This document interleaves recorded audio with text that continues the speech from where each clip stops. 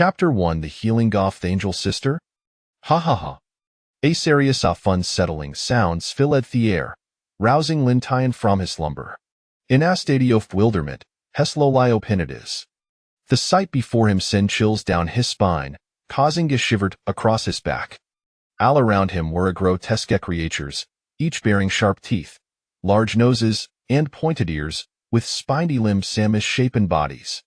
In the dim light, their crimsonies were even more unsettling. Lintian's mind was consumed by a singular thought, a resolute notion. He was in the underworld, surrounded by malevolent spirits. He had perished, struck down by Avical. However, a distant whisper reached his ears, a Gerald's voice filled with terror and despair. Lintian turned at this gaze towards the sound, hisher tracing. Hiss. Am I in Thunderworld, or have I arrived at Western Paradise? Not far away, two golden-haired Gerals Cladine scant attire huddled in a corner. Around them, the grotesque spirits with fear menacing by sages and blood red eyes were poised to pounce. It seemed they were about to unleash their wicked intentions. Heaven, this must be heaven. Otherwise, how could an angel's sister be here to heal us? The more Lintian pondered, the more recolorate he became. Now the had transformed into spirit, hemig to swell reveling it. Harold moved to hoint him, seeking a place among them. Help me. Why is this happening? Why are there so many goblins? Don't savim. O God, along for death. I refuse to obey repugnant goblins. Hearing the angel's sister's voice, Lintian was momentarily stunned. Wait a moment, who is the angel's sister crying for help? Hiss, goblins? These segistly creatures are goblins? Suddenly, Lintian realized he had traversed into another world. Moreover, he had been reborn as a lowly creature from the enemy a goblin.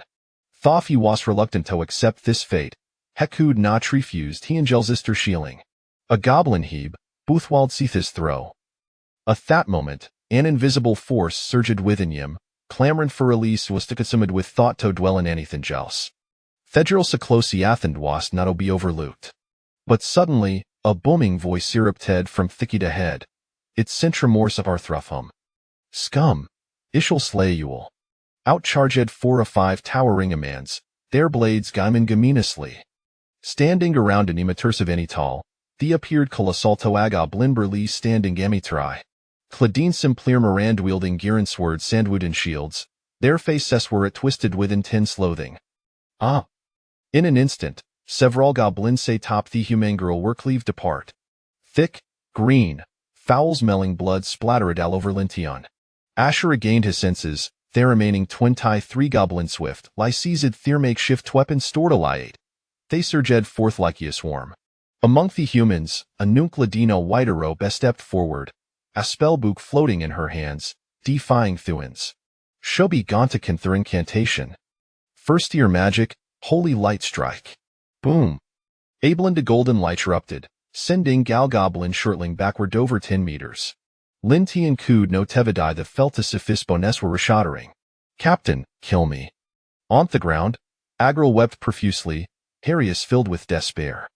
The bearded man wielding Thyron sword wore a grime expression, bringing his blade down with ferocity.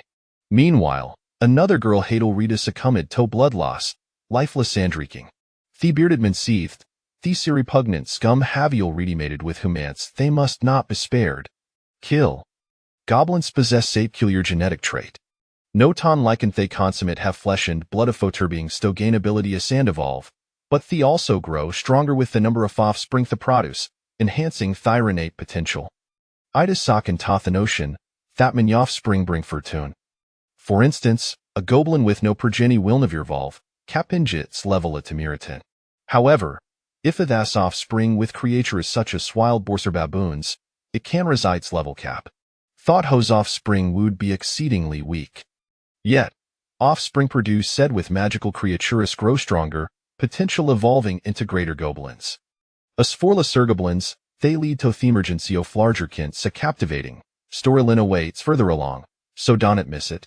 At present, human genetics are superior, resulting in more formidable offspring, and the evolution of hemotherento a greater goblino cursed. Themery offspring, the stronger they become the evolution caprises, potentially leading to transformations into goblin heroes, goblin overlords, and so forth. Additionally, any femela captured by goblins typically cannot escape, becoming mere playthings. This is a divine blessing. Other magical creatures, demi-humans, and even humans also possess divine blessings. In this world, itis, in essence, agamy orchestrated by the gods, avenging them. In an instant, a fire spat ensued. Of course, Itway Seon Zided massacre the combat prowess of his human sway is extraordinary, and goblins fell before them like blade scudding through vegetables. For Lin Tian, who had never fought before, it was subtly terrifying. The ground was littered with severed limbs and remains. The Senkov blood was omnipresent, making it nearly impossible to find footing. While hesitate don how to maneuver, the goblins were rapidly vanquished, leaving Hymas the sole survivor. Captain, what shall we do with this goblin? Thunan Arabedna nared Lin Tian with magic and spoke. Lin Tian felt inexplicably comfortable and hurried libigid formercy. I am human. I was reborn a sagablin. Please don't kill him, sister nun. I believe in God. May Jesus Christ and Holy Virgin Mary bless ya. Unbidden, Lin Tian began to fantasize about being taken away and cared for by the noon, developing feelings, and ascending to the pinnacle of life. These was the quintessential trope of fair incarnation story. But the next minute, the on-scene chanting nun's expression turned icy. Harry is filled with disdain. Asif Shura looking a sovdung. She remarked, what revolting creature a war. How dare you mention God? Themaruderancy oft Holy Virgin Mary from Irelipsizin. Shethin prepared to dispatch Lintian. At that moment, Theber Dedidman interjected, wait, this goblin seems to possess a cunning list and back for further examination. He might be mutated specimen. Thy exchange edge land season shared asmile. Lintian remained, Leviasto thunderlying tension, instead feeling fortunate. Wonderful, Captain, once ever to human form, I will sure lyra. Is that so? Is shall await your payment. However, once Lin Tian was taken back, he was subtly dumbfounded. Look at this poor little creature right, he's nearly breathless. Tis me fault for being too harsh. Is shall harvest its parts do create a specimen. Boring evianly played with it for half a month before it died, and no tevenailing patushan could save it. Perhaps is should ga capture fumery another day. Asha listened to thermicking voices. Lintian's consciousness gradually faded. Atlan glassed, Heparisha dint this life. Surrounded beyond array of instruments stained with green, viscous blood, he was beset by the triumphant laughter of bearded men and his companions. Ding! Life simulation system bound. You have de do a toy or foolishness, forgetting thoughty warrior goblin.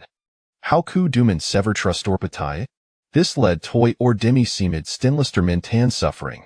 Theaganyoft hisade shasavin imprinted diet self upan your soul. Acer incarnator, your death is among them is tragic, unparalleled. Ultimately, your body was rendered into feed, devoured entire Libya pig named mention. You are about to embark in ano life. Remaining lives 3. Remaining simulation attempts 1, cooldown time 10 days. Note the current longest simulation progresses sonier. Chapter 2 Survive. Congratulations, you havery turnedto themamento fio yuri incarnation. As a goblin, you're preparing to enjoy he angel's presence however. Be wary, fourth assist mass granted dual 12 lives left. I feel exhaustible, you will perish completely. Haha, tomat with him ends is worth the 4. Quickly. These trois breeding vessels can still serve for quit some time. A horde of goblins suit excitedly, forming Goloncujas before. Lin Tian was resurrected, but the fire sea pain in his art from the torment stilling aired. It felt as if it had been itched into his for a soul. His countenance set wisty dina grimace, increasing lie resembling Thado Fagoblin. Recalling Thevens ta transpired, he disregarded everything gone began Tofi backward head. While a Theruis delachance, Huldrinus farish cowled. Notive in glancing at Thieleringer on the ground. A slongas the green mountain stand, one need not worry about no Thaven gondolic maidens. Sure enough, after ruining gamer feudos in meters, he heard the sound softier second bat erupting. From the spotha just vacated. Like before, it was incited slaughter. I must escape. I will break free. I seek vengeance. Lin Tian's expression was on naufrage as she poured a listering thinto his escape. Swish. Suddenly, a blinding flash of cold light appeared before him. The bearded man hadel ria to pursue him. And the whiter Obednin, with her derived gaze, remained unchanged. Coldly, she remarked, "This disgusting little cockroach near lie escape, Captain. How shall we dispose of it?" In Lin Tian's mind, it felt as if something had exploded. How could be proceed in such a manner? Turning ish to glance back, he realized it had on like cover Redimir 100 meters the goblin's legs were as simply too short-handed, its overall strength woefully inadequate. For this human warriors, I would take mer Lezix or 7 zekons to catch up. Damn it, must I fight? Lin Tian gritted his teeth, unexpectedly noticing that the scruffy man and his companions bore a symbol above their heads, like indicative of fascist mobility. Lodalovi 25. Race human. Class swordsman. Title leader off blade heroes. Disciple off sword saint. Health 200. Strength 30. Defense 50. Skills sword chi slash. Dance off sword. Holy technique sword return. Equipment iron armor. Iron sword. Level 1 healing potion. Overall 400. Staring at the sea tributes, Lin Tian was rendered speechless. There was no Concio victory. The comprehensive at combat power had reached 400, while himself Berli boasted a power of 50. Little Goblin LV5. Race Goblin. Class None. Title Lowly Monster. Blessed by the Divine. Health 20. Strength 5. Defense 5. Skills Gene Devour. Equipment. Overall 30. Observing son pitifully weak attributes, Lin Tian was not particularly surprised. After all, goblins, whether Ingamezeranim, Wormer Lalo le monster soli dispatched. Yet, by some twist of fate, they were creatures bullsed be the divine. No ton lidded their offspring have a higher potential and greater strength, but they could also dominate teth a female less within their grasp. Note duito constraints, this silence with the portrayal off goblins in other universes. At that moment, the scruffyman Liddell malevolently declared, "We cannot toff lightly it must suffer fatorseth in death. We shall avenge your fallen comrade. It's thy own fault for underestimating their surroundings, reckless live insuring into this corrupted forest, only to be gravely wounded be the corrupted steel to the borand beset with these little approaches." Thwiter abed nun's expression to Kanays and Nisteregis has spoke. Lin Tian had long since seen, through their true nature he exerted Ali's for to escape, yet it proved futile. Once more, you have medi ordemise, hanging from a tree, your bow die torn asunder, a swill dogs, drawn bethes and tough blood, camito devorio what a trace. You heavy overestimate dio your own strength goblinser and deep the lowest ear of being synthis You heavy'll underestimateth the prowess of a man's, especially when your adversary eyes simply of sword saint. Traveler, you have but wool lives remaining. Pressin. Swish. With a buzing in his mind, Lin Tian found himself back in Thekron some more. This time, Hera turned with a more profound sense of anguish. Gritting his teeth, Lin Tian hurried like composed himself, fordum was fleeting. Hey dat misto ni minute to react failing to devise an escape plan will to a farmer organizing it. Running is futile lay logically speaking, whole Bolivia goblin? Lin Tiantho trapidly. Thoth has still possessed any life. He would not permit such a dramatic fat at townfold. Dying Qs consecutively? What was the point of traversing world sifikud no tevin playthoroli of te protagonist? Lethos su howish to indulge in such narrative estisoni to preserve his last life. Suddenly, a flash of inspiration struck him. He shouted, prepare for battle. Prepare for battle. Humans are about to attack. Hey thin rushed to the forefront, pulling down to goblins that surrounded the girl. The strongest goblins were at the fierce to enjoy the spoils, caught off guard and swiftly eliminated. Thus, in the first two encounters, the entire force was annihilate in under a minute. iPhone lit could endure a little longer. Even 3 minutes, Hemet find a way to escape. Up in hearing the wordaments, they goblins instant liger wailert. These creatures, while not particularly bright, were not without cunning their minds were simplified with malice. Immediately, those armed with wooden clubs spicked them up, while others crambled for stone a throw, some even hiding to ambush. Seeing this, Lin Tian wasted no time to begin to flee. The other goblins were momentarily bewildered. Hadn't they heard there were humans? Why wereth they running? In a time, the scruffy man and his companion Sarivadas promised, and the goblins, disregarding Willin Tyan Hadfold, launched into battle. This time, with their guard up, the goblins survived much longer, evading in maneuvering. Some even managed to sneak attack, injuring the Widerobnen. Yet ultimately, these goblin skuden lie endure 4-5 minutes. But for Lin Tian, that was Marethano. Thera not pursuing. Finally, Imaliv. Lin Tian ran wildly, glancing back from me to time until her reached the Fenuday. At last, had survived the dark night. In the distance, spot flickering campfires and scattered makeshift shelters. It seemed to be a small goblin tribe, like comprising hundreds soft goblins. In these real monstrous beings, survival ala new ways impossible he would have to see creepy numbers. Lin Tian approached, only to be greeted not with welcome but with ropes binding him tightly. Boss, we've captured Dajablin from an Other tribe. Breakfast is served. As Malchif, brandishing Gaston Espier, stepedge upon Lin Tian shed. In Thegoblin world, there existed non-a-two kinship. Only hos of this same tribe could coexist harmoniously. Dueta there a pidra production off goblins, with nor productive isolation, age station period could list no more than a month. Thief spring matured in just 15 days, full developing thera productive systems. Thus, one single goblin, given 3 months, could potentially yield a tribe of hundreds. This is precise lie we thera likened to cockroaches breeding, to sweeflight be eradicated. From a dark, shabby shelter emerged an elderly goblin, trembling gasset walked. With affuerent white hair satopet shed, its skin had transformed from green to agrimigray, covered in wart sand patches. Around its neck hung a necklace of bones, and it in Japana staff made from a human skull. It appeared that this goblin had slain humans and perhaps even fathered many offspring with them. Or perhaps Althesa goblins were its descendants. However, goblins knew nothing of familial bonds sandonly be yet the strongest among them. Event the mightiest twood nother teto kill their own Knif commanded.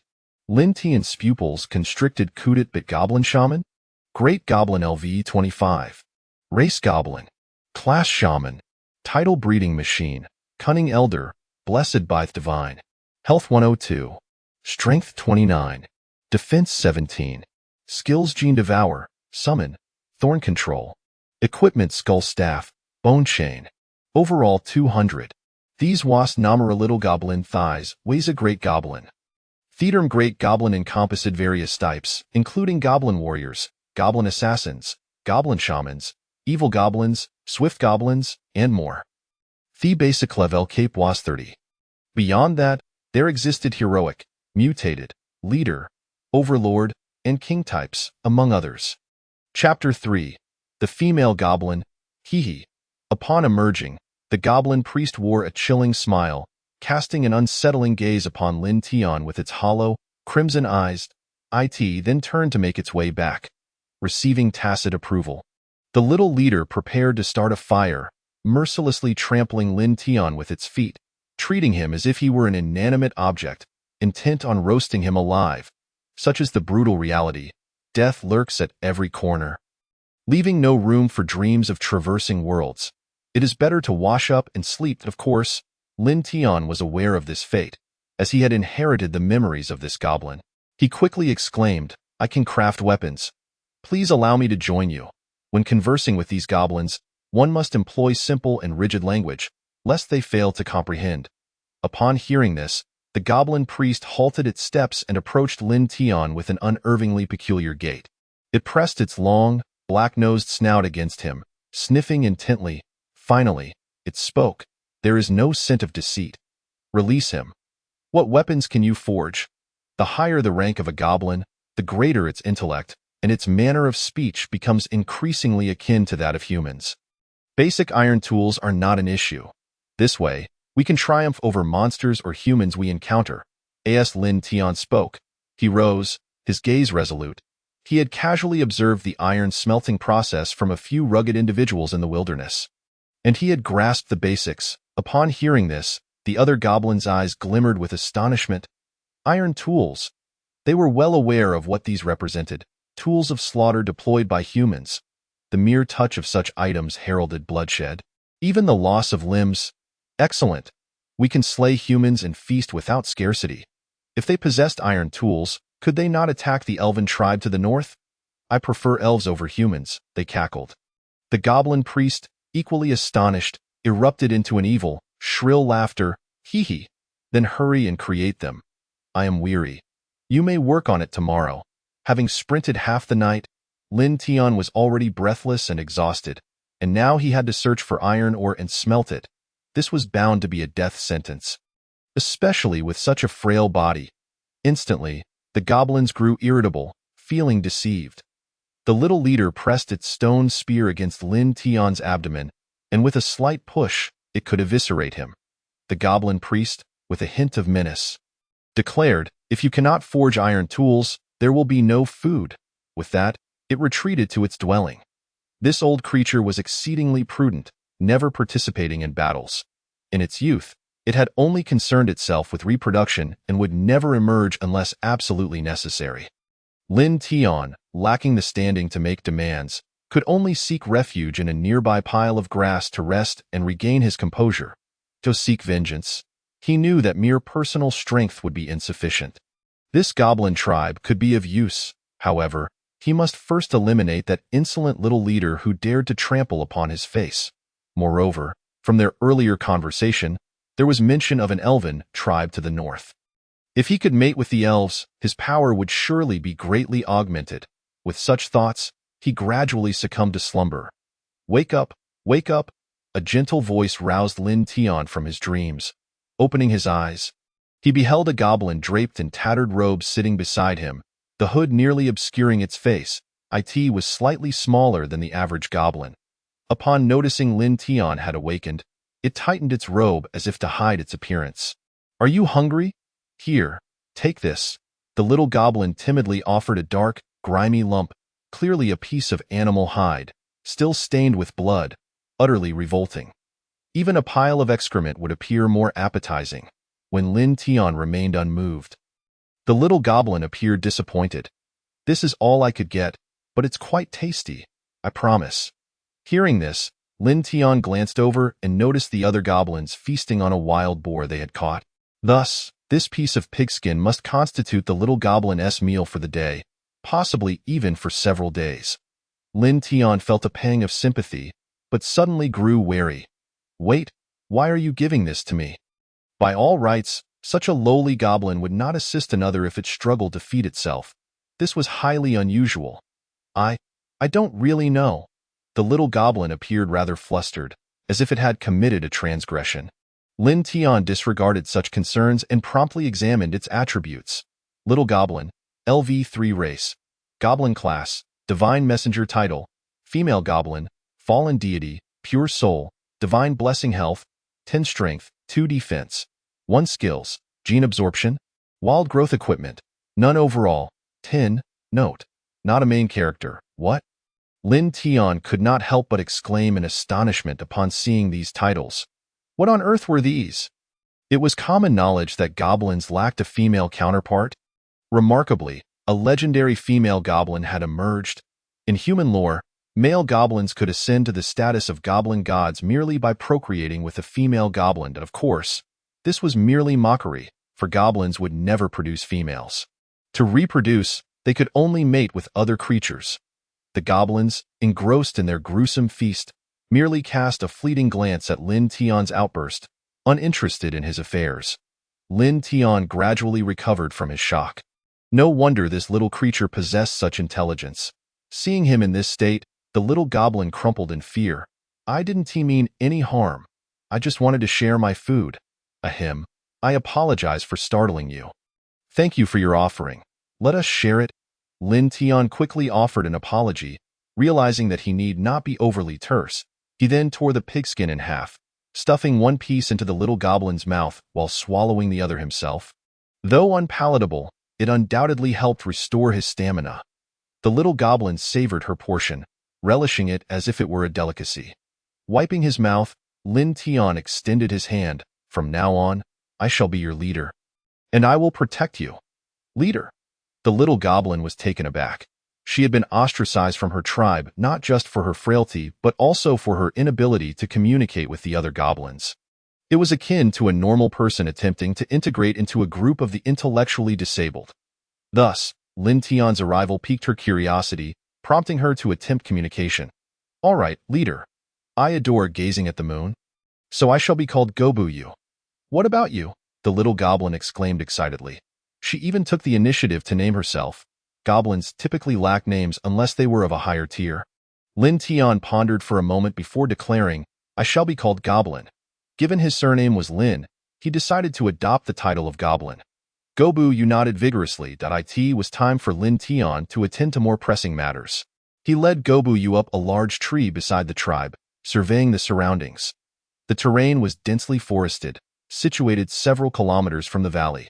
Lin Tian inquired, "Gobu-yu, have you ever encountered a stone that is black and yellow, coated in a fine dust and particularly hard?" Sorry, leader, I have never seen such a thing," Gobu-yu replied thoughtfully, sounding somewhat dejected. Lin Tian could only nod. Such a feeble goblin likely had never ventured beyond the tribe. Making it improbable for her to know about iron ore, the valley probably contained some, but traversing the enchanted forest posed great dangers. He could only resort to the system's simulation feature. System, Initiate Life Simulation. The life simulation system is now booting. Current plot. Integrating into a new tribe. You shamelessly acquired a goblin subordinate, and your bond is growing ever stronger, finally experiencing a semblance of warmth.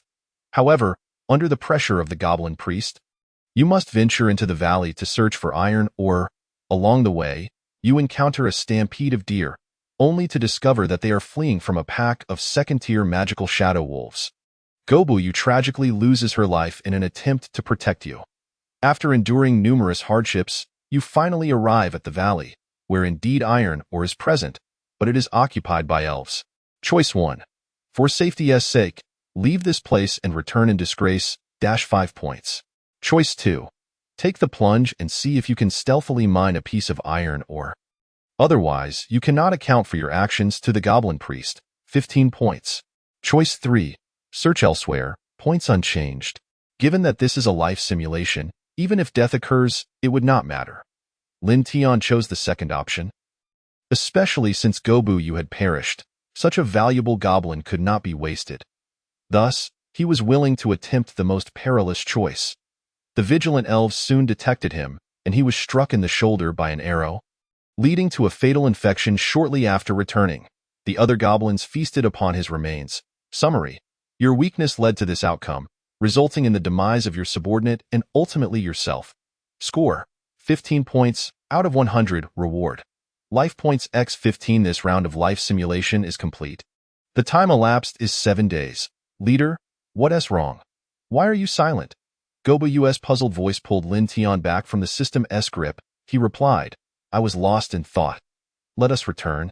Since the search for iron ore is taking place beyond the valley, we must first rely on the system."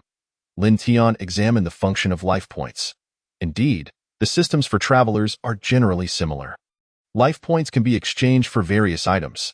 The most basic exchange allows for iron tools, with 1 life point yielding either an iron sword, an iron armor, or a potion.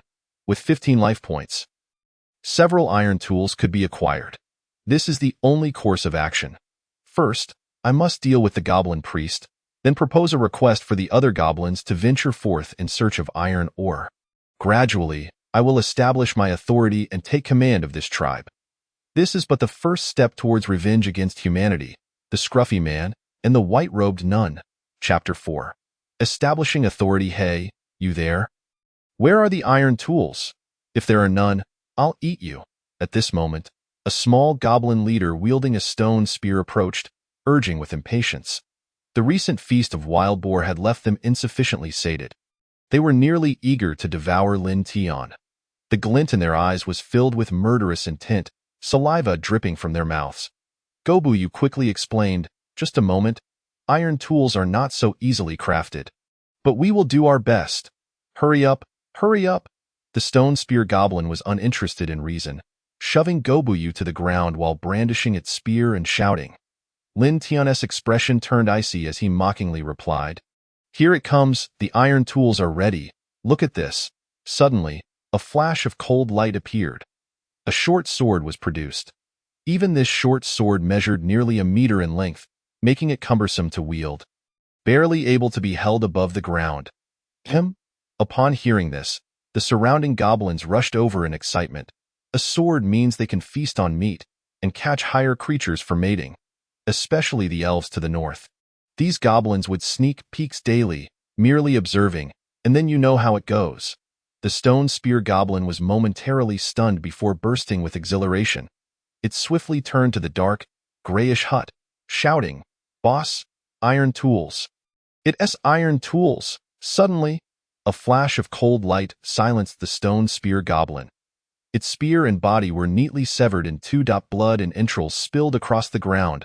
Lin Tian had swung the iron sword with force, cleaving it in half.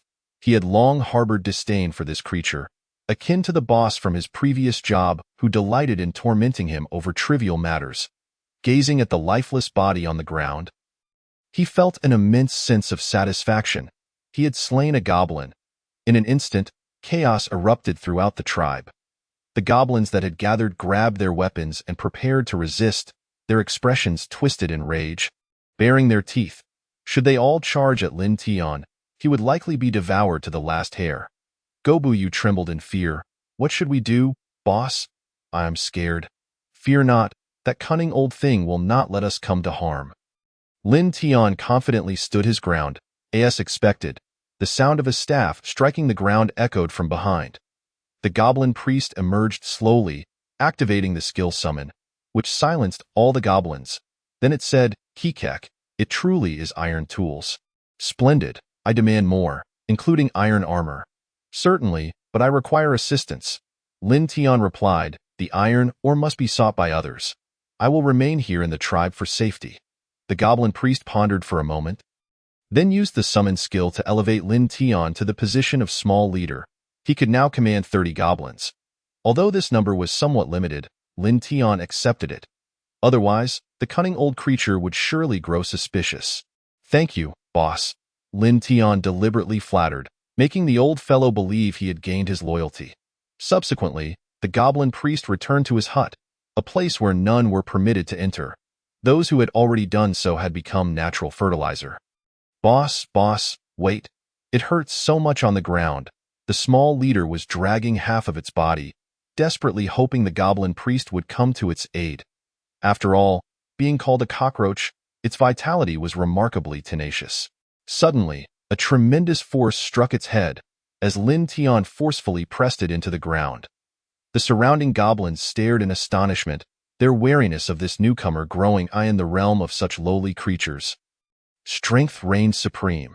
At this moment, Lin Tian's dominating presence was unmistakable. They felt a twinge of fear. But it was not enough. Lin Tian coldly glanced down at the goblin beneath his foot, tearing off one of its arms and beginning to chew. The goblin, engulfed in terror and pain, gradually lost its breath. Faced with such a sight, the other goblins could no longer maintain their composure, suppressing all discontent, their demeanor shrinking back as they dared not look directly. It must be noted that even goblins do not consume their kin alive. Lin Tian first allowed Gobuyu to feast to her fill before kicking the remainder aside. "Go ahead and eat." Instantly, the goblins surged forward, devouring every last morsel.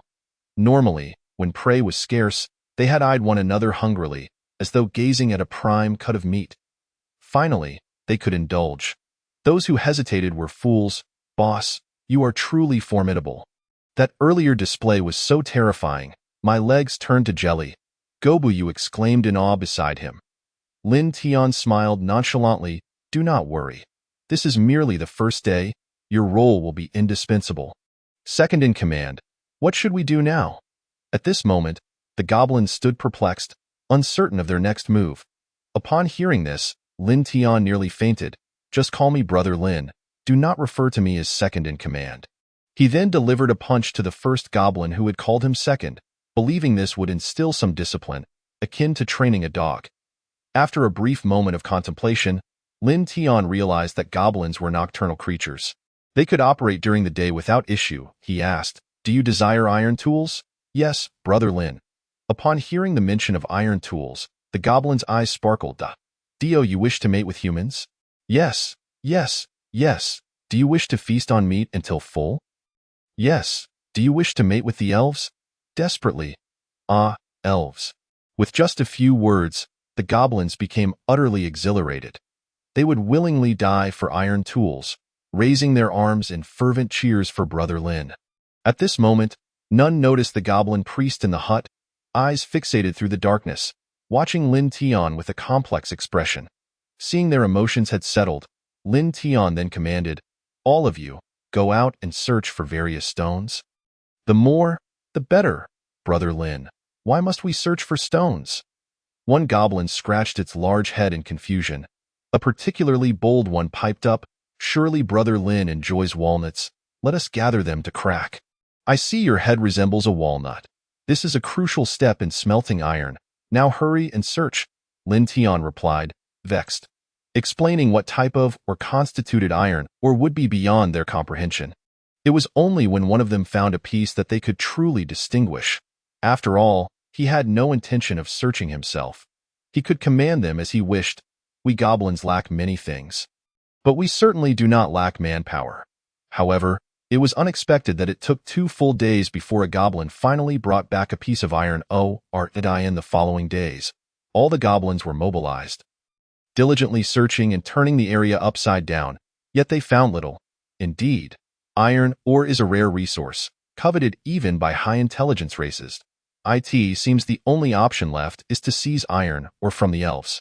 After nearly 10 days, they had only gathered this little, barely enough to forge 10 short swords. Lin Tian gazed at the 7 or 8 lumps of ore before him, feeling bitter. However, a sudden idea struck him. If short swords could not be produced in abundance, then let us craft spears. At least 50 spearheads could be made. The shafts could be substituted with sturdy wood. 50 spears would be sufficient to seize the elves' iron or stronghold. Subsequently arming themselves fully, within a 10-kilometer radius, no creature would dare to provoke this tribe. After another day, he constructed a clay furnace for easier smelting of iron. The other goblins were tasked with breaking the ore into smaller pieces. "You few, come here and tend to the fire properly. If it diminishes, I shall stuff you inside," Lin Tian instructed, as the melting point of iron exceeds 1500 degrees. Thus the fire must be fierce and robust. The entire tribe was illuminated through the night by the blaze.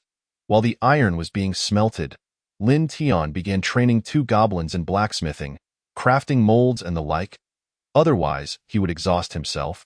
Lin Tian then inquired of Gobuyu, "What kind of weapon do you prefer?" She was the first female goblin in history, and he intended not only to craft her a weapon but also a set of simple armor. Gobuyu was taken aback by the question. I do not know.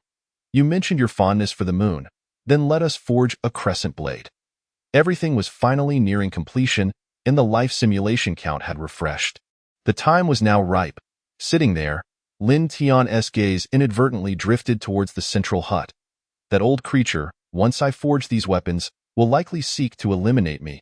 Hence, I must prepare thoroughly. System. Commence life simulation. Chapter 5. Slaying the Goblin Priest.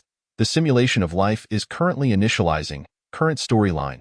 Forging iron tools. Over the span of 10 days, you have amassed a quantity of iron ore and crafted 50 iron spears. Your prestige within the tribe has far surpassed that of the goblin shaman, to the extent that the goblins have even begun to refer to you as their leader. The formidable goblin shaman, unable to tolerate such a shift in power, is preparing to eliminate you in order to reclaim his authority. Option 1. Conspire to assassinate the goblin shaman and seize control of the tribe. Score 20. Option 2. Flee the tribe, score unchanged. Option 3. Abandon your quest for prestige and submit to the goblin shaman, biding your time for a better opportunity. Score 10. Fleeing is not an option. Having invested so much, departing now would mean a tremendous loss. Moreover, venturing into the enchanted forest would likely lead to your demise. Surrendering would preclude any chance of vengeance. However, time is of the essence. Thus, you resolve to choose the first option, for the essence of the simulation system is to experiment and learn from failures. Should you falter, it would merely provide insights for better preparations, i.e. your ambition to ascend rapidly. You attempt to poison the food intended for the goblin shaman. Yet, he outsmarts you. Ever cautious, he allows his trained rats to sample the food first. Your stealthy assault fails, leaving you grievously wounded as you escape. For 3 long months, you languish in the enchanted forest, breeding prolifically and capturing every suitable creature that crosses your path. After half a year, you finally evolve into a greater goblin warrior, establishing a tribe of over 100 goblins, each armed with iron weapons and armor, showcasing formidable strength. You return with your army and vanquish the goblin shaman, seizing Goblin You as your own.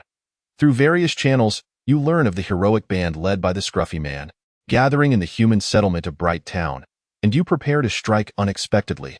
Unfortunately, on that fateful day, the Sword Saint arrives to celebrate her apprentice Lordle's birthday, resulting in heavy losses for you. Only through a magic array exchanged in the system do you manage to escape with Goblin You. 6 months later, you establish a medium-sized tribe of 300 goblins and are on the verge of evolving into a heroic type. With 3 formidable subordinates, Goblin You has also undergone significant growth, blossoming into a striking figure. The current simulation of life has reached its maximum duration of 1 year and will conclude. Summary: through diligent effort, you have progressed rapidly, yet fate has not favored you, and you have faced numerous setbacks. May the gods bless you. Score: 50 points out of 100. Reward: life points x 50. This simulation of life has concluded. With a time span of 365 days, Dio, you wish to transcend to the final stage of the simulation. Confirming this will render further alterations impossible. At this juncture, Lin Tian furrowed his brow. Overall, evolving into a greater goblin and nearing heroic status is quite commendable. However, the failure to eliminate the Scruffy Man has significantly hindered progress. It seems unnecessary to engage him now, as he would undoubtedly be prepared a year later. It would not be an easy task to defeat him. In essence, the simulation of life serves as a means of trial and error, allowing one to glean wisdom from failures. This attempt may not have been perfect, yet there is always the option to try again in 10 days. With renewed focus, Lin Tian realized that his immediate concern lay with the cunning goblin shaman. Since poisoning proved ineffective, he would have to rely on brute force. He decided to convert all 50 life points into experience elixirs. However, at present, his level cap stands at merely TO progress. He must consume the flesh and blood of formidable magical beasts or engage in mating. Capturing a human poses too great a risk, and the elves are not to be trifled with. As for magical creatures, they too are challenging to ensnare. Presently, the only available female is his younger sister, Goblin You. After a moment's hesitation, he spoke. Goblin You, I have something to discuss with you. Come with me to the forest. Okay, boss, Goblin You exclaimed, leaping with joy, waving her little hands, and following Lin Tian into the dark woods outside. As they ventured further, the surroundings grew increasingly tranquil, and the unfamiliar environment began to instill fear in Goblin You. Boss, how far are we going? She inquired, glancing around apprehensively. Dio, you think I am doing well? Goblin You? Lin Tian queried, finally halting and turning to face her. Goblin You, somewhat bewildered, responded earnestly, although I haven't known you for long, I believe you are an exceptional goblin. There is no one better than you in the world. Upon hearing this, Lin Tian abruptly pushed Goblin You against a tree, pinning her with a bold gesture, and forcefully removed her cloak. Boss, please, what are you doing? Goblin You exclaimed in panic, desperately attempting to reclaim her robe. But her frail form was no match for Lin Tian's strength. In the darkness, goblins possess keen eyesight, allowing Lin Tian to clearly discern Goblin You's features. Unlike male goblins, she lacked an exaggeratedly large head or an elongated nose. Instead, she bore sharp teeth and pointed ears, her green skin complemented by short pink hair that barely grazed her shoulders, rendering her exceptionally adorable. Her eyes were even golden, shimmering with a hint of shyness and confusion. Feeling the weight of his gaze, Goblin You shyly asked, Boss, do I look strange? Goblin You, do you like me? Those foolish beings must surely detest you, right? Lin Tian inquired, captivated by her presence. Goblin You's cheeks flushed as she realized her feelings had deepened during their time together. She understood that Lin Tian was unlike the other goblins, possessing qualities similar to her own. Consequently, She had gradually developed a fondness for him, shyly nodding her head in agreement, with a dreamy gaze. Lin Tian locked eyes with her, saying, "As long as you like me, that's enough. You are the most beautiful goblin girl I have ever seen. Your eyes contain stars. Will you help me grow stronger? I promise to leave you a gift, boss." Goblin you stammered, a blush adorning her green cheeks. Disregarding the need for foreplay, Lin Tian asked, "Goblin you, do you understand love?" "Love?" Goblin Yu's eyes sparkled at the mention of the word, as if something deep within her soul had been awakened. She grasped the concept of love with clarity, almost reminiscent of memories from a past life. Her heart raced as she replied, "I understand. Perhaps I have already developed feelings of love for you, boss." Suddenly, Lin Tian embraced her, feeling her warm breath against him. It is an undeniable truth that the more goblin offspring one has, the stronger their own abilities and potential become. However, attaining such strength is not instantaneous, as goblins have a gestation period of approximately 1 month. Fortunately, with the life simulation system at his disposal, Lin Tian possesses the unique ability to bypass the usual month-long production cycle and reap the benefits of having numerous offspring. Ding! The host is destined to have 7 children with Goblin Yu, raising the level cap. Due to inherent limits, attributes increase, attack 9, health 100, defense 10. With this revelation, Lin Tian smiled with satisfaction. The system had bestowed him with double rewards. As long as he fathered children with Goblin Yu, he could disregard the production cycle to directly receive benefits. Nevertheless, it is crucial to note that each race has an upper limit regarding the power gained from offspring. It is not as if he could bear thousands of children with 1,000 humans to achieve infinite power. For humans, roughly 100 offspring are required to yield effective results. Observing the now slumbering Goblin Yu, Lin Tian returned to the tribe, with pressing matters still at hand. The iron ore in the furnace was at risk of being ruined. Fortunately, the goblins he had instructed were not entirely inept. They had already refined the iron ore multiple times, removing many impurities, bringing it close to the purity needed for forging iron tools. Next, he began crafting a breastplate tailored for Goblin Yu, designed to protect her chest and back from attacks. A smaller weapon would suffice. He decided to allocate the remaining iron spears for the other goblins to forge. "Goblin Yu, while you rest, see if this fits you." After binding 2 iron plates together with hemp rope, Lin Tian immediately brought it over for Goblin Yu to try. Yet, she remained nestled in her grassy nest, fast asleep, her slumber peaceful and undisturbed. Lin Tian shrugged in resignation. In that case, he would check whether his attributes had changed. Little Goblin, LV7, Max LV17. Race: Goblin. Occupation: None. Title: Lowly Magical Creature, Desecrator, Blessed by the Gods, Creator God. Health: 40 Strength, 10 Defense, 9 Skill. Gene Absorption Equipment: None. Overall, 65. His attributes had significantly improved. Yet they remained insufficient. What do these titles signify? Regrettably, he cannot check through the system. Suddenly, Lin Tian's eyes lit up. His level cap had increased by 7 levels. Normally, he would only be at level 10. But the prospect of having 7 children in the future would elevate his level cap by 7 levels. This revelation astonished Lin Tian. This implies that the more children he has with Goblin Yu, the higher his level cap will rise, potentially surpassing 100 levels. The female goblin in transit indeed possesses legendary power. There exists a slight divergence in the narrative. Goblins, by virtue of their unique biology, can elevate their potential limits upon marrying with other species.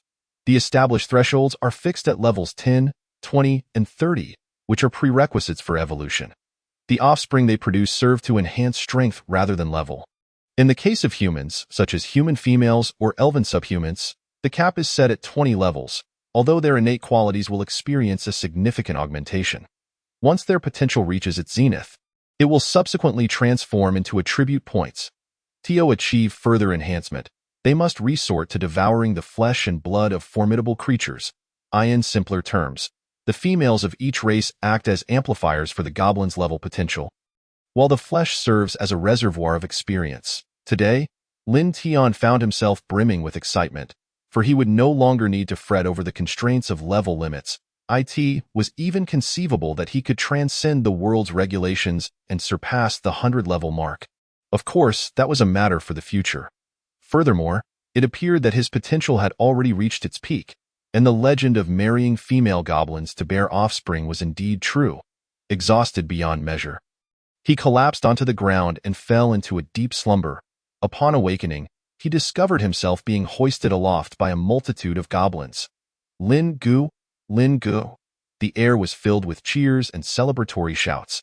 Lin Tian quickly realized that all the iron spears had been completed. Lin Gu, we have finished the ironwork.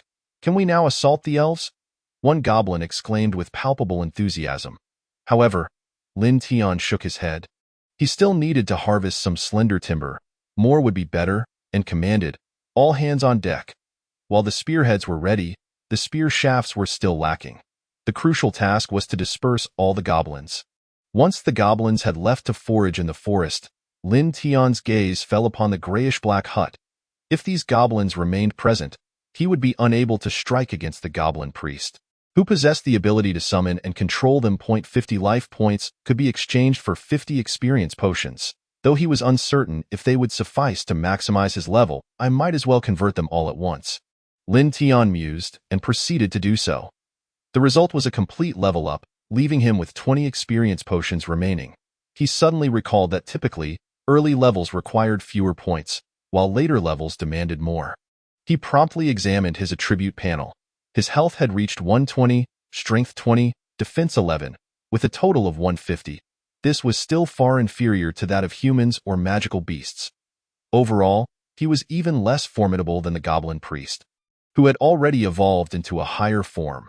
Goodness, these goblins are rather weak, he thought, realizing he would have to rely on equipment. Donning the rudimentary plate armor he had crafted, along with a crescent scythe, his strength surged to 50, and his defense astonishingly reached 30, slightly surpassing the goblin priest's overall power of 200. Eliminating him would be an entirely feasible endeavor, in an unforeseen turn of events. The goblin priest emerged, icy inquiry in his gaze. Where have the other goblins gone? Boss, I sent them to gather materials for ironwork, Lin Tian replied, feigning deference. The goblin priest narrowed his eyes slightly, merely responding with a non-committal grunt as he prepared to return. At that moment, Lin Tian called out to him, Boss, I have just finished this iron tool. Would you care to take a look? Oh, bring it here, the goblin priest said, his interest piqued as he halted his steps. Lin Tian was prepared for a surprise attack. If he could ambush this old wretch, victory would be assured. The priest was already frail and had low health. A few swift strikes could suffice to end him. Gradually, Lin Tian approached with the crescent scythe in hand. The goblin priest's eyes were fixated on the weapon, and just as Lin Tian was but a step away, the priest suddenly spoke. Place the knife on the ground. I will retrieve it myself. Lin Tian's heart sank. This old fellow could think with such acuity. He surmised that the goblin priest suspected his intelligence was far superior, hence his wariness. Were it any other goblin, they would scarcely believe treachery was afoot. The situation had grown precarious. To avoid revealing his intentions, Lin Tian had no choice but to place the scythe on the ground. Chapter 6. The Hunt for Elves. The goblin priest approached slowly, bending down to pick up the weapon. A smug grin spread across his face as he cackled. Indeed, it is iron. Suddenly, his expression shifted, and he coldly glared at Lin Tian. You may now die. In the blink of an eye, he lunged at Lin Tian with his blade, moving with surprising swiftness. What? This old rascal is far more cunning than anticipated. Lin Tian had considered the possibility that the priest would seek to eliminate him. But he had not expected such directness, nor the strategy of striking first while feigning a different approach. The clash of iron rang out, sparks flying. The goblin priest believed he had succeeded and let out a triumphant cackle. Here, a goblin such as you is not permitted to exist. Yet, upon glancing back, he found Lin Tian standing unscathed. Clad in plate armor, he had withstood the blow. The goblin priest's eyes bulged with rage. But suddenly a sharp pain surged through his chest. Looking down, he realized a pointed spearhead had somehow pierced his body. You? I will kill you. The goblin priest, disregarding everything else, continued to fight back. Lin Tian, however, had been astute, having concealed several spearheads on his person. As the priest charged, Lin Tian hurled them with precision. Whoosh, whoosh, whoosh. The priest was quickly overwhelmed. The sharp spearheads had pierced his head, chest, arms, and face. They are even weaker than I imagined. I must have overestimated the defensive capabilities of goblins, Lin Tian remarked in astonishment. Having dispatched the priest so effortlessly, he reflected on how he could now take command of this goblin horde and swiftly bolster their strength to exact revenge upon the scruffy man and the white-robed nun. The goblin priest writhed on the ground, screaming like a slaughtered pig, "Do not kill me, I beg you. I took you in. You cannot do this." He feigned a pitiful demeanor, yet it was utterly grotesque. Lin Tian's expression shifted slightly, realizing he was attempting to invoke a moral obligation. However, he quickly regained his composure. This wretch was obviously aware of his transgressions. "Have you forgotten? I am a goblin." Lin Tian's demeanor grew frigid. His eyes filled with a sinister intent. As a goblin, how could he be swayed by moral appeals? He could kill as he pleased. At that moment, the goblins returning from their search for wooden sticks rushed back upon witnessing the scene. Their faces contorted with rage and excitement, yet unsure of how to proceed. The goblin priest clung to the last vestiges of hope and activated his summoning ability. "Kill him! Kill him!" His voice shattered the tranquility of the forest. A cacophony of chaos, however, the goblins remained unmoved, merely hesitating slightly. The goblin priest, in such a dire state, had lost all credibility, rendering his summoning ability ineffective. Lin Tian picked up the crescent scythe from the ground and approached the priest. "From now on, I am your new leader. I shall lead you to assault the elves, to attack humans, to engage in vigorous mating, and to feast upon an endless supply of flesh in an instant." Cheers erupted. "New leader, new leader." With a swift motion, Lin Tian severed one of the goblin priest's arms and tossed it to the goblin throng. "Leader, leader." The goblins surged forward in a frenzy to claim their prize. Lin Tian stepped back, allowing the goblin horde to devour the priest entirely, leaving no trace behind. He was now the undisputed leader of this goblin tribe and had acquired the summon skill. "Leader, what is happening?" Gobuyu, awakened by the tumult, leaned on her wooden staff and emerged to investigate. Lin Tian explained the situation, nearly causing her to faint. "You killed the priest? My goodness. His attributes were so high, and it is thanks to your assistance. You should return to rest. I still have matters to attend to here." Subsequently, Lin Tian calmed the goblins, equipping them with all the iron spears, 50 in total, dramatically enhancing the combat strength of this small tribe. He continued delivering a rousing speech, urging them to seek out iron ore as much as possible. Not only did every goblin need a weapon, but they also required armor. Only then could they defeat the elves and procure more breeding tools to expand their tribe's population. The goblin offspring born of elves would inherently evolve into a higher form, their capabilities far surpassing those birthed by mere animals. 5 days passed.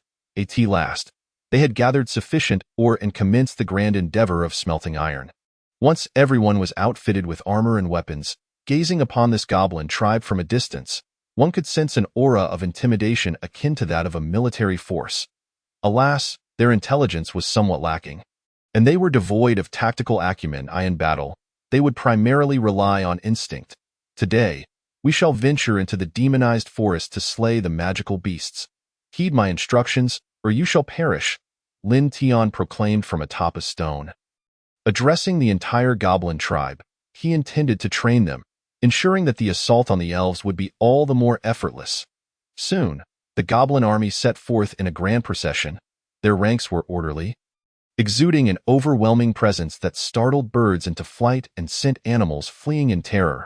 Before long, they spotted a third-tier magical beast, a black-brown giant bear, gnawing on a large stag. Its size rivaled that of an elephant. The fallen trees towering around them bore testament to the ferocity of this creature.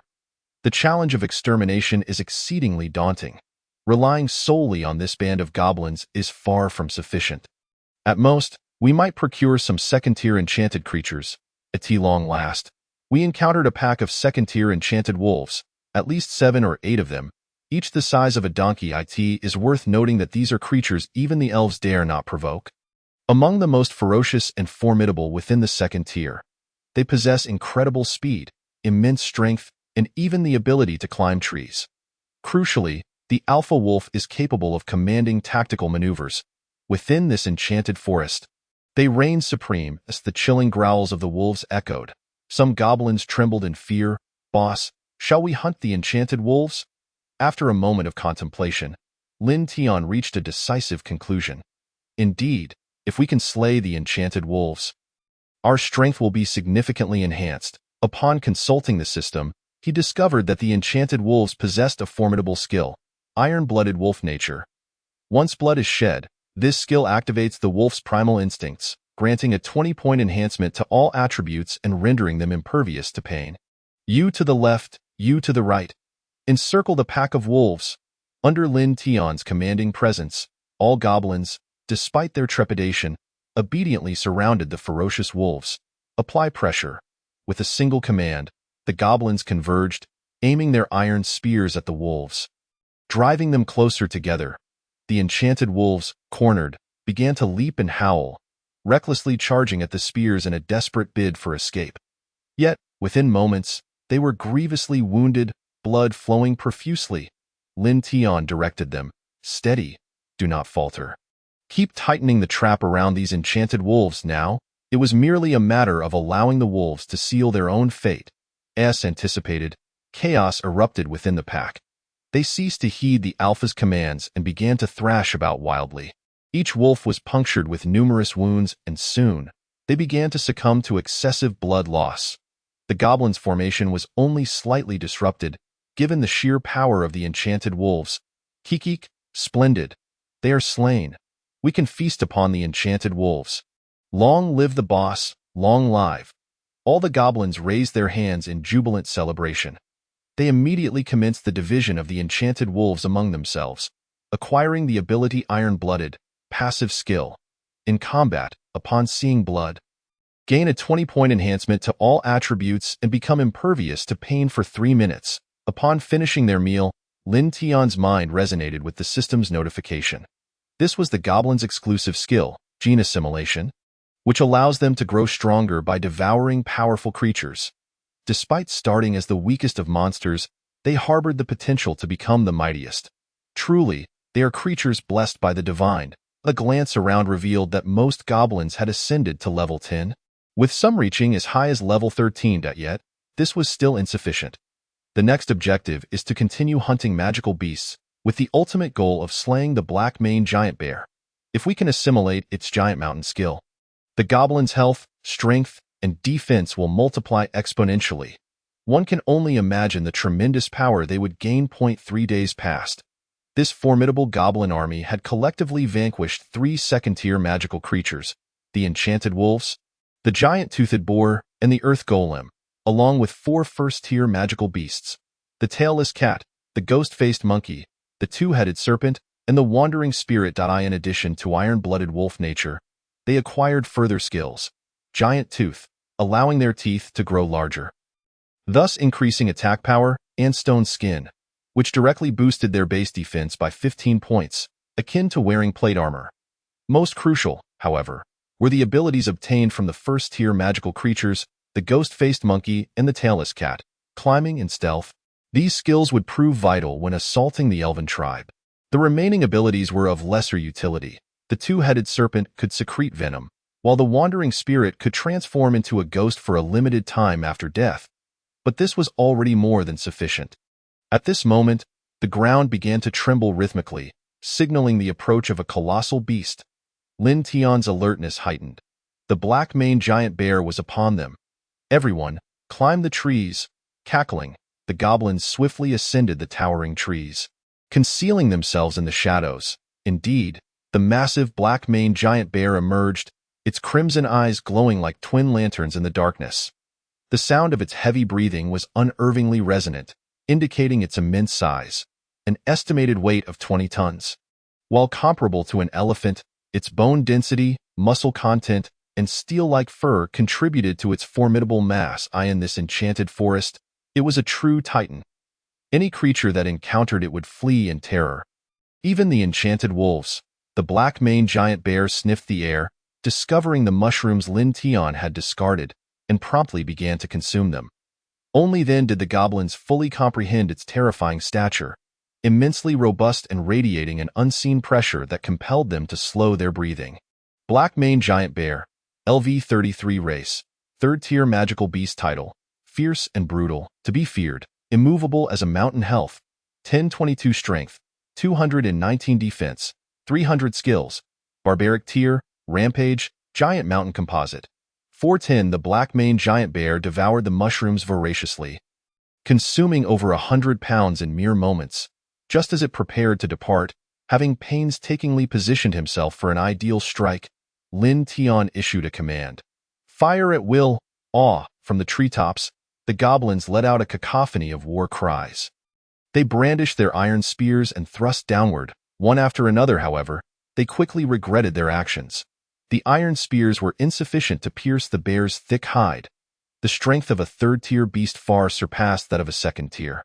Enraged by the attack, the Black Mane Giant Bear went into a frenzy, thrashing wildly. Although it could not climb trees, its reckless charges caused towering trees to collapse like dry twigs, sending goblins fleeing in desperation. Lin Tian remained composed, his expression grave. This was unexpected. The poison of the death mushroom could fell even a 4th-tier beast, yet this creature continued to thrive after consuming so many. Could it be immune? However, he had previously noted that the Black Mane Giant Bear lacked any skills that granted immunity to toxins. Among the mushrooms it had consumed were numerous highly toxic varieties, and the iron spears had been coated with the paralytic venom from the two-headed serpent. It appeared this beast was simply too massive for the poison to take effect swiftly. The goblins screamed in horror as they witnessed their comrades being devoured by the Black Mane Giant Bear. Within moments, 4 or 5 goblins had been consumed. Suddenly, Lin Tian's eyes lit up. If you don't perish, who will? These goblins possessed the toxin-secreting ability of the two-headed serpent. Once ingested, the venom would act more quickly. He observed the Black Mane Giant Bear begin to stagger, its attempts to topple the great trees growing increasingly erratic. Boom. With a resounding crash, the Black Mane Giant Bear collapsed. Kikik.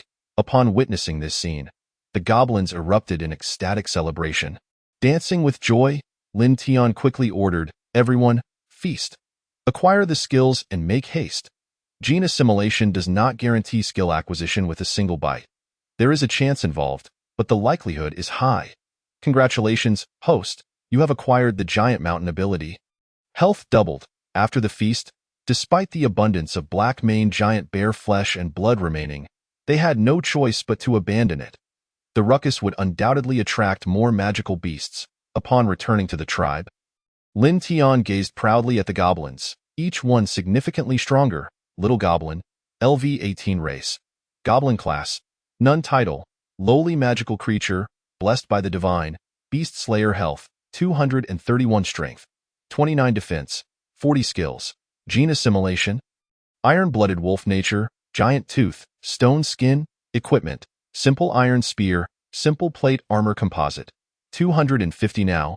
Each goblin possessed a composite strength exceeding 200. This equated to the capabilities of an ordinary human adventurer. During this time, Goblin U had not been neglected, reaching level 30 with a composite strength of 400, comparable to Lin Tian's former self. After enduring so much, their strength had finally undergone a qualitative transformation. Lin Tian sighed, the campfire casting a warm glow and wafting the aroma of roasted meat. Compared to other transmigrators, his progress appeared slow. Yet, he had achieved the utmost possible within this brutal world where death lurked at every turn. Surviving was indeed a significant challenge. Boss, what shall we do next? Goblin U inquired curiously, now resembling a small kitten, trailing after Lin Tian like an obedient pet. She had entirely become his plaything. Nevertheless, Lin Tian regarded her as a friend. Pondering, it is time to attack the elven tribe. This will greatly augment our tribe's power. Logically, their strength should suffice to confront the scruffy man now. However, that man's mentor was the Sword Saint. Should fortune not favor them, a disastrous defeat could ensue. Thus, it was prudent to capture elves first, nurturing and breeding a new generation of goblins to ensure their best chance of success. Lin Tian was determined not to endure such torment again. This time, he would be the hunter. However, to become a proficient hunter, one must surely sharpen their blades to a keen edge. In the northern reaches lies the Wanshang Forest, home to the Elven tribe. Towering trees flourish here, their trunks often exceeding 10 meters in diameter. The elves favor carving wooden dwellings high in the branches, allowing them to evade their foes effectively. With their exceptional archery skills, they become formidable defenders, compelling many monsters and even humans to retreat in defeat. Thus, the elves have maintained their dominion over this forest for millennia. Chapter 7. Capturing the Sentinel. Nestled within a colossal banyan tree, approximately 20 meters in girth and soaring to a height of 100 meters, resides Leah, the matriarch of this tribe. A slender elf clad in a black stealth suit leaped gracefully to the entrance and knocked, exclaiming, "Mother, it is I, Kashana?" "Come in," replied a mature and gentle female voice from within. As she pushed open the door, a striking sight greeted her. A voluptuous woman tenderly nursing an infant, the scene radiating purity and warmth. This matron, with her flowing golden hair and exquisite oval face, bore a fair complexion, golden irises, and pointed ears. Her gaze exuded tenderness and allure, enveloped in a maternal aura that accentuated her sensual figure. Starkly contrasting with the youthful and delicate Kashana, upon seeing her visitor, the elven matriarch smiled softly, affectionately remarking, "Ah, this little one is hungry again. I seem to feed him several times a day." The infant greedily suckled, milk trickling from its tiny mouth. For others, such frequent feedings might be insufficient. Yet for the elven matriarch, the sustenance was inexhaustible. Kashana, feeling slightly bashful, lowered her gaze and stammered, "Mother, I have come to report a discovery." "Speak, my child," Leah urged calmly. "In the eastern forest, I found a deceased black-maned giant bear, though it is nearly devoured by monsters," Kashana reported. Such occurrences warrant attention, for a single black-maned giant bear could devastate the elven tribe. The mere fact that one had been slain posed an alarming threat. "Is that so?" "As far as I know, there exists only one creature in this enchanted forest that rivals the black-maned giant bear. Yet that creature should dwell in the west. Do you have any specific leads?" Leah inquired, her demeanor shifting to one of seriousness. Kashana pondered briefly, then replied, "The scene suggests a struggle occurred, but no trace of the victor was found. Aside from numerous first- and second-tier monsters feasting, there were also many goblin footprints. Could it be them? Goblin? That is utterly impossible. Such lowly creatures could never hope to slay a black-maned giant bear, even if a hero-class goblin were born among them. Moreover, the goblins in this magical forest are so weak they can be disregarded." Upon hearing the word goblin, Leah's eyes reflected disdain and contempt. Yet, the absence of the victor's trace seemed peculiar. Ultimately, Leah concluded, it is highly probable that humans are responsible. Only those wicked and cunning beings could eliminate a black-maned giant bear without leaving a trace. "Perhaps, dear mother, I shall take my leave now and report back should there be any developments," Kashana said, forcing a sweet smile. Leah gently ruffled her hair, saying, "Go now, my child. You have worked hard." The following day, Kashana rushed in again, exclaiming, "Dear mother, I have spotted a goblin." Upon opening the door, she found not only Leah inside but also two male elves. Startled, Kashana screamed and retreated, her cheeks flushing crimson. The two male elves hastily gathered their belongings and leaped from the window. Come in, Leah's slightly hoarse voice beckoned. Cautiously peeking inside, Kashana saw only the matriarch and finally entered. Leah's mature visage still bore a lingering blush, and the room was in disarray, with garments strewn about. Mother, your bed," Kashana awkwardly began. "Why, dear Kashana, let us not dwell on that. Tell me what you have discovered," Leah interjected, slightly embarrassed as she hastily covered herself with clothing. Kashana quickly composed herself and stated, "I discovered a goblin lurking around the Wanshang forest, behaving suspiciously. Dare it show its face here?" "Did you not eliminate that wretched creature?" Leah asked, a hint of surprise in her tone. She understood well that goblins were particularly fond of elves, often sneaking around mining outposts. but none had ever dared to approach the Wanshang forest before. This is indeed a first, Leah mused, shaking her head. I cannot fathom how I missed. I let that goblin escape. Elven archery is known for its precision, and the likelihood of a missed shot is quite low, though not impossible. Leah cradled Kashana gently like an infant, comforting her. Child, this is not your fault. It was merely a small goblin. Do not worry about it. Yes, dear mother, Kashana replied, feeling much better as she prepared to leave. Leah called her back, a hint of shyness gracing her lovely face, evoking a desire to cherish her more. But, my child, next time you enter, do knock first. I understand, dear mother. Kashana blushed deeply and hurried away, eyeing the goblin tribe. One goblin excitedly reported, Boss, there are nearly 30 elven wooden houses in the Wanshang forest, all towering high. Another goblin had to gather the others to count accurately. Good job. I will reward you with 2 elves later. Lin Tian responded. 2 elves? Haha. Thank you, boss. Long live the boss. The goblin, whom Kashana had discovered, exclaimed joyfully, his face nearly distorting with glee. In truth, the arrow had not gone awry. It had struck the armor he wore, failing to penetrate. Lin Tian began to contemplate. With 30 elven homes, assuming an average of 2 elves per house, some dwell alone. It implied at least 60 elves, possibly 70 when considering the mining outposts' few dozen. Each elf's combat prowess hovers around 200, which he had assessed in the mining area. This means they are weaker than his goblin subordinates. However, the elves' dwelling is well fortified and their agility is commendable, making a frontal assault nearly impossible. Yet, they had slain numerous first-tier monsters, the ghost-faced monkeys, all of whom had learned the climb skill, enabling them to ascend trees easily. A midnight raid could secure them all. Boss, are we preparing to attack the elven tribe? One goblin inquired. Indeed, tonight we assault the elves. We shall breed more powerful goblins, Lin Tian declared, rallying the troops. At that moment, the entire tribe erupted in fervent cheers, all setting to sharpen their weapons and don their armor in preparation for the night raid. Meanwhile, Lin Tian planned to utilize the simulation system once more to foresee any unforeseen occurrences during the night. System, commence life simulation. The life simulation system activated, with the current plot, the eve of the assault. After slaying the goblin shaman, you have seized control of this small tribe, significantly enhancing the strength of all goblins. The moment has come. You are eager to attack the elven tribe to forge a stronger community and seek revenge against Hu Cha and his ilk. Under the cover of night, you lead your army stealthily toward the Wanshang forest. For convenience, you even swapped all weapons for daggers. Your confidence is unwavering, as your overall attributes surpass those of the elves, and you are equipped for a surprise attack. Upon reaching the Wanshang forest, goblins climbed the wooden houses, pushing open doors only to find no elves present. Turning back, they discovered that the elves had already taken refuge in the treetops, drawing their bows in a sweeping stance.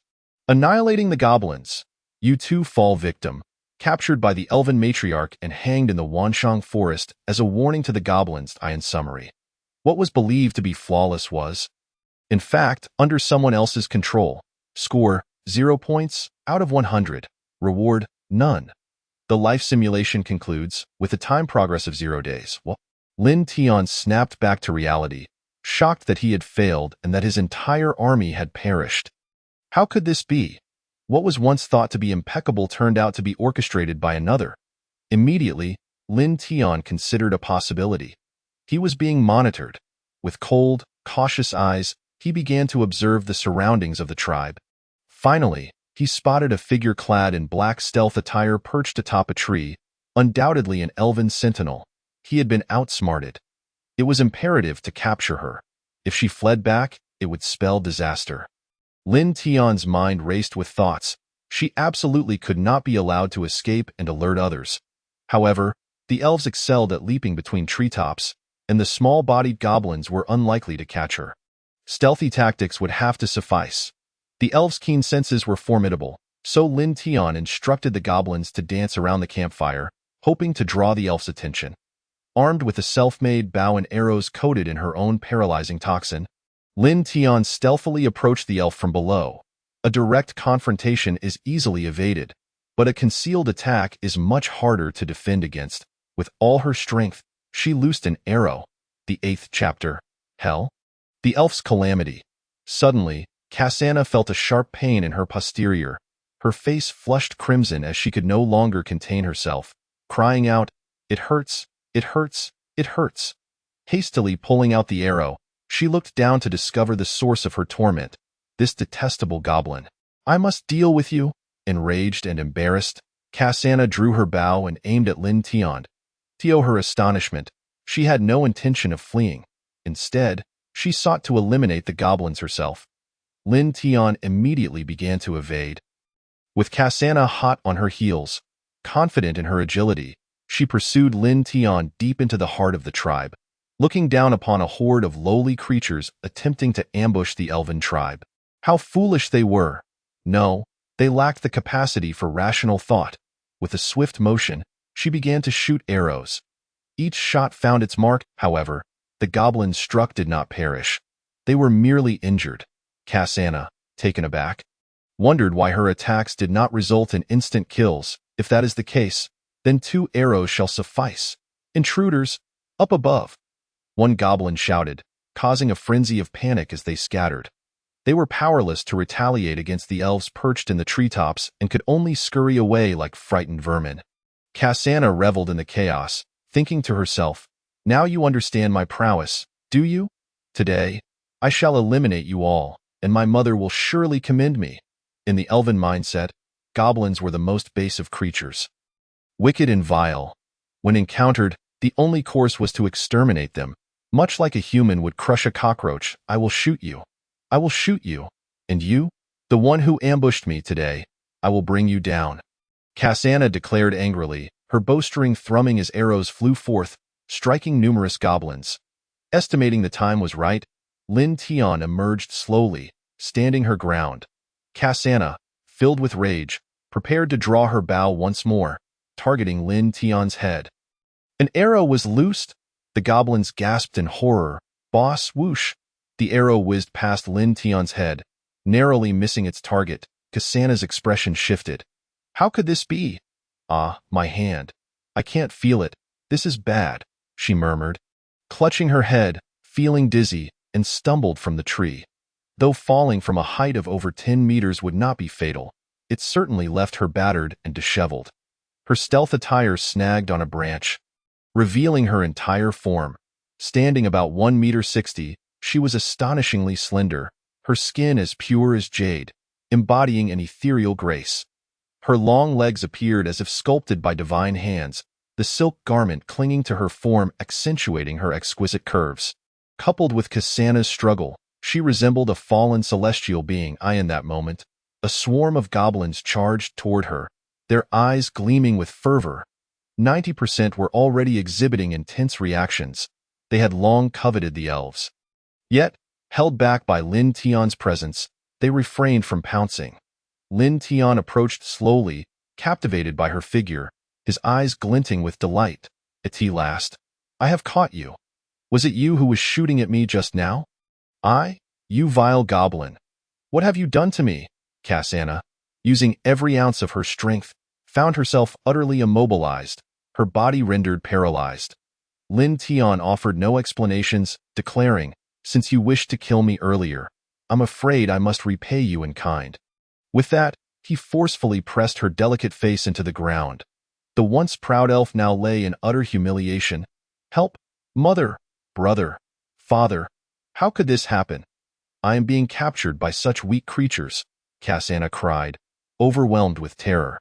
Lin Tian unceremoniously tossed her into a cage, leaving her at the mercy of the drooling goblins, who shook the bars with gleeful savagery. The scene was nothing short of terrifying. Those with weaker constitutions might have fainted on the spot. Ding! Congratulations! Level cap increased by 30. Due to reaching the maximum aptitude, converted into 50 life points, 10 strength, and 10 defense. Lin Tian paused momentarily, realizing he had unlocked the elven race, raising his level cap. However, what did it mean to reach maximum aptitude? Why had it converted into attribute points? Logically, such actions should not enhance attributes. Not wishing to dwell on these thoughts, Lin Tian's mind was preoccupied with more pressing matters. At the very least, he could immediately assess the potential children he might have in the future as level caps and attribute points. This was the remarkable power of the simulated life system, allowing one to dictate their future. What will happen to you, Cassandra? What is going on? Her cries mingled with the goblin's wicked laughter, echoing incessantly. The once innocent elven girl, who would blush at the slightest provocation, had been reduced to a quivering mess from hours of fear. Noticing that the time was nearly up, Lin Tian instructed, "All right, let us not frighten her further. We still need to attack the elven tribe. We can deal with this elf later. After tonight, we shall feast in joy." Though the goblins were like wolves craving blood, the thought of attacking the elven tribe tempered their eagerness. Soon, they prepared their forces for departure, leaving Goblin to guard the camp. Cassandra lay helplessly in her cage, sobbing alone. Goblin felt a pang of sympathy and offered her some water in a leaf. "Disgusting goblin, get away from me, don't touch me." The moment he approached, Cassandra nearly lost her mind, flinging the water away and retreating to the corner of the cage, trembling in fear. Goblin, feeling helpless, gently urged, "Please, calm down. The boss is a good person. He is not like other goblins. I will ensure he treats you well. I will not believe a word from you goblins. My mother, brother, and father will defeat you all and come to rescue me." Cassandra stubbornly retorted, her mind filled with memories of her mother's gentle smile. She felt so cold, yearning to return home. Seeing that she was unyielding, Goblin ceased her attempts, climbing the tree to retrieve Cassandra's stealth attire. "Put this on for now." Cassandra paused, sensing something different about this goblin, but she chose to remain silent, silently praying. At this moment, the Wanshang forest was eerily silent, stifling, almost suffocating.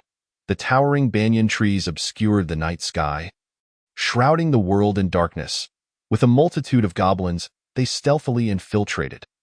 Armed with daggers for ambush, their mission was clear. Kill the male elves and capture the female elves using poison. As they gazed upon the towering treehouses, Lin Tian couldn't help but marvel at the elves' way of life. Without climbing skills, success in their assault would be impossible. Moreover, the trunks had been treated with a special wax, rendering them impossibly slippery. Even a ghost-faced monkey would struggle to ascend. With a signal, all the goblins began their ascent.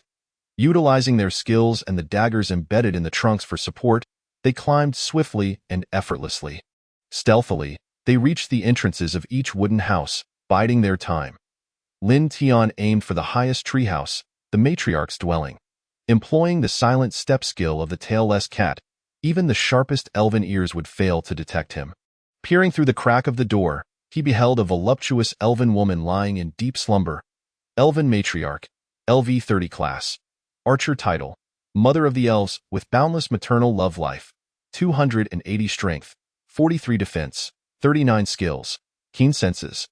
Precise vision, Archer S focus equipment, short sword overall, 370. Her attributes were decent, yet Lin Tian's overall attributes had already surpassed 400, rendering him unafraid. He swiftly climbed through the window, intending to pour some toxin into her mouth without engaging in battle. However, to his surprise, the elven matriarch was far more perceptive than anticipated. "Who are you? Wait, a goblin? Why are you here?" Upon raising her head, Lin Tian saw her draw her short sword, coldly questioning him. Realizing his cover was blown, Lin Tian shouted, "Attack!" Ah! The long-hidden goblins surged into the wooden house. Upon spotting the male elf, they lunged forward, stabbing indiscriminately, leaving no opportunity for resistance. "What is this monstrosity? No, my love, flee!" The echoes of anguished cries reverberated throughout the vast expanse of the myriad forest, reminiscent of the chilling wails of spirits in the deep of night. Chapter 9. Expanding the tribe. The elven matriarch swiftly turned and leaped to the window to assess the situation. To her horror, she beheld several goblins discarding the lifeless body of a male elf from the nearest wooden dwelling. Those vile goblins! Enraged, the elven matriarch raised her sword and lunged at Lin Tian, who deftly evaded her attack with his diminutive stature. "Resist all you like," he taunted. "Your sentinel has already been captured and has mated with me." We are now one big happy family. Hee hee. Sentinel, Cassandra, what have you done to her? Leah's expression was a storm of uncontrollable fury as she launched a frenzied assault on Lin Tian. The clash of blades rang out as Lin Tian retaliated with his dagger, easily overpowering Leah. It seems you prefer punishment over a cordial drink. Wouldn't it be better to obediently become a breeding tool? With that, he struck, his poisoned dagger slicing through Leah's fair calf. Impossible. How can a mere goblin stand against me? Leah gasped in disbelief.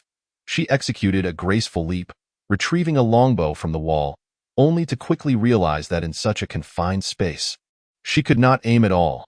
She had no choice but to venture outside. Yet upon glimpsing the scene beyond, she was rendered speechless. The wooden huts were ablaze, engulfed in fierce flames.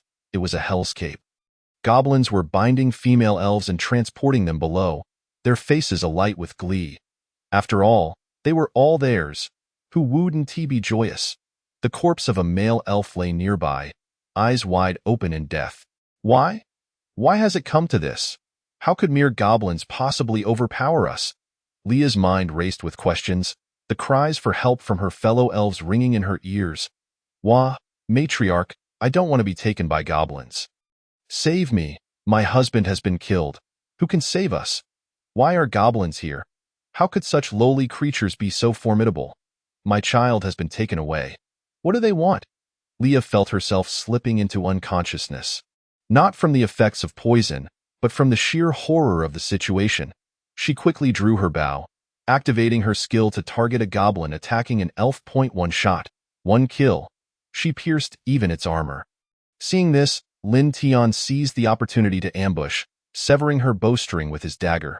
Matriarch, surrender your resistance. I will treat you well. Die. Give me back Cassandra. Leah retaliated with her short sword, only to be struck down by Lin Tian's swift blow. The poison began to take effect, rendering her weak and feeble. Lin Tian laughed coldly. Elven tribe, you shall obediently become our playthings. I will cherish you dearly. With a swift strike, he knocked Leah unconscious and used vines to lower her gently to the ground. The goblins worked in an orderly fashion, some catching, others transporting. Do not harm the children. They must be brought back, Lin Tian commanded. It was not out of compassion, but rather a strategic decision, for these children could be raised to bolster the tribe's numbers. The goblins were too weak. Their only recourse was to rely on sheer numbers to enhance their combat strength. That night, the myriad forest was transformed into a veritable hell on earth by the break of dawn. Lin Tian and his companions returned to the tribe with all 30 surviving elves. Matriarch, this cannot be. How could they be captured by goblins? In the cage, Cassandra clutched her head, her mind unraveling at the sight before her. Yet Leah's voice broke through, compelling her to acknowledge the truth. Cassandra, my child, it is the fault of your matriarch. I underestimated the strength of these goblins far too greatly. The power of a single goblin surpassed that of a male elf. Even she could not defeat them. Wah, do not come near me, you repulsive goblins. At this moment, the goblins could no longer contain their excitement, their energy unflagging despite a night of travel. Lin Tian did not intervene. With the tribe's numbers barely reaching 100, encountering a skilled adventurer team could spell doom for them all. The sooner the tribe's population increased, the better. Leah, unable to bear the sight, turned to Lin Tian and pleaded. Are you their leader? Release Cassandra and the other children. I am willing to stay here forever. If you will. You are willing? Then show me your sincerity. Lin Tian replied mischievously, standing his ground. As the poison began to wane, Leah mustered all her strength to rise and nestled against Lin Tian, her actions expressing her heartfelt intentions. Seeing her compliance, Lin Tian felt somewhat satisfied. At the very least, he could unlock another potential and utilize the simulation system to siphon future attributes to the present. Cassandra, unable to bear the sight from her cage, shouted, Vile goblin, I will kill you. Do not harm my matriarch. Oh, little girl, she willingly chose to side with me. Lin Tian retorted with a smirk. Leah spoke earnestly. Cassandra, for the future of our tribe, we must rely on the goblin tribe for our survival. Please do not be too agitated. Ding, congratulations, host has gained qualification enhancement. converting to Life Force 200, Strength 30, Defense 30. The transformation was successful. Lin Tian's face lit up with joy. With the system's support, his strength could rise rapidly. However, the conversion to attribute points was somewhat astonishing. The effect was simply remarkable. Could it be that by uniting with the Goblin tribe, he could truly evolve into a Goblin deity? This implied that his qualifications had reached their peak, and thus, the enhancements that should have been gained directly converted into attributes, in this case. If he were to marry and bear children with a strong partner, wouldn't his power grow exponentially? Now, he could easily crush that stubbly man. As the day and night passed, the goblins were utterly exhausted, unable to move. Lin Tian confined Leah and Cassandra within a single cage. Under Leah's guidance, Cassandra gradually accepted Lin Tian, marking a semblance of union and procreation, thereby validating the system's earlier enhancement. The remaining elves were left for the other goblins to utilize freely. Leah embraced Cassandra, sharing their sentiments. The only solace was that they had survived and had fruit to eat daily. You two can remain here and focus on producing. I will ensure your meals 3 times a day. Should you entertain any ill intentions, I will not hesitate to eliminate you. Lin Tian warned Leah and the others, casting his gaze toward Goblin Yu, who was tending to the captured young elves. Leah remained silent, instead looking at Goblin Yu. That child has been crying for so long. Could you please feed her? Boss, look. Goblin Yu did not heed Leah's request but instead inquired of Lin Tian. After a moment's contemplation, Lin Tian relented. Let her have it. From now on, she will nurture these children. Once these young elves grow up, they too would become indispensable breeding machines for the tribe. Having left the tribe, Lin Tian led the other goblins to search for food for the elves. They sought primarily vegetables and fruits, which were abundant in the enchanted forest and easy to find. Matriarch, do we truly have to stay here? Shouldn't we escape? Cassandra murmured. Leah, while feeding, remained silent for some time before responding, Child, just stay here for now. At least we need not live in constant fear. The goblins will take the brunt of any troubles. I refuse to bear goblin offspring. I will not give birth to monsters. Kasana's face was painted with terror as she pounded her small abdomen in distress. But alas, it was futile. Goblin children possessed an incredibly strong vitality that could not be easily thwarted. Before long, half a month had passed. Cassandra and Leah's bellies swelled significantly, clearly nearing the time of delivery. Gradually, the elves began to accept their fate. Lin Tian approached the cage, a smug smile on his face. So, how's life treating you here? You? Leah glared at him, somewhat displeased, but remembering the child within her, she tempered her anger. Is this how you treat your wife? By locking me in a cage? Rest assured, confinement is for your safety. Those goblins might just have wicked ideas. Once your child is born and your strength is restored, I will grant you your freedom, Lin Tian replied coldly, proceeding to inspect the other captured elves.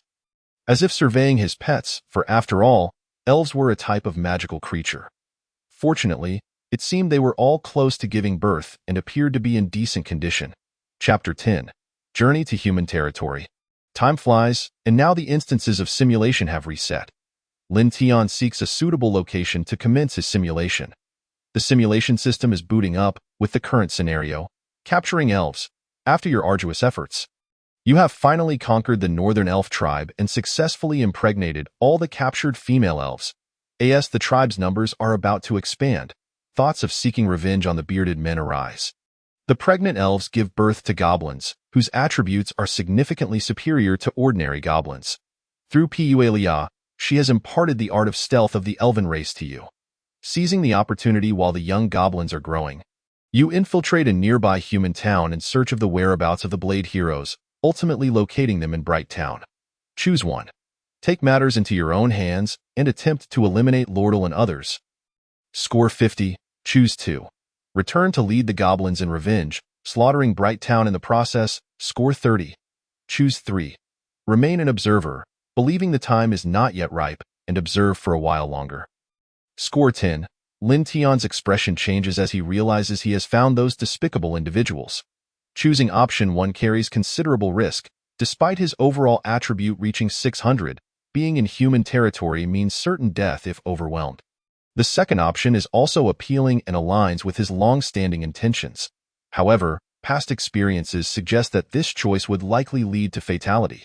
Thus, he resolves to choose option 3, exercising restraint. You become cautious, which is a commendable habit, and decide to stay in Bright Town, learning that a vicious dragon frequently attacks the settlement and that Lordle has even summoned the Sword Saint to slay it. Just as you prepare to leave, you are discovered by the Sword Saint and meet a tragic end beneath her formidable blade.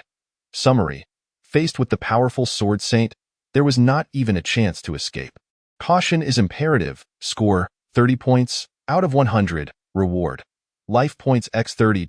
The simulation concludes, marking a time progression of 9 days. With a jolt, Lin Tian snaps back to reality, his demeanor grave. Damn it, dead again. This is too easy.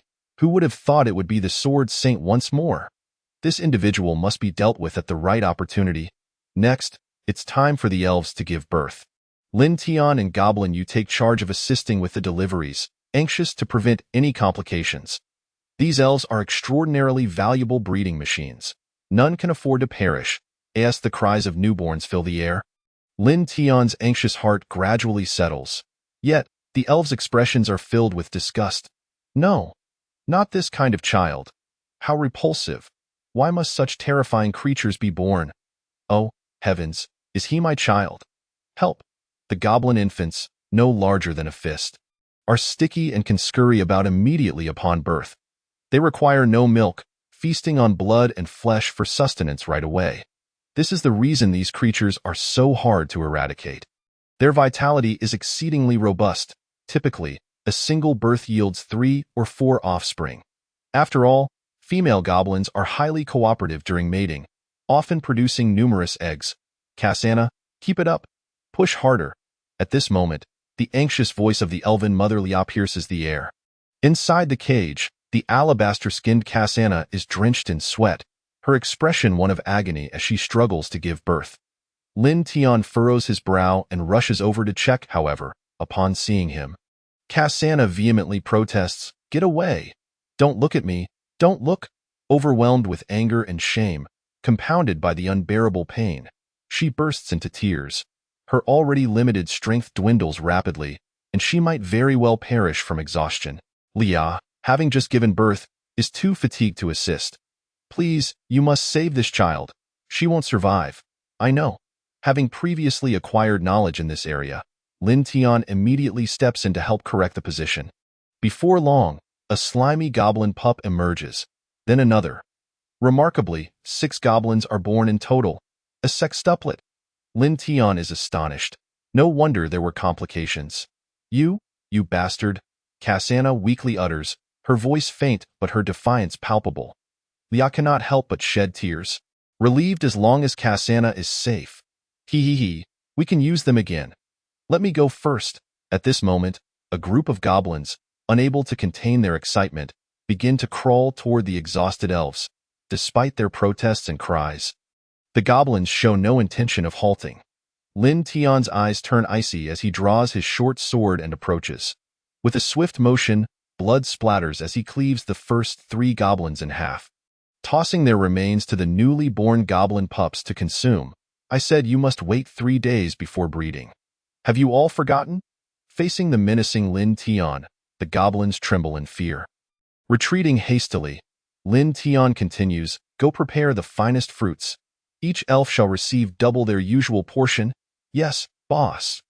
The goblins flee in terror, fearing for their lives. You seem genuinely different from ordinary goblins," observing Lin Tian in that moment. Lia's expression shifts, as do those of the other freshly birthed elves. Lin Tian replies nonchalantly, "This is merely what is right. As long as you remain obedient, your treatment will improve." Lia bows her head, falling silent. Looking at the goblin pups feasting beside her, she finds herself momentarily lost in thought. "Goblin You, I plan to visit the human territories in the coming days. The tribe will be under your management." Lin Tian gazes toward the distant sky, his eyes glinting with murderous intent. He is determined to track down Lordle and the white-robed nun. Goblin You appears worried but nods nonetheless at that moment. Lia speaks up, "You intend to venture into human territory? Are you mad? Goblins that approach will surely be killed. What other choice do I have? Risks must be taken, Lin Tian shrugs. After a long pause, a hesitant Liao finally says, "Come here. I will cast a stealth spell on you, making it less likely for humans to spot you." Lin Tian had been waiting for this very moment. He teases, "Who would have thought you were concerned for my safety? How rare. That's not it. I'm just worried that if you die, the other goblins will be even more ruthless." Liao blushes slightly, then proceeds to bestow the stealth buff upon Lin Tian. After a simple disguise, he dons a stealth cloak to obscure his form, appearing no taller than an average passerby. Though he looks somewhat peculiar, the stealth buff ensures that he will not attract undue attention. Lin Tian feels reassured in this attire. He then sets off, leaving the corrupted forest behind. Chapter 11. Discovering Lordle and others. Clad in exquisite iron armor and wielding a finely crafted short sword, his defense and offensive capabilities far exceed average standards, even matching those forged by human blacksmiths. He can easily contend with ordinary magical beasts. Before long, he exits the corrupted forest and spots a small village in the distance. With wisps of smoke rising from chimneys, farmers are busy in the surrounding fields. Having learned from the system that Lordle and his companions are in Bright Town, Lin Tian approaches a farmer. Intending to inquire for directions, as he nears, the farmer finally notices Lin Tian. "Old man, please don't be afraid, I am a human adventurer. May I ask where Bright Town is?" Lin Tian inquires. "I don't know." "Get away, or I won't hesitate to show you my wrath." The farmer, startled by Lin Tian's strange appearance and his approach from the direction of the corrupted forest, is on high alert. Brandishing his sickle in a defensive stance, Lin Tian's eyes flicker with murderous intent. "I'm merely asking for directions." "Calm down." The farmer remains fearful. "I said get away." In the next instant, a sword pierces through the farmer's mouth. Blood spraying forth. Lin Tian's expression darkens.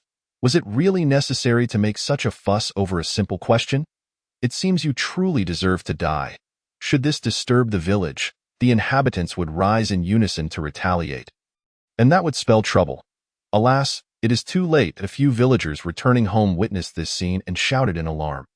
Immediately, a dozen robust men armed with farming tools arrived, their murderous intent palpable. These villagers, accustomed to life around the corrupted forest, were not to be trifled with in a brawl. Akel, LV11 race. Human profession. Farmer title, none life. 101 strength. 23 defense. 14 skills. None equipment. Ho overall. 100. It must be said that humans are inherently far stronger than goblins. However, compared to Lin Tian now, the disparity is staggering. He effortlessly dispatched them all, culminating in the slaughter of the entire village, extracting the location of Bright Town under duress. Had he known to threaten them directly, he would not have been foolish enough to greet them politely. His feelings for humanity had nearly evaporated. Killing them felt no different than exterminating the monsters or beasts. After a day of travel, he finally beheld the distant night sky illuminated by twinkling lights. Bright Town, it appeared substantial, likely home to 200 or 300 households, sprawling across a vast area, complete with formidable defensive walls, rivaling that of a city. However, entering the town at night would risk exposure, so he resolved to wait until daybreak to blend in with the throngs. Indeed, even with guards conducting random checks, Lin Tian went unnoticed. The stealth buff proved effective amidst the crowd.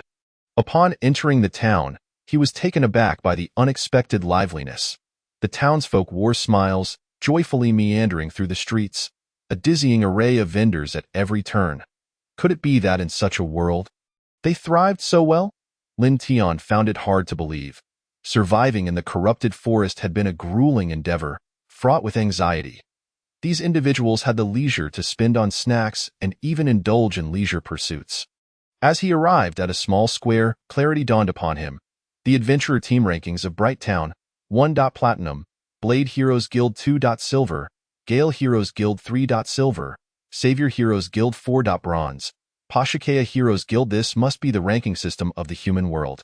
To his surprise, the scoundrels from Roddle had attained platinum level strength. They had likely made considerable progress of late. Humph, so what? I have every confidence that even if the Sword Saint arrives, she will not escape my grasp. Lin Tian declared coldly, continuing to roam the town, not out of idleness, but to survey the terrain, estimate the population, the number of soldiers, and the defensive structures, including the underground drainage system. He aimed to gather comprehensive intelligence on this settlement. By nightfall, he had pieced together the entire picture as he passed a tavern. He heard that familiar, loathsome voice. "Ha ha ha, drink up. These past few days, drink to your heart's content." It was Roddle. He promptly entered the tavern to see for himself. To his astonishment, it was packed to the brim, a perfect situation for him. Lin Tian found a corner and scanned the room, finally spotting Roddle and his companions seated in the center. It was the same familiar faces. Captain Roddle, the white-robed nun, the red-haired knight, and the silver shield bearer. At that moment, Roddle took a hearty swig and boasted, "You have no idea. When I faced that four-armed demon gorilla, a single punch nearly killed me. Thankfully, Ivrea used her divine skill foresee death to save me. SOUC, having a healer in the team is crucial." The four-armed demon gorilla was a formidable Tier 4 monster, level 40, and immensely powerful. Upon hearing this, the others erupted in cheers. "Ivrea, my goddess, truly a product of the Holy Church, to possess the legendary foresee death. I envy her so much. A healer is important, but having such a beautiful healer is even more crucial." "Are you dreaming? Just to catch a whiff of Ivrea's scent would be a blessing. Everyone, mind your words. Is the goddess someone to be casually blasphemed?" Listening to the flattery, Ivrea was nearly in ecstasy, modestly declaring, "It is the captain's prowess that is noteworthy. Without him, I could not have possibly slain the four-armed demon gorilla." The red-haired knight and the silver shield bearer interjected, "What, are we mere props while you sing his praises?" No, you two are formidable in your own right," Ivrea retorted, casting a sultry glance at Roddle. Their relationship needed no elaboration. At that moment, a resident mocked, "You may be impressive, but Roddle here is still part of the royal family of the Lionheart Empire. He is also a disciple of the Sword Saint. This was precisely why the Sword Saint chose to take him as a student. The royal decree is not something to be defied lightly." Lin Tian's expression shifted slightly. He had not anticipated that fellow had such an identity. Yet, even if he were the emperor of the Lionheart Empire, he too must perish. Upon hearing this, the red-haired knight and his companions grew irate. "Our captain is of royal blood. What does it concern you?" Silence. They began to bicker heatedly. "Enough. Recently, the vile dragons from Dragon Island have entered their breeding season, frequently abducting livestock from the herders, leaving them too terrified to graze. You adventurers, no matter how skilled, should go slay the dragons if you dare," the tavern keeper interjected solemnly, polishing a glass at the bar. "Slaying dragons? That is indeed the dream of every adventurer, but dragons are not so easily vanquished. Immature dragon is level 50 or above and can fly, with immense vitality and devastating attacks. Only diamond-level adventurers stand a chance. Others would merely be fodder." The resident who had been ridiculed earlier chimed in. "Humph, if you all are so formidable, then slaying dragons is now your responsibility." "You?" the red-haired knight snapped, but he dared not accept such a daunting task. Even he would not dare to boast about slaying dragons, especially those from Dragon Island. Dragon Island lay several dozen kilometers away across the sea, home to dozens, even hundreds of vile dragons. It was said to even harbor elemental dragon kings, equivalent to Tier 6 monsters. The tavern keeper sighed, "Alas, it seems Bright Town is doomed. We must urgently seek aid from the royal capital. Otherwise, those vile dragons may even devour humans. During the breeding season, dragons require an immense amount of nourishment. Each dragon consumes 2 tons of food daily, and Bright Town is the nearest land settlement to Dragon Island. It would undoubtedly become the prime target for the dragons." This was merely the beginning. One could hardly fathom the terror of dozens of dragons descending to feast. How could this happen? Is Bright Town truly to be destroyed by dragons? I must hurry home and gather my belongings to flee. Where will you run to? If Bright Town falls, will other villages be spared? Panic spread across the faces of the crowd, unsure of what to do. The tavern keeper cursed, "Isn't it the fault of the current adventurers? Each more cowardly than the last? If they had dealt with the dragons on Dragon Island sooner, we wouldn't be facing such a situation." At that moment, Roddle finally spoke. his demeanor calm. "Rest assured, everyone, I have already written to my master to come slay the dragons. With her here, it will be a simple task, and there will be no need to call upon the royal capital." "What? Is that true?" "We could witness the breathtaking beauty of the Sword Saint." The townsfolk erupted in excitement. Not only could they see the Sword Saint, but they would also witness the slaying of dragons. Instantly, the residents who had previously been despondent became invigorated. Who had not heard the tales of the Sword Saint? She had single-handedly swept through the 1,000-mile corrupted forest to the west of the empire. She had triumphed over the strongest swordsmen of neighboring nations, emerging victorious, and crucially, she was said to possess the beauty of an angel fallen to earth. Some fanatics even sought her judgment. At this moment, Lin Tian slowly rose to leave the tavern. Remaining any longer could risk his identity being discovered when the Sword Saint arrived. Yet, he had gathered nearly all the intelligence he needed. When the Sword Saint and her companions clashed with the dragons, he would seize the opportunity amidst the chaos to claim his targets. His only aim was to kill or capture Roddle and his companions, which would be significantly easier. Soon enough, a month had passed. Lin Tian attempted the life simulation 3 times, achieving success twice and failing once. The failure was not due to the Sword Saint discovering him, but rather being slain by a dragon amidst the chaos. Despite the successes, bypassing such experiences would strip them of their significance. One must take action personally for it to be of any significance. The time until the Dragon Clan launches a massive assault on Bright Town draws ever closer, and Lin Tian begins to prepare for a surprise attack. This time, approximately 70 to 80 second-generation goblins have been birthed, all of whom have reached maturity. Young Goblin, Level 11 race. Goblin profession, none title, Elven bloodline. Exceptional talent health, 110 strength, 15 defense, 13 skill. Gene devouring equipment, none overall. 100 even the second-generation young goblins, despite being mere blanks at around level 10, possess attributes that are nearly on par with ordinary humans. Furthermore, they inherently have a level cap of 30, rendering them quite formidable. Should there be several hundred, even thousands, or tens of thousands of such goblins, reaching maximum level would suffice to conquer a human city. The potential to cultivate 3rd and 4th generations may yield even stronger beings. However, the efficacy remains uncertain. Thus, this time Lin Tian chose not to bring these goblins along, opting instead for the initial generation. Even if they were to perish in Bright Town, he would feel no sorrow. He harbored no intention of ensuring their survival upon return. It was time for the survival of the fittest. Even if these creatures had once fought alongside him, a goblin is a goblin. Sentiments and humanity do not apply. They are merely expendable assets. Consequently, accompanied by nearly 100 fully armed first-generation goblins, he set forth towards Bright Town. Within Bright Town, the arrival of the Sword Saint has prompted a celebration lasting 3 days and nights. Inside the church, a strikingly tall woman, cloaked in dazzling gold and white armor, with cascading golden hair, stands in prayer. Her height is at least 178 cm, and the long sword at her waist exudes an air of authority. The white cloak with golden edges adds a touch of sanctity. Outside, Lordle cautiously enters and speaks. "Master, I have recently spotted several malevolent dragons lurking not far from the town. With no one tending to the herds, they are likely eager to launch their attack." Even as a member of the royal family, faced with such an immensely powerful swordswoman, he could only remain submissive, daring not to entertain any ulterior motives. "I understand. Let us prepare the dragon-hunting crossbows. Otherwise, none of you will be of any use, and I shall be the one to lose face," the Sword Saint replied, turning slowly to Ian that moment. Even Lordle's heart trembled. Her exquisite visage, every contour a masterpiece. Her crimson lips seemed as if they could yield water.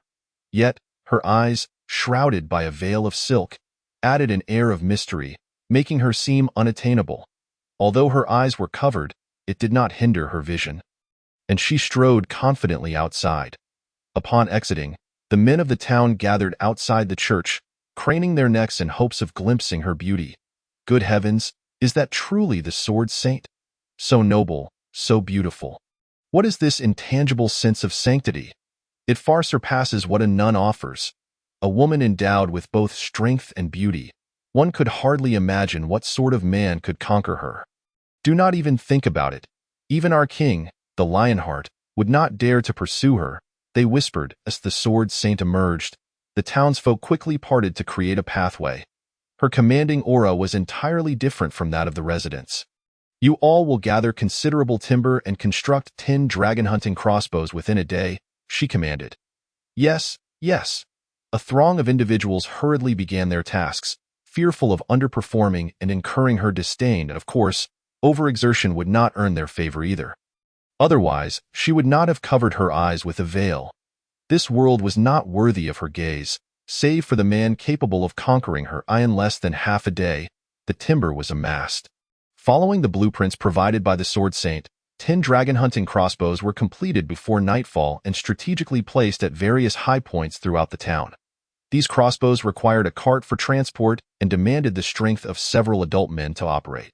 Measuring approximately 10 meters in length and equipped with bolts 2 meters long, they were indeed dragon-hunting crossbows. Chapter 13. Dragon Clan Invasion Roar. Suddenly, a thunderous roar resonated from the distant sky. It was a sound that struck terror into the hearts of humanity. Most residents of Bright Town were paralyzed with fear, their legs trembling, nearly collapsing to the ground. Women and children fled into their homes. Even Lordle and his companions wiped the cold sweat from their brows. The might of the dragons was utterly terrifying. Yet, amidst this dread, a magnificent silhouette stood upon the city walls, a platinum cloak billowing in the wind, exuding an aura of fearlessness. It served as a tonic for the spirits of the people, alleviating their terror considerably. After all, the Sword Saint was present. Everything would soon pass. Inform the residents that the elderly and women and children should seek refuge in the shelters. We shall handle these flying lizards. The Sword Saint declared coldly, her disdain palpable. Aside from Lordle and his band of heroes, the remaining groups were primarily tasked with assisting in the evacuation of the populace. Suddenly, the clouds in the sky were torn asunder by a fierce gale. The dragon finally made its appearance. Its skin was a dark brown, devoid of fur, with sharp teeth and claws, and a pair of wings that eclipsed the sun. Its size was approximately 15 meters. With a wingspan nearing 50 meters, reminiscent of the dragons from Western mythology. Have they come?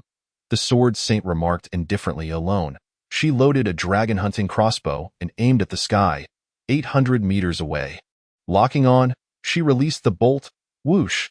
The sharp sound of the projectile slicing through the air was deafening.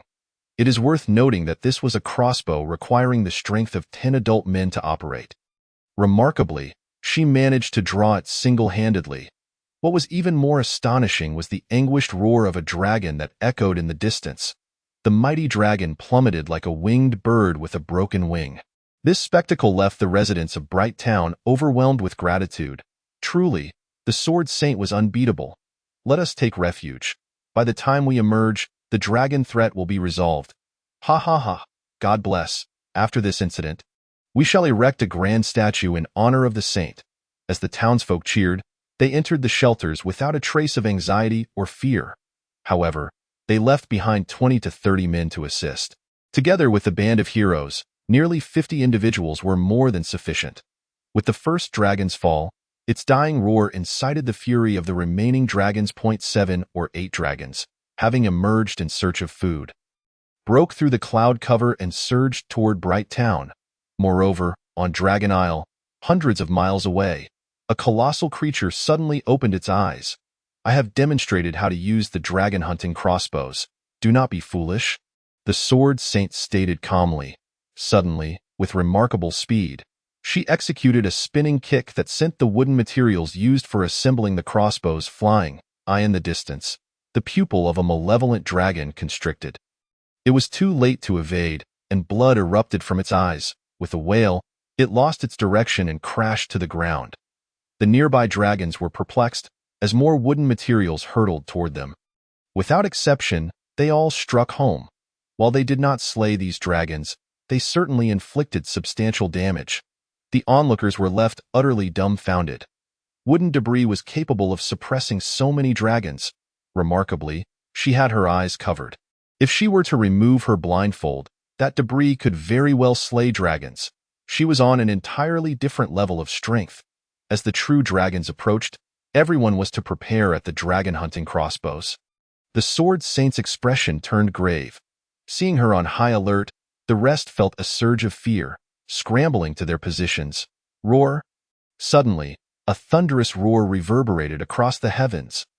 This sound far surpassed the previous dragon's roar, reaching an entirely different echelon. Look at that! Good heavens! What is this? A resident exclaimed in terror, eye in the distance. A colossal dragon that blotted out the sky broke through the clouds. Its head alone was larger than an ordinary dragon's entire body. Its skin was a dark purple, adorned with protruding purple-gold spikes, and it appeared as if a mountain were on the move. A creature exceeding 100 meters in size.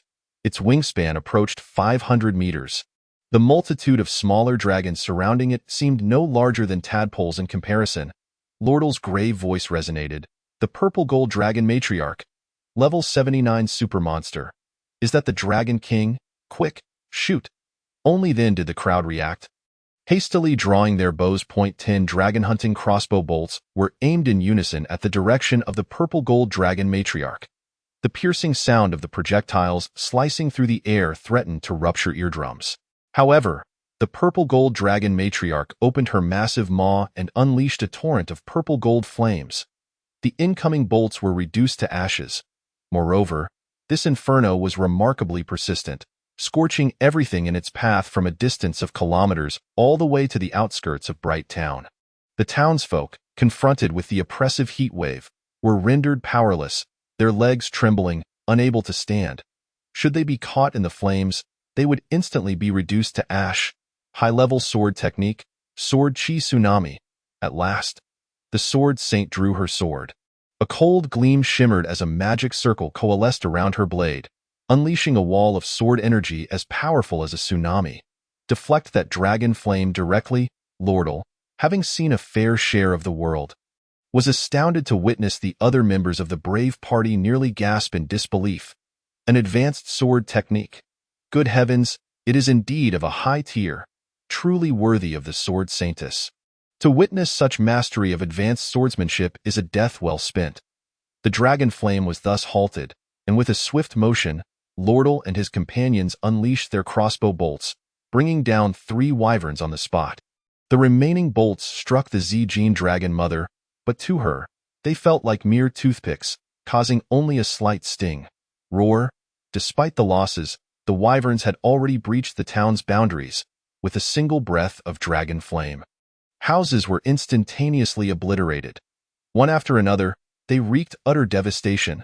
The residents of Guangming Town, hiding in their shelters, trembled at the deafening sounds, gripped by fear. At that moment, a mother comforted her frightened child, saying, Do not fear, all shall be well. We need only to wait here.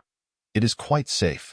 Indeed, even if the town were to be destroyed, they would remain unharmed, exceedingly safe. With this reassurance, the residents felt a sense of relief. If they could not fight, they would simply rebuild their homes later. However, was it truly safe? Ah, what a splendid display of fireworks! From a distant hillside, Lin Tian gazed upon the vast sea of flames. Unable to suppress his as he spoke, a wicked grin crept across his lips. Chapter 14. A successful ambush. The sight of those wyverns soaring overhead was undeniably oppressive, causing the 100 or so goblins behind to tremble in fear. Bipedal wyvern, LV51. Race, subdragon. Class, none. Title, 5th tier monster. Fire element controller. Symbol of glory, life, 530. Strength, 91. Defense, 102. Skills, dragon flame, dragon roar, bite. Equipment, none. Total, 600. The attributes of a single wyvern were staggeringly high, and they could fly. Lin Tian could hardly contain his astonishment. Guangming Town had provoked an entire dragon nest, likely numbering 50 to 60 dragons. It was certain to be annihilated. Yet, that figure, that formidable presence remained. It was indeed hard to say. Alice Nia, LV80. Race, human. Class, sword saint. Title, sword saintess. Strongest swordsman, dragon slayer. Overseeing thousands, pinnacle of humanity. swordsmanship prodigy, life, 1700, strength, 690, defense, 700, skills, sword chi torrent, unity of man and sword, holy, steel gale, moon cleaver, holy, death sword rebirth, ancient sword intent, equipment, holy platinum armor, holy golden longsword, illuminating cloak, total, 4000'd, by the heavens. Seeing this familiar name, Lin Tian could not help but exclaim, "This is utterly outrageous." What he thought was a slight disparity turned out to be an insurmountable chasm. His total power was merely 750, leaving him utterly defenseless. He could barely contend with a regular bipedal wyvern. Moreover, her titles and skills were so numerous that the system could not even display them all. Many bore the word holy, granting divine bonuses specifically against monsters, adding an additional 10 damage. Engaging in combat with her, even with a horde of goblins at his back, was a futile endeavor. Nevertheless, Lin Tian's objective was not her but Lordle and the others. As long as he could execute his revenge first, that sufficed. "Boss, what is that? Why is it so impressive?" A goblin quivered. The sword saintess danced gracefully through the air, not by flight, but by stepping upon the backs of the wyverns. With each swing of her sword, she cleaved the heads off dragons. In a flurry of movement, she slaughtered dozens of wyverns. It was simply extraordinary. Furthermore, her target was not the ordinary wyverns but the towering Zijin dragon mother. Nearly a kilometer high, using her leverage, she leapt onto the back of the Zijin dragon mother, slicing through its massive wings, sending it plummeting into the distance. Boom! Such a terrifying descent kicked up a cloud of yellow dust, nearly engulfing Guangming town. Meanwhile, Lordle and his companions had only managed to slay 10 dragons collectively, yet they had already taken down nearly half. The remaining wyverns furiously unleashed dragon flames, laying waste to the town and turning their attention towards Lordle and his comrades. Claws extended, they lunged forward. "Euphria, prepare," Lordle commanded with a serious expression. The white-robed nun promptly activated her skill, Divine Resonance, chanting from the scriptures. Allies within a certain range received an attack boost. Intermediate sword technique, air cleaving slash. Whoosh! Lordle's long sword charged for nearly 10 seconds, unleashing a stunning wave of sword energy. It extended nearly 3 meters long, cleaving a gaping wound in the belly of the approaching wyvern, its innards spilling onto the ground as it fell. "Ha ha ha! I too am a dragon slayer," Lordle exclaimed, exhilarated, wiping the cold sweat from his brow. From a distance, Lin Tian's gaze fell upon him, astonished that this fellow could also slay a dragon with a single strike. It was hard to believe. Lordle, LV-41, race, human, class, blade swordsman, title, disciple of the sword saint, imperial royalty, dragon slayer, life, 700, strength, 164, defense, 133, skills, void slash, unity of man and sword, holy, sword dance, sword resonance, equipment, fine longsword, fine armor, total, 900. Overall, this fellow's strength surpassed Lin Tian's. However, he had no intention of engaging him directly. Rather, he aimed to exploit his weaknesses. Goblins, after all, thrived on cunning. The battle in Guangming town escalated rapidly, devolving into a blazing inferno. With houses reduced to ruins, many had perished in the conflict. Only a dozen wyverns remained. "Follow me." Lin Tian finally decided to take action, leading the goblins into the town's drainage system, inching their way forward. Thanks to the stealth buff cast by the elves, they were unafraid of detection, at last. They reached the town's central area and, recalling the location from memory, found the underground shelter. Lin Tian instructed, "You go down and create a distraction. The other goblins hide until I command." From afar, on the walls, Lordle and his companions bore numerous wounds. Their health had dwindled to below half, leaving them in a weakened state. The white-robed nun was utterly drained of magical energy. Unable to sustain herself, the red-haired knight and his comrades were similarly fatigued. Their overall strength had significantly diminished. Lin Tian awaited this moment. All he needed was to lure them in. "Goblins, why are they here?" "No, my child. Help. Quickly summon the adventurers to save us." The cries of terrified residents echoed from the underground shelter. A man, seemingly deranged, rushed forth, shouting, "Ah, goblins are invading. Where are the adventurers? Goblins are ambushing the shelter. What?" Lordle and the others frowned, cursing, "Where is my master?" Turning to the distant ground, a cloud of dust swirled. The roars of dragons and the clash of swords echoed. The battle was still ongoing, as the Zygian dragon mother was no easy foe. "You two hold the line. There aren't many dragons left. Euphria, follow me to eliminate those damned goblins," Lordle commanded angrily, rushing forward. 20 meters, 10 meters, closer and closer. Suddenly, a dagger shot forth from the ashes, piercing Lordle's foot. "Ah, that hurts," Lordle cried out, initially thinking he had stepped on something sharp. Upon closer inspection, he discovered it was a goblin. With no time to hesitate, he prepared to strike. That moment, the lurking goblins lunged at him. At first, he managed to resist, taking down a dozen, but the sheer number of them overwhelmed him, all targeting his long sword. Ultimately, he had no choice but to surrender. "Captain, help! I'm being captured by goblins," Euphria's frantic voice rang out, ensnared in a net, dragged helplessly along the ground like a dog. Lordle felt a tightness in his chest. Damn it, damned goblins! Why are there so many here? Yet, he was already exceedingly weak and weaponless.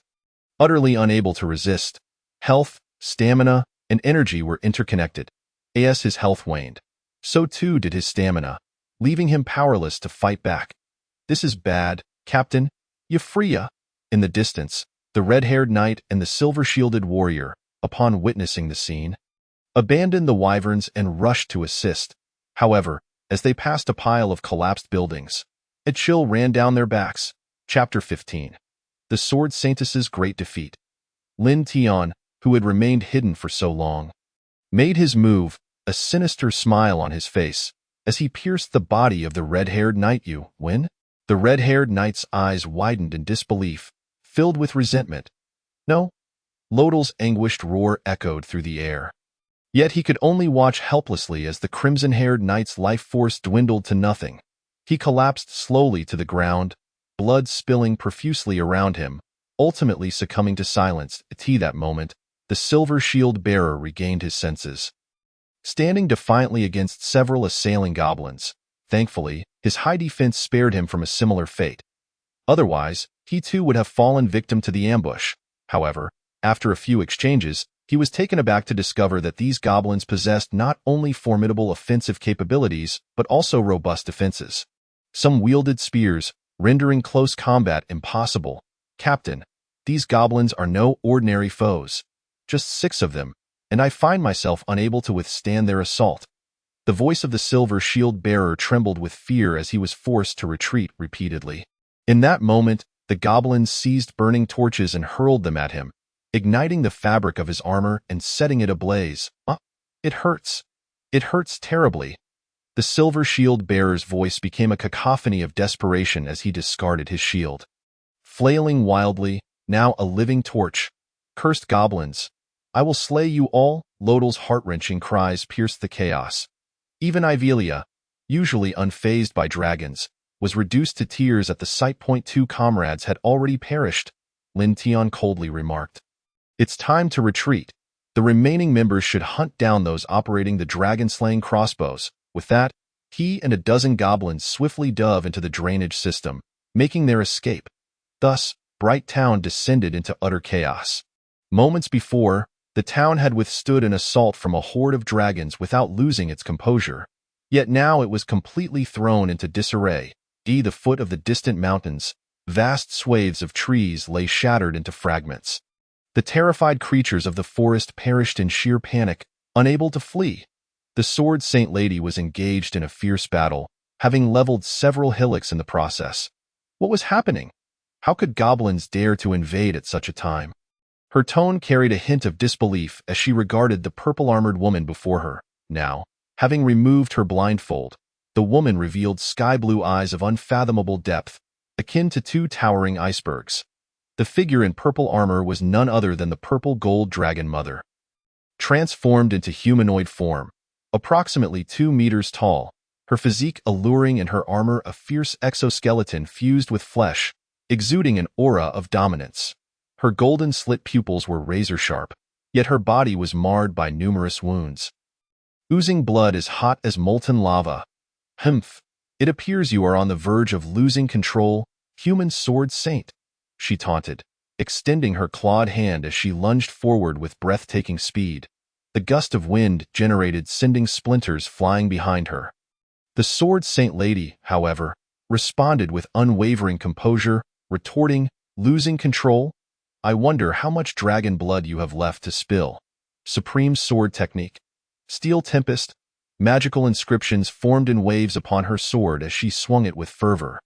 Each strike unleashed a palpable torrent of sword energy, dense and overwhelming. The purple gold dragon mother's pupils dilated as she instinctively shielded her head, her armor rapidly expanding to encapsulate her. Yet, under the relentless steel tempest, the armor shattered repeatedly, and she was sent hurtling into the earth, deeply embedded within it. The displaced forces of the steel tempest carved 10-meter-long, 3-meter-deep fissures into the ground, a sight both shocking and awe-inspiring. The sword saint lady prepared to pursue, but the anguished screams of Bright Town's residents pierced her ears, halting her advance. Having accepted the task of protecting Bright Town, she could not allow the inhabitants to be slaughtered. Reluctantly, she turned back toward Bright Town. Humph, goblins, I must thank you. I nearly met my end at the hands of that madwoman, but I shall not spare you. The purple gold dragon mother, drenched in blood, struggled to rise, transforming into a colossal dragon and soaring toward Dragon Island. With a mighty roar, the remaining 10 or so dragons followed suit, retreating as continuing the fight had become futile. The losses had been too great. Did she allow them to escape? So be it. She would personally visit Dragon Island later to exact her revenge. The sword saint lady gazed skyward, murmuring softly, before hastening into Bright Town. The residents in the refuge poured out in panic. A swarm of goblins wreaking havoc, the ground littered with corpses. Many female residents had already fallen prey to the goblins. Each horrific scene ignited the sword saint lady's fury. How could Bright Town have devolved into this? Lodal, where are you, you worthless fool? Can't even handle a band of goblins? Yet, no one answered. The sword saint lady's anger flared even more intensely as she raised her sword high into the air. With a thunderous roar, she unleashed her ultimate sword technique, Fallen Sky. Instantly, a powerful energy erupted from her, extinguishing the scattered flames within a 100-meter radius. A colossal magical circle formed above, and swords forged from pure magical energy rained down from the heavens. Striking true upon the goblins' heads, within 5 seconds, dozens of goblins, each comparable to seasoned adventurers, collapsed lifelessly. However, the exertion took its toll on the sword saint lady. Her body swayed noticeably. She could continue to eliminate foes without breaking a sweat. But the chaos of the crowd greatly hampered her efforts. As a formidable warrior, her every strike carried immense power, and she feared inadvertently harming the innocent residents. At that moment, a severely injured adventurer emerged. Holy Lady, Lodal, and the others. They have been captured by the goblins. He was none other than Beak, the leader of the Gale Warriors, the second strongest faction in Bright Town. What? The sword saint lady's expression shifted in shock. Could it be that her own disciples had been captured by mere goblins? The shame of such news spreading was unbearable. Beak, clutching his wound, appeared to recall something terrifying, his emotions spiraling out of control as he exclaimed, "These goblins are extraordinary. Each one possesses power akin to a major species. The crimson-haired knight and the silver shield bearer are dead. Why? Why is this happening?" Upon hearing this, the sword saint lady glanced to the side and indeed spotted the lifeless bodies of the two. Each comparable to a major species? Humph! I shall eradicate every goblin tribe lurking in the corrupted forest. In that moment, her wrath ignited. Frenzied sword energy danced around her, each step leaving spiderweb-like cracks in the charred ground. Just then, a terrified resident crouched on the ground, trembling. "Holy Lady, are you leaving? What will we do if you go?" "Yes, Holy Lady, what if those vile dragons return? The goblins may have remnants among them." The residents quaked in fear. Huddled together, Chapter 16. The Revenge Begins. The words of the residents began to temper the sword saint lady's fury. Finally, she regained her composure, returning to her usual self. You are right. I am the blade of the people, and I cannot abandon you. The sword saint lady spoke resolutely. If she left, the residents of Bright Town would likely fall prey to a surprise attack. She herself was drained from using her supreme sword technique and needed to recuperate. Seeing the sword saint remain, Beak exhaled in relief. Thank goodness. Finally, I can catch a moment's rest. With that, he collapsed to the ground. The losses they had suffered were catastrophic. What had begun as a mission to drive away the dragons and restore their homeland had turned into a massacre. With over 100 residents slain and many survivors violated by the goblins. Even the Blade Warriors had been utterly annihilated. Lodal, I have already sought aid from the royal family on your behalf. The rest is up to you. I cannot bear the shame of rescuing you after being captured by goblins. The sword saint lady spoke coldly, then began to survey the area, searching for the source of the goblin invasion. In her heart, she prioritized the safety of the people over Lodal and the others. However, that did not mean she would forsake her vengeance. Once the royal knights arrived, she would personally lead the charge to eradicate every goblin tribe in the surrounding corrupted forest. She would cleanse the stain of today's humiliation. Let me go, you filthy lowly creatures. Lodal's voice thundered through the forest, consumed with rage, yet his body lay paralyzed from the toxins coursing through him. Captain, what should we do? Do you think the sword saint will come to our rescue? Ivelia sobbed, dragging herself along the ground like refuse. She had never felt so utterly humiliated. My master will definitely come. We just need to hold on and wait for the right moment to escape. Lodal reassured her, even as they were led back to the goblin lair. Lin Tian was tasked with covering their tracks, erasing any evidence of their passage. Back already? And you've captured 2 humans. In the cage, Leah's expression shifted in disbelief. They had truly succeeded in breaching human territory and capturing humans. Who would have believed this was accomplished by a goblin tribe lacking even a single major species? Lodal, still trying to maintain his bravado, scoffed, just a bunch of lowly goblins. Once I regain some strength, I will, but upon witnessing the scene within the tribe, he was rendered speechless. Elves? This goblin horde had captured numerous elves. Even they dared not provoke the elven tribes. This was bad. There was a high likelihood that a hero species existed within this tribe. In that moment, Lodal could no longer feign bravado. If a hero species goblin was present, he might not survive long enough for the sword saint to rescue him. Gazing at the imprisoned elves, a chilling dread gripped him. His fate would inevitably mirror theirs, forever staying here to expand the tribe. The pupils of Euphulia trembled, filled with blood vessels. She could hardly fathom such a fate befalling her, to happen to a holy nun. Boss, what about the other goblins? Why are only you back? Gobiu inquired. Perplexed, Lin Tian sighed. You have no idea. We were ambushed by the dragon clan. The chaos was overwhelming, and they all perished. Gobiu gasped, and the other second-generation goblins grasped the situation as well. What? Rodal's pupils constricted. Cold sweat pouring from his forehead. From Lin Tian's words, it was evident that this goblin was lying. To calm the emotions of the other goblins. Good heavens! What level of intelligence is this, in this diminutive enchanted forest? When did such a goblin tribe come into existence? However, upon closer inspection, it seemed that there were no extraordinary goblins present. The boss must surely be akin to the lowly goblins, an unusually high level of intelligence. Indeed formidable. Euphulia, have you recovered it all? Rodal asked softly, as the two were left beside a stone. Euphulia shook her head. The toxin is too potent. Even with my holy constitution, it will take a while to dispel. But I am getting closer. Just then, Lin Tian approached with a chilling, malevolent grin. Hee, you seem to be on the verge of recovery?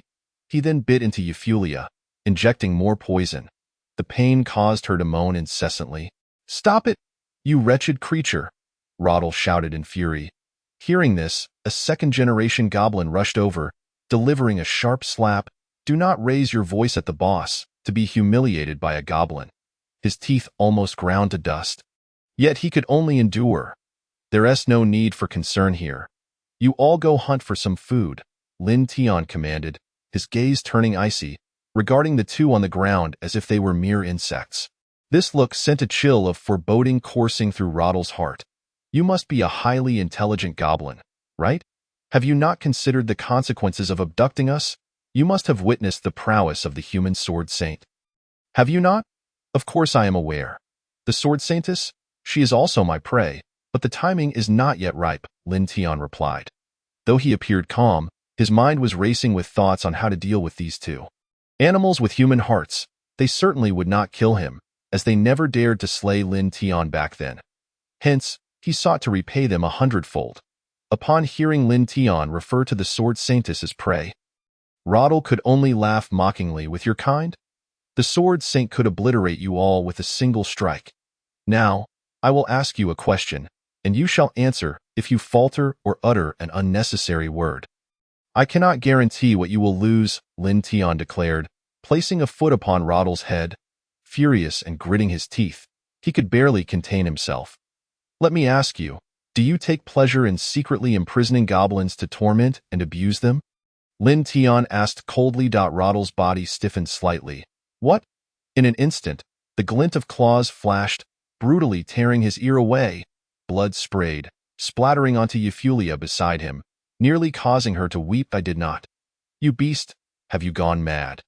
Roddle howled through the agony, yet his heart trembled. Such matters were known only to their team. How could this goblin be aware? Could it be that this goblin had been watching him all along? Strange, far too strange. This was impossible. Just as he pondered, a sharp pain seized his right ear. Both ears had been torn off. Stop. I confess, I have done such things, but so what? Do not goblins also enjoy tormenting humans? Even consuming them, Roddle replied in terror. Hearing this, Lin Tian chuckled. You speak the truth, but I am a goblin. Gobu Tian, Gobu Kwang, bind him to this stone. Morally speaking, Lin Tian's actions were not reprehensible. However, that was based on human ethics. Lin Tian no longer adhered to human morals, only the principles of goblin morality. That is to say, there is no morality. Wait, what do you intend to do? Stop. Roddle's heart raced with fear. Euphulia began to sob uncontrollably. O Lord, Holy Mother Maria, please descend and save us. Yet, alas, if there were indeed so many miracles, the world would be in chaos. What on earth was this goblin, to regard the sword saint as prey? Such a terrifying and bizarre being might truly be a threat. Roddle anxiously contemplated. This time, escape seemed impossible. Lin Tian's gaze shifted, finally resting upon the white-robed nun on the ground. Initially, he had thought her a benevolent figure, only to discover her to be the most repulsive and twisted, to castrate herself, then use magic to heal, and continue the process. The most vile of beings. What do you want? Euphulia whimpered, trembling as Lin Tian drew closer. Oh yes, human nun, so beautiful. The other goblins erupted in cheers. Lin Tian turned back. Do not rush. Those who follow me shall receive ample rewards. All of it, beast. How dare you? Suddenly, Roddle's frantic scream echoed. His forehead bulged with veins. Nearly exerting all his strength to roar, saliva flying everywhere. The corners of Lin Tian's mouth curled upward. His intention was to present a spectacle for Roddle. He drew a sharp blade, slicing into Euphulia's fair visage, to make her feel the anguish of being dismembered. Roddle trembled with fury, but suddenly relented. I beg you, spare her. I promise I will not trouble you. I could even support you, grant you status in the Lionheart Empire. How about that? I swear by the Stanmont family name. Had this condition been proposed at their first meeting, Lin Tian might have considered it. But now, it was too late. These two beasts could never be trusted. Gradually, he began to administer the pain, one cut after another, ensuring she felt every ounce of suffering. After all, healing magic could easily mend such superficial wounds. It would not mar her exquisite form. Stop. My body has already been offered to the Lord. You wretched creature must not touch me. Euphulia screamed in despair. Save me, Captain. The excruciating pain from her wounds nearly caused her to faint. Blood flowed freely. The more she cried out, the more exhilarated Lin Tian became. Roddle was on the verge of fainting from rage, closing his eyes to avoid witnessing the horror. In the distance, Lia and the others peered over, questioning Lin Tian's motives. Did he harbor a grudge against humans? His actions seemed revengeful. Having spent time together, Lin Tian did mention seeking revenge against humans. It must be true, Gobiu remarked. Kashana replied dismissively, a goblin is a goblin, wicked and filthy. That is their nature, except for Gobiu, of course. Kashana? Dear, I believe Lin Tian is different. Though we are imprisoned, we need not concern ourselves with anything aside from our lack of freedom, Lia mused, already enamored by Lin Tian. Each moment spent with him offered experiences beyond what the elves could provide. She had completely fallen for Lin Tian. Chapter 17. Rare Goblin Species. Mother, why are you speaking to goblins? Kashana expressed her dissatisfaction. Lia remained entranced by Lin Tian. Child, you do not understand now, but in time. You will recognize Lin Tian's virtues. However, a flicker of helplessness crossed her gaze. This was all she could do at the moment. Earn Lin Tian's sympathy and strive for freedom for everyone. That would present them with an opportunity to escape. Several hours later, Lin Tian finally concluded his tasks. Gobu Tian, Gobu Kwang, pry open that fellow's eyes, Lin Tian declared proudly, surveying his handiwork. The two goblins, larger than average, immediately sprang into action. They aimed to bring him to the brink of despair and suffering. They were Lin Tian's own progeny, their attributes far exceeding those of ordinary goblins, nearing evolution into a greater species. Thus, they intended to reap the rewards of their little brother. Within goblin society, there existed no familial bonds. They did not recognize fathers or mothers, but rather followed a leader. If the leader commanded them to slay their own kin, they would do so without hesitation. Damned goblin, you beast! I will kill you. I will have the royal knights raze your tribe to the ground. Witnessing this scene, Roddle roared, veins bulging on his forehead and neck. Yet, no amount of struggle would avail him. Captain, I am fine. The Lord will protect us. Yvria, with great difficulty, managed to utter a few words. Her pristine nun's attire was now soiled and covered in dirt. Lordle felt an overwhelming pang of sorrow. She was his childhood companion, whom he had known since their days at the sacred church. Now, she had been reduced to such a state. Lin Tian's eyes were filled with a cold, merciless detachment. The torment he had previously endured was no less severe than her current plight. Yet, for Yvria, it was uncertain whether her suffering was more profound or unbearable. What was unmistakable, however, was that for Lordle, there was nothing but endless torment and agony, worse than death itself. Nearby, Lordle bellowed for them to cease. Blood spewing from his throat as he cried out, "Stop it! Please!" Yet, his pleas fell on deaf ears. He could only watch helplessly as the goblins exacted their revenge. At that moment, Gobu Kwang experienced a surge in his abilities. And given his sufficient level, he began to evolve. His stature grew to approximately 1.7 meters, and his once slender limbs became muscular, clearly marking him as a goblin warrior of the higher breed. Gobu Kwang. LV-33 race. Goblin class. Warrior, significant increase in attack and defense. Title, Son of the Elves.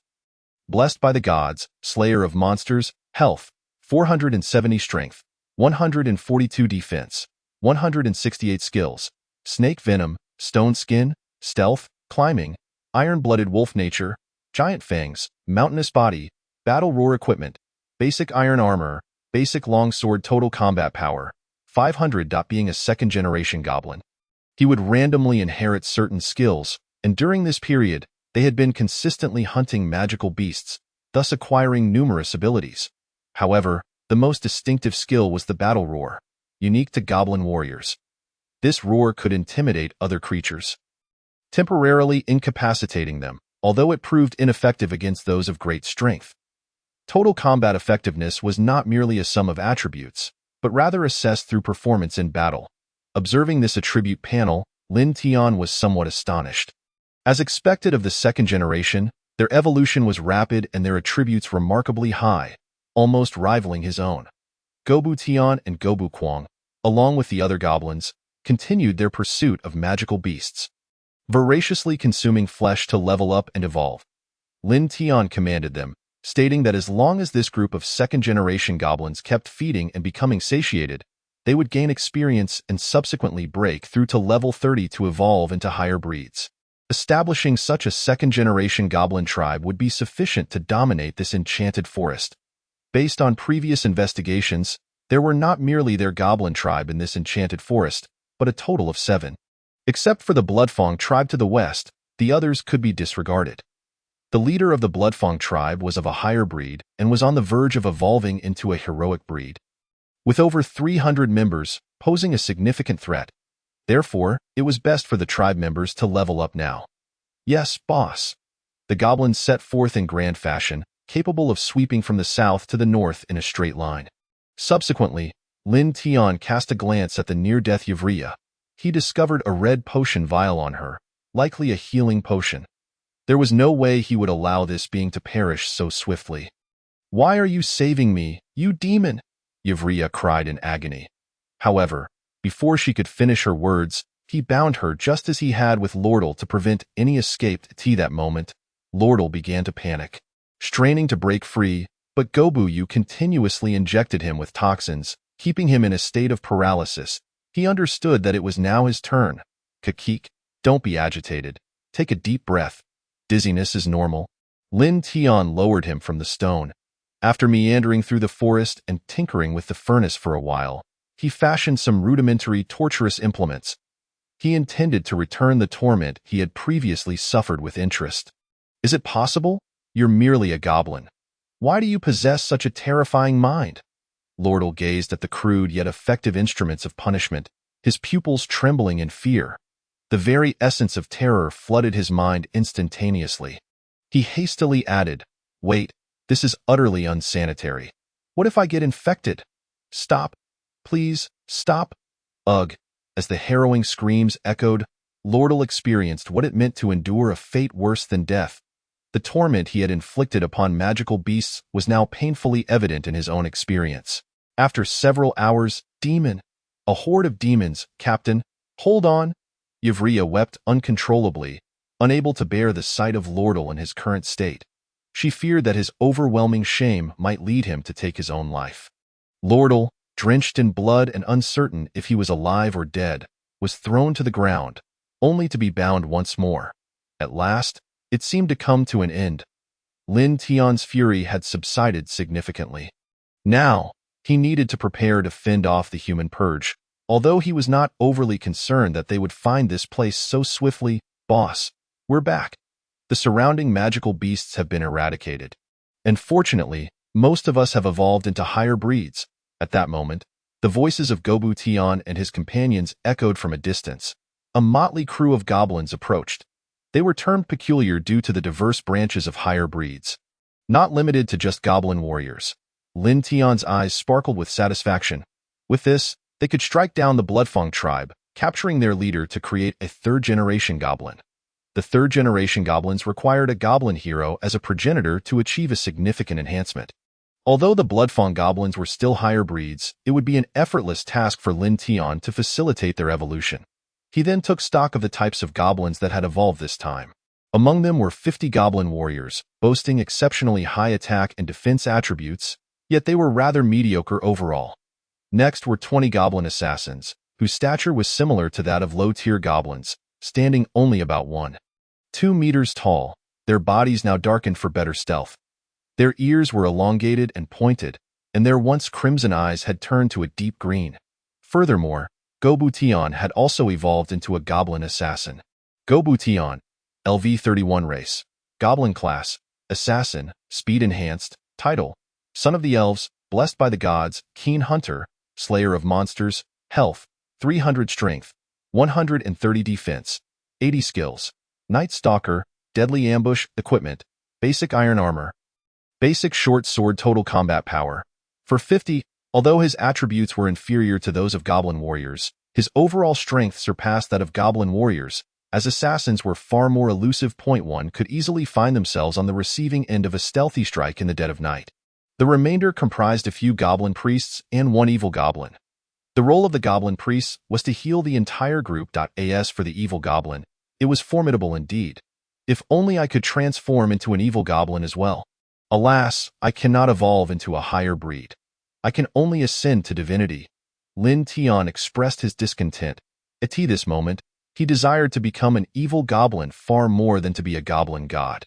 Evil goblin, LV30 race, goblin class, none title, son of the elves, blessed by the gods, slayer of monsters, bone strengthener, health, 200 strength, 71 defense, 44 skills, equipment, basic iron armor, basic short sword total combat power, 150.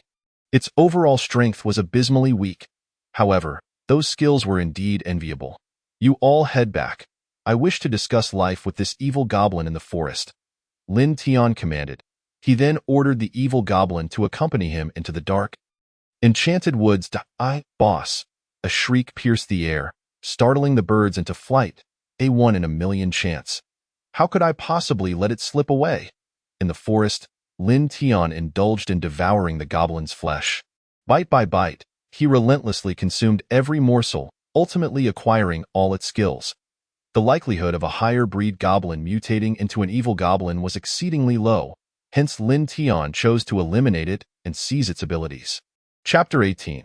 A new pet within the tribe. Upon witnessing the emergence of so many higher breed goblins, Lordle and his companions initially feared it was an invasion by another goblin tribe. They could hardly fathom the torment they had just endured, only to face even greater suffering. Gobu Tian, you've returned? You've all become so formidable. At that moment, Gobu Yu greeted them. Lordle then realized that the previously low-tier goblins had all evolved into higher breeds. What a terrifying development! This was a tribe of dozens, nearly 100 higher breed goblins. In the largest enchanted forest of the Lionheart Empire, this was already a considerable force. This was merely a small section of the enchanted forest in a remote area. What manner of creature was the leading goblin that had undergone such transformation? It was imperative to alert the Royal Knight Order and his master to swiftly eradicate this terrifying tribe. Lorder, filled with trepidation, trembled uncontrollably as he contemplated the potential chaos that could ensue if matters continued to unfold unchecked. Meanwhile, Lin Tian returned to the tribe with the intention of bestowing a name upon it. A necessary step for declaring war on the Bloodfang tribe. However, true to his nature, he was unlikely to engage in an outright declaration. A surprise attack would be far more advantageous, yet a name was still required. He summoned all the goblins and inquired, Gobu, Leah, Gabushin, and all of you, what do you think our tribe should be called? The current members had improved in intellect, allowing for more elevated discourse. Gobu pondered for a moment and suggested, how about calling it the Mighty Tribe? Together, we shall grow strong. Silly little you, you're too naive. Names of goblin tribes are typically derived from their leader's name. Leah teased. Gabushin and Gabuku exchanged glances, deep in thought about the name. Finally, they proposed, boss, how about the dragon-slaying tribe? We shall hunt dragons in the future. Observing their foolish yet self-important expressions, Lin Tian's eyes lit up. Very well, let us simply call it the Tianquang tribe with that. He made a decisive proclamation. Tianquang tribe, Tianquang tribe, Tianquang tribe. The goblins erupted into cheers, dancing with exuberance. It seemed that even after evolution, they could not shed their foolish habits. Lin Tian chose this name to give the impression that the tribe's leaders were Gabushin and Gabuku, ensuring his own safety, while also intending to nurture these two as the primary combatants. The following day, Lin Tian set off alone to scout the Bloodfang tribe, seeking to gather intelligence. Traversing the corrupted forest to the easternmost edge, he was taken aback to discover that the previously marked goblin tribe had vanished. Isn't there the Black Bear tribe and the Warhorse tribe? How could they have been reduced to rubble? He recalled that both tribes had possessed formidable forces, and if united, could rival the Bloodfang tribe. Yet, in such a short span of time, how could they have seemingly evaporated? Nevertheless, these tribes were not the objective of Lin Tian's expedition, and he pressed onward toward the Bloodfang tribe. At last, he arrived outside the Bloodfang tribe. The tribe's environment was exceptionally favorable, situated beside a river abundant with fish resources, surrounded by plains. The ease of acquiring food in the early stages had propelled their remarkable development. Numerous huts dotted the area, housing at least 300 goblins, if not more. Although it was daytime, goblin sentinels remained vigilant atop watchtowers, and even small squads patrolled the perimeter. Lin Tian was astonished, exclaiming, "How could they be so cautious?" Just as he pondered this, a peculiar goblin emerged from a large hut, clad in dark brown, with skin adorned with strange bloodstains and standing nearly 2 meters tall. It bore menacing tusks and a fierce glare. In its hand, it wielded a bone hammer, the size of a small car, crafted from the skull and spine of some creature. Heroic species, giant hammer goblin. The terrifying bone hammer was even larger than its own frame. At that moment, Lin Tian suddenly grasped the situation. After evolving into a giant hammer goblin, this creature had annihilated all nearby goblin tribes. How could it have evolved so swiftly? This was perplexing, however, upon closer inspection. He recognized the hammer's shape closely resembled that of a fourth-tier magical beast from the western forest, the nether zebra. Had it hunted a fourth-tier beast? No wonder. The nether zebra was the most formidable creature in the corrupted forest. Measuring at least 7 to 8 meters, its head seamlessly merging with its neck, making it ideal for crafting a massive hammer. He quickly checked the creature's attribute panel. Warhammer Goblin, Bloodfang LV50 race. Goblin class, Advanced Warrior title, Beast Slayer. Goblin Hero, Divine Blessing, Breeding Machine Health, 700 Strength, 239 Defense, 114 Skills. Fierce Hammer Strike, Giant Strength, Stone Skin, Climb, Stealth Equipment. Bone Hammer overall, 900. Due to the lack of ironworking technology, its attributes were not overwhelmingly powerful. The goblins of Lin Tian's Tianquang tribe were equipped with iron armor and wielded iron swords. Even if their base attributes were not ideal, the difference between being equipped and unequipped was vast. Nevertheless, since they all lived within the same corrupted forest, the skills possessed by the Warhammer Goblin were largely similar. It didn't seem overly impressive. With a combat power of 900, a dozen goblin warriors should suffice to handle it. Lin Tian contemplated, though capturing it alive would present a challenge. This creature had undoubtedly consumed the local flat-headed beasts, granting it formidable resistance to paralysis toxins.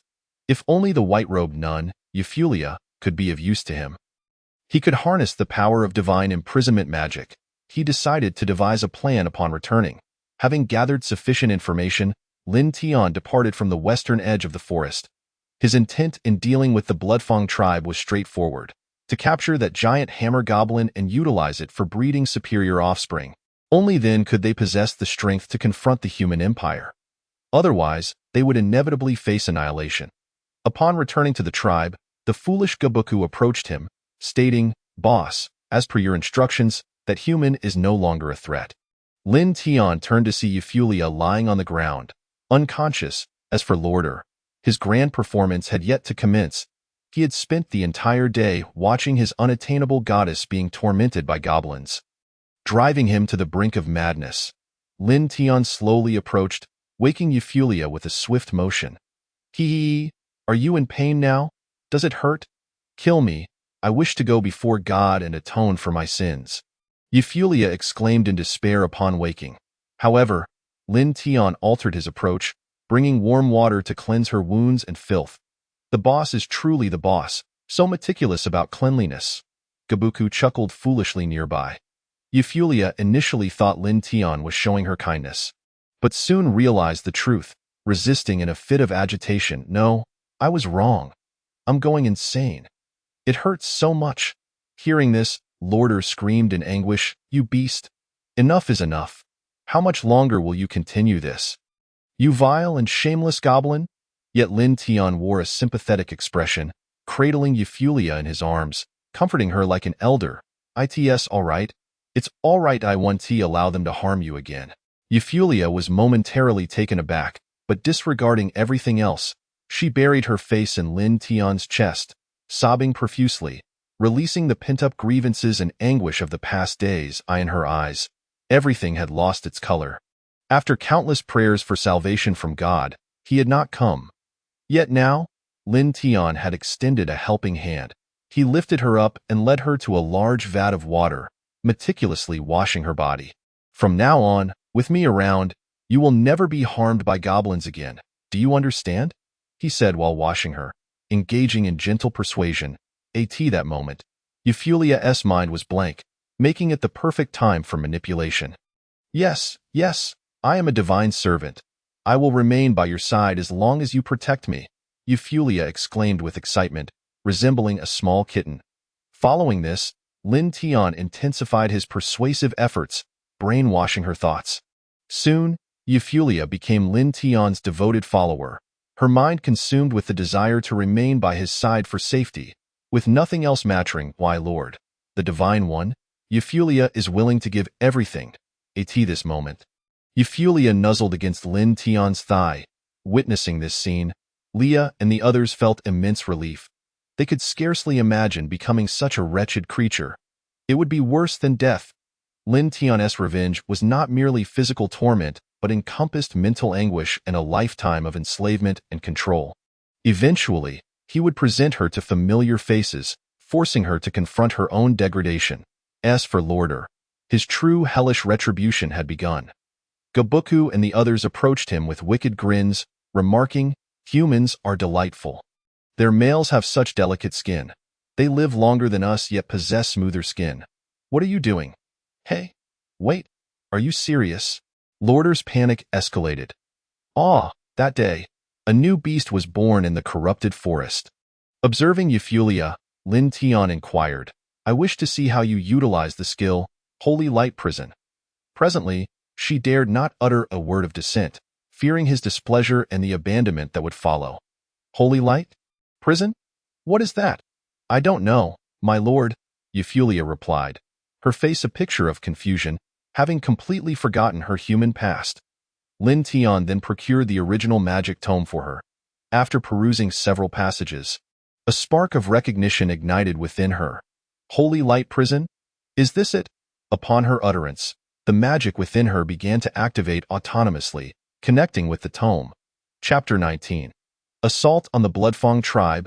A powerful gust of wind surged forth, unleashing a radiant beam of golden light that cleaved through the great tree outside the tribe. Lin Tian sensed an anomaly. This was undoubtedly the Holy Light impact. Through the system, he could observe Evelia's attribute panel and skills. Thus he felt a sense of familiarity.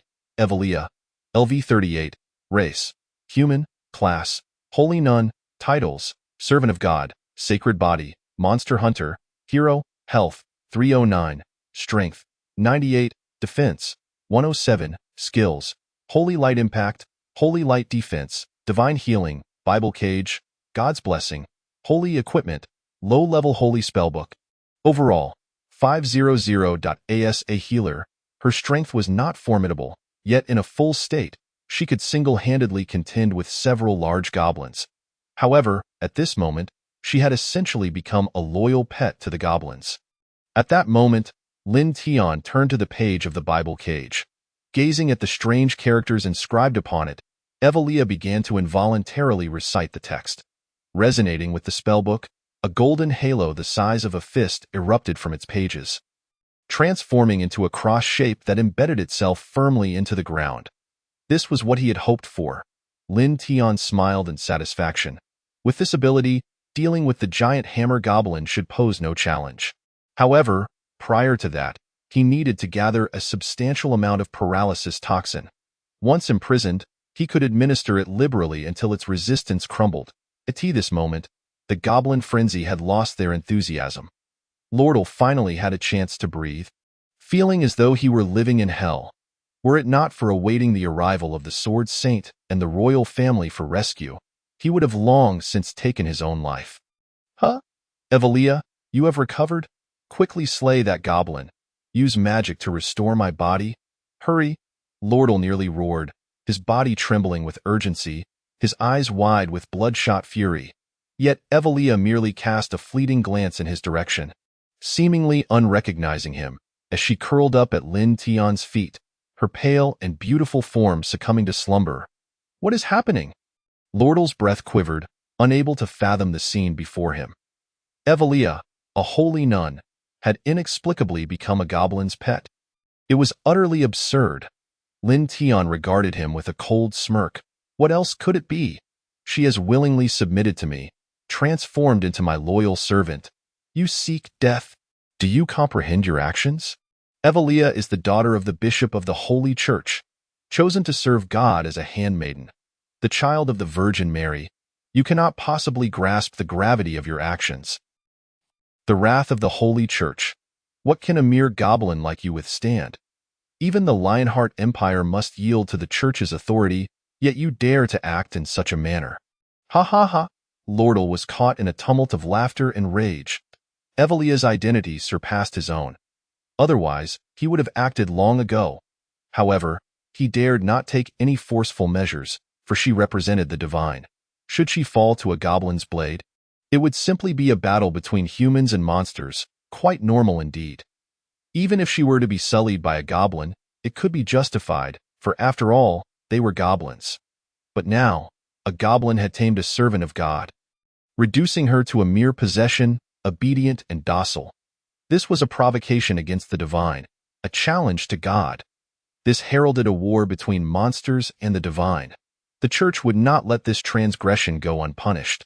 The Lionheart Empire and perhaps even this continent would face upheaval.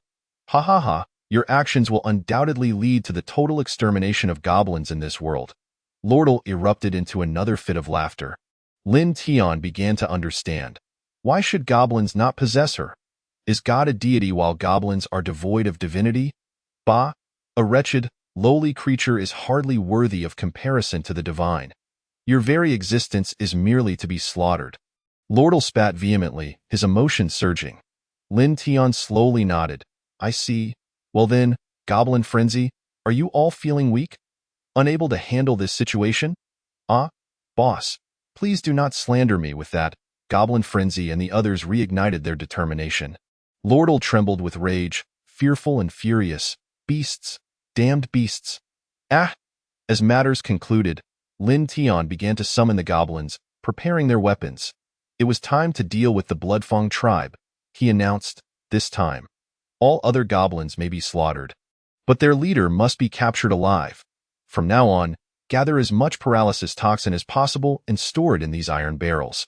Thankfully, possessing the iron refining technique, they were able to produce barrels. Ultimately, they amassed over 10 barrels of paralysis toxin. Let us set forth, Bloodfang tribe. Meanwhile, within the Bloodfang tribe, boss, the surrounding goblin tribes and caves have all been completely cleared, a goblin shaman reported. The giant hammer goblin nodded in satisfaction. Excellent. With this, the mutated forest to the west will belong solely to our Bloodfang tribe. Ha ha ha. However, there remains a relatively large tribe to the south, but it matters not. Last time we encountered them, they were merely ordinary goblins. Not a single large one among them, the shaman remarked, though his expression bore signs of complexity. The giant hammer goblin was indifferent. Such a small tribe, 2 large ones could annihilate them entirely. There is no need to concern ourselves. Yet, I discovered they possess many iron tools and even keep elves captive. The shaman's voice rose with incredulity. Instantaneously, the reclining giant hammer goblin sat upright. Elves? The northern elf tribe was defeated by them? It must be, thus we must proceed with caution. We should find an opportune moment to launch a surprise attack and seize the captive elves, the shaman sneered. Goblins are wary of one another. It is best to eliminate potential threats early on. The giant hammer goblin contemplated for a moment. Very well, let us go shortly, boss. A goblin is outside seeking to speak with us. Suddenly, a voice interrupted the tranquility of the Bloodfang tribe. The newcomer was none other than Lin Tian. The giant hammer goblin approached with a menacing air, brandishing his massive hammer. Humph! Where did this lowly goblin come from? Just kill him. Bloodfang leader, I know you are a hero-class goblin, possessing intelligence akin to that of a normal human, which is why I have come to speak with you. Lin Tian replied coldly. The Bloodfang leader was momentarily taken aback. You are a mutated type? He could sense that Lin Tian was certainly not an ordinary goblin. No, I am simply a tad more intelligent. Additionally, I am the leader of the Southern Sky Rampant tribe, the very tribe you refer to as keeping elves captive. Lin Tian's eyes narrowed slightly. Upon hearing this, the giant hammer goblin burst into laughter. Shaman, is this the Southern tribe you claimed poses a danger to the Bloodfang tribe? How could such a wretch possibly threaten us? Ha ha ha! For a moment, the goblin shaman was at a loss for words. Indeed, When they went to investigate, they found only lowly goblins. Yet, he never anticipated them to be this weak. Bloodfang leader, I am here to discuss a partnership. If you are willing to join us, you may breed with elves and even humans, but the prerequisite for joining is solely you. Lin Tian stated earnestly, his gaze fixed intently upon him. The giant hammer goblin was momentarily stunned. Placing down his bone hammer, his massive form akin to a small mountain, he advanced directly towards Lin Tian. Hemph, fool!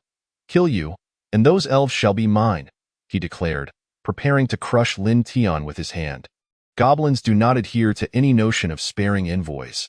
If they can kill, they shall, however. In the next instant, the giant hammer goblin's fingers were severed cleanly. Blood gushed forth. Ah, cursed wretch! Kill him! The giant hammer goblin roared. Retreating hastily, at his command, all the goblins of the Bloodfang tribe charged forth, yet they were all unarmed, lacking armor. Their weapons consisted merely of stones and wooden sticks. Boom, boom, boom. In the next moment, the dark forest echoed with the resounding sound of orderly, thunderous footsteps. What is happening? Has a giant monster arrived? The goblins of the Bloodfang tribe felt a tightening in their chests at the sound. Upon seeing the approaching figures, they were truly gripped by terror. Fear. If it were merely a giant monster, it would not be an issue. They could handle it, but the sight before them was far more horrifying. Dozens of goblin warriors marched in formation, clad in iron armor and wielding iron spears. They resembled an unstoppable army. How could there be so many goblin warriors? The Bloodfang shaman was left dumbfounded. Let whoever wishes to fight do so. He turned to flee, intending to escape. Yet, just as he exited the tribe, reaching the edge of the grass thicket, a sharp blade pierced through his chest. Who? The Bloodfang shaman let out a frenzied roar, baring his teeth in defiance. A blade struck, yet he still did not succumb to death. Immediately thereafter, another knife plunged into his forehead. The assailant was none other than Gobshin, accompanied by a cadre of goblin assassins. In the dimness of night, their figures were nearly imperceptible, and once they activated their nocturnal stealth, they became utterly undetectable, even with the goblin's night vision capabilities, though those were only effective in darkness, rendering them useless by day. Moreover, the duration of their stealth was limited to a mere 30 seconds, typically reserved for critical moments, and this was one such occasion. With a command from Gobshin, all the goblin assassins entered a state of invisibility, infiltrating the Bloodfang tribe. At that moment, the hammer goblin seethed with rage. Cursing, damn it! What of the numerous goblin warriors? I shall crush them all, he declared, preparing to lift his bone hammer once more. But as his fingers unfurled, a glimmer of cold light flashed, and they were severed entirely. Now devoid of fingers on both hands, he could no longer grasp his mighty weapon. His strength significantly diminished. Cursed be this! What foul sorcery is this? My hands! I can no longer wield my hammer. The hammer goblin raved, impotently flailing his fists in frustration. Observing the chaos, Gobshin shouted, "The task assigned by our leader is accomplished. Let us retreat." The goblin assassins were fragile. A single blow would likely spell their doom, prompting a hasty withdrawal. Outside the tribe, goblin warriors, equipped with relatively superior arms, were embroiled in battle. The oncoming goblins fell like wheat before a scythe, effortlessly dispatching several foes. 300 goblins were insufficient to mount a defense. Even the Bloodfang tribe's warriors, though valiant, possessed attributes only half that of Lin Tian's forces, and they were swiftly vanquished. Soon, only the frenzied hammer goblin remained. Master, master! At this juncture, Lin Tian, accompanied by Ivrea, arrived, commanding, "Use the Holy Bible cage to imprison him." "Yes, master." Ivrea promptly began reciting from the Bible, the pages of the spellbook turning on their own. A sphere of light morphed into a cross, piercing the hammer goblin's form. He was ensnared, rendered immobile. However, it appeared that this confinement would last at most a few seconds. Seizing the opportunity, Lin Tian quickly ordered, "Where are the substances? Pour them into his mouth, then employ the toxin skill to bite him." A swarm of goblin assassins reappeared, hastily pouring all the gathered toxins into the hammer goblin's mouth. The others, unscathed, took turns biting him. Vile, vile. The hammer goblin exerted all his strength to struggle, ultimately breaking free from his confinement and flinging several goblin warriors aside with great force. Everyone, fall back, Lin Tian commanded urgently. The hammer goblin's eyes, filled with hatred, locked onto Lin Tian as he charged forward. Ivrea prepared to cast a magical attack but was halted. Fear not, my loyal pup. With a thunderous crash, a cloud of dust was kicked up. The hammer goblin collapsed before Lin Tian, completely paralyzed. Chapter 20. Onward to Dragon Island. The mother of the purple gold dragon. Himph, a hero species, you say? We shall soon possess one ourselves, Lin Tian declared with a triumphant smile. In the current tribe, the pinnacle of talent was the hero species, but that was merely the limit. Limits implied that advancement was exceedingly difficult, effectively placing them at the major species stage, yearning for further evolution to the later stages. Lin Tian could not afford to wait for such a time. He anticipated imminent retribution from humanity. There was also the Sword Saint to consider. Time was of the essence. Upon returning with the hammer goblin, he would ensure complete control, severing tendons to render him utterly incapable of resistance, allowing him to descend into the role of a mere breeding specimen. Wait, that creature is quite large, Lin Tian. My children may not be able to handle it. Upon hearing Lin Tian's plan, Lia felt a surge of fear and hastily began to discuss with him. Indeed, this hammer goblin's size might not align well with the petite elves. Then we shall resort to artificial insemination. Goblin, I shall teach you, and you will assist when the time comes. Is that even possible? After a series of indescribable operations, Goblin felt her worldview shaken. In the days to come, her primary responsibility would be to nurture the third generation of goblins. Lin Tian let out a long sigh of relief, yet remained vigilant. This was not a time for relaxation. The tribe required time to grow in strength to resist, but humanity would not grant them such luxury. Calculating the timeline, the day of the human reinforcements' arrival was drawing near. If matters continued as they were, they would either flee far away or meet death. There was no other option. Their current combat power was insufficient to contend with the Royal Knight Order. However, Lin Tian had already laid out a plan. I must embark on a journey soon. Remain alert, he instructed. He feared that the Sword Saint or the human reinforcements might arrive early and launch a siege. Yet, the likelihood was slim. The distance to Bright Town was considerable and many scattered, corrupted forests lay ahead. It would take time to eradicate the goblin tribe. Lia expressed her concern. Where are you headed? Don't take unnecessary risks. Rest assured, I shall not perish. Even if I do, it matters not, Lin Tian replied nonchalantly. Goblin and the others trusted his judgment without dissent. Only Lordle scoffed. You're not thinking of fleeing, are you? After all this suffering? You so close to breaking through. His prideful tone betrayed his eagerness. Bring the hammer goblin to him, Lin Tian mused, perplexed by the bravado of this individual. In that case, he would not hold back. After several attempts, the hammer goblin scratched his head, saying, Boss, is this even feasible? Paths do not exist in the world. They are forged by those who tread upon them, Lin Tian coldly retorted before departing the Tianquang tribe. Time was of the essence. He set off at full speed. The next day, he arrived at the seaside, where golden sands, sunlight, and the melody of crashing waves uplifted the spirit. That the other side of the sea? What is the most convenient way to cross? Lin Tian pondered. Indeed, he was destined for Dragon Island. Initially, he considered procuring a boat to swim across, but with the distance exceeding 100 kilometers, such a journey would take 10 days to half a month. After further contemplation, he realized the quickest method would be to lure a dragon. Summoning one from Dragon Island would be the most efficient approach. He swiftly raided several nearby villages, capturing over 10 cattle and sheep, accumulating more than 1,000 pounds of meat.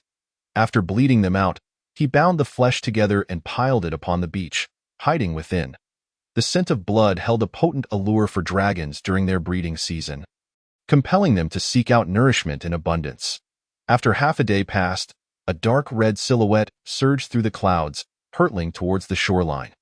Lin Tian peered through the gaps in the flesh, captivated by the dragon's beauty. For a man, dragons represented an irresistible allure. To soar upon one would be the ultimate dream. That goblin. I see him on the beach. Quickly, slay him. Return our cattle and sheep. Cursed lowly beast. At that moment, a contingent of villagers gathered the able-bodied youth from their village, armed and prepared to confront Lin Tian with fervor. However, upon witnessing the colossal dragon descending upon the sea, their resolve faltered, and they instinctively turned to flee. Wait, I recall that goblin was around here. Wasn't he? Yes, let us go. The dragon swooped down toward the beach, the terrifying pressure it generated creating ripples upon the sea surface. Its sharp claws deftly grasped the bundled meat, circling once before soaring back to Dragon Island. Lin Tian, concealed amidst the flesh, silently reveled in his cunning. Indeed, he had surmised correctly. These dragons did not hunt for themselves, but rather for the mother of the purple gold dragon, that ancient colossus, who was in her breeding cycle and required substantial nourishment. Through the gaps, gazing upon the vast expanse of the ocean, Lin Tian marveled at the wonders of this world.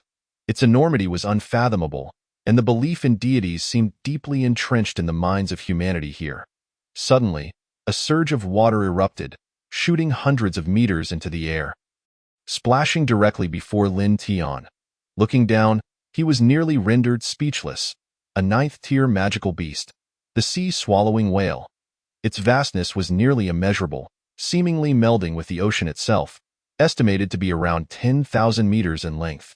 Fortunately, this magical whale exhibited no aggressiveness, merely consuming smaller marine creatures.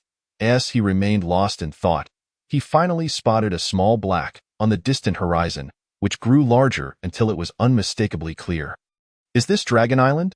It appears quite splendid, Lin Tian exclaimed in surprise, noting that it differed significantly from his initial imaginings of volcanoes, lava, and obsidian. Dragon Island comprised numerous smaller islands, the central one seemingly cleaved apart, adorned with cascading waterfalls and gorges that resonated with the ocean's waves, truly a breathtaking sight. This is the topography of fjords. However, on the broader islands, there are also vast grasslands and dense jungles, teeming with life. Dragons predominantly make their nests on the sheer cliffs. In the distance, a colossal mountain stands, its center marked by a large, sunken chasm. Within that chasm lies a slumbering dragon, its body shimmering with hues of purple and gold.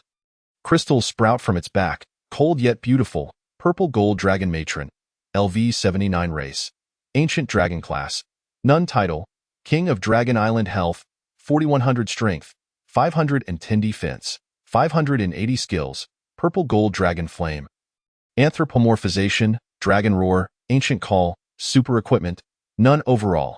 2900 Lin Tian gazed upon this creature's attributes, feeling somewhat reassured. Its overall combat power truly so limited.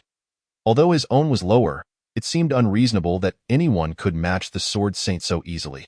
However, it was clear that this being was no ordinary dragon, but rather an ancient dragon from a bygone era, one of considerable size.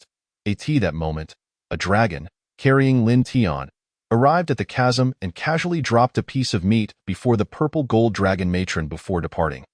Lin Tian hastily emerged from the meat and concealed himself among the tangled, dead branches, terrified that the dragon matron might devour the offering, which would surely mean his demise. Occasionally, another dragon would swoop down, deposit food, and then leave. Lin Tian swallowed hard and cautiously approached the cliff, eager to ascertain just how high it truly was. He feared that if negotiations failed, escaping would be a daunting task.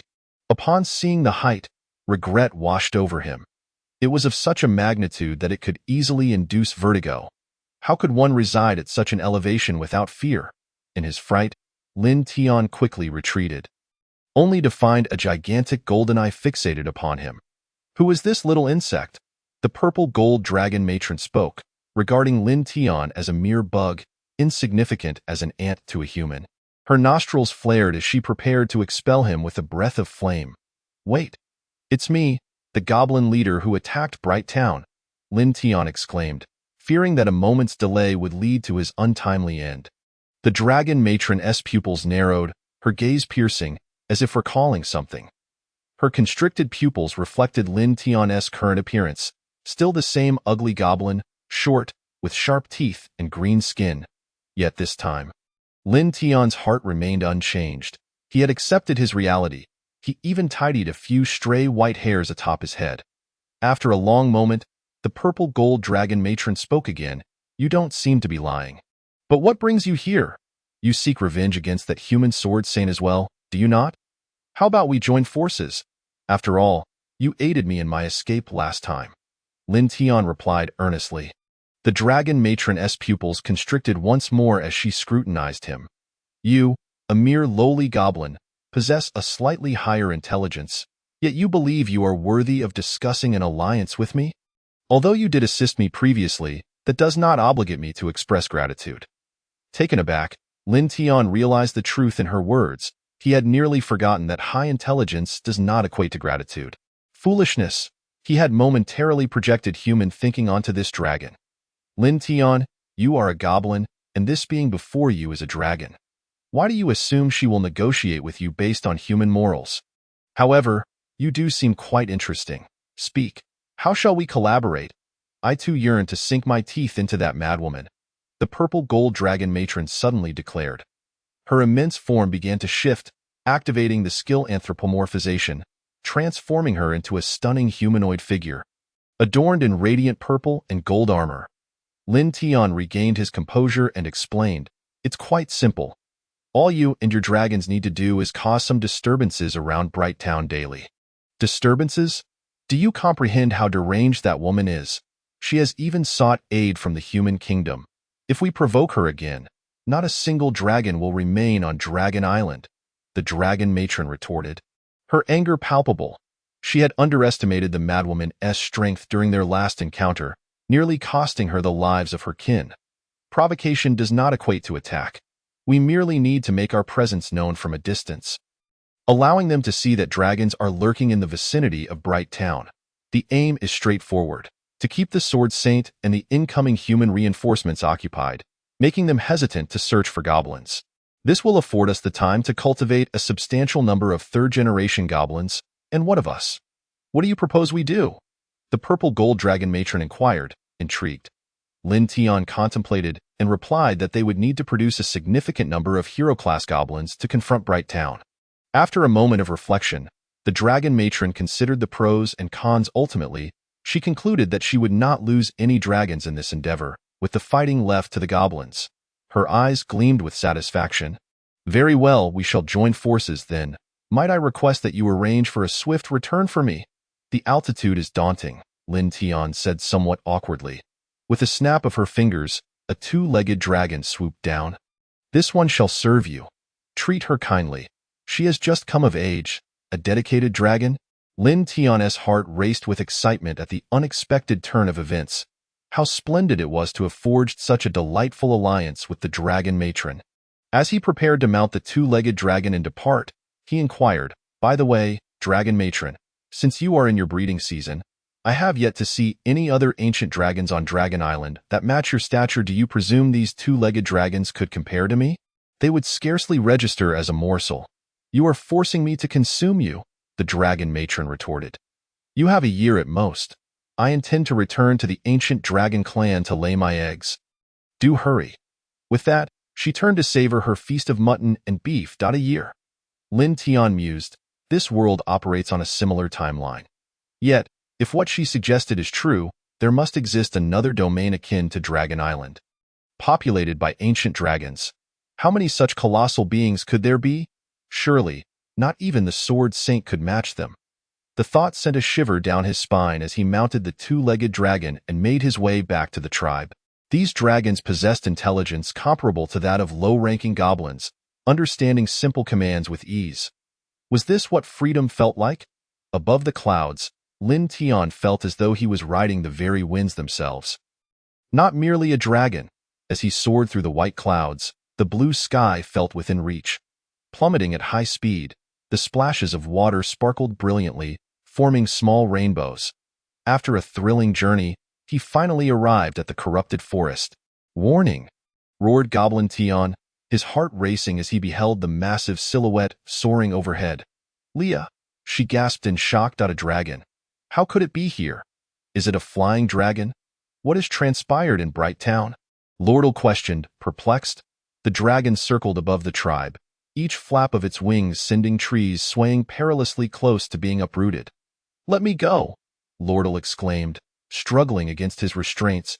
"If it breathes fire, we're all doomed." Fire? What? Leah began to panic, desperately attempting to break free from her cage. At that moment, Lin Tion's voice rang out, "Everyone, remain calm. It is I." Returned. The dragon descended slowly, landing gracefully on a patch of grass at the edge of the tribe. Lin Tian dismounted and gently reassured, "You rest here for now. Do not wander." The dragon exhaled a breath, as if in agreement. "This is unbelievable. A lowly goblin can command a dragon." Lordle's eyes nearly bulged from their sockets. Unable to reconcile the reality before him, one would be fortunate to encounter a beast master in the entire empire, yet to tame a dragon was a feat beyond comprehension. The sight of a lowly goblin returning atop a dragon was bewildering. If he had a stick in hand, Lordle would surely have knocked himself unconscious in disbelief. Seeing this, Goblin U and the others finally breathed a sigh of relief. Long live the boss. So impressive. Is this truly a goblin? Leah mused, a bitter smile on her face as her heart raced. Goblin Tian and Goblin Quang cheered ecstatically, waving their arms in jubilation. "Boss, where have you been?" Goblin Tian asked. His curiosity piqued as he eyed the resting dragon. Lin Tian refrained from elaborating further and instead inquired, "How goes the breeding efforts I assigned you?" "All completed, boss." Gobu Yu spoke up, stating that over the past few days, they had been releasing the elves one by one for the purpose of conception, and fortunately, nothing untoward had occurred. Lin Tian merely grunted in acknowledgement, then retreated to his shelter and fell into a deep slumber. After a period of exhausting travel, he needed to rest, at the very least. The most significant danger had somewhat receded, allowing him a moment to catch his breath in Guangming Town. After more than half a month of reconstruction, the place had nearly returned to its former state. However, in memory of the dozens who had perished, and as a reminder for the rest, gravestones were erected in the center of the town. Every passerby would see them, a constant reminder that an ambush could strike at any moment. The Sword Saint stood alone atop the highest bell tower of the small town, hands resting on her sword, exuding an aura of majesty akin to that of a statue. She often stood there for an entire day without moving. Many had attempted to persuade her, only to receive the response that her negligence had led to the death of so many. She should not have focused solely on slaying dragons while neglecting the issues within the town. Suddenly, a series of rapid hoofbeats echoed from outside the town. The Sword Saint's body stirred slightly, but she quickly regained her composure. She leaped gracefully down from the towering bell tower, swiftly darting to the city walls to greet the approaching group. The royal family, the Knight Order, all composed of elite members meticulously trained by the royal family. A total of 15 individuals, equating to a diamond-level existence in terms of adventure teams. They were divided into 3 groups, the Silver Blade Knight Order and the Battle Roar Knight Order, each consisting of 7 members, while the remaining Death Knight Order had only 1 member, Kasimov. Clad in tattered, pitch-black medieval armor, his appearance was obscured, yet he emanated a chilling aura that was deeply unsettling. Resembling an incongruous oddity, Kasimov has arrived as well? It seems matters have grown interesting, the Sword Saint remarked softly. Upon seeing her, several members of the Knight Orders removed their helmets and bowed deeply. "Sword Saint, you think I wanted to come?" Kasimov retorted coldly. He then entered the town in silence. The leader of the Silver Blade Order, sporting a mane of red curls and a charming mustache, grinned. "Sword Saint, it is truly an honor to see you again. I must admit, I am once again captivated by your beauty. How about granting me an opportunity?" "Silence, you insufferable curly-haired fool. You are merely a pawn for the royal family. And you dare speak to the Sword Saint like that?" A bald, middle-aged man interjected sharply. Despite his baldness, his armor could not conceal his robust physique. Indeed, being bald seemed to have made him stronger. He was the leader of the Battle Roar Knight Order. The Silver Blade leader feigned innocence. "What you say is unjust. Who could resist the allure of the Sword Saint? Is expressing affection not permitted in this world?" "Oh no. How dark, how cruel, how despicable, enough. You're being insufferable again. The battle roar leader snapped, shoving him aside. At that moment, the sword saint spoke. Since you have all arrived, then you shall remain here to guard. I must personally venture into the corrupted forest. The royal family has stated that Lord must be seen alive or dead. However, the likelihood is that he is deceased. Will you be able to bring him back, Sword Saint? The battle roar leader urgently inquired. Upon hearing this, the silver blade leader scoffed. To see a corpse. If he were captured by goblins, not even his bones would remain. Our mission is to slay dragons and eradicate those goblins, I understand. Give me 3 days, and I shall eliminate all the goblin tribes surrounding the corrupted forest.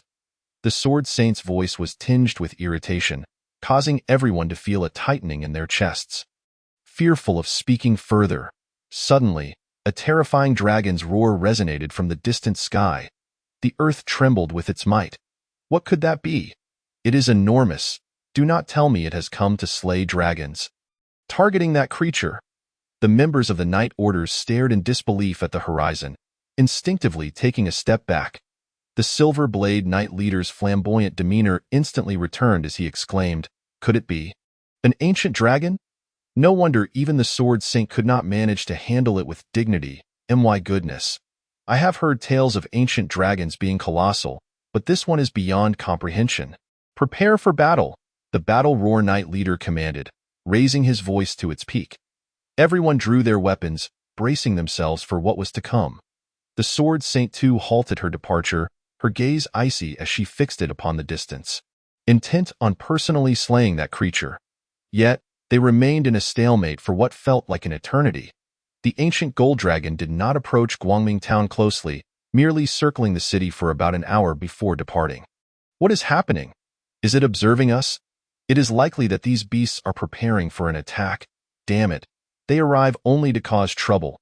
If they are coming, let them come quickly. I wish to finish this and rest. The group remained on high alert, unwilling to let their guard down. The Sword Saint prepared to take action herself to eradicate those goblins and reclaim her lost dignity. However, the Battle Roar leader called out to her. Wait, Sword Saint, if I am not mistaken, that appears to be a female dragon, which implies that there is likely a male dragon in Dragon Island as well. If both dragons emerge, we do not seem to have sufficient confidence to confront them. At the very least, we cannot guarantee the safety of the residents. Upon hearing this, the Sword Saint was about to respond, remembering that the last time there was a significant upheaval, only this female dragon had appeared. Yet, she swallowed her words. The previous encounter with Dragon Island had already resulted in substantial losses, and now they dared to covet this place. It was entirely possible that there were indeed 2 dragons, or even more, but she could not contain her desire to eliminate those goblins and cleanse the corrupted forest. She then declared, "Isn't there also Kasimov? That individual possesses strength as well. That lunatic? Do not hold your breath. Since returning from the Valley of Death, he seems to have transformed entirely," the Silver Blade leader retorted dismissively. Originally, the Death Knight had received orders to delve into the Valley of Death to hunt down invaders from a hostile nation. Yet only Kasimov had returned. They later learned that it was the strongest Knight Order of the opposing empire. Kasimov's return alone attested to his formidable power.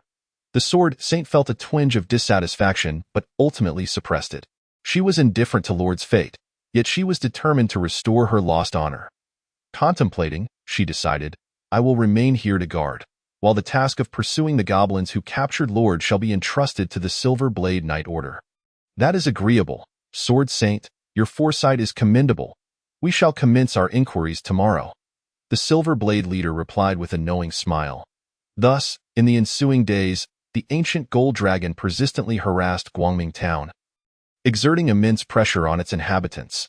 Some residents even sought refuge in shelters, too frightened to venture outside. Meanwhile, the members of the Silver Blade Knight Order rode into the nearby corrupted forest, beginning their purge of the goblin tribes. They sought to eliminate every last one, in hopes of locating Lord I and the Tian Quang tribe. Lin Tian had also rested sufficiently during this time. It was crucial to elevate his own strength once again. Having mated with Gobuyu, his level cap had risen to over 100, yet he had not accrued enough experience. He needed to level up. Otherwise, he would be easily dispatched by the Sword Saint with a single strike. Dressed in his gear, he led Ivrea and prepared to venture into the corrupted forest to grind for levels. Suddenly, he had a thought. Gobuyu, you should join me. The dangers ahead will only intensify.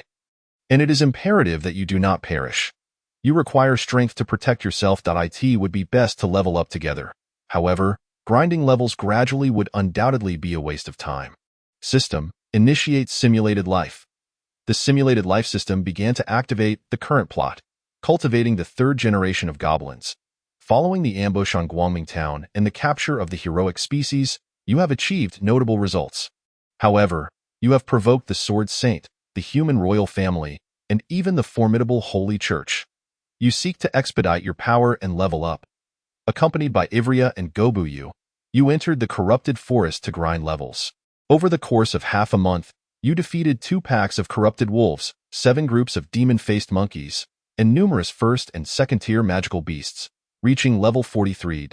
Yet unexpectedly, Gobuyu had ascended to level 50. Surpassing you. Upon closer inspection, you discovered her passive skill, Wild Growth, seemingly allowed her to gain experience at double the rate. You felt elated. Even Ivrea had reached level 40, after lingering in the corrupted forest for another half-month. You finally reached level 50, while Gobuyu had ascended to level 60, and Ivrea to level 45. Option 1. Return to the tribe and begin planning the next steps. It is no longer prudent to linger outside. Score 0. Option 2. Your strength remains insufficient. Continue leveling up. Score 10. Option 3. Level up to 100 to challenge the Sword Saint.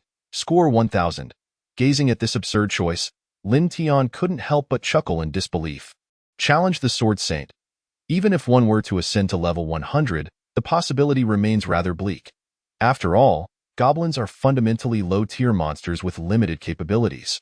Unless they were to evolve into a higher breed, it is unlikely that they could stand a chance against that madwoman in a one-on-one confrontation. It would be far wiser to employ one's intellect. A considerable amount of time has elapsed, and it is nearly time to assess the progress of the third generation of goblins. Thus, I choose option 1. Return to the tribe. Subsequently, I will interrupt the life simulation and instantly traverse to a month later. In summary, the enchanted forest has become insufficient for acquiring adequate experience points, resulting in a sluggish leveling process. Rating: 20 out of 100. Reward: life points x 20. The current life simulation has concluded. With a time advancement of 1 month. Swish! Immediately, Lin Tian felt a wave of dizziness wash over him. His vision was engulfed in a blinding white light, as if he were standing in another realm.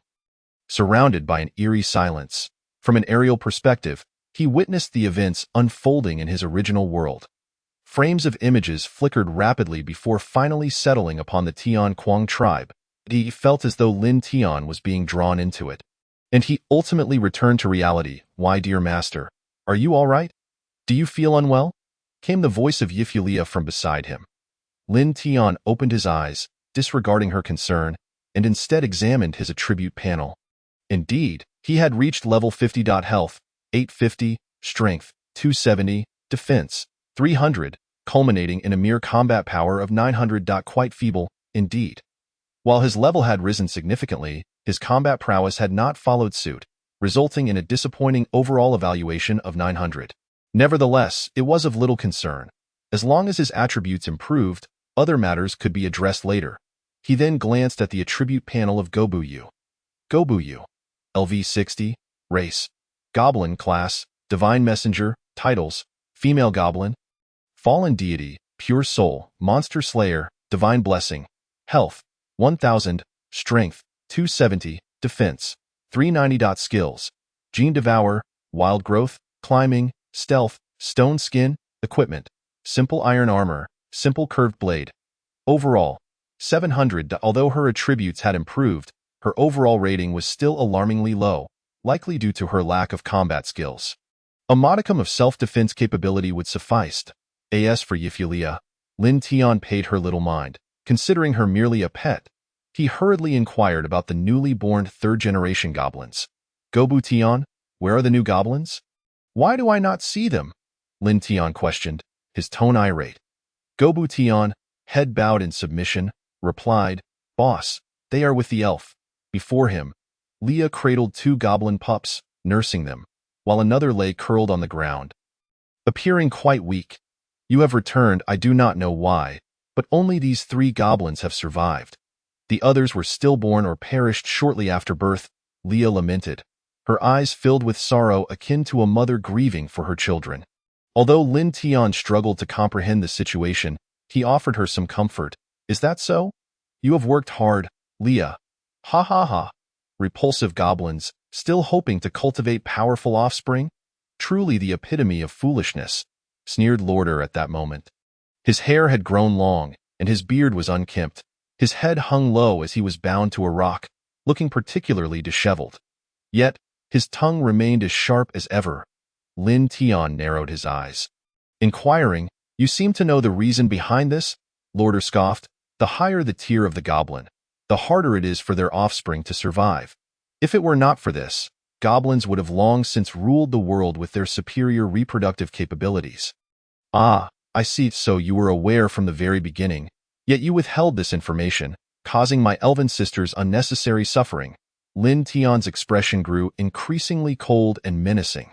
He turned to signal to Gobu Kwang and the others. Suddenly, Lorder raised his head, a grotesque expression on his face. "Come on, beast. I am no longer afraid. Bring it on." "Is that so? Then let us change the game. You lot, come here." Lin Tian beckoned a few goblins and whispered a few words into their ears. The goblins were visibly distressed and reluctant. "Boss, do we really have to do this? We don't want to. Is death what you desire?" Lin Tian threatened, and they could all sense that the Lin Tian who had returned was far more powerful and profound than before. Terrified, they complied and approached the bound Lorder, untying him and leading him into a makeshift shelter. Lin Tian looked at him with a benevolent expression. "Farewell, and I hope you enjoy yourself this time. Goblins, you are truly ruthless. Even if I become a malevolent spirit, I will not let you off the hook." Lorder's trembling, furious roar echoed from within the shelter, filled with bitterness and helplessness. At that moment, Leah's sorrowful voice resounded. "Lin Tian, another pup has passed away." Lin Tian turned to look, and indeed, the previously weak goblin pup on the ground had succumbed. However, the other 2 appeared quite healthy. It would take a month to produce merely 2 pups. And the key factor was whether they had the potential to evolve into hero-class goblins. Evolution itself would require considerable time. Even if a full year were to pass, they would not yield many hero-class goblins. And it would be impossible to eliminate the current batch. There was only one solution. To capture more breeding stock, 30-odd elves were simply too few. However, at this critical juncture, to venture into nearby villages to capture villagers would be akin to walking into a gunfire. Should anyone notice, they would undoubtedly seek aid from Guangming Town and immediately face extermination. Currently, averaging 3 surviving pups per month would yield only 30-odd in a year. 30-odd hero-class goblins would be insufficient to contend against the Sword Saint and her ilk, with no chance of victory whatsoever. Thus, there was only one course of action: to thoroughly evolve this group of large goblins into hero-class goblins. The dragon brought along would serve as the optimal catalyst for this transformation. "Line up, everyone. Today, the boss has a special treat for you." Lin Tian approached the resting bipedal dragon, caressing its exquisite skin. "Be good. All this food is for you. Enjoy it well." With that, several goblins brought forth an abundant supply of wild boars, deer, and even beasts of magical prowess. Upon seeing this, the bipedal dragon began to feast voraciously. Seizing the opportunity, Lin Tian instructed the goblins to commence their tasks without delay. After a day and night of effort, the bipedal dragon collapsed onto the ground, panting heavily. Lin Tian was astonished. This creature had shown no resistance, indicating that it was not only the purple gold dragon mother that was in breeding condition, but other dragons were as well. However, the needs of the purple gold dragon mother must be prioritized. "Have you been holding back for too long, my dear? You may feast upon all this meat," Lin Tian said, directing the goblins to bring forth even more blood and flesh. The other goblins appeared invigorated, seemingly imbued with the power of dragons, brimming with excitement. Long live the boss! To be able to mate with the dragon kin is a legendary feat in the goblin world. They cheered. Ha ha ha. I sense that I may soon evolve. Indeed. It seems I will transform into something grand. Lin Tian commanded them all to enter the enchanted forest, initiating an unrestricted massacre. Anything alive must not be spared. This was the only way to expedite their leveling process. They needed to evolve into hero-class goblins as soon as possible. Today, Lorder's eyes reflected none of his former defiance. Instead, they were filled with fear and trepidation as he gazed at Lin Tian. This goblin was truly monstrous. Its power exceeded human comprehension. It aimed to forge an entire tribe of hero-class goblins. One alone could lead a medium-sized goblin tribe. What would hundreds achieve? They could rival an entire city. Chapter 23. Confrontation with the Silver Blade Knight Brigade. Next, Lin Tian realized he must also enhance his own strength. Otherwise, he would struggle to establish authority among a gathering of hero-class goblins. Since mating with the bipedal dragon, his attributes had also improved. Health, 1200, Strength, 320, Defense, 400. The quality transformation was indeed more favorable than anticipated, allowing him to acquire attributes that would typically require other goblins to evolve. Without the need for time-consuming efforts. System, open the system store. During this period, nearly 200 life points had accumulated, not solely through life simulations. Achieving new titles and accomplishments also contributed to this increase. Iron Sword, 5 points Experience Fruit, 1 point low-level Healing Potion, 1 point low-level Potential Fruit, 1 point, upon consumption, randomly increases 1 attribute value. These were all low-tier items. Lin Tian scrutinized them carefully. There was nothing particularly useful among the low-level offerings. Even the skills available for exchange were of no value. He then shifted his gaze to the slightly higher quality, albeit pricier, section. Exquisite Iron Sword, 10 points Large Experience Fruit, 5 points Intermediate Healing Potion, 5 points. Upon seeing this, Lin Tian could not help but scoff, remarking, "This is reminiscent of mindless games from a decade ago. Players start at level 1 battling small crayfish, then level 10 against giant crayfish, level 50 against rainbow crayfish, and level 100 against supreme demonic crayfish.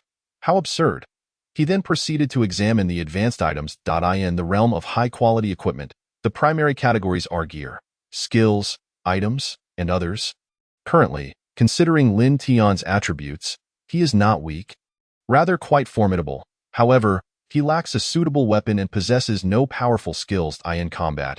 He would find himself at a disadvantage. With 180 life points, he might be able to exchange for something. He promptly decides to first examine the equipment section. Flame Longsword, 50 points, enchanted with fire element effects, capable of inflicting fire damage. Magic Sword, 70 points, inscribed with ancient runes, capable of absorbing a portion of magical attacks and storing them for later release.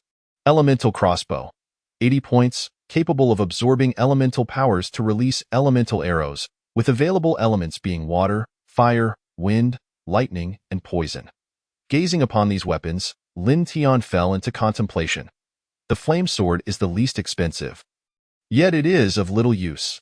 The Magic Sword offers decent value, but for Lin Tian's slender frame to wield a sword against a mage, that seems impractical. Moreover, the majority of the Saintess's attacks are physical. The most suitable option, and also the one that aligns best with Lin Tian's finances, is the Elemental Crossbow. Compact enough to equip, albeit a tad pricey, any weapon costlier would be beyond consideration. The key advantage remains its ranged attack capability, making it ideal for Lao Lu's usage.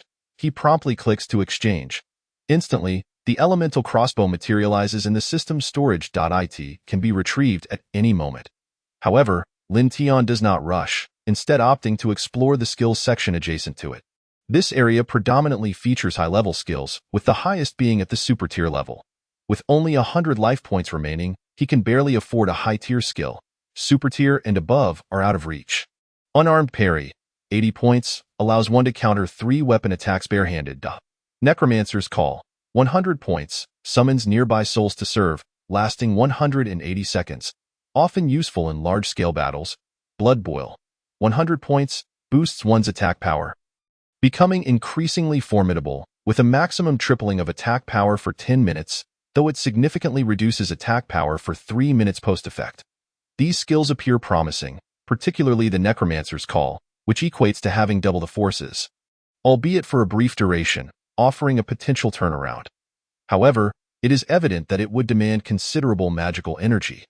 While the species in this world possess some magical essence, Lin Tian is not suited to be a mage at present. Having yet to delve into such practices, Blood Boil seems average, neither exceptional nor subpar, proving quite useful in one-on-one combat. Ultimately, he opts for unarmed parry, a skill that could ensure survival. Exchange successful. The skill has been dispatched to storage. Lin Tian gazes at the remaining 20 life points, pondering their potential use. Should he save them? The gap to the desired super-tier skill is substantial. 300 points needed. Cursed Blessing. 300 points, summons a puppet of evil god strength equivalent to a 6th-tier magical beast for protection, persisting until it is slain. With this skill, his power would ascend to a new echelon. Regrettably, he falls short of the required life points. Utilizing them would leave him with nothing to exchange for. Lin Tian then inquires, System, aside from earning 1 point per day and simulating life, are there other methods to acquire life points? The host may also gain life points through tasks issued by the system. These tasks are random and typically prompt the host to accept them during significant life events. Hearing this, Lin Tian finds himself at an impasse. Thus, he resolves to retain the 20 points. He opens the system's storage. Extracting both unarmed parry and the elemental crossbow, he immediately masters unarmed parry, while in his hands now rests the elemental crossbow. He equips it on his left arm. Measuring approximately 30 centimeters, it resembles a typical crossbow, albeit with 2 green tubes akin to 4 lines inserted into Lin Tian's ARM.AS, a magical artifact. This connection allows him to channel elemental powers into the crossbow, with no nearby elements available.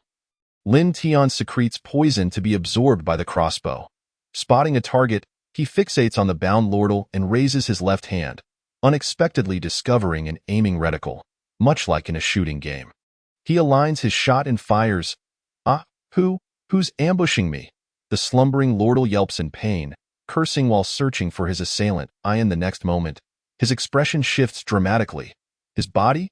Paralyzed. Damn goblin. He recognizes that familiar sensation. It's the goblin's paralysis toxin. Lin Tian nods with satisfaction. The effect seems promising. After some practice, he gains a clearer understanding of the elemental crossbow's capabilities. Its range extends to 300 meters, not particularly far, yet with remarkable accuracy. The maximum number of stored shots is 50, which can be evenly distributed with 10 shots per element, or favoring one element over others. Currently, lacking access to more elements, he decides to stockpile poison elements. Range paralysis of foes proves to be quite effective. Frustrated, Lordle grits his teeth, anxiety gnawing at him. Why haven't the royal family sent anyone to rescue him yet? Even if they believe him dead, they should send someone for vengeance. He has endured all manner of suffering, simply waiting for rescue. Otherwise, he might have already succumbed to the stones. Meanwhile, members of the Silver Blade Knights scour the enchanted forest.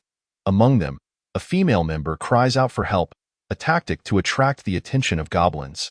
Captain, there's movement over there. In the heart of the forest, a 3rd-tier magical beast, a giant ice spider, is seen spinning silk to ensnare its freshly captured prey. The captain of the Silver Blade jumps in fright. Spiders? I fear spiders the most. Handle this, quickly. Immediately, the archers draw their longbows and shoot an arrow that strikes the cocoon to the ground. Realizing something is amiss, the giant ice spider spins around, its body comparable to a small house. Displaying remarkable agility, 8 long legs dart between towering trees. At that moment, a man steps forward, wielding a spear over 2 meters in length. He locks onto the spider's agile form and hurls the spear. It pierces the spider, pinning it against a tree. The archers quickly follow up with lethal shots aimed at its head. In less than 3 minutes, they have slain a 3rd-tier magical beast. Truly, they are an elite knight group nurtured by the royal family. Do you think Lordle is already dead? Most likely. Count Stanmont nearly fainted upon hearing the news. Forget it. Let's swiftly eliminate all the goblin tribes. After dispatching the spider, the Silver Blade captain and his companions press on. Indeed, some goblins are drawn toward the woman's cries. The outcome is predictable. They effortlessly wipe out a tribe of 200 goblins. The captain notes their progress in a small notebook, marking down a tally of 1. Clearing 10 or so will suffice for us to return. Let us continue. Such lowly, weak magical creatures hardly pique my interest. Then why didn't you stay back to slay a dragon? I could take down a wyvern. But I lack the capability to slay an ancient dragon. Besides, if the ancient dragon clan holds a grudge, one may not know how they would perish. During their banter, the Silver Blade Knights have effortlessly annihilated 5 or 6 goblin tribes. At this juncture, the group's mage, Unto, grows cautious. Wait, have you not noticed that as we approach the depths of the enchanted forest, we haven't encountered a single magical creature? Indeed. At once, everyone becomes vigilant. The air carries a faint metallic scent of blood, indicating that a massacre is occurring nearby. Suddenly, movement stirs in the nearby underbrush. A large green goblin stumbles out, colliding directly with the Silver Blade Knights. In an instant, the air seems to freeze, all eyes locked in mutual astonishment. Is this a goblin? A large goblin? Mage Unto is momentarily taken aback, as the goblin's appearance was far too abrupt for immediate comprehension. The large goblin, equally bewildered, has wandered through the enchanted forest for some time, searching for magical creatures to hunt. This is its first encounter with humans, an armed and well-equipped group. Reacting swiftly, it bellows, "Ah!" drawing the attention of nearby goblins, who cease their activities to gaze toward the source of the sound. The captain of the Silver Blade remarks, "It seems we've discovered the reason why all magical creatures in the vicinity have been hunted to extinction." Chapter 24. Forest of Despair. Without hesitation, the archers draw their bows. Aiming an arrow at the goblin's heart, to their astonishment, the arrow ricochets off. "What? It has armor. How can this be possible?" a man exclaimed in quiet astonishment. The leader of the Silver Blade did not find it particularly surprising. Perhaps it was merely the iron armor seized from a slain human, hardly a cause for alarm. Observing that the arrows had little effect, the spear wielder began to gather strength. He suddenly hurled his spear with great force. A resonant whoosh pierced the air, a sound both jarring and sharp. The goblin was launched backward, impaled against a great tree, a swift resolution. The spear wielder spoke with a sense of pride, exuding disdain. However, to everyone's astonishment, the goblin suddenly stirred. It slowly extracted the spear that had pierced its body. This spectacle left the onlookers in shock. The spear wielder, incredulous, exclaimed, "How is this possible? My strike should have been sufficient to slay a tier 3 monster. Just a mere goblin? Even a large one should have perished." He had previously dispatched many large goblins, and this was the first time he had failed to kill one with a full-force strike. The situation appeared peculiar. "Unto, finish it off," he commanded. The leader of the Silver Blade furrowed his brow and instructed, "The mage shall begin chanting." Yet, a terrifying roar erupted, interrupting him. Roar! The voice of the large goblin echoed throughout the forest, sending birds fleeing in panic. Suddenly, movement erupted around them. 1, 2, 3. Goblins clad in iron armor and wielding iron swords emerged in droves. Unto felt a wave of confusion. "Damn it, there must be 4 or 5 dozen of them." He exclaimed, "Captain, there's more. Watch above you. If I'm not mistaken, goblin assassins are lurking. What manner of goblin tribe have we provoked?" The leader of the Silver Blade slowly dismounted, drawing a silver sword inscribed with sacred runes. "Capable of inflicting greater damage to monsters," he jested. "Do you think you can handle this? If not, you may choose to retreat." "Humph, are they not merely a horde of large goblins? We can certainly deal with them." The spear wielder replied confidently. The others remained silent, their vigilance heightened. Yet, the ordeal was far from over. The ground began to tremble incessantly. A colossal creature was approaching, each step causing blood pressure to rise and hearts to race. Crack, crack, in the distance, towering trees began to fall, tilting under the strain.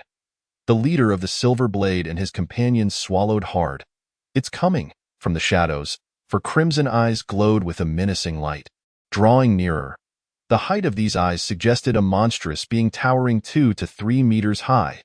The full form was finally revealed, a large, muscular goblin, gray with green spots, with prominent tusks and a disproportionately small head. Its muscles were imposing, and it possessed 4 arms.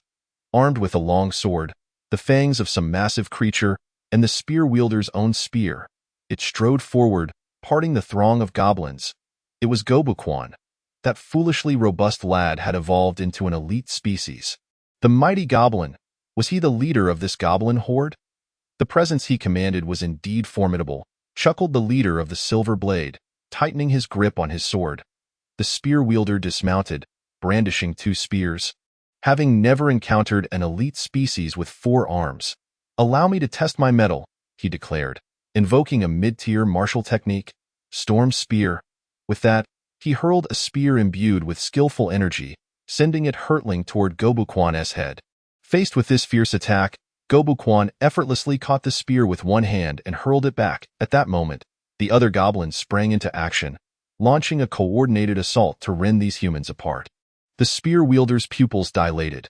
He sensed he could not withstand the returning spear and swiftly evaded. In the next instant, disaster struck his steed, which was impaled by the spear, pinned to a tree as if it were a roasted lamb. That wretched creature, consumed by rage at the death of his beloved horse, the spear wielder unleashed his fury. Mid-tier martial technique, Hurricane Spear. Enchanting the spear with powerful winds, he sought to repel the large goblin. Yet, it proved ineffective against Gobukwan, who opened his 4 arms, wildly thrusting his longsword and massive fangs towards the leader of the Silver Blade. Each clash sent tremors through the leader's arms, leaving them numb with shock. Impossible! Does an elite species possess such monstrous strength? Sweat began to bead on the leader's forehead. As he struggled to escape, the distant archer drew back her bowstring and activated a skill, mid-tier archery technique. Charged critical. If it struck the head, it would normally fell even an elite species, but the charge required 30 seconds, hence the name. Unbeknownst to her, a diminutive figure was stealthily approaching. With a swift thrust, a sharp claw pierced the abdomen of the female archer. Dragging her away, it began to sprint into the depths of the forest. "Damn it! Demi has been ambushed," the leader roared, desperate to pursue but unable to break free from his own entanglement. The others found themselves equally ensnared. The mage unto S face paled with fear. "Captain, do you not see something amiss? These goblins are remarkably resilient. We have yet to slay a single one. Need you to state the obvious? This is utterly absurd." The spear wielder cursed, having sustained injuries yet managing to kill only 1 goblin in the distance. The goblin that had taken the archer Demi finally revealed itself. Unlike the goblin assassins, it was even smaller than a low-tier goblin, barely the size of a pet dog. Its body was a grotesque shade of black and purple, utterly naked, with a face so hideous that its large, dark eyes seemed to consume its entire visage, reminiscent of an alien. Its claws were unnaturally sharp, and despite its small stature, it exhibited immense strength, effortlessly dragging a person several times its size at great speed. Hee. It cackled menacingly as it ran, a chilling sound echoing in the air. This was Gobution, having also evolved into an elite species, the Dark Goblin. A phantom-like entity, it then dragged the female archer up the tree with ease, scaling the heights without the need for hands, and hung her from a branch. Through the gaping wound in her abdomen, she was suspended, blood pouring forth. It hurts. Someone save me, Captain. Sword Saint, Demi shrieked, coughing up blood, gasping for air. The sight of the grotesque Gobution only intensified her terror, prompting her to scream, "A monster!" Yet, the pain in her abdomen nearly rendered her unconscious. Her insides felt shattered, her organs ruptured, and her stomach threatened to spill from the gaping hole. "I don't want to die. I want to go home and eat my mother's pumpkin pie," she sobbed, despair and horror enveloping her mind. This was all too sudden, as if she had plunged straight into hell. The memory of her mother's pumpkin pie was her sole thought of solace. But alas, it was merely a figment before death. Returning to the battle in the forest, the group had all sustained injuries. No amount of shouting or strategizing proved effective. The leader of the Silver Blade could only focus his full strength against Gobukwan, unable to attend to the chaos unfolding behind him. Thus, he suffered 2 grievous stabs, The searing pain rendered him unable to resist as Gobuquan seized him with one hand. The remaining members were similarly wounded. Captured by Gobuquan, unable to escape, the spear wielder trembled in fear. He realized he must seek aid. His comrades had been taken, Dimi's fate unknown. Continuing this fight was futile. He turned to flee. Suddenly, a ghastly figure descended from the treetops. Its two bottomless, dark eyes fixated on him. He stumbled back in terror. It was Gobutian. Having caught up, the spear wielder, disregarding everything, fled in a frenzy. Yet, Gobutian swiftly climbed onto his back, relentlessly tearing at him, the iron armor shattering. Flesh being ripped away in chunks, but the adrenaline coursing through the spear wielder's veins propelled him forward. Then, in an instant, he lost his balance and collapsed to the ground. Upon realizing the cause, he screamed, "Ah, my foot! Where is my foot?" Following the trail of blood, he saw his severed foot lying nearby, as a goblin assassin nonchalantly picked it up and began to gnaw on it. Hell, this is hell. Fortunately, Gobutian was thrown off, and in desperation, the spear wielder activated a high-tier skill, Wind God. Take me away, favor of the wind. The forest erupted into a tempest. A whirlwind surged forth from nowhere, whisking the spear wielder skyward, rapidly extracting him from the cursed forest. During this chaotic escape, he glimpsed a horrific scene. Dimi. The sight of her lifeless form shattered him. He fled, head held high, as Gobuquan spoke coolly, "Gobutian, return with Dimi's body. Let us go. We must report back to the boss." The remaining goblins were dancing with unrestrained enthusiasm, as if they were on the verge of establishing a goblin corporate culture. In this battle, they suffered the loss of 3 goblin warriors and 1 goblin assassin, a remarkably minimal toll, to say the least. Within the Tianquang tribe, Lin Tian was acutely aware of the forest location. From afar, he could hear the commotion, though the cause remained unclear. Lordle, with a face full of smug satisfaction, was certain that the Sword Saint had come to his rescue. Surely, the royal family would send reinforcements. "Your demise is imminent. Ha ha ha. I have finally risen to prominence." His laughter was akin to that of a madman. The wait had been excruciatingly long, an unbearable torment, reminiscent of Fan Jin's triumph in the imperial examination. Lin Tian harbored doubts, ready to flee with Gobuyu at any moment. Those who deserved to die would meet their fate, but he was determined to eliminate that scoundrel Lordle before departing. Euphraia had already been successfully brainwashed. Sparing her life would allow for further amusement. However, upon spotting a group of goblins, his anxious heart finally eased. He nearly feared that the Sword Saint's madwoman had come to claim him. Upon witnessing the appearance of Gobutian and Gobuquang, he felt an unexpected thrill. Gobuquang was seen grasping 4 individuals, while Gobutian perched upon his shoulder, leading a throng of dozens of larger goblins back. Oh, they captured so many? Wait, isn't this momentum a bit too overwhelming? Just as Lin Tian reveled in joy, he suddenly felt an immense pressure. He had been so caught up in his elation that he almost forgot that they had evolved into hero-class beings. Surely, they wouldn't turn against him, would they? Chapter 25. Betrayal of Gobutian. Even from a distance, Lordle sensed an inexplicable aura of oppression drawing near. Gobuyu, terrified, huddled closer to Lin Tian. "Goblins, heroes. Lin Tian, do you still believe you can lead them?" Leah, observing the scene, spoke in fear. Having painstakingly earned Lin Tian's trust, the thought of his demise sent shivers down her spine, knowing their fates would be dire. "Boss, we captured a human." At that moment, Gobuquang triumphantly brandished the captives from the Silver Blade Squad.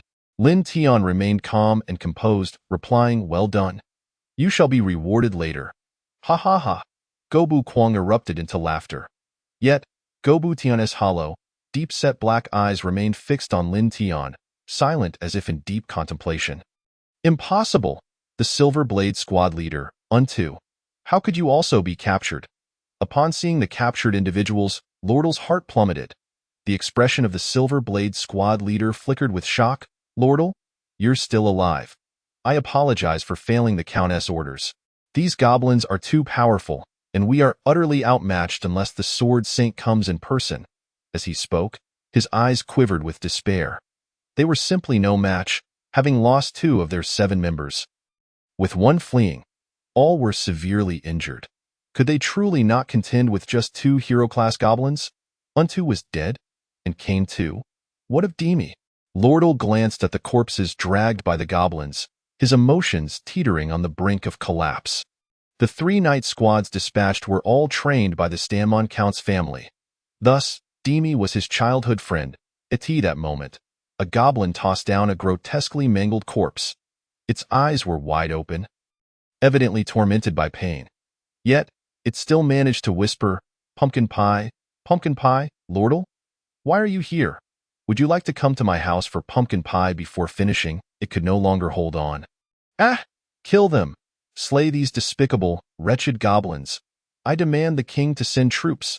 Lordle thrashed violently, veins bulging, his face contorted in rage, his eyes nearly bursting from their sockets, bloodshot with fury. The Silver Blade squad leader was equally filled with sorrow and indignation.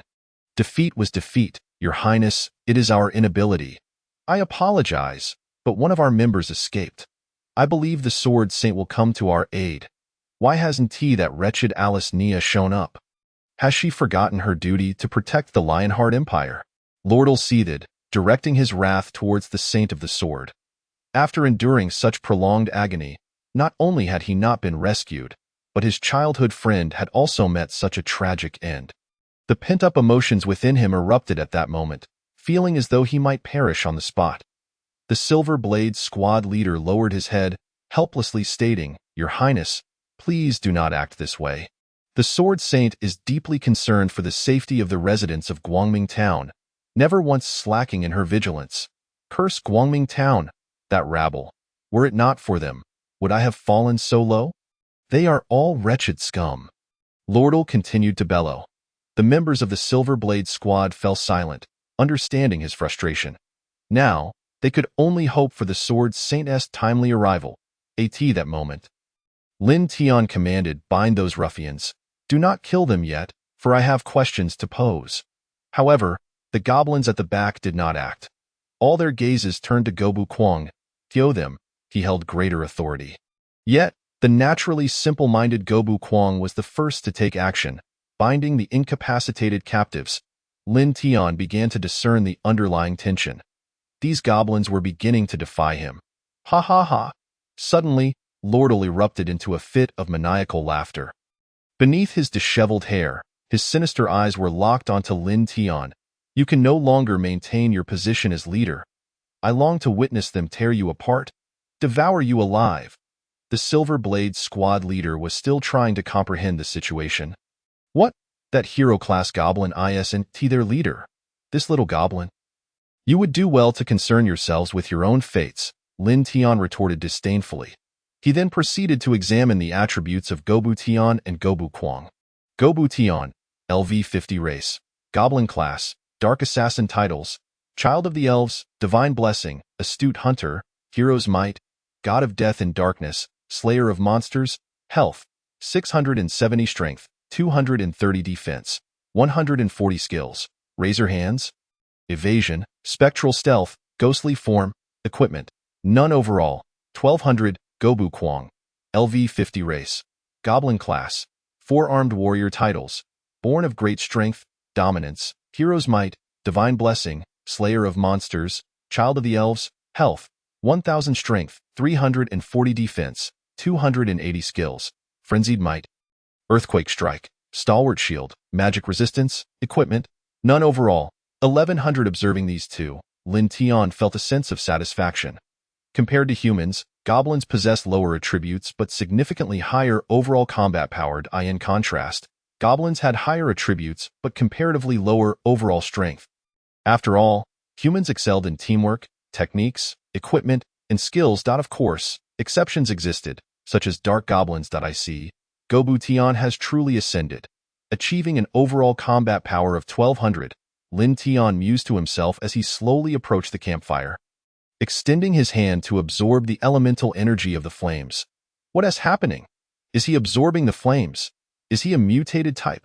The Silver Blade squad leader exclaimed in astonishment. Yet, No one could provide an explanation. Lin Tian turned to Gobu Tian. Gobu Tian, feed that dragon.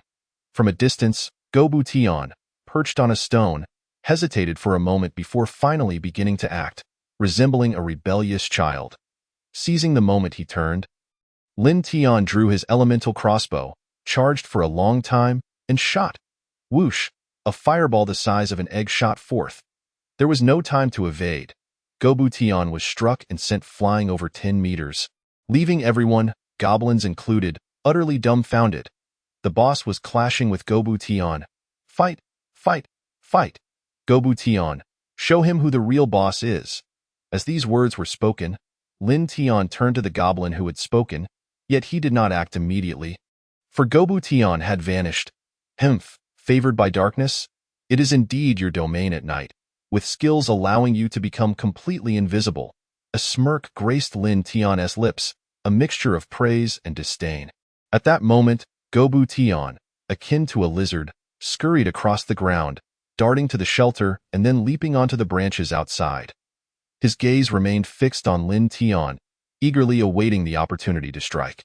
Upon reaching Lin Tian's back, he lunged forward with ferocity, his razor-sharp claws capable of rending flesh and bone. Got you, Lin Tian coldly remarked, retaliating with a flurry of strikes, aimed at his rear. 3 rockets shot forth. Engaging in a battle of agility, he had obtained the elven race's skill, Keen Eye. In the beginning, no one consumed the corpse of the sprite. All the other goblins were preoccupied with mating, leaving only him to acquire this skill. Gobshin could never have anticipated that he would be unable to evade his fate, and he was promptly knocked to the ground. Flames engulfed him, leaving him barely alive and immobile. Among the 3 arrows, one contained a venomous element. The egg-like attack was a charged strike, delivering significant damage but at a slower speed. The standard arrows, however, were shot in rapid succession, almost impossible to dodge. Captain Silverblade could hardly believe his eyes. What kind of projectile had that creature launched to annihilate this monster in an instant? They had suffered tremendously at Gobshin's hands. Demi had met a particularly gruesome end. What manner of terrifying being was this little goblin? It was unfathomable to think that the target of this mission was truly a goblin tribe. It was utterly bizarre. Boss, I concede, I was wrong. Gobshin twisted and struggled on the ground, realizing it was futile, and hastily pleaded for mercy. The other goblins were momentarily stunned, completely unprepared for Gobshin's defeat. Yet, a small faction of goblins, willing to follow, erupted into cheers. Dancing with joy, then, Lin Tian slowly approached Gobshin, placing his foot upon his head. Gobshin, after I dedicated so much time and energy to nurture you, you dared to plot against me, boss, considering how I helped you capture so many humans. I beg you to spare me. I am your son. Tears streamed from Gobshin's large, dark eyes. This was the first time Captain Silverblade and his companions had witnessed a goblin weep, and to hear the word son uttered was shocking. The intellect of the hero species was surprisingly high, at least that of a child of TNT that moment. Lin Tian revealed a tender smile. My child, my precious child, I shall certainly forgive you. But first, it's time for you to meet your other kin. With that, he drew a finely crafted short sword and pierced it through Gobshin's skull. The brain matter exploded forth. In his eyes, what child? Nonsense. Betrayal was betrayal. There were no moral sentiments to be had. Though such treachery was common and inevitable within goblin society, how it was dealt with was entirely Lin Tian's decision, as well as that of the various tribal leaders. Hiss! At that moment, all the goblins were rendered speechless, afraid to even breathe. Lordle could scarcely believe it. This fellow was truly fearsome. After all, to have raised a hero species only to slay it so casually? This is far from over. Lin Tian brandished his sword and slowly advanced toward a large goblin, his eyes filled with murderous intent. Swish! In an instant, the body was severed. He went on to slay 7 more large goblins, 4 of which were goblin assassins closely associated with Gobshin. From this day forth, should any of you wish to challenge me, feel free to come forth, but know that the only outcome for the vanquished is death. Furthermore, your underlings in the tribe shall meet the same fate. Lin Tian wiped the blood from his sword and spoke coldly. This time, The goblins did not cheer and dance. Instead, they were gripped by a deep-seated fear. Paralyzed by terror, Lin Tian was somewhat satisfied with the effect, subsequently consuming several bites of Gobshin's carcass. He acquired a new skill, Dark Embrace, allowing him to become nearly invisible in dark environments, unless one possessed particularly keen eyesight. It would be exceedingly difficult to detect him. However, this ability was limited to darkness. Exposure to light would render him visible in a short span of time. Although other skills remained available, the dark goblins were too diminutive. And soon, he would devour them all. A new dark goblin would need to be cultivated. Come here, from now on, you shall be known as Gobshin.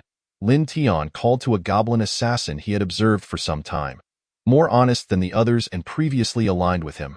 Gobshin was taken aback. Boss, I swear my loyalty to you. Please do not kill me. Who said anything about killing you? Eat, devour it all, including those others, Lin Tian commanded. Gobshin, momentarily stunned, quickly understood and began to ravenously consume Gobshin's corpse. The level 50 corpse would yield a substantial amount of experience points. Moreover, Gobshin would inherit all skills. He then proceeded to devour the corpses of the large goblins he had just slain. But they were only level 47, still insufficient. Lin Tian scanned the area and contemplated consuming the 2 human corpses as well. You dare! Lordle shouted once more. Yet, it was merely impotent rage. He could only watch as Gobshin consumed the corpses. Finally, the goblin assassin began to evolve, shedding layers of skin, transforming to resemble Gobshin closely. Boss, I've evolved, Gobshin exclaimed, elated, rushing to kneel before Lin Tian, awaiting his touch on the head, a gesture of submission within goblin culture. Lin Tian patted him lightly and said, Go now, scout the surroundings, and see if anyone dares to launch a sneak attack. Lordle, what manner of monster have you entangled yourself with? He gives me the impression of not merely being a goblin berserker, but rather a cunning strategist, one that even an empire must regard with caution. Captain Silverblade spoke with palpable fear. This time, we've truly stumbled into a great misfortune. Lin Tian regarded them, noting that these so-called Royal Knight Brigade members seemed somewhat lacking in strength. Chapter 26, The Reaper, Kasimov and Hesus, LV-53 Race, Human Class, Royal Knight Title, Guardian of Home and Country, Glorious Knight, Leader of Grace Life, 930 Strength, 240 Defense, 287 Skills, Silver Light / Sword Resonance. Sword Dance, Glory of Power, Equipment, Exquisite Silver Armor, Fine Alloy Longsword, Cloak Comprehensive. 1000. Though the attributes were decent, they were only marginally stronger than Lordle, who was in his 40s, after all. He was a member of the royal lineage. A disciple of the Sword Saint. The skills were rather ordinary. He appeared to be just an average brigade leader. Lin Tian had expected a formidable adversary. The others were also hovering around the 900 mark in strength. Meanwhile, the upgraded second-generation large goblins boasted strengths around 700. Surrounded by them, lasting 3 minutes would be considered quite impressive. Currently, Lin Tian's strength had reached 1500, having perfected his mastery of elemental crossbows and unarmed combat techniques. His ascension was rapid. Hemph, so you were relying on this bunch of weaklings to save you? Lordle, it seems you have been too naive, Lin Tian scoffed. Captain Silverblade lowered his head, sighing, Indeed, we were too naive. In our brief encounters, I realized that you are an exceedingly fearsome opponent. If left unchecked, you will bring disaster upon the Empire. However, rest assured, the Sword Saint will surely come to deal with you. She is the sacred blade of the Empire, destined to eradicate monsters like you. The other members echoed, Indeed, the Sword Saint will soon arrive to cleanse you. Still clinging to that fellow as your idol? Lin Tian found it somewhat amusing, casting a glance at the remaining few. He drew his short sword. Captain Silverblade's heart raced. What are you planning? Wait. Stop. Swish. In an instant, Lin Tian aimed his weapon at one of the humans. Drawing blood. Sizzle. The moment the carotid artery ruptured, blood sprayed 10 meters away. Marveling at the heart's wondrous function as a pump. Ah, Captain, help me. I can't breathe. The human gasped in agony, soon succumbing to blood loss. Lin Tian summoned the highest level large goblin, also a goblin assassin. instructing him to consume the human's flesh and blood to expedite his leveling. Once thoroughly devoured, he leveled up to 48, still 2 levels shy. Lin Tian continued his ruthless slaughter, dispatching 2 more humans. Regrettably, neither gained a level. The experience requirements were escalating significantly. He estimated he would need to consume 7 to 8 more humans at levels 40 to 50 to evolve into a large goblin. For goblins, the required evolution levels were 30, 50, 70, 90, and 100. However, failures in evolution were not uncommon. He watched the brigade members perish one by one. The disparity between Captain Silverblade and Lordle became glaringly evident. He remained remarkably calm, devoid of frantic cries. After all, he had fought on the Imperial battlefield and had grown accustomed to the dance of life and death. He merely stated, "What a pity, Sword Saint. They ultimately could not hold out until your rescue." Reality diverged starkly from games and anime. Falling into enemy hands almost invariably led to death. Hope was but a fleeting wish. This was the cruel reality. Lin Tian held a degree of admiration for Captain Silverblade, granting him a swift end. "May your journey be smooth." He then allowed the goblin to consume him. Now, resources must be concentrated wherever possible. Cultivating a new hero species would be most advantageous. The creatures of the monster forest had been entirely eradicated, leaving Lin Tian with a pressing concern. He lacked sources of experience. "You beast, I will not let you off the hook. You shall not escape my wrath." Lord has completely lost his mind, barking like a rabid dog. Lin Tian's ears are nearly calloused from the noise, prompting him to knock Lord unconscious. He swiftly mounts a bipedal dragon, preparing to investigate the situation in Bright Town. If the Sword Saint has indeed arrived, things could turn perilous. As dawn breaks, Bright Town is already bustling with activity.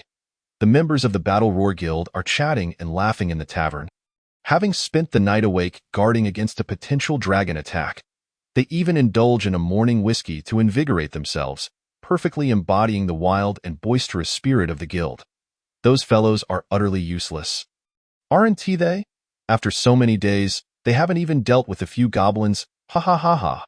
The guild leader exclaims with hearty laughter, raising his drink in camaraderie. At that moment, a strange gust of wind sweeps over Bright Town. Suddenly, a spear-wielding man plummets from the tempest, bloodied and with a broken leg, crashing down and fracturing several bones. The townsfolk are startled, fearing an invasion by monsters and fleeing in panic. The spear-wielding man struggles to remain conscious, crawling forward despite his injuries until he ultimately succumbs to unconsciousness. From a distance, the Sword Maiden spots him and swiftly leaps to the center of the town, arriving at his side and carrying him toward the tavern. "Sword Saint, what brings you here? Would you care for a drink?" the guild leader asks, rising hastily. Upon seeing the injured man in the Sword Saint's arms, his expression changes drastically, prompting the others to rush over to assess the situation. The healer immediately begins to cast spells for treatment. The guild leader, in disbelief, wonders how they could have faced goblins and ended up in this state. One might think they were off slaying dragons. The Sword Saint remarks, "I cannot say. I merely saw him fall from the sky and lost consciousness." Moments later, the spear-wielding man regains consciousness, though he is still exceedingly weak. The gathered crowd, with grave expressions, inquires what transpired. "Where are the others? How did you end up like this?" He coughs, blood and clots spilling from his throat. "Sword Saint, have you all gone a night without sleep? You must be exhausted," he rasps. The Sword Saint quickly retrieves a high-grade healing potion, eager to treat his wounds, but the man refuses. "My injuries are too grave." "It is futile, Sword Saint. You must hurry and rescue the guild leader and the others. They have been captured by a horde of goblins, including 2 elite kinds, a veritable army of large ones, likely part of a colossal tribe. Moreover, be cautious. These goblins are unlike any other. Each possesses strength double that of a normal goblin." He coughs again, struggling for breath. The guild leader furrows his brow. "A colossal tribe? That makes no sense. 2 elite kinds and dozens of large ones shouldn't be able to capture them." He scoffs at the notion of mere goblins being capable of such a feat. "Stay strong." Yet, the spear-wielding man ultimately cannot hold on any longer. his eyes rolling back as he meets an untimely demise at dawn. The Sword Maiden gazes at him, lamenting, how could a knight of royal lineage be reduced to such a state? A severed leg, punctured lungs, and numerous wounds from sharp implements. It seems those goblins wield iron weaponry.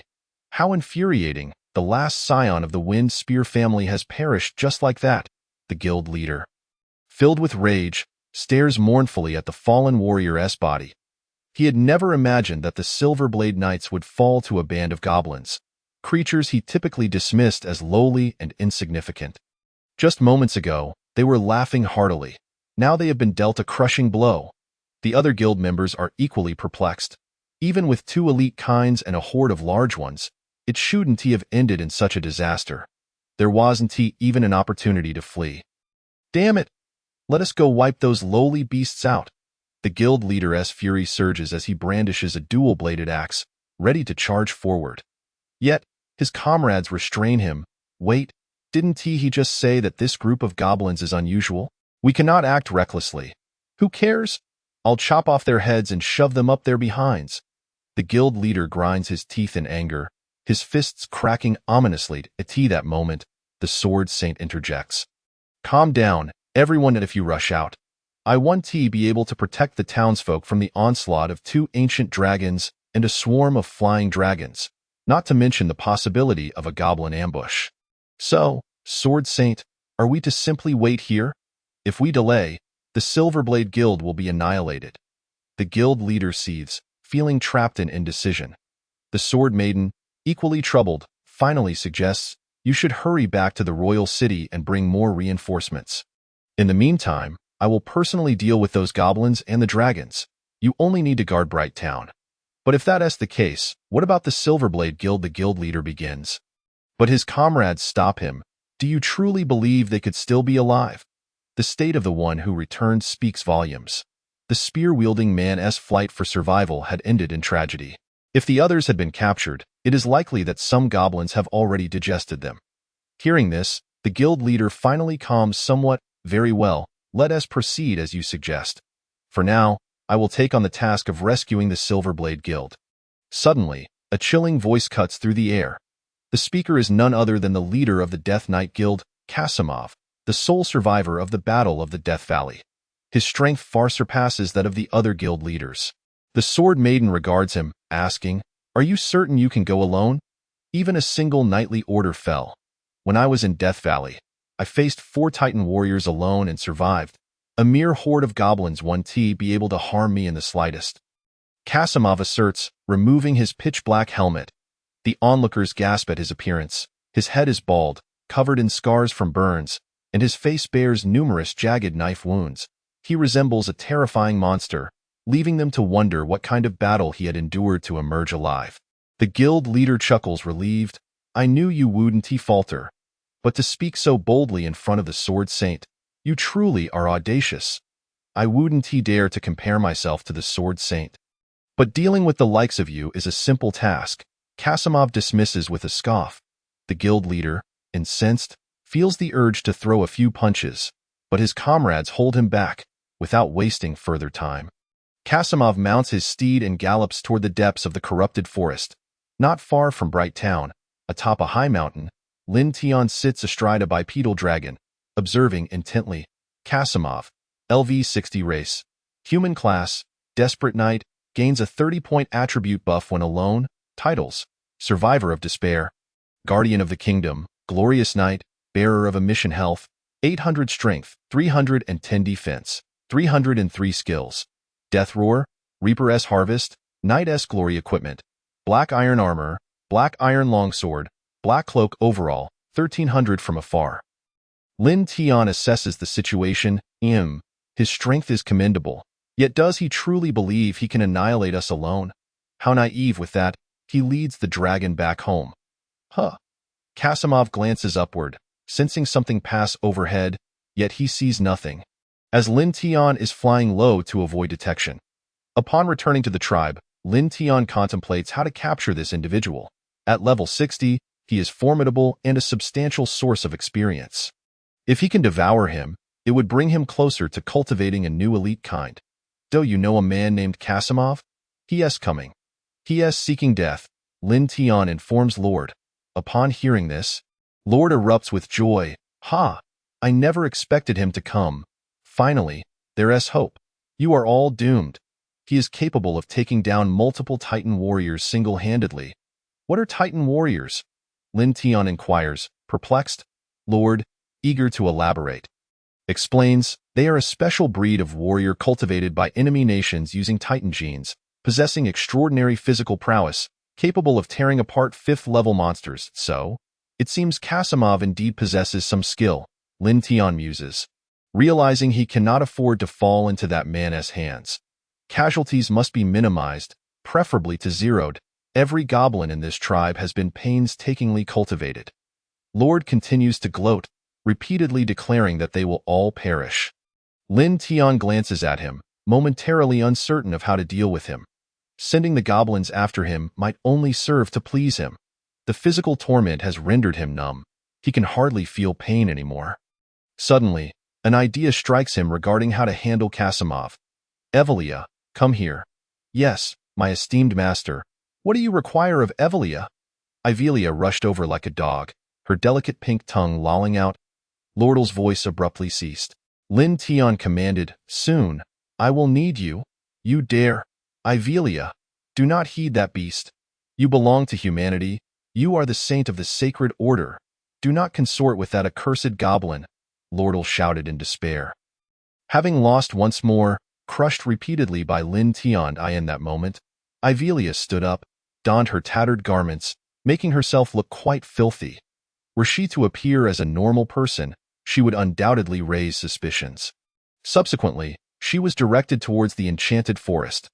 Lin Tian summoned Gobu Tian, saying, follow me. There are matters to attend to. It appears what I said was indeed correct. The entire enchanted forest is devoid of any magical creatures, which is highly unusual, Kasimov remarked as he surveyed the surroundings. At last, they arrived at the site of the prior night's battle involving the Silver Blade's leader and others, where clear signs of conflict were evident. Drawing closer, they hastened their pace, galloping on horseback. Just then, a familiar figure unexpectedly appeared before them. Help! Save me, Kasimov! It was Ivelia, who rushed towards him in haste. Kasimov dismounted with agility, exclaiming, you are, Ivelia, the white-robed nun? You are alive. What of Prince Lordle? He is dead. Quickly, take me away from here. I must return to the order. Woe is me! Ivelia cried, throwing herself into Kasimov's arms. Witnessing her state and reaction, one could scarcely imagine the horrific ordeal she had endured at the hands of the goblins. After all, she was a sacred nun, chosen to serve as a maid of God, and yet now, Kasimov promptly reassured her, stay here and do not wander off. I will assess the situation, if I do not return in a timely manner. Run straight ahead without looking back. All right, please hurry, Ivelia implored. At that instant, as Kasimov turned, a radiant light erupted. The Holy Bible's prison ensnared him within a crucifix. Kasimov's expression shifted to one of astonishment. Nun, what are you doing? Holy light impact. Ivelia struck again. However, Kasimov quickly reacted, unleashing his mid-tier skill, Death Roar, a wail, resembling that of a demon from hell, resonated, shattering the crucifix that bound him. Yet, the holy light was unavoidable. He drew his sword to defend himself. To his astonishment, the powerful attack merely pushed him back 4 or 5 meters, successfully deflected. White-robed nun, do you comprehend what you are doing? Kasimov's eyes blazed with fury. Nevertheless, Ivelia showed no intention of halting her assault, relentlessly attacking as per Lin Tian's orders, aiming to exhaust Kasimov's strength while their allies prepared for a surprise attack. Amid their fierce exchange, a shadow stealthily approached. Although it was daylight and Gobu Tian's dark blessing rendered him visible, his natural speed was still astonishing. With a sudden strike, the sharp claws emitted a sound akin to metal clashing, yet they failed to pierce. Only a fissure was left behind. Kasimov immediately reacted, questioning, what on earth is that? Death Roar. This skill not only dispelled control but also instilled fear in enemies, rendering them immobile. He was serious. The shrill roar incapacitated Gobu Tian, and as the long sword descended towards his forehead, a flaming arrow inexplicably appeared, forcing Kasimov to retreat. In that moment of distraction, Gobution swiftly fled, darting through the underbrush with remarkable speed and small stature, making him difficult to track. Is there someone hiding in the shadows? No, it must be a magical creature. Ivelia, as a nun of the Sacred Order, why do you conspire with these monsters? Kasimov glared at her in anger. Yet, he received no answer, only continued attacks. It seems I must resort to force. With that, he conjured a ball of black flames in his left hand, casting a high-tier spell, Soul Reaper, capable of seizing another's soul and rendering them unconscious. Lin Tian, observing from a distance, sensed something amiss. If this continued, Ivelia would surely be captured. He would rather see her perish than let her be taken. He initiated an elemental crossbow attack. Whiz! However, it was thwarted by the armored foe. This armor is quite remarkable. It withstands attacks effectively, Lin Tian noted with vigilance. Kasimov fixed his icy gaze upon the source of the arrows, coldly demanding, "Stop hiding. What manner of creature are you? Show yourself. Hee, it seems you are indeed more troublesome than those we faced last night." At last, Lin Tian emerged from the thicket. Upon seeing a diminutive goblin, Kasimov was astonished. How can such a lowly goblin possess such power? He realized that this goblin tribe was formidable. If even a small goblin was this strong and intelligent, then the creature lurking in the grass must also be a special variant. The situation was perilous. He needed to swiftly evacuate the white-robed nun. Kasimov steeled himself for a quick resolution. With a sudden burst, he charged forward, taking the initiative. Meanwhile, Lin Tian stood his ground, showing no intention of evading. "You are doomed." Kasimov could not fathom how Lin Tian might escape. Even if he activated a skill, it would be too late. The cold, dark blade was mere centimeters from piercing Lin Tian's heart. But suddenly, a moment of disorientation struck, leaving Kasimov bewildered. His hands were empty, and his sword had inexplicably found its way into Lin Tian's grasp. "This sword is quite impressive. I shall let Gobu wield it later," Lin Tian mused, tossing it a distance of several dozen meters, embedding it in a tree trunk. Kasimov's heart raced, his expression more grotesque than if he had consumed excrement. How is this possible? What happened to my sword? This was the result of Lin Tian's unarmed take. If used once, it could be activated thrice, allowing 3 consecutive physical attacks. If used all at once, there was a chance to seize the opponent's weapon, depending on their strength. "Your strength is considerable, but regrettably, you are overly arrogant." As Lin Tian's words faded, Ivelia's Holy Bible's prison skill became available once more, directly ensnaring Kasimov. She then signaled for Gobution to attack. With a swift strike, this time, he shattered Kasimov's armor. Previously, Lin Tian had continuously assaulted the cracks in the armor, making them larger and more susceptible to breaking. Blood oozed from Kasimov's back. He began to panic, questioning when that creature had maneuvered behind him, or if it had been lurking there all along. Regardless of his efforts, was defeat inevitable?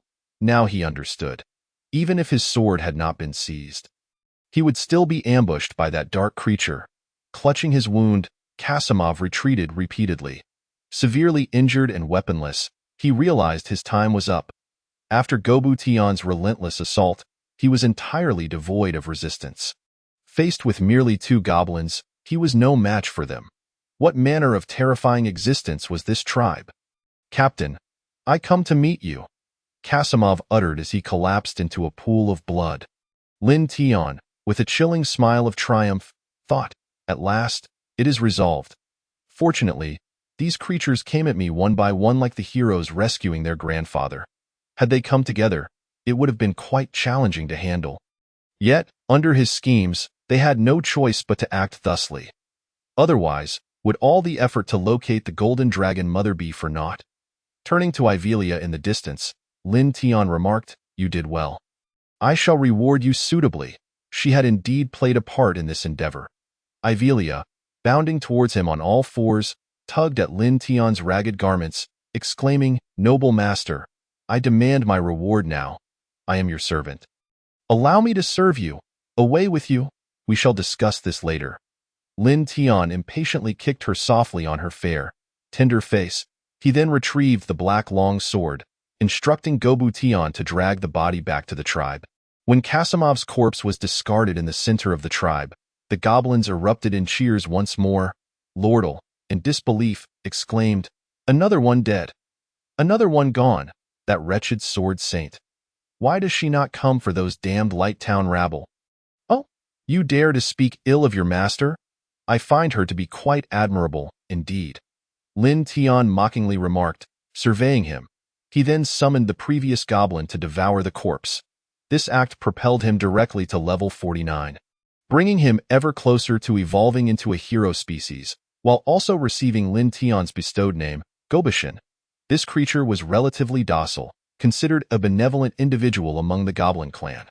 When encountering flowers, grasses, or small insects, he would not simply crush them. Instead, he would engage in playful antics with them. Generally, he preferred solitude. However, this was not true kindness. Beneath the surface lay a genuinely dark and malevolent soul, even exhibiting twisted tendencies. When capturing prey, he would relish in tormenting them to death, and he particularly delighted in placing small insects together to watch them fight to the death, subsequently consuming them all. Lin Tian pondered whether, upon evolving into a hero species, he might transform into a rare entity. Gobishin? Thank you, boss. Thank you, boss. I finally have a name.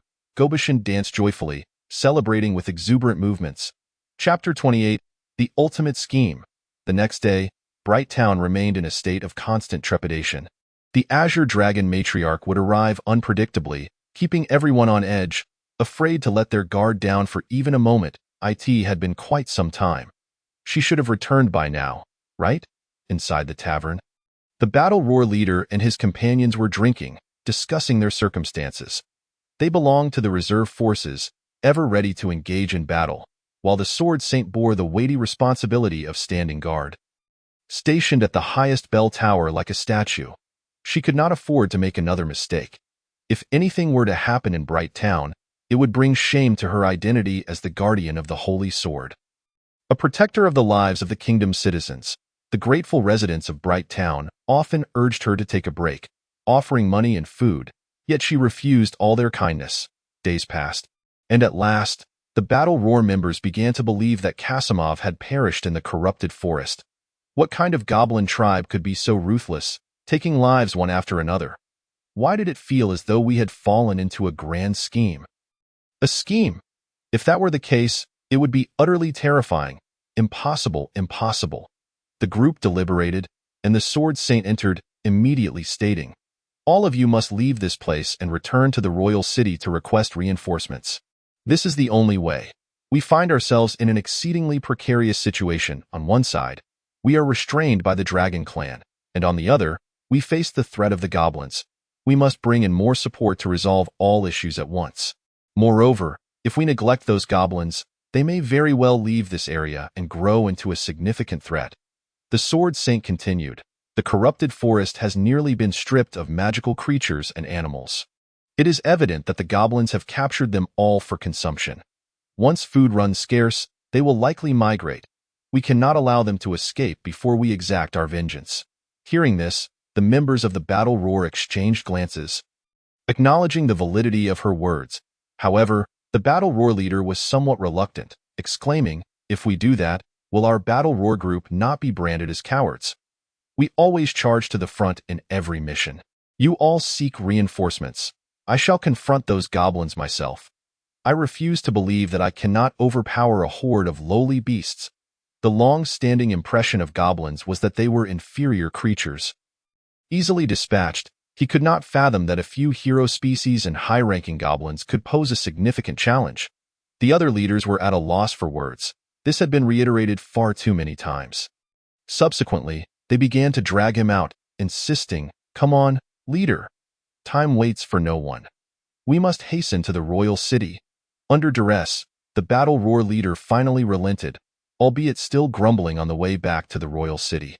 Meanwhile, atop a small hill outside Bright Town, Lin Tian was riding his flying dragon, stealthily observing the situation from within the dense forest.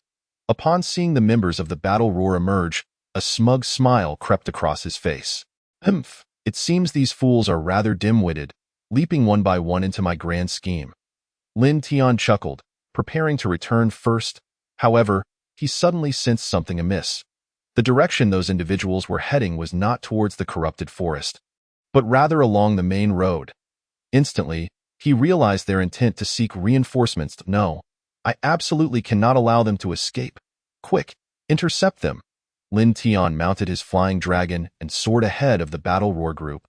Before long, he spotted a wooden bridge suspended over a chasm. Exactly what he had been seeking. Cut off their path. He flew above the bridge, drew his elemental crossbow, and selected a fire arrow. Upon releasing it, the arrow ignited the entire bridge in flames. Below lay an abyss. They would undoubtedly choose to retreat or attempt to construct a new bridge. Heh, it seems fortune smiles upon me. This opportunity is simply too splendid. Lin Tian suddenly conceived a thought, his lips curling into an involuntary grin. This time, he intended not only to eliminate these individuals, but also to seize Bright Town. Seizing the rare chance, he swiftly returned to the crazy clan to rally the goblins. In the distance, the sound of urgent hoofbeats echoed along the dirt road. The members of the battle roar group galloped at breakneck speed. These horses were first-tier magical beasts known as carnivorous horses, resembling ordinary horses but possessing sharp teeth and a carnivorous diet. The advantage of taming them lay in their extraordinary stamina, capable of covering hundreds of kilometers in a day. In contrast, regular horses would tire after merely a few dozen kilometers, making them one of the better modes of transportation in this world. Wait! Stop! Suddenly, the battle roar leader's anxious voice rang out, prompting the others to pull on the reins with all their might. Halting their swift steeds before them, the wooden bridge over the chasm lay in ruins, reduced to a pile of charred remains. It appeared that the slightest touch would cause the entire structure to crumble. Who set this fire? Damn it! Who could be so despicable? Show yourself, and I will chop you to pieces. The group shouted in fury, yet only the echoes of the valley responded, with no one stepping forward to claim responsibility. The broken bridge left their expressions more pained than if they had consumed excrement. How long will this delay us? Without a moment's hesitation, the battle roar leader commanded, "Everyone, go chop down trees. We must build a bridge." Upon hearing this, the others promptly dismounted and sprang into action. However, constructing a 100-meter-long wooden bridge proved to be an arduous task. While it was easy for them to cross, without their horses, traversing to the royal city on foot would leave the grass atop Bright Town's graves towering 3 meters high. The group became engrossed in their tasks. Some chopped trees, others split wooden planks, and some sketched structural diagrams. They even dispatched someone to hastily return for ropes and chains. The estimated time for completion was a full day. At this moment, within the crazy clan, Lin Tian had once again summoned all the goblins. We are about to undertake a significant endeavor. We will divide into 2 groups. If we execute this well, there will be great rewards, but if we fail, we may all perish. Boss, what are we doing? Gobu Tian inquired, puzzled. Lin Tian elaborated, Gobu Tian, you will lead 50 goblins to carefully conceal yourselves in the dense forest outside Bright Town. As far from the town as possible, you will observe the surroundings, but do not let yourselves be discovered. Once you see a woman clad in platinum armor leaving Bright Town, lead all the goblins to infiltrate and abduct all the women. But remain discreet. Understood, boss? And what about you? Gobu Tian scratched his little head, still hesitant to command the other goblins alone. Lin Tian then turned to Gobu Kwang. You will come with me to ambush a knight regiment led by a bald man. This time, I shall become a general. Nearby, the bound lordle remained stunned. However, he did not erupt in anger this time. Instead, he wore a dark, sinister smile. Hee, good. I truly admire your cleverness. You are a terrifyingly powerful opponent. Go, conquer Bright Town. That filthy scoundrel deserves to die. Oh? Now you've taken to a nihilistic approach. This isn't like you. Are you not waiting for the Sword Saint to rescue you? Lin Tian jested. He was well aware of his intentions, to gradually torment their spirits until they all succumbed to despair. Yet, It was clear that Ivrea could not endure for long before breaking down. Lordle sneered dismissively. Needs saving? Am I dead? I feel no pain. I am perfectly fine. Those wretches deserve to die. That woman in platinum armor truly deserves to perish. Die, die, die. Lordle's expression contorted into a grotesque grimace, his lips incessantly muttering die as his body convulsed violently. Reminiscent of a severe illness, the sight was rather unsettling. Lin Tian sensed that Lordle's condition was more dire than anticipated. He refrained from further conversation, stating, Go Buyu, as usual, if I leave, the clan will be under your management. Do you understand? Boss, you can rest assured. I will keep an eye on things. Gobiyu forcefully nodded his small head and spoke. Shortly after, Lin Tian mounted the flying dragon, and the goblins began their journey. While the War Team's members were racing against time, Lin Tian and his companions were doing the same. However, Lin Tian riding the dragon had significantly slowed down, as the other goblins, apart from the goblin assassins, couldn't keep pace with the large goblins. After about half a day, they arrived at a dense forest approximately 10 kilometers from Bright Town. Lin Tian instructed, We shall now split into 2 groups. Gabution, you quietly move forward and you will soon see Bright Town. Remember what I told you. No problem, boss, Gabution replied emphatically. The wisdom of the heroic species could indeed be trusted, as they generally did not mess things up too badly. The remaining goblins, along with Gobu Kwang and Gobu Shan, followed closely behind Lin Tian. At such a distance, the low-flying dragon was unlikely to be detected by the Sword Saintess. Soon, they reached a small hill outside the broken bridge cliff. From afar, they could see the members of the War team busily working at the cliff's edge. So fast, they've already started building the bridge, Lin Tian exclaimed in disbelief. He observed the War team leader throwing a rope towards a massive rock on the opposite side of the cliff, securing it and tying the constructed bridge to a long iron chain. They began to drag the chain, inching their way across the makeshift rope bridge. The remaining members climbed over to the other side, leaving one person to secure the anchor. Everyone strained to pull the iron chain, using all their strength, and bit by bit, they finally managed to bring the bridge across. Pull harder. Our War team is only lacking in nothing but strength, the War team leader shouted, veins popping on their foreheads. One could even hear the cracking sounds of their muscles straining. After all, such a long bridge weighed at least several thousand, or even tens of thousands of pounds. An ordinary person would certainly be unable to move it, but they were all at least level 40 or 50, their strength far exceeding that of average folk. Phew, if the Sword Saint were here. I bet he could lift it all by himself. This is exhausting, one team member remarked while wiping the sweat from his forehead. The War team leader snorted, Give me another 10 years, and I won't be any less than the Sword Saint, you know? Why does everyone look down on me so much? 10 years? By then, the Sword Saint will probably have reached an unimaginable realm. They teased, laughing as they turned back to prepare to mount their horses and leave. Let us go, time waits for no one. As they cautiously walked onto the wooden bridge, a sudden darkness enveloped them, as if the sun had been obscured. However, it was but a fleeting moment. Instantly, the expression of the War team leader changed dramatically. Not good. When they looked ahead, a colossal dragon appeared, flapping its massive wings and stirring up a tempest. It landed slowly on the opposite side of the bridge. It was Lin Tian. The sheer size and draconic majesty left them all stunned. Why is there a dragon here? Wait, look on its back. It's goblins. Goblins can actually ride dragons. How is this possible? The War team leader couldn't help but exclaim, for such a phenomenon had never been seen before in history, the first instance of goblins riding dragons. Lin Tian coldly regarded them, approvingly saying, Hee hee, you fellows are quite nimble, managing to repair the bridge so quickly. Well done. With that, he even applauded. The War team leader drew a massive axe from behind. You are the goblin who captured Prince Lodal, aren't you? I'll kill you.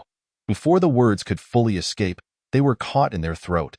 For the two-legged dragon had opened its mouth wide, gathering fiery energy within. Dragon's flame. At Lin Tian's command, a colossal inferno erupted, surging towards the members of the War team. Faced with the impending wall of fire, they abandoned their horses and turned to flee. The horses required time to turn, and by then, they would have already become roasted ducks. Everyone stumbled and fell, but at least they were not charred to a crisp upon turning to see the freshly built wooden bridge behind them. Their anger flared, and they drew their weapons in rage. After all the effort, the bridge they had painstakingly constructed was now reduced to charred remnants. Damn it! Get him! Slay the dragon! Capture that goblin and torture him slowly! They screamed, filled with hatred and eager to retaliate. Suddenly, rhythmic vibrations echoed from behind them, tightening their hearts. The War Roar team leader quickly turned around, only to discover that many goblins had surrounded them without their notice. It was Gobu Kwong and the others, almost 30 large goblins, along with several lurking goblin assassins. Everyone prepared for battle. A big one is coming. The War Roar team leader warned. One team leader's expression turned grave. Captain, it seems we've been targeted for quite some time. These goblins are definitely not ordinary. First, they destroyed the bridge, and now they were flanking them. The group realized the dire situation, fully aware of the peril they faced. After all, even the Silver Blade team had been annihilated, and Kasimov was dead. They lacked complete confidence in their ability to deal with this. That tall one must be the goblin hero. Leave him to me. Bane, you're quick as an assassin. Hurry and find the Sword Saint. The War Roar team leader charged forward, wielding his axe, clearing a path for Bane. Bane, clad in light armor, nodded vigorously. Captain, hold on. He leapt to the treetops. Discarding his armor and weapons to maximize his speed, as he attempted to escape, several lurking goblin assassins were ready to strike. Just then, Lin Tion's voice rang out, "Let him go. You all focus on dealing with the rest." At that moment, the War Roar team leader let out a thunderous roar, amplifying his attributes and attack power. However, Gobu Kwong did not back down. Roaring in response, though it was of little effect, he swung his black iron sword toward the leader. Clang! A deafening metallic clash erupted, accompanied by a powerful gust of wind that sent surrounding bushes swaying aside, giving them a new side-swept hairstyle. The War Roar team leader's expression shifted. He realized he had nearly equal strength. "Isn't that sword Kasimov's? It seems my suspicions were correct. I like your axe. Hand it over," Gobu Kwong sneered, reaching out with both hands to snatch it away. The War Roar team leader hurriedly stepped back, only to suddenly see a figure leap out from the bushes. With a swift strike, pift! Green slime splattered everywhere as a goblin assassin was decapitated. Given his high attack power, he could instantly eliminate the relatively fragile goblin assassin. On the opposite side of the bridge, Lin Tion's expression turned icy. Why must you kill the goblins I painstakingly nurtured?" As he spoke, he slowly raised his left hand, adjusting the elemental crossbow to harness wind elemental power. This was the energy he absorbed while riding the dragon. It was the perfect opportunity to test its effects. With a charge, a burst of wind energy erupted. The sound of breaking air was incessant, shaking the heads of the other team members along the way. "Captain, be careful." Unfortunately, even with the warning, it was too late. The War Roar team leader was not a speed-oriented knight, and wielding a massive axe made it difficult for him to evade. Boom! The wind explosion sent him flying several meters away, blood spurting from his mouth. Observing the effect, Lin Tian felt a surge of delight. "Oh, internal injuries? This wind elemental attack is remarkably effective against high-defense enemies. Unlike fire and poison arrows, even with armor, it could inflict substantial impact damage. That damned little goblin. How could he wield such a terrifying attack?" The War Roar team leader grumbled as he stood up. Barking orders, "First, kill the one riding the dragon. I sense he is the leader." Understood. Immediately, the team members understood the command. Among them, the mage began to chant, "Intermediate magic. Song of Warfire. Intermediate magic. Domain of seizure." A resounding, majestic melody filled the air, granting all team members a significant boost in power. Furthermore, the domain of seizure greatly expanded each individual skill range, making it exceedingly formidable. This was precisely what the War Roar team leader desired. "Let us all die together." Advanced skill. Lion's Roar. A visible red circular shockwave surged towards Lin Tian. It stunned both him and the dragon, rendering them motionless. This was a control-type skill, and a strong one at that. Even if there were immunity skills, they would have to endure 5 seconds of confinement to break free. The two-legged dragon, even using all its strength to flap its wings, could not budge. Humph, you're dead for sure. Intermediate martial skill, fatal flying axe. The war team leader smirked coldly, hurling the flying axe toward Lin Tian's head. If that massive axe struck, it would surely be fatal. Lin Tian felt a slight surprise. This guy's combo was utterly brainless yet violent. If he were playing a game, he would definitely choose such a character. However, opting for physical attacks was their greatest miscalculation. Just as the flying axe was about to hit, Lin Tian activated the skill No Blade Taken. The axe passed through Lin Tian's body, penetrating him rather than slicing. Impossible. The war team leader's eyes nearly bulged out. How could such an absurd thing happen? The other team members were equally dumbfounded. What kind of monster was that little goblin? Captain, we've hit a brick wall this time. Apologies, but I cannot assist with that. The sword saintess surveyed her surroundings, recalling the possibility of encountering a dying individual whom she might save. However, all that remained were tattered garments and some bloodied bones, resembling the aftermath of a wolf pack's feast, in a frenzy. She scoured the vicinity once more, yet found no clues. Goblins, goblin horde. Why could she not vanquish even a group of goblins? Time and again, whoosh. Anger surged within the sword saintess as she unleashed her fury upon the precipice ahead. Her sword slicing through the air with a fierce intensity, sending shockwaves against the stone walls and raising clouds of dust. When the haze finally settled, the cliff had been shattered, the debris forming a brand new path. Suddenly, the sword saintess paused as a realization struck her. Wait! No! Whoosh! In an instant, she transformed into a streak of white light, racing back with astonishing speed, leaping more than 10 meters with each stride, her figure becoming a blur. The only sounds that echoed were the rapid clattering of her iron boots and the friction of her armor. Within merely half an hour, she arrived outside the town of Brightness. The heart-wrenching cries from within nearly petrified her. She hastily climbed the city wall, tearing away the blindfold that shrouded her vision, and time seemed to freeze. The air stilled, and silence enveloped all. No, no, no. Please, do not treat me this way, Divine Lord. After what felt like an eternity, the sword saintess trembled and uttered those words. Reflected in her beautiful eyes were corpses, blood, and the anguished residents kneeling in despair. It was in this moment that her heart shattered completely. It could not be true. It must not be like this. Boom. The sword saintess felt an overwhelming sense of helplessness wash over her, and she plummeted from the city wall. Her noble, platinum armor was stained with the muck of blood. She did not rise. She did not wish to rise, even preferring her own demise. The despair was insurmountable. What adversary had she not defeated? 7th-tier monsters, the armies of rival nations, and various perilous predicaments, all quelled by her absolute strength. Yet now, she found herself ensnared in this unprecedented despair. The town she had painstakingly protected for so long lay utterly ruined, obliterated before her very eyes. For a person with such a profound sense of justice, it felt akin to having destroyed it with her own hands, an overwhelming tide of guilt and self-reproach flooding her being. It rendered her powerless, instilled fear within her, and compelled her to weep. She could no longer hold back, tears streaming down her face in torrents. Struggling to rise, she intended to comfort the child clinging to their father's corpse, only to be shoved away. Get away, you get away. Every day you pretend to guard us so diligently. Where were you when my father died? He saved milk for you people every day. You wicked person. The sword saintess wished to respond, yet words eluded her. She felt like a frail woman, wandering aimlessly without any strength. Everywhere she looked, there were corpses and curses. The residents now directed all their rage towards her.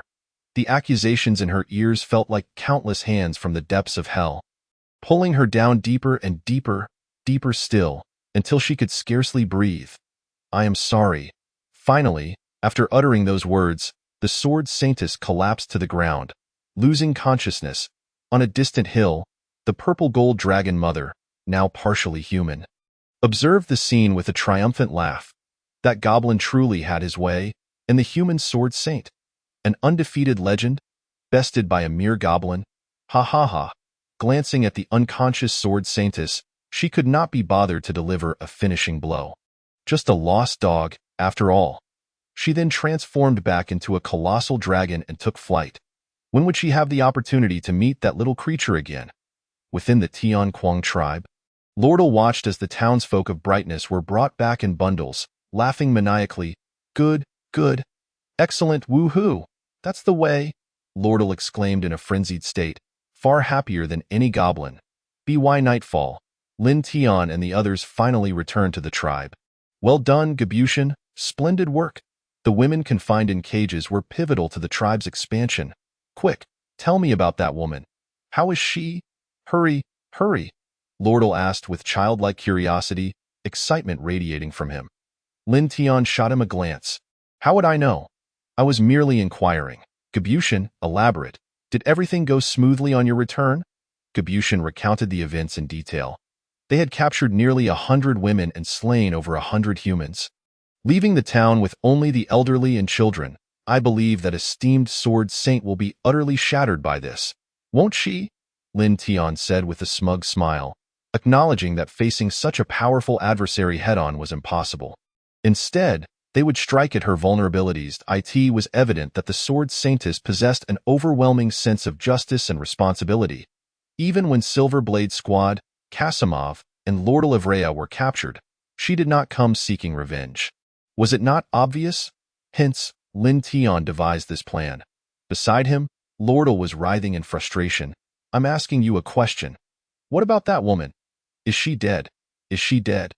Chapter 31. A new breed of dragons, are you insane? Lin Tian retorted, finding Lordle utterly brainless. Do you even comprehend how strong that madwoman is? If I were to encounter her, I would not return. However, she has likely crumbled, much like yourself. Wonderful, Mua, Mua. I adore you. I absolutely adore you. Little goblin, Lordle exclaimed, showering Lin Tian with fervent kisses, unable to contain his laughter. Lin Tian remained speechless. This fellow had completely lost his mind. They decided to rest for the moment, as the swelling on Lin Tian's head had yet to subside. Moreover, he needed to assess the situation in Brightness Town the following day and report to the Purple Gold Dragon Mother. That night, the residents of Brightness Town remained sleepless. The next day, Lin Tian rode his dragon to survey the area surrounding Brightness Town, cautiously examining the situation. If the sword saintess had not despaired but instead sought vengeance, wielding her sword against the Tian Quang tribe, it would spell disaster. Fortunately, his predictions were accurate. The once towering figure that had stood on the clock tower was now nowhere to be seen. Even as Lin Tian approached, he found no trace of the sword saintess, only the shattered remnants of the town and the grieving residents occupied with burying the dead. The sounds of weeping echoed endlessly. Reminiscent of hell itself, Lin Tian felt no emotional turmoil. The law of the jungle dictated that he was a goblin while they were humans, a simple cycle of kill or be killed. There was nothing unusual about it. He bore no sympathy for humans, just as they held none for goblins. In the human realm, it was customary to slay goblins on sight and to eradicate any tribes or nests discovered. Brightness Town was merely the first goblin nest Lin Tian had uncovered. Sooner or later, it would be cleansed and claimed for himself. But now was not the time. He lacked the strength to withstand the human army and its formidable champions. Had she fallen ill? Or had she simply left? It was more likely she had succumbed to despair. Otherwise, she would have sought vengeance before abandoning Brightness Town. Lin Tian speculated, falling ill does not necessarily mean physical sickness. It could also imply a mental breakdown leading to a loss of will. He then headed towards Dragon Island. One must admit, the Purple Gold Dragon Mother had provided substantial assistance. Had those royal knight orders arrived, the Tian Quang tribe would have been obliterated long ago. He had also captured numerous cattle and sheep as a token of gratitude. Upon reaching the skies above Dragon Island, he observed dragons soaring about, busily foraging for food. Lin Tian flew directly to the lair of the Purple Gold Dragon Mother. As he neared, he saw her enormous dragon eyes open, quietly awaiting his arrival. Your Grace, it has been a while. Lin Tian gracefully leaped onto the cliffside, smiling politely. The dragon mother's gaze was markedly different this time. It held no disdain or disgust, but rather admiration. It has been a long time. I am aware of the events you orchestrated yesterday, and it brings great joy to my dragon heart. Ha ha ha. Fortunately, I have come to convey that we will continue to harass Brightness Town, and now we can approach even closer. Lin Tian scratched his head. Feigning innocence, the purple gold dragon mother regarded him as if contemplating something. What reward should I ask for? Flying around every day is quite exhausting. Oh, I have this. Lin Tian quickly produced the cattle and sheep he had brought. However, the purple gold dragon mother seemed disinterested, her cold dragon gaze suddenly taking on a hint of allure. She extended her luscious, massive dragon tongue toward Lin Tian, enveloping him entirely, drenching him in saliva. After savoring the taste, she remarked, "Delicious. The reward I desire is you." What do you say, me? Are you joking? Lin Tian felt a wave of embarrassment wash over him. It was truly awkward. The purple gold dragon mother was enormous, exceeding 100 meters in size, while Lin Tian was merely a goblin just over a meter tall. Such a feat is utterly unattainable, not to mention the enhancement of attributes. The conditions for acquiring attribute boosts are exceedingly stringent. After all, one must adhere to them rigorously. The purple gold dragon mother, however, is exceedingly earnest. She is certainly not jesting with you. Have you not already made the dragon beside her pregnant? Lin Tian felt a wave of embarrassment and quickly interjected. Let me explain. That was purely an accident. I wouldn't be angered by such occurrences, but should you refuse, I might indeed become quite irate. The purple gold dragon mother opened her maw wide, revealing sharp fangs, each one several times larger than Lin Tian himself. It was indeed a terrifying sight. Lin Tian hastily clarified, "That's not what I meant. As a mere goblin, how could I ever be worthy of your dragon kin? Our ancient dragon lineage has always revered the strong. My purpose in absorbing nourishment and returning to the dragon clan was to mate with a formidable dragon in hopes of begetting even stronger offspring. But now that I have you, why should I still return, right?" The voice of the purple gold dragon mother bore no hint of jest. Instead, it was serious, knowing that goblins can intermarry and procreate with any race. She too was curious about what kind of offspring she might produce. Perhaps this would mark the first offspring of a dragon and a goblin in history, undoubtedly unique, since others have spoken so. And this marks the first collaboration between goblins and dragons. Lin Tian found himself bereft of reasons to refuse. The surrounding dragons, each one taken aback, gazed at Lin Tian and the purple gold dragon mother in stunned disbelief. The purple gold dragon mother, flustered and vexed, exclaimed, "What are you all staring at? Go fetch me some meat." Upon hearing this, the other dragons dispersed. At last, Lin Tian's system chimed with the reward for increasing dragon descendants. He had effortlessly acquired a multitude of attribute points: 500 health, 100 attack, and 100 defense. This was indeed a remarkable windfall. Yet, given that the other party was stronger than himself, it was best not to entangle himself in unnecessary complications. He intended to make a swift exit. After all, the cooperation had been established, and any additional gains were merely a bonus. Goblins, being magical creatures, do not adhere to notions of love, companionship, or even familial bonds. He would not linger here to care for the purple gold dragon mother until she laid her dragon eggs. "Wait, what is your name?" the purple gold dragon mother suddenly bellowed.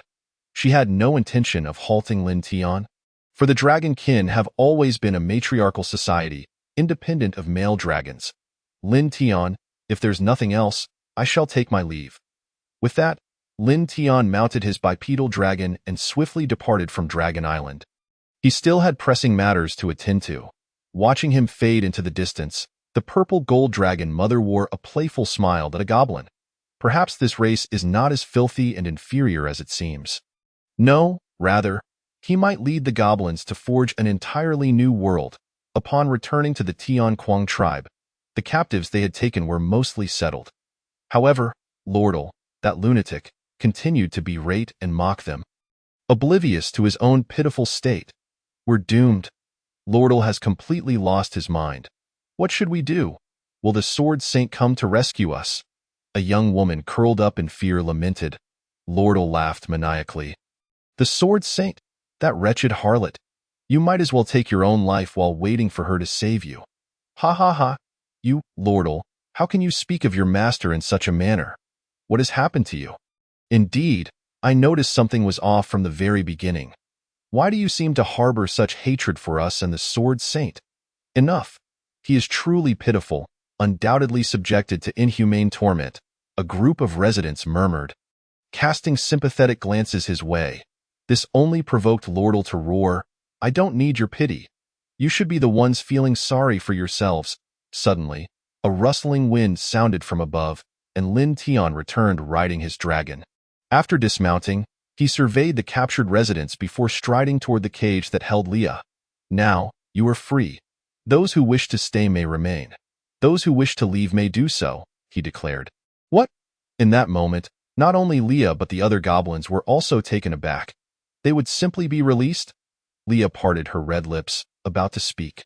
Lin Tian shrugged. I promised I would grant you freedom. You are of little use to me now, so you may go. This fellow had proven to be rather honest and had helped on multiple occasions. Granting her freedom posed no issue. Moreover, he now possessed the means to defend himself, rendering him unafraid of retaliation should they return. Most importantly, Lin Tian was wagering on the hope that she would persuade the elves to join the Tian Quang tribe. These goblins were indeed formidable, yet lacked ranged attacks. Having a cadre of elves as ranged combatants would be ideal. As the cage swung open, Cassandra quickly took Leah by the hand, urging her to leave. Dear mother, let us hurry. We must go. Leah followed her out, still somewhat disoriented. Cassandra, in her flustered excitement, rushed to assist the other elves in opening their cages, yet her trembling hands struggled to unlock even one. Gobu hastened to assist her. This time, they successfully freed all the elves. The feeling of regaining their freedom moved many of them to tears. Yet, they did not rush to leave, for they had nowhere to go. After a prolonged silence, Leah finally spoke. Cassandra, and all of you, those who wish to leave should do so quickly. Return to the myriad forest and start anew. I intend to stay. Lin Tian raised an eyebrow, not surprised, or perhaps he had anticipated her decision. This woman possessed a profound cunning. He had noticed it from before. She would undoubtedly choose to remain, seeking to tether him to her. Otherwise, she would fear he might betray her and eliminate her or capture her again. By positioning herself as a hostage, she could significantly diminish that possibility. Lin Tian, through our interactions during this time, I can discern that you are no ordinary goblin. I wish to follow you. May I remain in your tribe? Leah now stood before Lin Tian, her eyes filled with sincerity. She knelt on one knee, head bowed, pleading for acceptance. Lin Tian regarded her thoughtfully. You are quite astute. Remaining here may prove beneficial. I assure you that the other elves, should they depart, will not cause you any trouble. Thank you. I appreciate it, Leah replied, her heart swelling with gratitude. Though we have had our disagreements, all will eventually be forgiven. During this period, she had been captivated by Lin Tian's character. Further enchanted by his formidable prowess, it was perplexing how a mere goblin could possess such magnetic charm.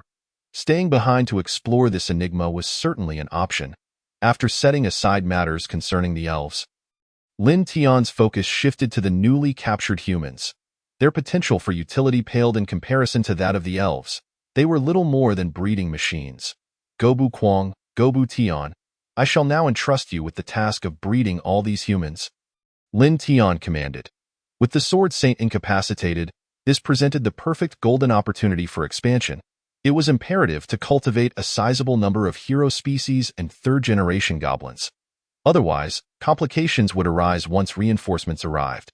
Gobu Quang seized one of the humans, saying, Boss, this human is far too small for my current needs.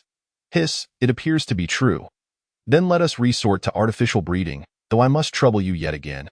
Lin Tian shrugged and remarked, however, this time, artificial breeding will be considerably easier, as the elves possess experience and can lend their assistance. No, no. Remove this repugnant thing. I implore you, Sister Elf, spare me. I have no desire to bear the offspring of a goblin. Woe is me, mother!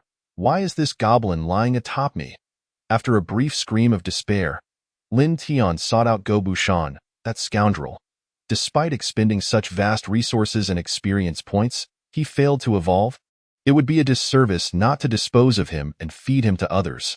The thought weighed heavily on his conscience. While searching for him, he discovered Gobushan huddled in a corner, incessantly scratching at his body, revealing patches of skin flaking away. It was rather unsettling.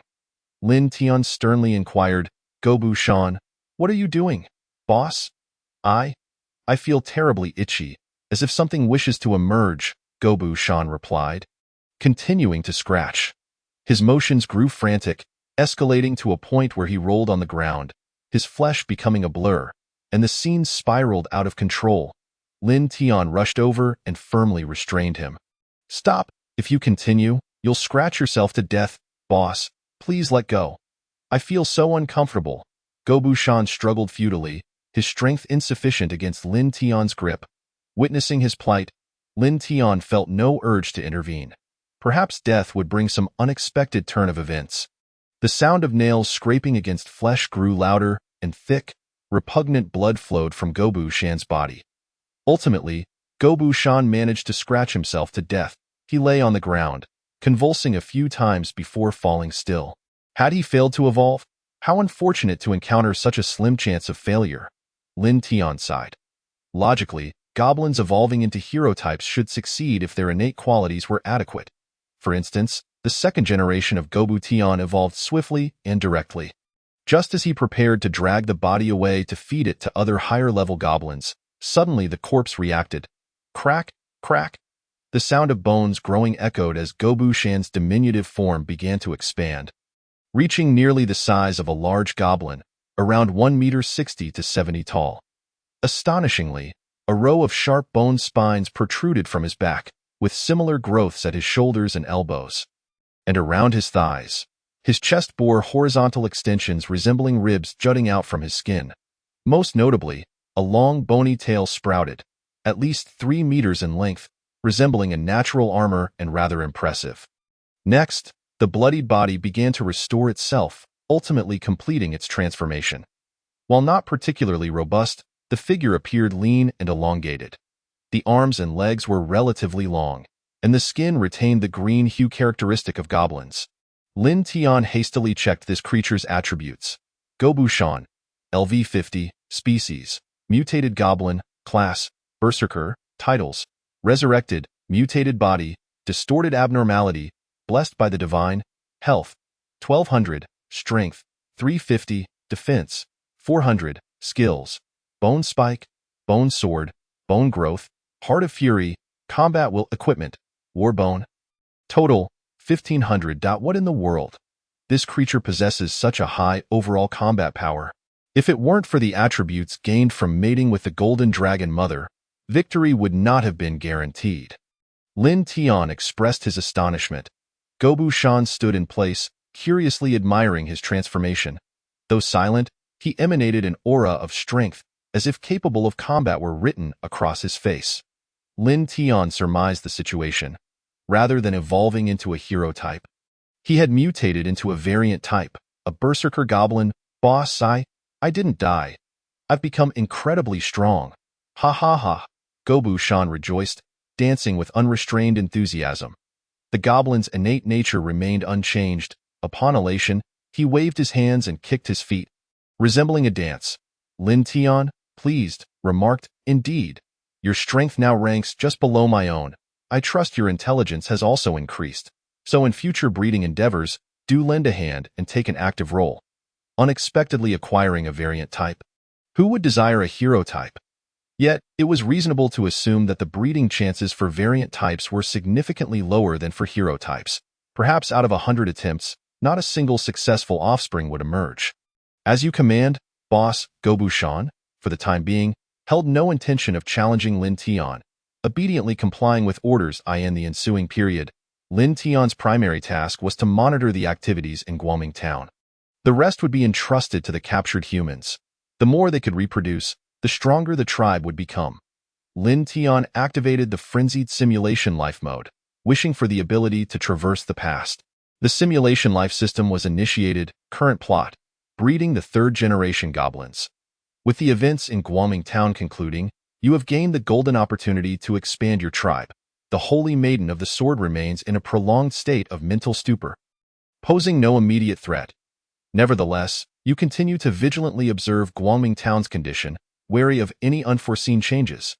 Day by day, the residents of Guoming Town gradually resumed their normal lives, with no significant occurrences. Before long, a month had passed.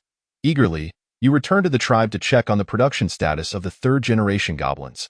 Pause the simulation, extract life progress, Lin Tian stated. This batch of third-generation goblins necessitated careful inspection, followed by the implementation of a new breeding plan. Summary: a month passes swiftly. Please cherish your time. Score: 10 points out of 100. Reward: life points x 10. This simulation has concluded, with a time progress of 1 month.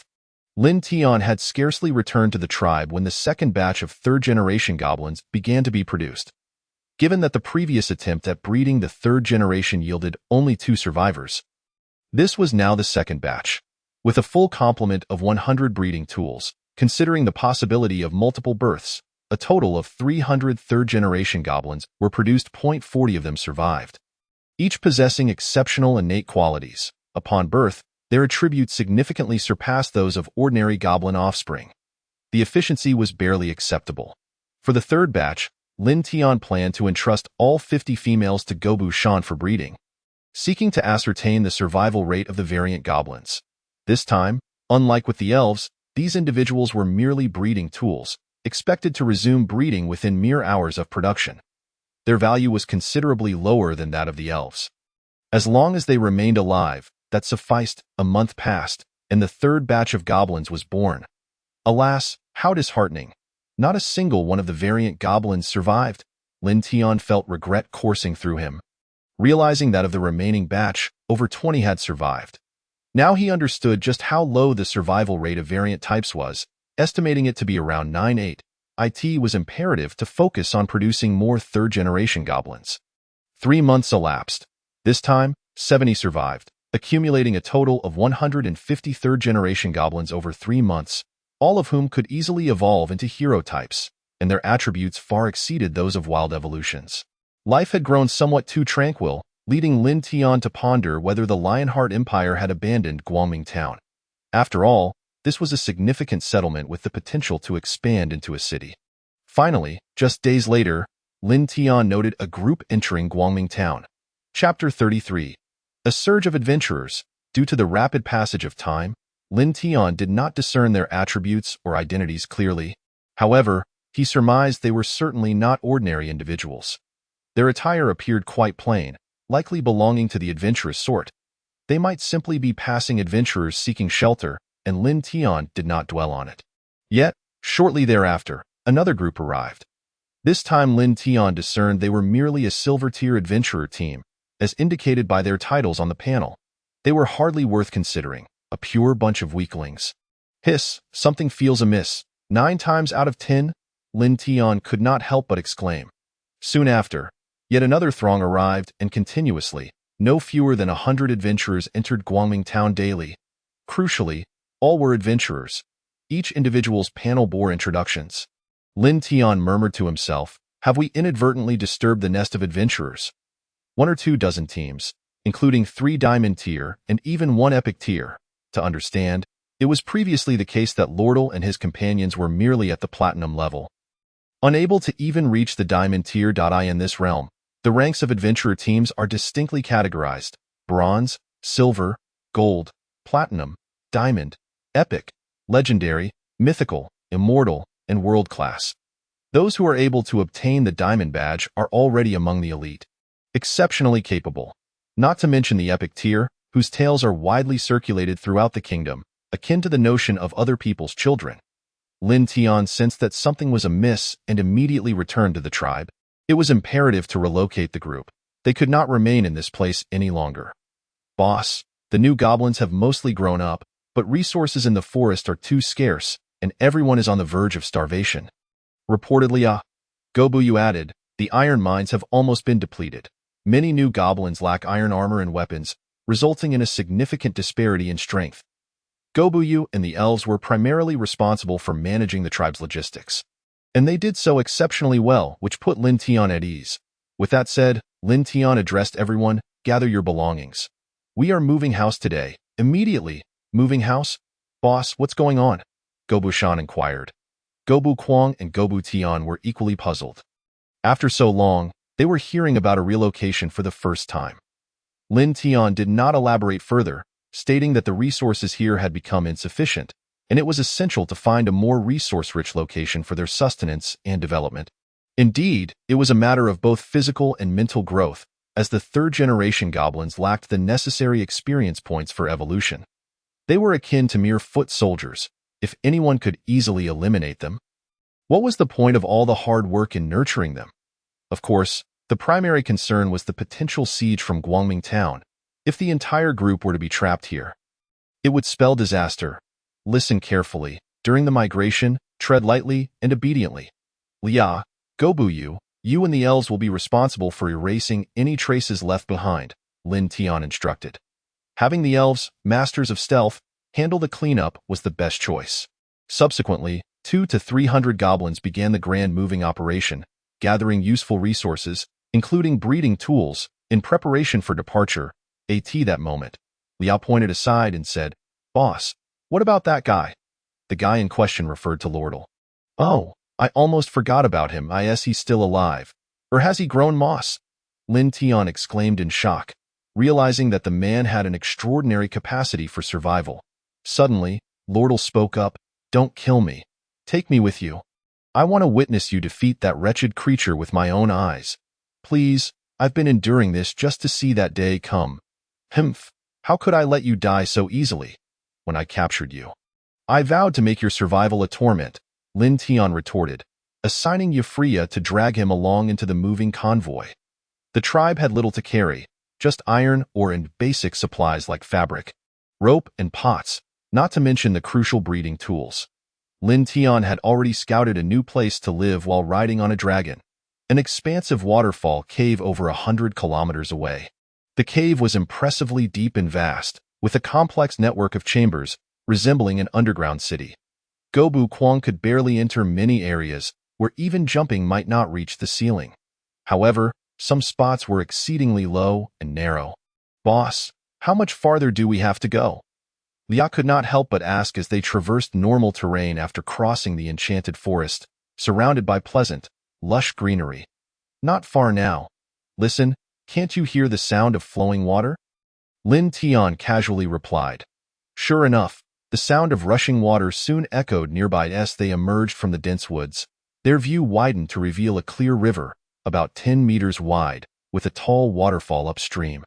The banks were lush with grass, and they could even see cattle grazing on the opposite shore. A particularly alert lamb raised its head and, upon spotting Lin Tian and his group, scattered in alarm. "So much roasted lamb and beef. Ha ha ha," Gobu Tian chuckled, unable to resist the urge to catch a few for a taste. Lin Tian called him back, "Come here. No one is allowed to act without my orders during this time. The situation in Guangming Town is exceedingly abnormal. We must proceed with utmost caution. We cannot risk exposing our whereabouts, or else our quest for this cave would be in vain." He then led the group toward the waterfall. As they passed through the curtain of water, a dark, bottomless cave revealed itself. The cave was not particularly large but could be described as narrow at first, but after walking several dozen steps, it opened up. Gobu Tian could barely fit inside. There was potential for expansion later, but for now, they had no time to dwell on that. With all their supplies, they entered the cave. Lin Tian had nearly mapped out the layout. The cave consisted of 3 main chambers interconnected, each several thousand square meters in size, albeit uneven. Inside were many rugged stones, stalactites, and crystals. One chamber would serve as a living area, another for breeding, and the last for sleeping. There were also 4 or 5 medium-sized caves for storage, along with a dozen smaller ones. Although the smaller caves were currently unused, they would prove invaluable should enemies invade. "Lia, Gobuyu, you take the goblins and clean up these 3 main chambers. Knock down those stalactites and try to level the ground as much as possible. Lin Tian ordered. Lia, somewhat fearful, picked Lin Tian up and held him in her soft embrace. But, boss, our elven eyes can't see clearly in the dark. Reluctantly, they lit a few torches, knowing the downside was the potential for oxygen depletion. If we all suffocate in here, that would be truly absurd, Lin Tian remarked. I'll find a few underground vents. Gobu Kwang, follow me. After searching for a while, Lin Tian finally located an underground vent. Gobu Kwang enthusiastically began chiseling away. And soon, a gust of wind rushed into the cave, resolving their immediate concerns. A day passed, and the situation in the cave stabilized. Lin Tian then gathered all the goblins, including the elves, in the living area, declaring, I have 3 matters to discuss. First, Gobu Tian will lead the goblin assassins in hunting. No one else is allowed to venture outside without my permission. Second, assign 2 goblins to patrol the cave entrance daily, reporting any disturbances immediately, but they must not stray from the waterfall and risk exposure. Third, maintain decorum within the cave. If I catch anyone being overly conspicuous, the consequences will be dire. Understood, boss. Long live the boss. We all heed your commands. Before long, Gobu Tian returned with a dozen wild cattle, igniting a bonfire in the cave to roast an entire cow. However, the elves, being herbivores, would manage their own meals, as Lin Tian felt secure enough not to worry about exposing their location.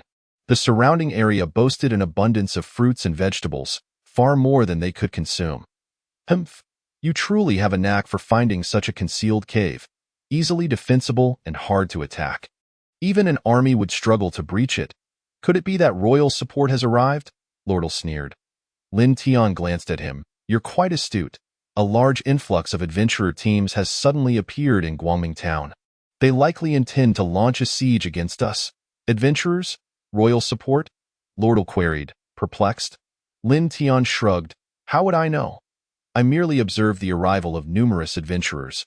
Suddenly, Lordle burst into laughter. That stingy lot probably heard that the Sword Saint had failed, scaring everyone away. Ha ha ha. Only those reckless adventurers would dare approach. But I must caution you. The strength of these adventurers far exceeds that of the Royal Knights. The Royal Knights are merely trained for education, whereas the adventurers have survived countless life and death battles. Under the dim light of the fire, Lordle's face bore an unsettling grin. Enough with the chatter, Lin Tian exclaimed, tossing a bloodied piece of cowhide at him to silence his obnoxious laughter. After satisfying their hunger, Lin Tian stepped outside the waterfall. With a whistle, a draconic figure named Xiao Huan soared down from the distant peaks. Let us head back and check on the situation. Meanwhile, in Guangming town, several months of silence had finally come to an end, ushering in a new vitality. Hundreds of adventurers gathered, filling the air with lively chatter that lasted through the night. Inside the tavern, a patron slammed his cup down after a hearty drink, exclaiming, "Ah, so refreshing. Do you think the Sword Saint can regain her strength? I fear the situation is dire. The legendary Sword Saint may be on the brink of demise. If I were to languish in a room for several months, I would likely have succumbed to madness long ago." Amidst our banter, the crowd could not help but display expressions of regret. They had all heard the tales of the Sword Saintess being driven to despair by a horde of goblins, compelling them to come and witness the truth of the matter. Firstly, they sought to ascertain the veracity of the Sword Saintess's plight. Secondly, should the rumors prove true, they were eager to confront the goblin tribe that had brought her low. This incident could aptly be described as one that has shocked the world, creating an uproar far and wide.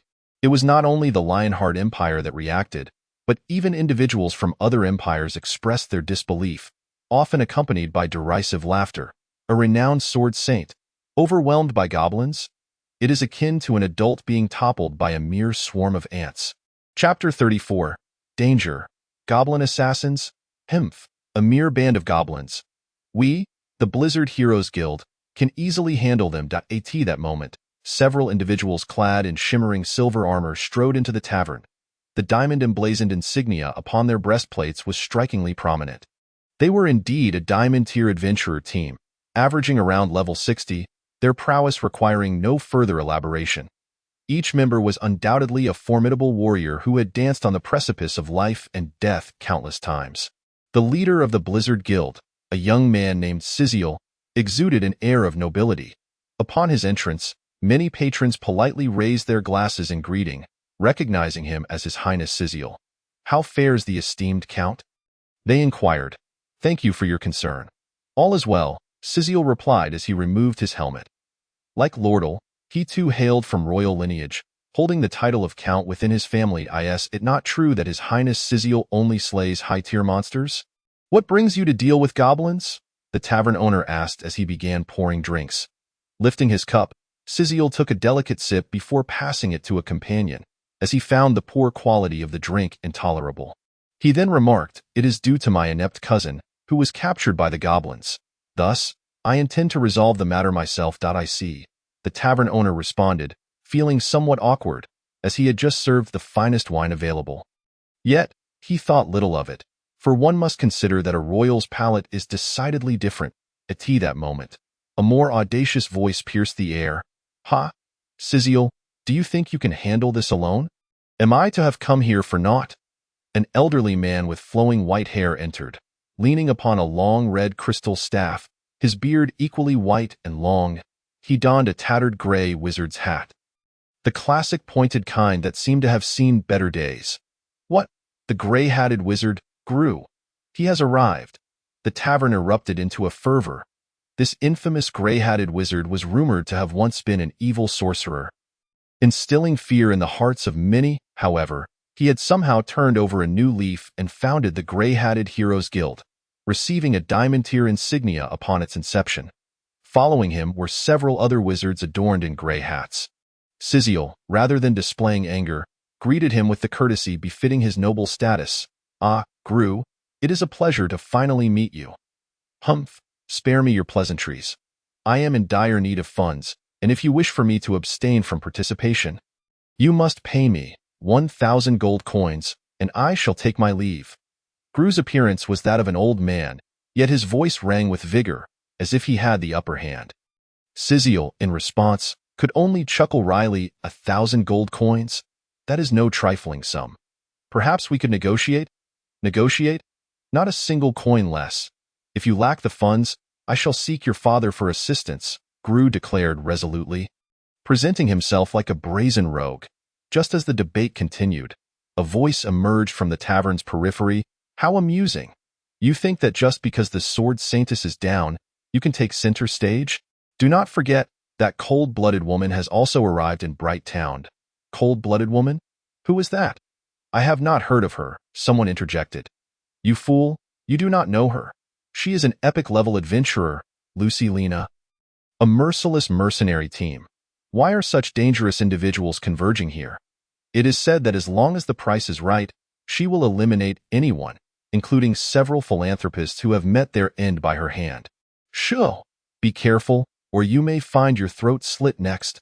At the mention of her name, a hush fell over the tavern, as patrons feared incurring her wrath. In the corner, a cloaked man spoke again. "Ha ha ha, a bunch of cowardly mice calling themselves adventurers. Go home and suckle.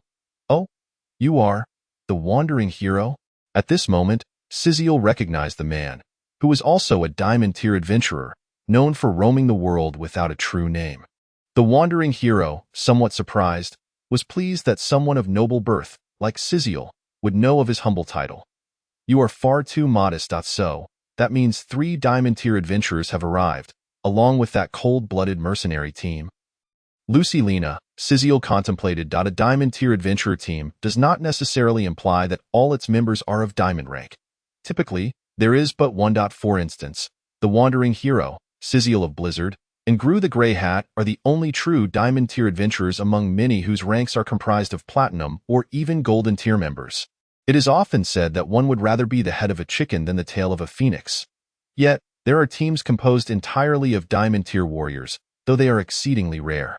The wandering hero then remarked, "Do not regard me with such eyes.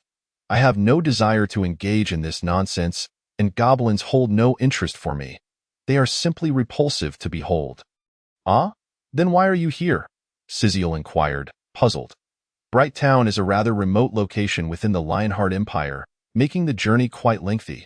The wandering hero chuckled lightly. Would you believe me if I said I happened to wander into this place? The crowd rolled their eyes. What does the term adventurer imply? It is to embark on adventures and confront danger. How could one simply be passing through? Ha ha ha, I jest. While goblins do not pique my interest, that Dragon Island certainly does. If I could slay an ancient dragon, I suspect I might achieve legendary status. The wandering hero declared with eager anticipation. How could dealing with goblins, such trivial matters, be compared to dragon slaying? Thus, he had come here. Moreover, many were not drawn here for the goblins, but rather for the dragons. At that moment, the wandering hero added, by the way, let me remind you all that although goblins are a lowly race, do not be deceived by their simplicity. Many goblins may indeed be low-tier monsters, yet they can evolve. They lack reproductive isolation, capable of spawning stronger offspring, particularly those that have undergone evolution. Truly terrifying. Humph, you speak wisely. I have lived nearly a century and have encountered more goblins than you have women. Gru's previous bravado had now transformed into a grave tone. This race can be considered one of the most formidable in existence. They have persisted since ancient times, remaining the common enemy of all races, and despite millennia of extermination efforts, they have yet to be eradicated. Do you believe goblins can be underestimated? Were it not for the royal bounty of 300 gold coins, I would not dare to wade into this murky water, Gru remarked.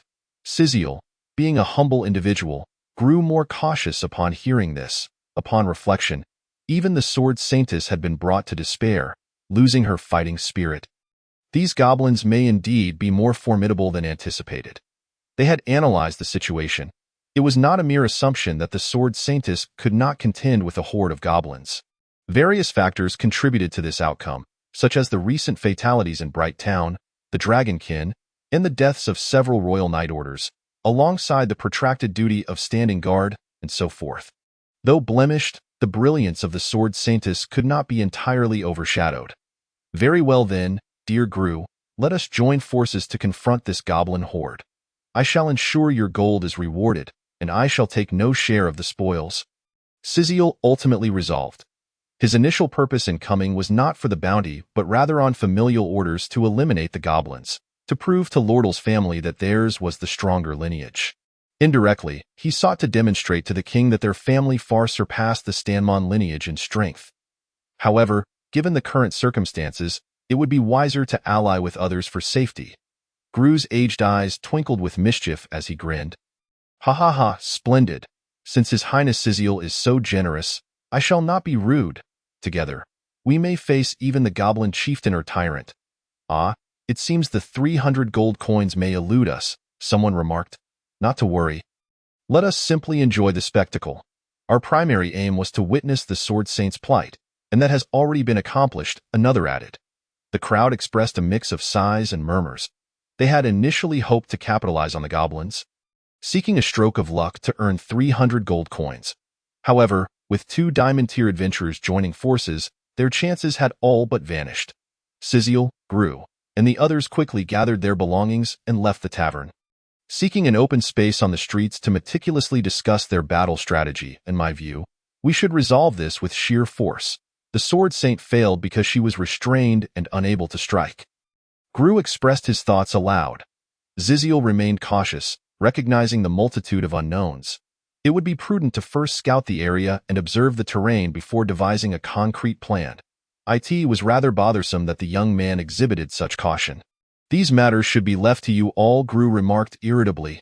Siziel did not refuse, acknowledging the suggestion with a nod. But wait! His gaze turned toward the entrance of Bright Town, where a mysterious figure clad entirely in rusted armor approached.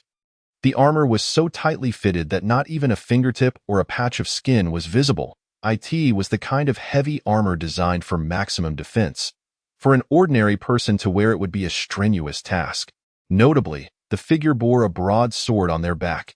Indeed, a broad sword. The kind that measured 1/2 meter in width and 1.5 meters in length. Good heavens, that fellow is truly peculiar. Siziel could not help but exclaim. However, judging by his appearance, the man seemed formidable and was alone, prompting Siziel to consider recruiting him. Sir, Might you sit down for a conversation? Upon hearing someone call out, the heavily armored figure slowly approached. What do you want?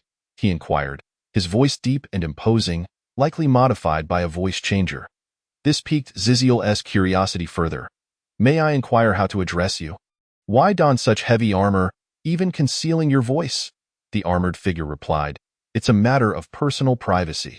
If that's all you seek, then I shall take my leave. He turned as if to depart.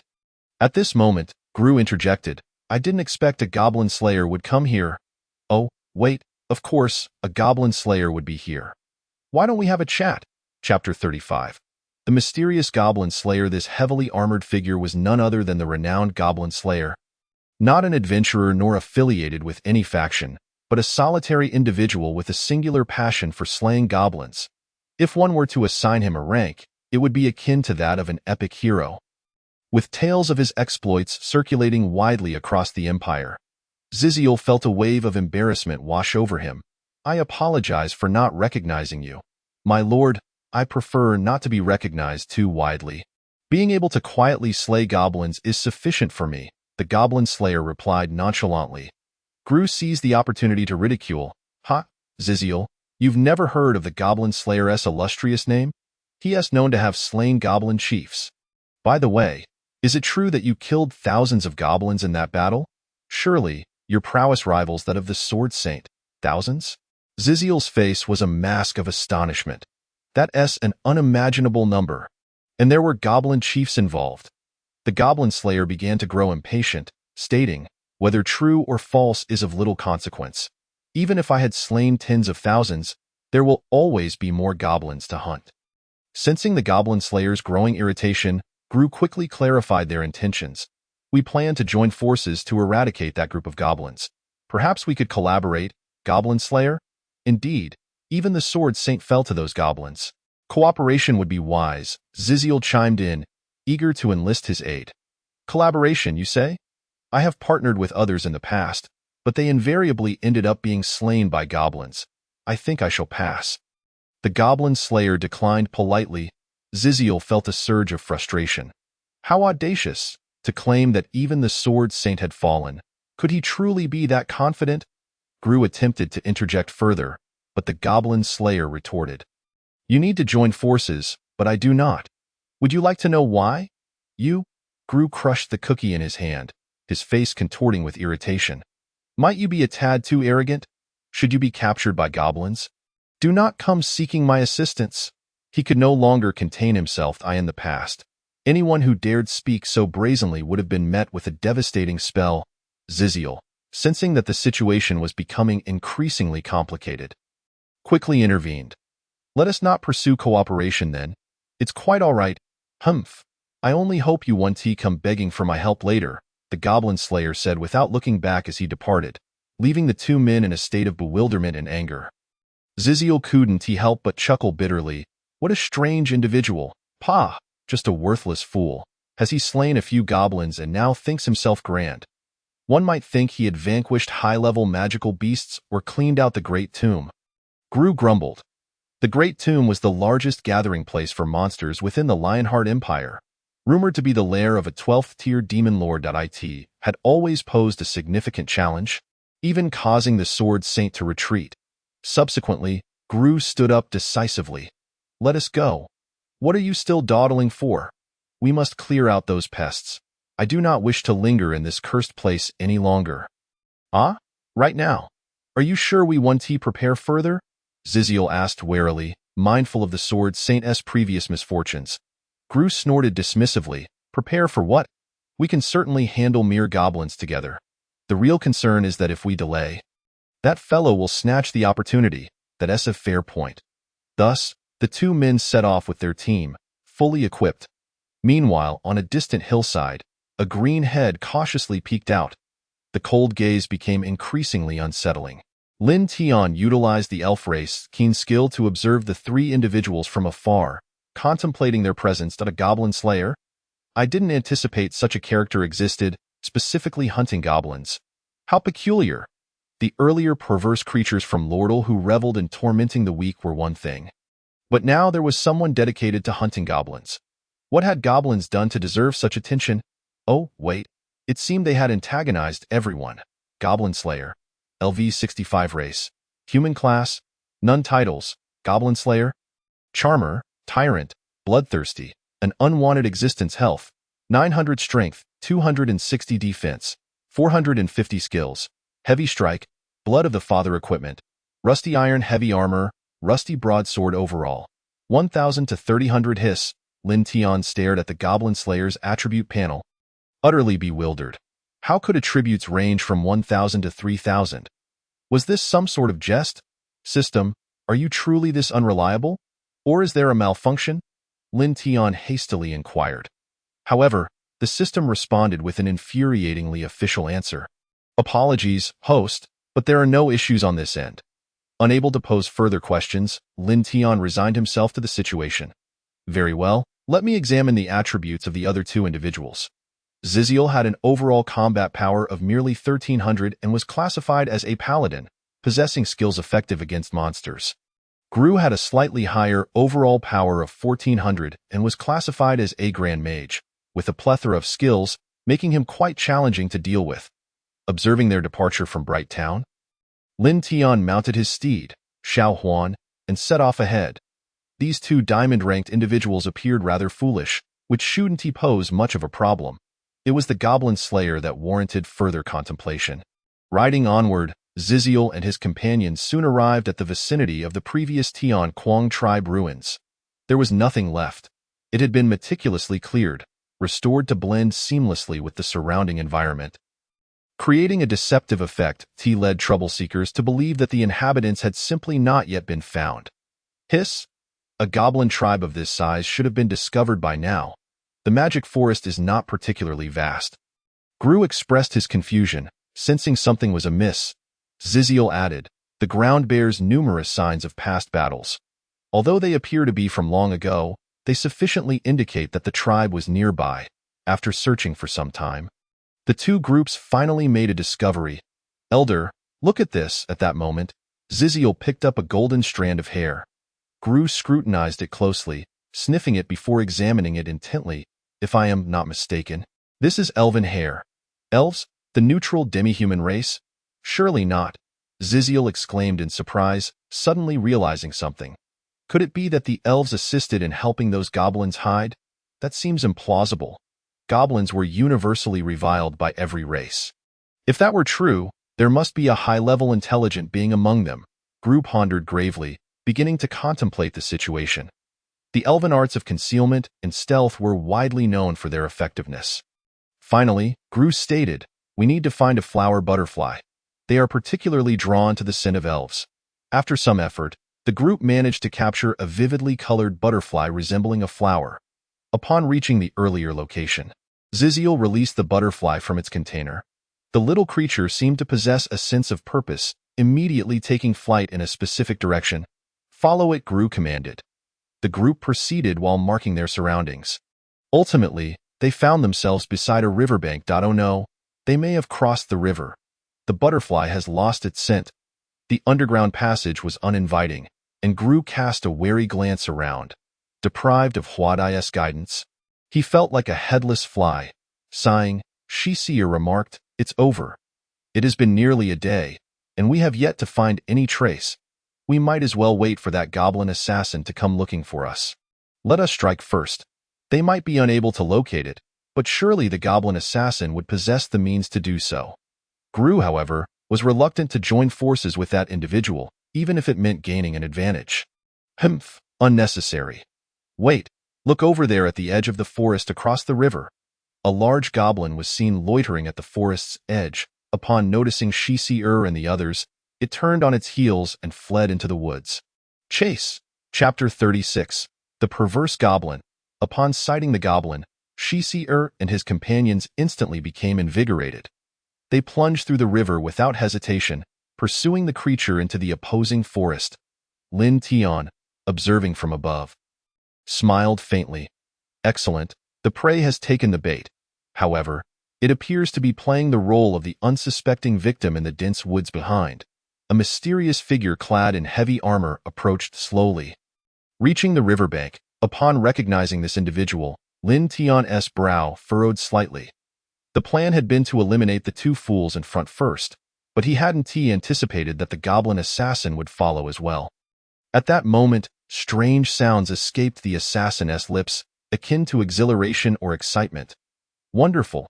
Hee, simply marvelous.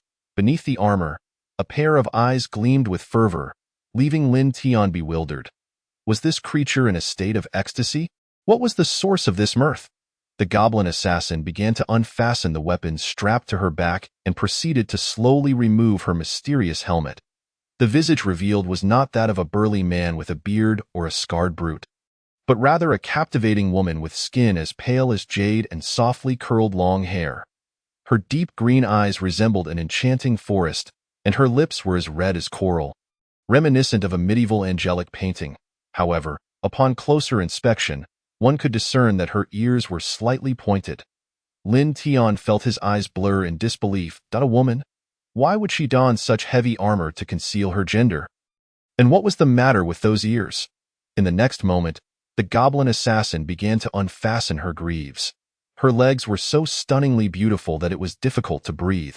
They were exceedingly fair and long, with clearly defined muscle lines, likely sculpted from years of donning heavy armor, reminiscent of ancient Roman statues.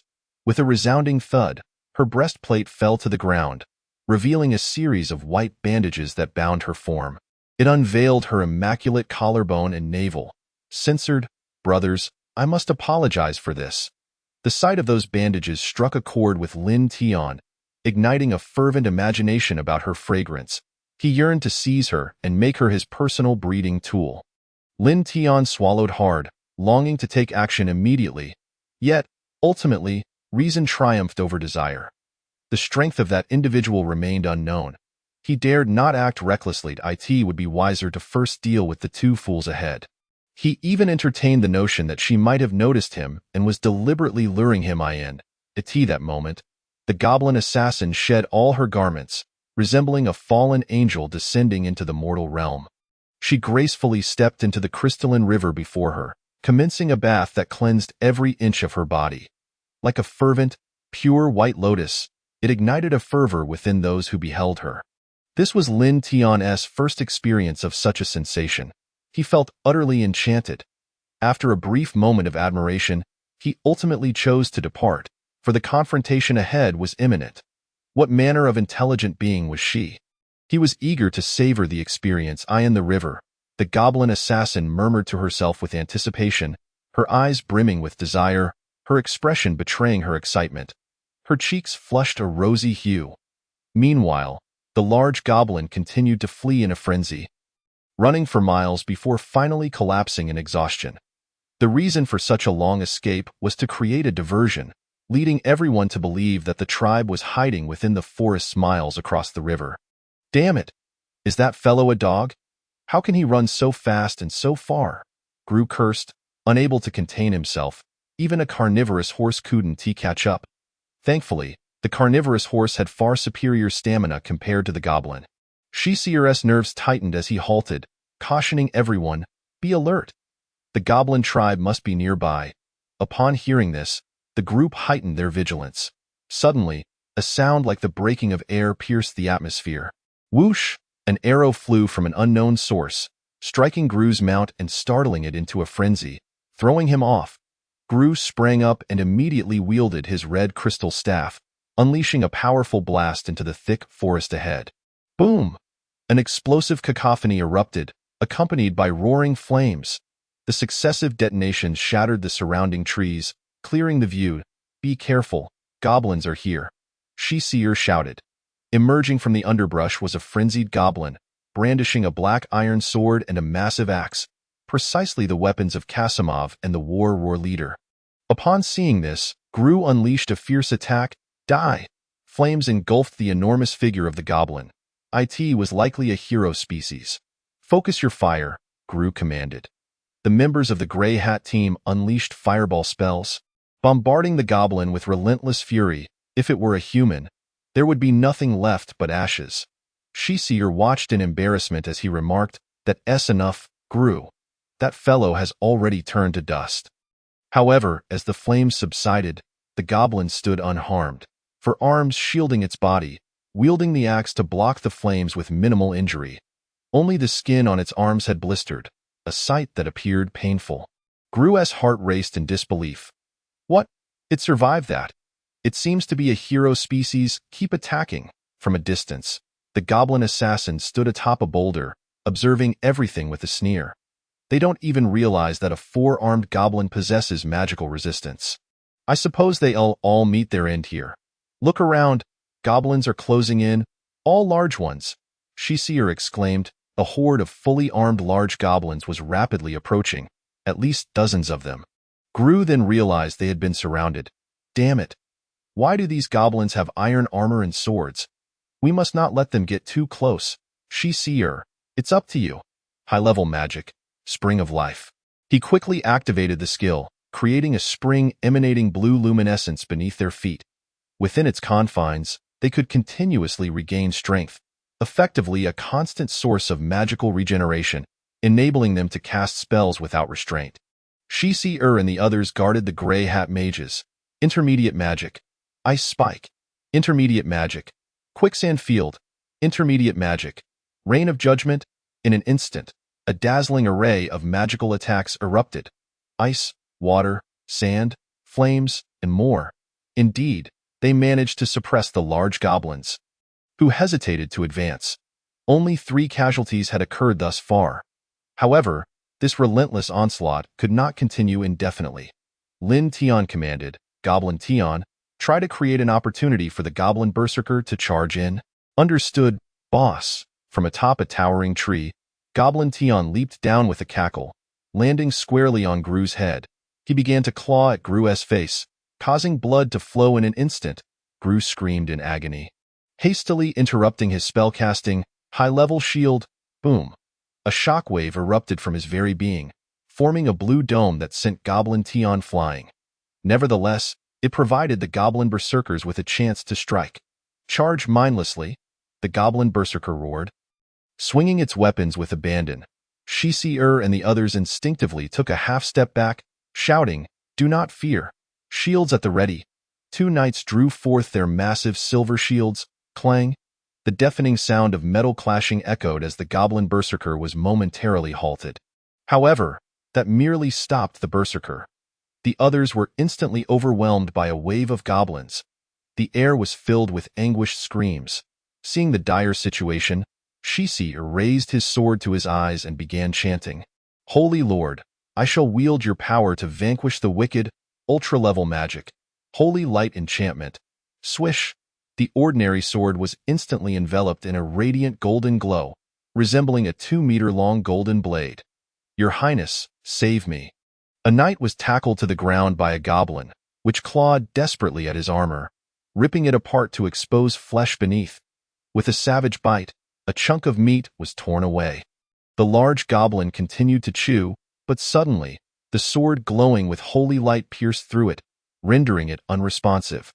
Shisier commanded, "Everyone, gather around me. We must not falter." Gru, how long until your attack magic is ready? Soon. I was ambushed. Why didn't you keep an eye out?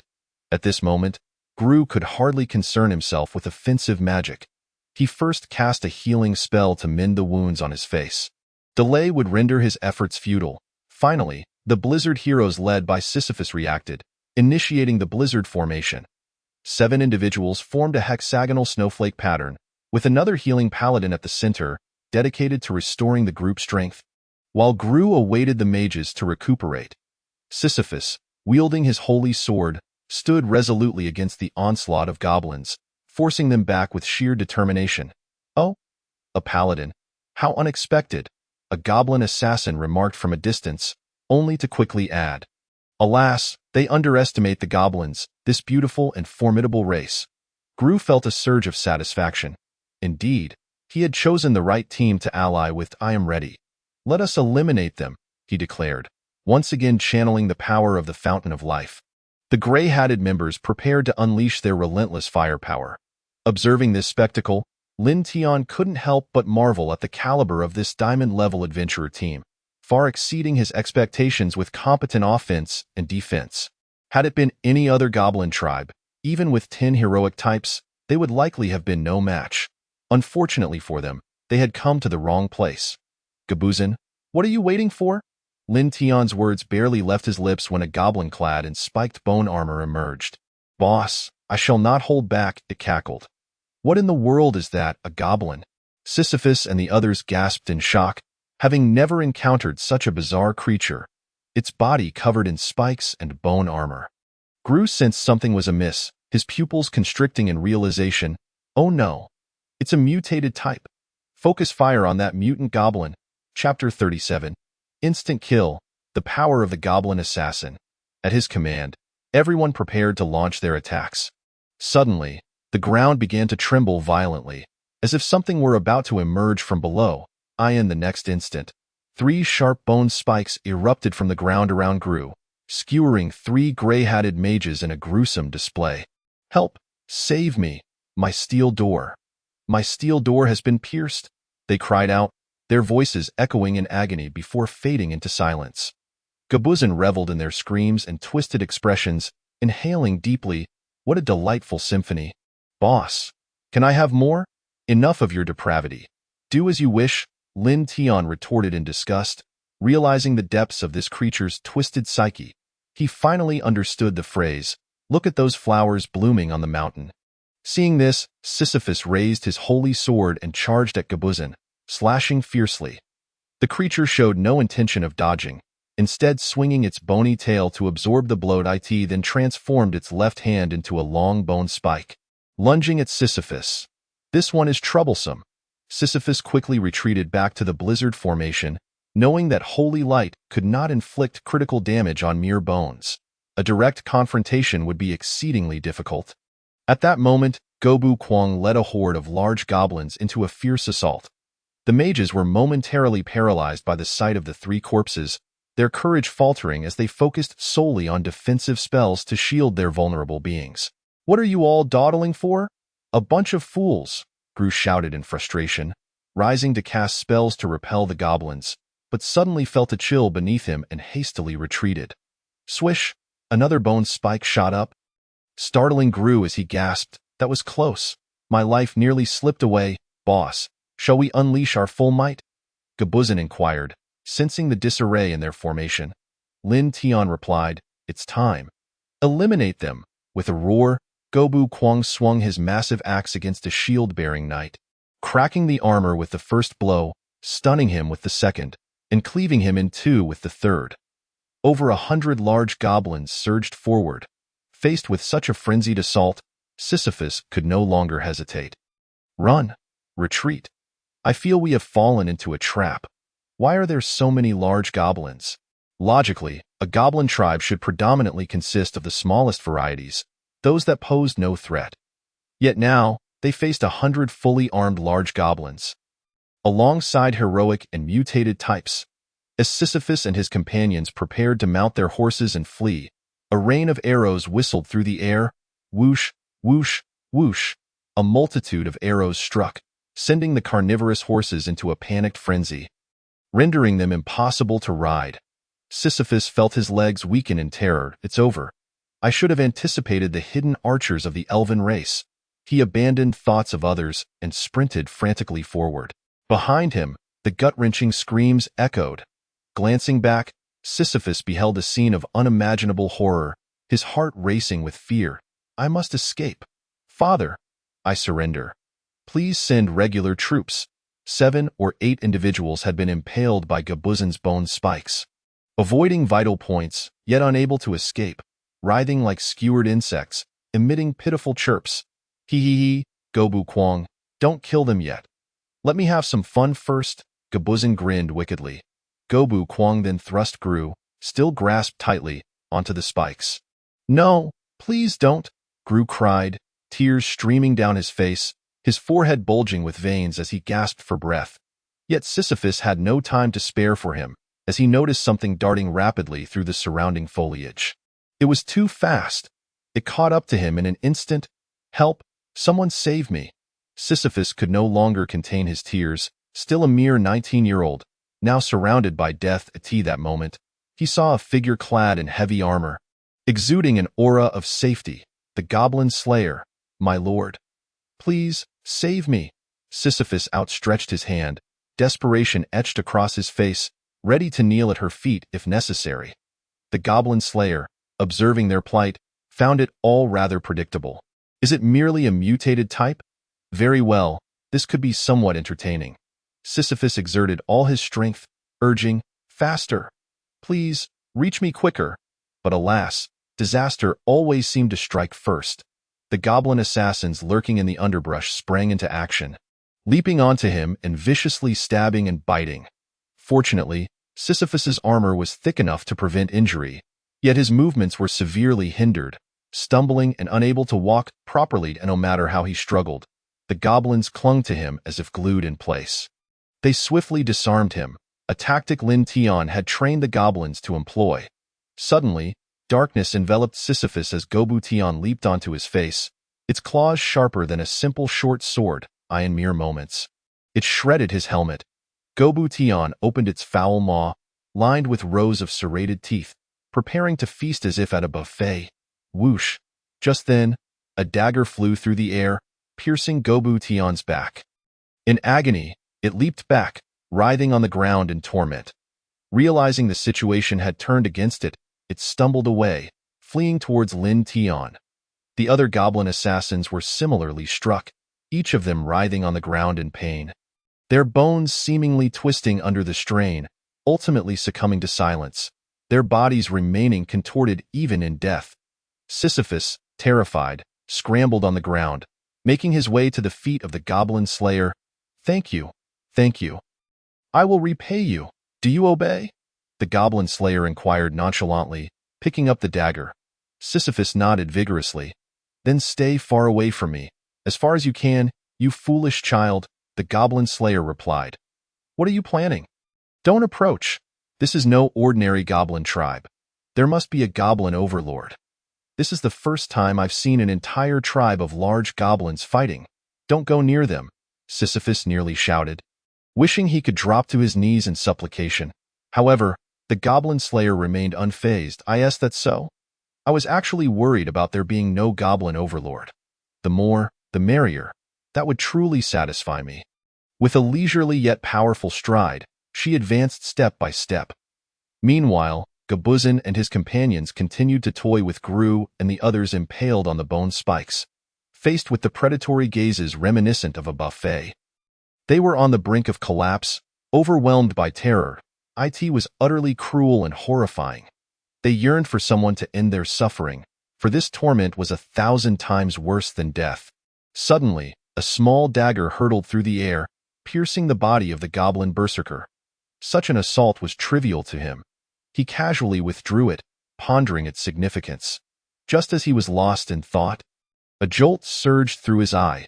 Excruciating pain coursed through his head from the wound, causing his muscles to bulge with tension, and he gritted his teeth as he began to thrash wildly.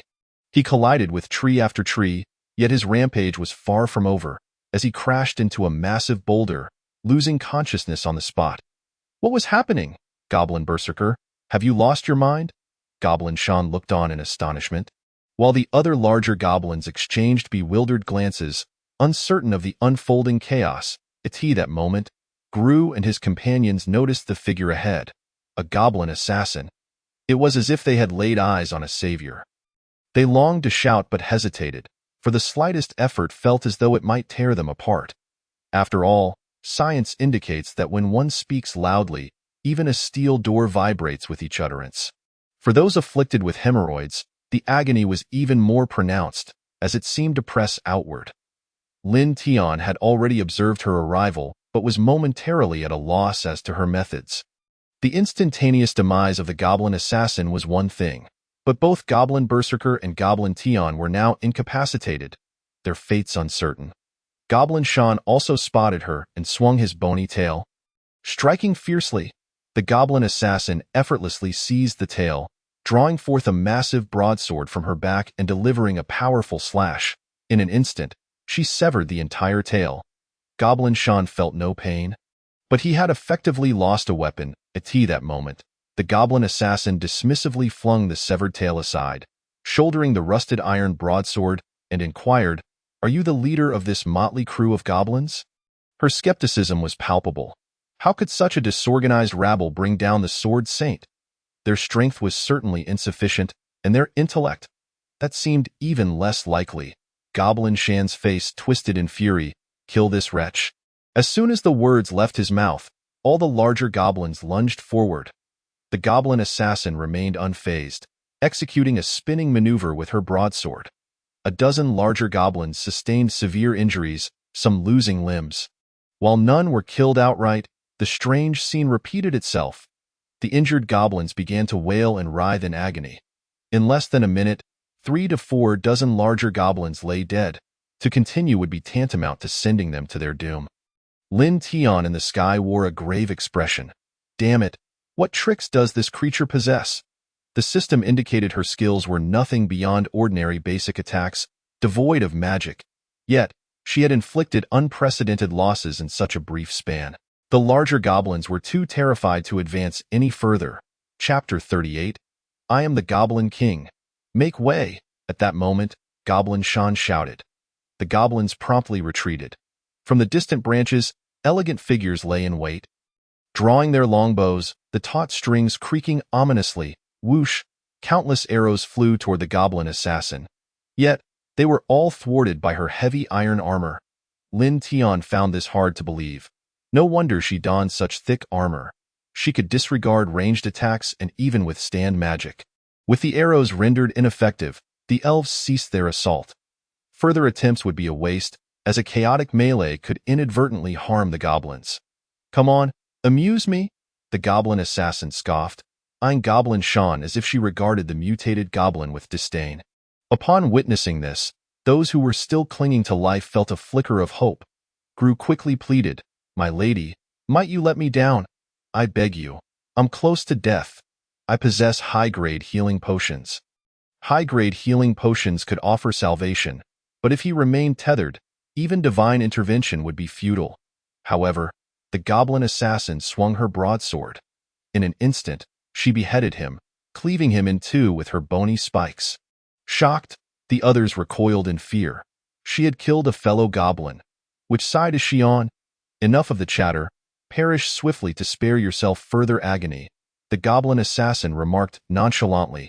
For her, taking a life was utterly inconsequential. Unlike the legends that spoke of her slaying only goblins, she would not hesitate to eliminate humans if they displeased her.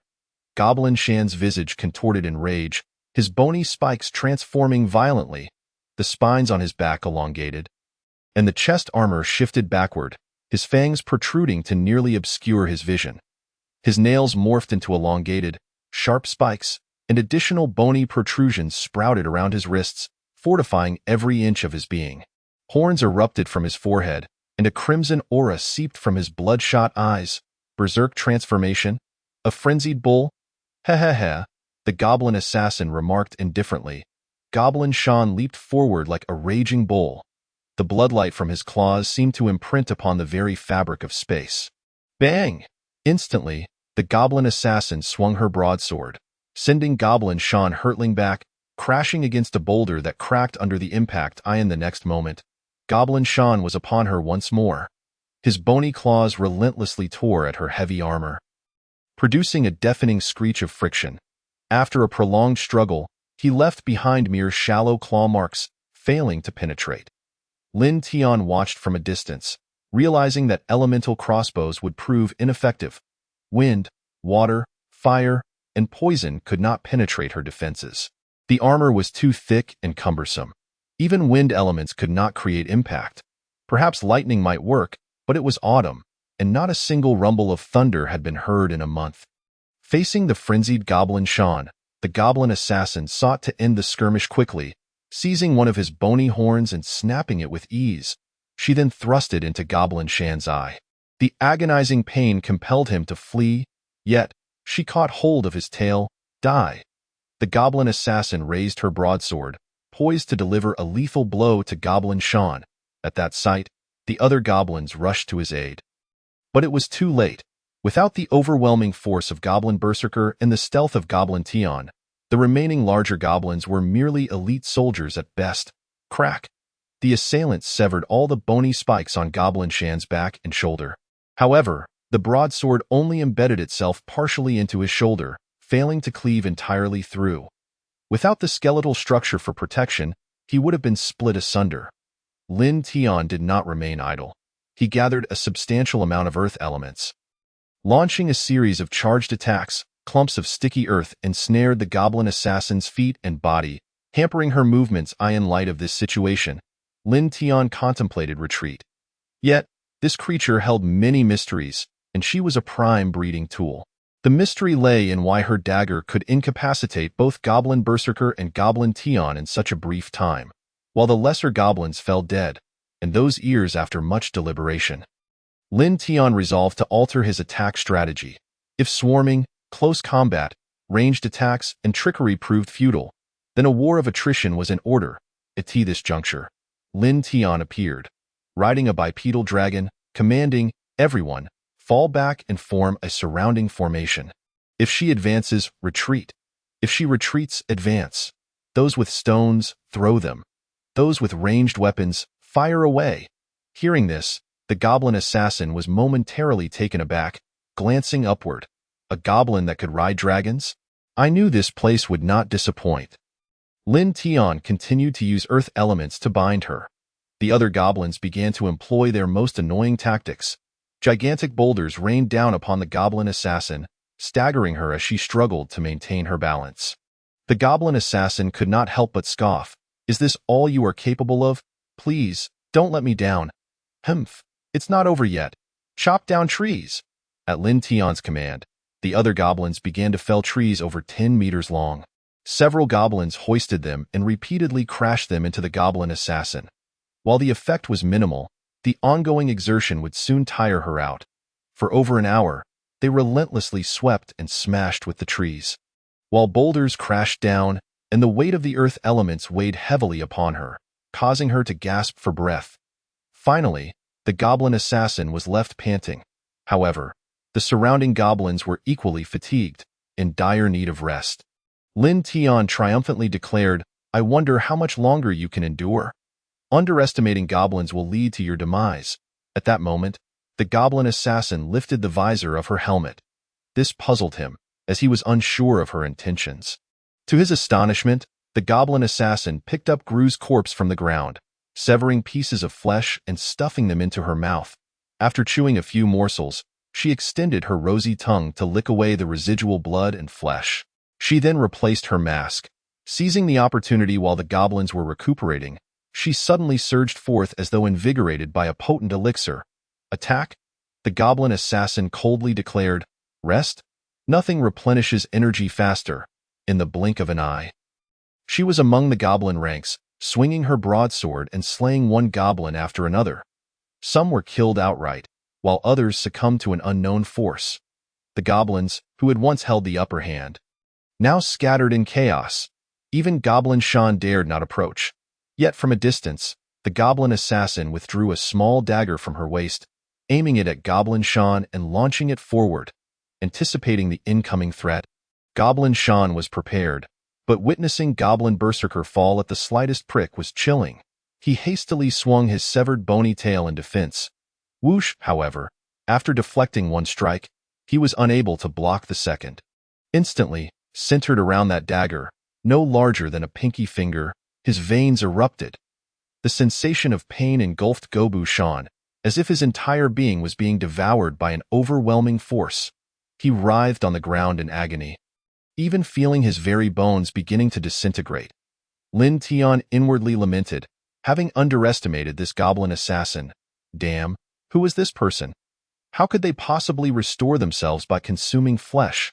Isn't that a characteristic of our goblin kind? Given the current situation, it would be wise to flee. If Gobu Kwang and Gobu Shan perish, so be it.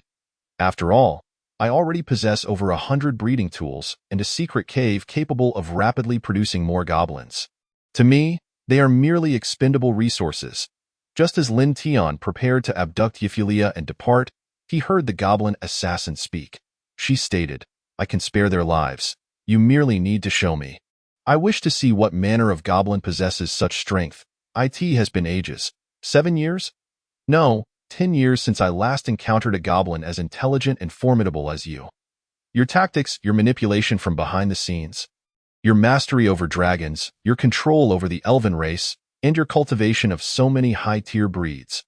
All of these mark you as an exceptional being within the goblin community in some aspects. Even the Goblin King has not achieved such feats. Lin Tian scoffed at her words, thinking them mere flattery. Dio, you really think I would believe you? Upon hearing this, the goblin assassin casually cast aside her broadsword. Clang! But it didn't end there. She even began to shed her armor, removing her helmet. Her tousled, slightly curled golden hair and captivating visage were revealed as she inquired, "Is this sufficient?" The goblins observing from a distance were left utterly astonished. She was breathtakingly beautiful, the kind that ignites passion in one's heart. Yet this woman was akin to a rose with thorns. One could only admire from afar, too fearful to approach. Even those who had been strung up, along with Shisier, were taken aback. A woman? The goblin assassin is actually a woman. Seeing this, Lin Tian was utterly bewildered. What on earth is she trying to do? She has discarded her sword and helmet, leaving herself unguarded. At this moment, Lin Tian felt confident he could subdue her, accurately targeting her head with poison elements. However, her claim to spare Gobushan and the others implied there was hope for them. He then signaled Xiao Huan to gently descend to the ground, preparing to engage her in earnest conversation. The goblin assassin's breath quickened, her enchanting features flushed with a hint of crimson. She seemed to fall into a state of euphoric anticipation, panting, "What manner of goblin are you?" Ultimately, Lin Tian dismounted from the dragon's back, positioning himself about 10 meters away from her. What? Upon catching sight of Lin Tian's appearance, the goblin assassin's expression shifted dramatically, from sheer exhilaration to shock and confusion. "This cannot be. You are just a lowly goblin? As you wish, is that enough? Quickly, save the one beside you, and the other goblins too." Lin Tian interjected coldly, yet the goblin assassin tilted her head in confusion, struggling to comprehend the situation. How could this be? It's impossible. Her bewildered demeanor was oddly endearing, but time was of the essence. Gobushan was convulsing and frothing at the mouth. "Are you mocking me?" Lin Tian's eyes gleamed with murderous intent. He decided to act decisively.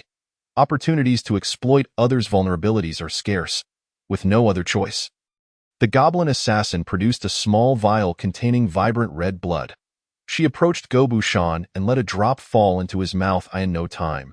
He quieted, merely lying on the ground, gasping for breath but unable to move. She then repeated the process with Gobu Kuang and Gobu Tian. Lin Tian frowned deeply, speculating, "Are you a witch? Is this some vile sorcery?" The scene resembled the use of dark magic. Sorcery? Humph! Who would resort to such trivialities? "I am the Goblin King," the goblin assassin replied, her gaze steady as she spoke each word with gravitas. Chapter 39. The True Identity of the Goblin Assassin, Goblin King. The mere utterance of these words sent Lin Tian's mind reeling. This woman before me is the Goblin King? Nonsense. Seeing his extreme reaction, the goblin assassin chuckled softly. "Just teasing you. Would you like to know my true identity? Let us retreat to the nearby grove for a more in-depth conversation." Lin Tian's instincts warned him that this woman was terrifying and certainly not to be trifled with. Venture into the grove. I might end up as her next meal, especially after witnessing her feast on humans just moments ago. I know what you fear.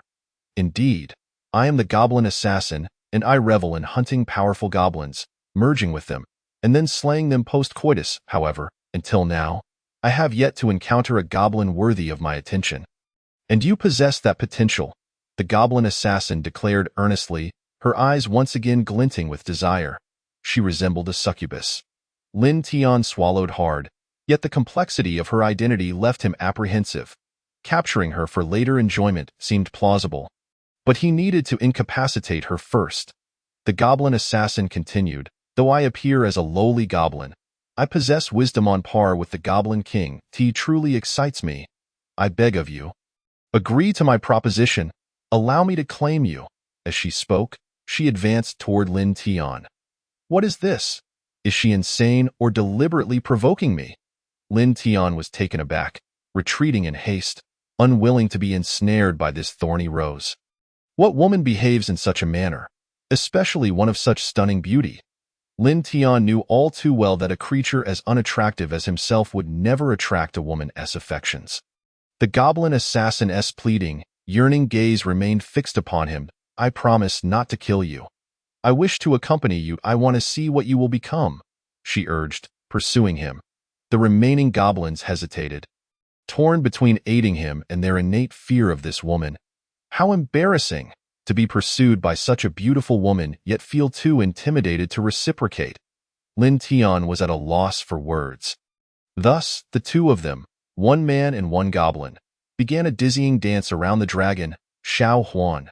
Give me, allow me to possess every inch of you, the goblin assassin exclaimed excitedly from behind, her eyes transforming into heart shapes. In the distance, Liya and the others approached, bewildered. Boss, what on earth is happening? Still frozen in shock, Lin Tian pleaded. What are you waiting for? Save me. This woman is a lunatic.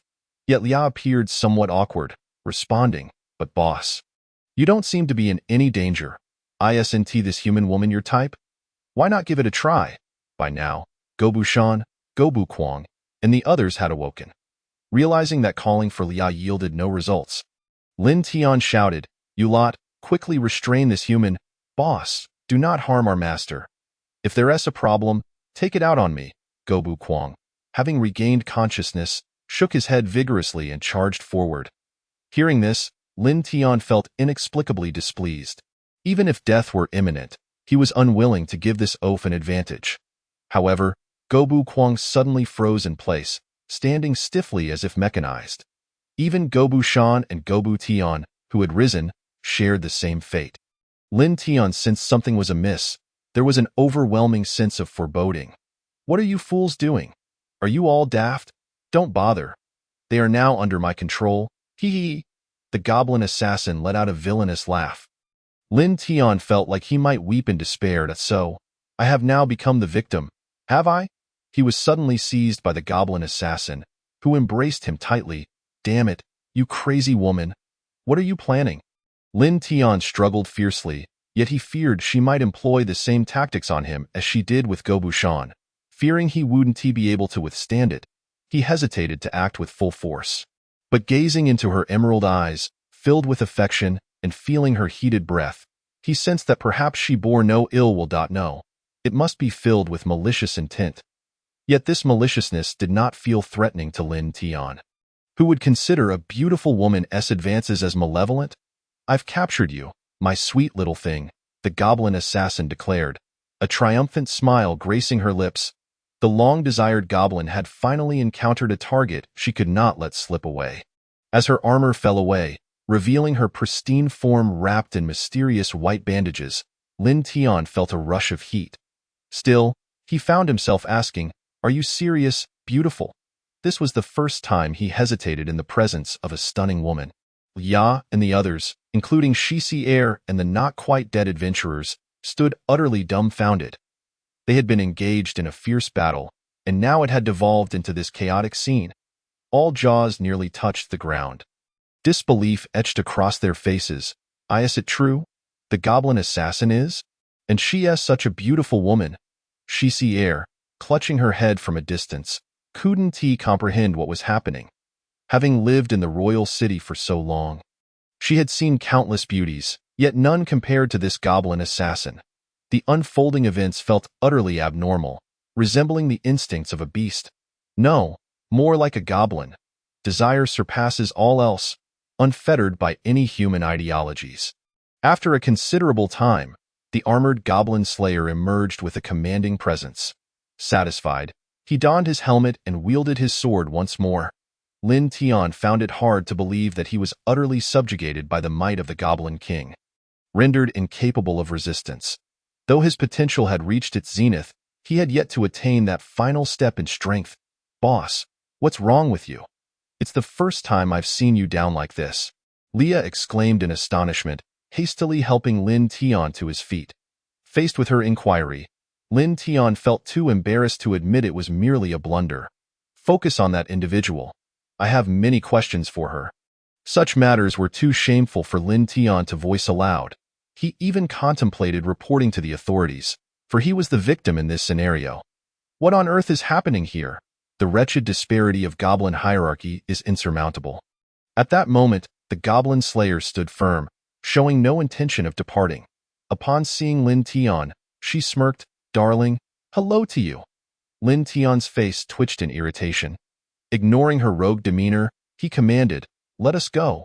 Capture that one who fled earlier." With a flurry, several goblins charged forth, swiftly subduing Shisi air. The goblins returned to normal, hauling along their hefty skewers back towards the cave. The losses from this battle were substantial, all due to that maniac's perversion. 50 large goblins had perished, yet thankfully, the hero species remained unscathed. Upon reaching the cave's entrance, the goblin slayer persistently followed, showing no signs of leaving. Lin Tian, exasperated, inquired, "What do you intend to do? This is the goblin's lair. Should you wish to enter, you must bear the consequences. I promise to accompany you on your journey," the goblin slayer replied, tracing her finger across Lin Tian's chest. Leah and the others cast a glance, quickly averting their eyes to stifle their laughter, for it was the first time they had witnessed Lin Tian in such a humiliating state. "What are you staring at? Get inside and hide well."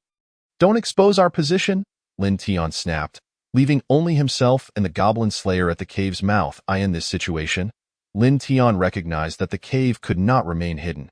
She likely knew of its existence long before. With a cold inquiry, he demanded, "Who exactly are you?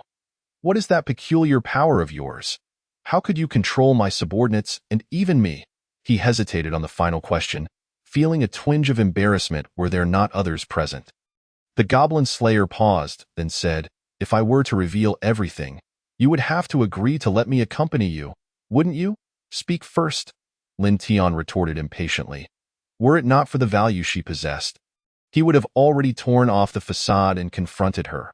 "Well then," the goblin slayer contemplated, "my identity? It's quite a tale. My mother was human, abducted by goblins, specifically, a remarkably powerful goblin tribe. You can imagine the consequences. To my astonishment, she became pregnant and gave birth to me." Upon hearing this, Lin Tian widened his eyes in disbelief. "You are a descendant of goblins? But why do you resemble a human so closely?" "The outcome was unforeseen. I am the offspring of the Goblin King who violated my mother." The goblin slayer's demeanor grew grave. Such matters were exceedingly sensitive for her. Hearing this, Lin Tian struggled to accept the absurdity of it all. It was simply too outrageous to fathom. A descendant of the Goblin King. How ludicrous! He had been among goblins long enough to know that the higher the goblin's rank, the lower the likelihood of offspring, making the rise in power exceedingly difficult. For millennia, goblins had remained at the bottom of the monster hierarchy. Even mutated types could scarcely reproduce, and as for the pinnacle of goblins, the Goblin King, the odds were more improbable than winning the lottery. "I understand your disbelief," the goblin slayer continued. "Even I can scarcely believe I survived. However, I am the one who personally slew the Goblin King. Just over a decade ago, I nearly fell victim to him, but in a moment of respite, I took his life." The goblin slayer's tone shifted to something menacing, reminiscent of a goblin. She had slain the Goblin King? While Lin Tian was astonished, he could surmise that goblin society lacked ethical bounds. Moreover, her immunity to goblin abilities made perfect sense. "After I completely devoured the Goblin King, I acquired the power to command goblins. It was effortless to eradicate that goblin underground city. He. The goblin slayer's eyes gleamed with madness, sending shivers down Lin Tian's spine. He never anticipated that her identity would be so intricate. No wonder she was so formidable. Yet he queried, "What of that mysterious power you wield? How do you annihilate goblins with such ease?"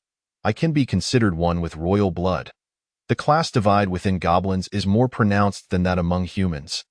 Hence, I infused a portion of my own tissue into my weapon, resulting in an instinctual rejection response when it enters the bodies of other goblins. In simple terms, it is a self-destruct mechanism inscribed in their genes, preventing any harm to their king and allowing me to control them," the goblin slayer elucidated. Possessing royal blood, she was exempt from such a self-destruct gene. With such clarity in her explanation, Lin Tian began to entertain the idea of accepting her. After all, she was effectively half goblin, nay, a goblin clad in human skin. Integrating into a community should pose no issue. Now I understand why you chose to wear such heavy armor. It was to avoid being recognized by humans, wasn't it? But why call yourself the Goblin Slayer? Lin Tian inquired. By all accounts, you are a goblin, yet you are obsessed with exterminating them. My mother was brutally assaulted and murdered by goblins. Thus, I am compelled to eradicate them. As for choosing to mate with powerful goblins and consuming them, that is merely a personal preference, the Goblin Slayer replied. Forced by my biological father, I helplessly witnessed my mother being violated. It is no wonder my psyche has been warped. I possess a human form yet harbor the heart of a goblin. Hence, I am drawn to mating with goblins, akin to interbreeding within the same species, driven by instinct. This is why I proactively approached you. Lin Tian. Yet she oscillated between two races, for the goblin community would not accept her, nor would humans. Thus, a goblin disguised as a human emerged, one who slaughters goblins while simultaneously yearning for their company. This behavior aimed to fill the void within her heart. Observing her, Lin Tian felt a twinge of pity. If that is the case, then join me. The Goblin Slayer stood frozen for a moment, seemingly unable to comprehend that he had spoken such words that came from the heart, the goblin accepting the Goblin Slayer. But I have slain the Goblin King and countless goblins. Are you not afraid of me? Do you not see me as your enemy? After all, I have killed your king, she tentatively probed. Initially intending to manipulate Lin Tian for her amusement, the developing situation had become rather intriguing. Lin Tian shrugged nonchalantly. What does your slaying of the Goblin King have to do with me? No matter how many goblins you have killed, it bears no relevance to me. Our identities share similarities, however, I have chosen a clear path. A clear path? The Goblin Slayer paused in contemplation, finding the notion rather amusing. What a divine blessing it is to encounter a beautiful creation such as yourself. Ha ha ha. But do not get ahead of yourself. Allowing you to join me does not mean I will be subjugated by you. I am the one in control, understand? Lin Tian's expression shifted, taking on a serious tone. Is that so? Then shall we play a little longer? Just moments ago, when I asked you to change your posture, you complied without hesitation. Like a child being punished for misbehavior, the Goblin Slayer replied with a wicked smile. The mention of this. Lin Tian felt a flush of embarrassment and coldly huffed. Let us not dwell on that. Throughout this entire exchange, it had been the Goblin Slayer taking the lead. After jesting, the Goblin Slayer pondered momentarily and decided. Well, the situation in Guangming Town is rather complex now. I shall find somewhere to remain for the time being, serving as your eyes and ears. You possess such a kind heart? Lin Tian remarked in mild surprise. This individual was known for her zeal in exterminating goblins, yet she now intended to assist them. The Goblin Slayer strolled forward, crossing the river. Because you are mine, it seems I have also found my own path. She waded through the river and vanished into the dense forest. I hope you have truly discovered it, Lin Tian murmured as he observed her retreating figure, then turned towards the cave. He inhaled deeply, realizing, this individual is beyond my capacity to manage. Fortunately, she has granted me over 500 attribute points. Truly, she is a woman with royal blood. She is different from Goblin, being a hybrid of human and goblin, whereas Goblin is simply a pure female goblin. Lin Tian promptly checked his current attributes and capabilities. Level, 55, race, goblin, class, none, title, blasphemer of the divine, creator of deities, infuser of the royal abyss, divine blessing. Health, 1600, strength, 410, defense, 470, skills, unarmed, keen insight, 18 styles of awe, reflective return, size alteration, equipment, excellent iron armor, superior short sword, elemental crossbow. Overall, 2200. Lin Tian felt a sense of satisfaction, particularly pleased with the acquisition of a new achievement, Infuser of the Royal Abyss, which granted him an additional 100 life points. Note for longtime readers.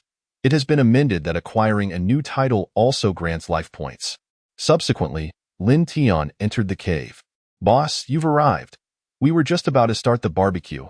Do you still have that seasoning from before? Gobu asked eagerly. Gobu Kwang chuckled. Hee hee, that stuff makes everything delicious. Upon hearing the word barbecue, the captives' faces turned pale with terror. Don't kill me. I can still be saved. If you're going to kill me, just do it quickly.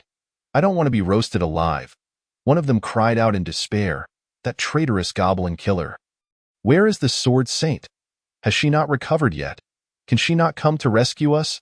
Another lamented, Father, I must sacrifice myself for the family's honor. The voice belonged to Shisier and others. Their wails echoed throughout the cave, truly akin to a hellish nightmare. Nearby, Lordle, tethered like a dead dog, slowly opened his eyes, his blurry vision gradually clearing. Upon recognizing Shisier, he couldn't help but mock, Ahahaha. Shisier, is that really you, cousin? You're still alive. Shisier was momentarily stunned. Disbelief etched across his face. How could he still be alive after all these months of being captured by goblins? Ridiculous. Lordle scoffed. Dead? Even if you died, I wouldn't. I refuse to perish. Shisier didn't take the bait. Chuckling, I see you're in a state worse than death, aren't you? How pitiful that the glory of the Stanmont family has come to this.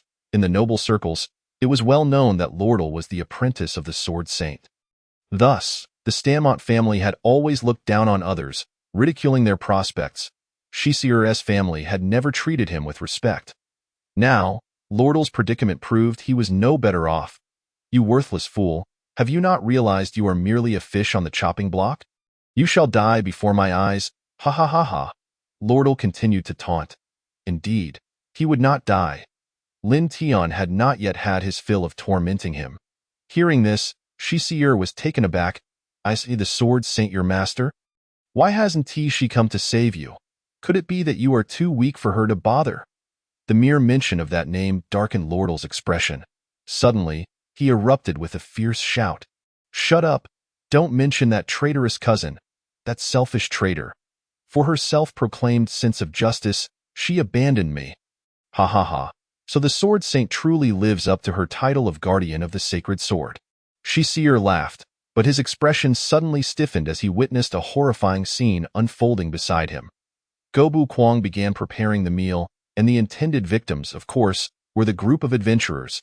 He produced meticulously prepared seasonings made from wild mint, cinnamon, bay leaves, rosemary, thyme, pepper, garlic, chili, ginger, and more. The sound of flesh being torn apart sent shudders through every adventurer, their pupils dilating in fear. Help me! I was so foolish to come and confront these demons. They are not goblins at all. One adventurer screamed in agony. Alas, his fate was already sealed.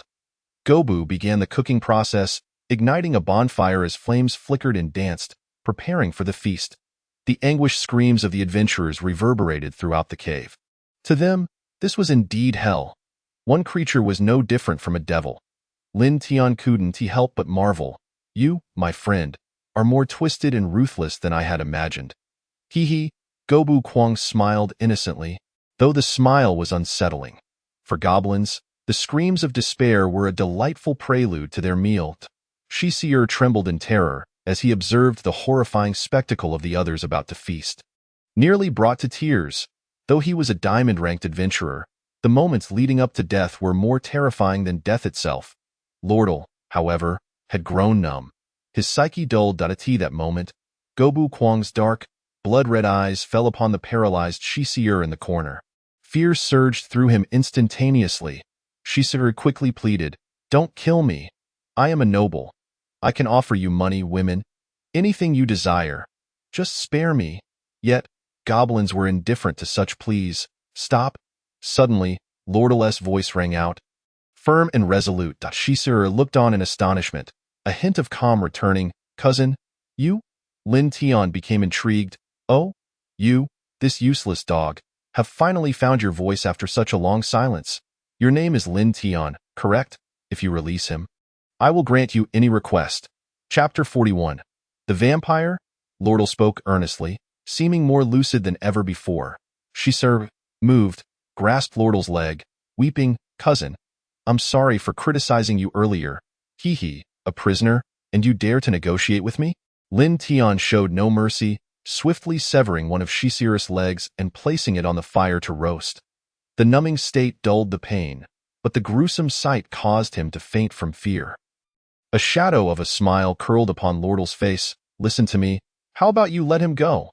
My family will undoubtedly send many to rescue me. Have you lost your mind? What foolishness is this? Lin Tian coldly regarded him, sensing that his sanity had crumbled entirely. Lordle suddenly burst forth in a frenzy. What foolishness! This way, you can kill even more people, devour more powerful beings, eliminate them all. I'll assist you. Are you serious? Lin Tian inquired skeptically. Lordle threw his head back in laughter. They all deserve to die. They all must perish. After all this time without sending troops to rescue me, let this waste come instead? So let them die. And that cousin of mine, if possible, I want to help you kill her too. Fine. I shall trust you. SK, let us provide this fellow with some treatment. Lin Tian agreed without hesitation. Summoning Yifulea to attend to Shisir, he then approached the fire, picking up the roasted leg and tossing it in front of Lordle as if feeding a dog. This is your reward. A fleeting glimmer of murderous intent flashed in Lordle's eyes. Entirely different from his usual demeanor, he immediately regained composure, grasping the leg and devouring it voraciously. Delicious. So delicious. Boss, I see this akin to letting a tiger return to the mountain. Our position has been exposed. Leah expressed her concern. Lin Tian gestured for silence. Do you not trust me? I understand now. Leah fell silent, and they arranged for a few goblins to carry Shisir out and abandon him in the forest. In Guangming town, news had spread that Shisir and his companions had joined forces to exterminate the goblins. Everyone eagerly awaited their good news. Inside the tavern, patrons drank and chatted merrily. Suddenly, someone joked, "It's been so long without a word. Could they have been completely annihilated? Ha ha ha, I would rather believe the goblins have captured me than think they could have perished entirely." Though a jest, the possibility, albeit low, was still acknowledged. If both teams of diamond-ranked adventurers lose, we should just pack up and leave. The crowd dismissed the notion of such an event occurring. After all, they were merely goblins. Even with high-level intelligent varieties, goblins were still goblins. No one truly feared them stirring up a storm. For centuries, the death of goblin kings had been commonplace, cementing the impression of goblins as weak in the minds of humanity. The wandering hero chimed in, "Don't think the sword saint has lost. She merely lost to herself. A group of goblins poses no challenge to diamond-ranked adventurers, at least not to me." Bang. Just then, the tavern door was violently flung open. A bald man clad in simple leather armor rushed in. Breathless with excitement, "It's over. It's over. They've been defeated." "What's over?" "Calm down," the tavern owner scolded, irate, for the ruckus he had caused. Gasping for breath, the bald man exclaimed, "I just saw Shisir return, missing a leg, utterly disheveled. He rode a carnivorous horse out of Guangming town, heading towards the royal city." "What?" The crowd's expression shifted drastically. Shisir of the Blizzard Warriors, the young elite among nobles. He actually lost. The tavern owner struggled to process the revelation. The Blizzard formation can withstand an army of over 1,000. On this pitch-black night, are you certain you didn't TC wrong? I wouldn't mistake it. I even went up to ask him what happened. The bald man took a deep breath and continued, stating that they were all dead. That group of goblins were demons, and he urged them not to go near. Then, he mounted his horse and galloped away in haste. At that moment, the entire tavern plunged into an eerie silence. The existence of such goblins exceeded their wildest imaginations. They finally comprehended why the holy maiden of the sword had suffered defeat. The wandering hero could not help but exclaim, "Has the entire Grey Hat Brigade perished? I distinctly recall that Gru had some prowess. Only he returned. It seems they have all been slaughtered," the bald man speculated. Just then, the figure of the Goblin Slayer entered the tavern, speaking coldly, "Indeed, they are all dead. Only Sisiel remains alive." "Goblin Slayer? Did you partake in that battle?" The crowd erupted with joy, grateful for the presence of a living soul to inquire about the specifics of the conflict. The Goblin Slayer nodded, casually mentioning that he happened upon them, but regrettably arrived too late. By the time he arrived, most were already dead, leaving only Cecile alive. Though he did not understand why Lin Tian had allowed Cecile to escape, he could only convey what he knew. The wandering hero pressed on, and what of the goblins? I have dispatched them all, the goblin slayer replied nonchalantly. A stunned silence enveloped the room for a few seconds before applause erupted. Followed by enthusiastic cheers. My lord, please drink freely today. I shall not charge you, the tavern owner exclaimed, his excitement palpable. He had also suffered under the goblin menace and was now elated to see this scourge eradicated. The crowd marveled secretly, acknowledging the prowess of the man known as the Goblin Slayer, a true expert in dealing with goblins. Could you elaborate on the encounter? Someone inquired. It was nothing of great consequence, just one aberrant type. 2 hero types, and several hundred regular types, the Goblin Slayer stated, accepting the drink offered by the tavern owner. He slightly lifted his face guard and drained the cup in one swift motion. Gasps of astonishment filled the air. Good heavens, so many regular types. No wonder Cecile and the others were defeated, especially with an aberrant type involved. As the patrons reveled in their jubilation and the effects of alcohol, a swarm of pitch-black bats flew in from outside. Hanging upside down from the ceiling, panic ensued as everyone recoiled, hastily grabbing weapons, causing drinks to spill everywhere. Those with weaker constitutions fled in terror, scurrying like mice at the sight of a plague. It was not that these burly men feared mere bats, but rather, this flock was not ordinary. They were humans, or rather vampires. The cold-blooded mercenary corps. From the ceiling, a black bat with blood-red fangs spoke. Goblin Slayer. You mentioned several hundred regular types. The leader of this tribe cannot possibly be just an aberrant type. Have you located their lair? Goblins have a knack for hiding well. Upon hearing this, the others quickly grasped the implication. Indeed, if there were hundreds of regular types, the lowly goblins must number in the thousands. The leader would undoubtedly be a formidable overlord. Had it not been for the invisibility, the frigid gaze of the Goblin Slayer would have surely sent shivers down the bat's spine. I did not anticipate encountering such troublesome foes, he mused, a grin spreading across his face as he thought. Dear, I believe you can handle these nuisances, can't you? Rest assured, we shall take on the task of locating the lair. We hope you will join forces with us. What do you say? The red-toothed bat proposed. The wandering hero was incredulous. Even the cold-blooded mercenary corps sought allies. I am intrigued to meet these goblins. Then shall we proceed together? The red-toothed bat inquired. The wandering hero awkwardly chuckled. I think not. My aspirations lie in slaying dragons, not meddling with goblins, nor will I take on such tasks for mere bounty. I prefer to avoid nighttime excursions. With that, the Goblin Slayer departed the tavern. The red-toothed bat felt a twinge of disappointment, lamenting, what a pity. We can only operate at night. Otherwise, Gru and the others would not have met such a grim fate.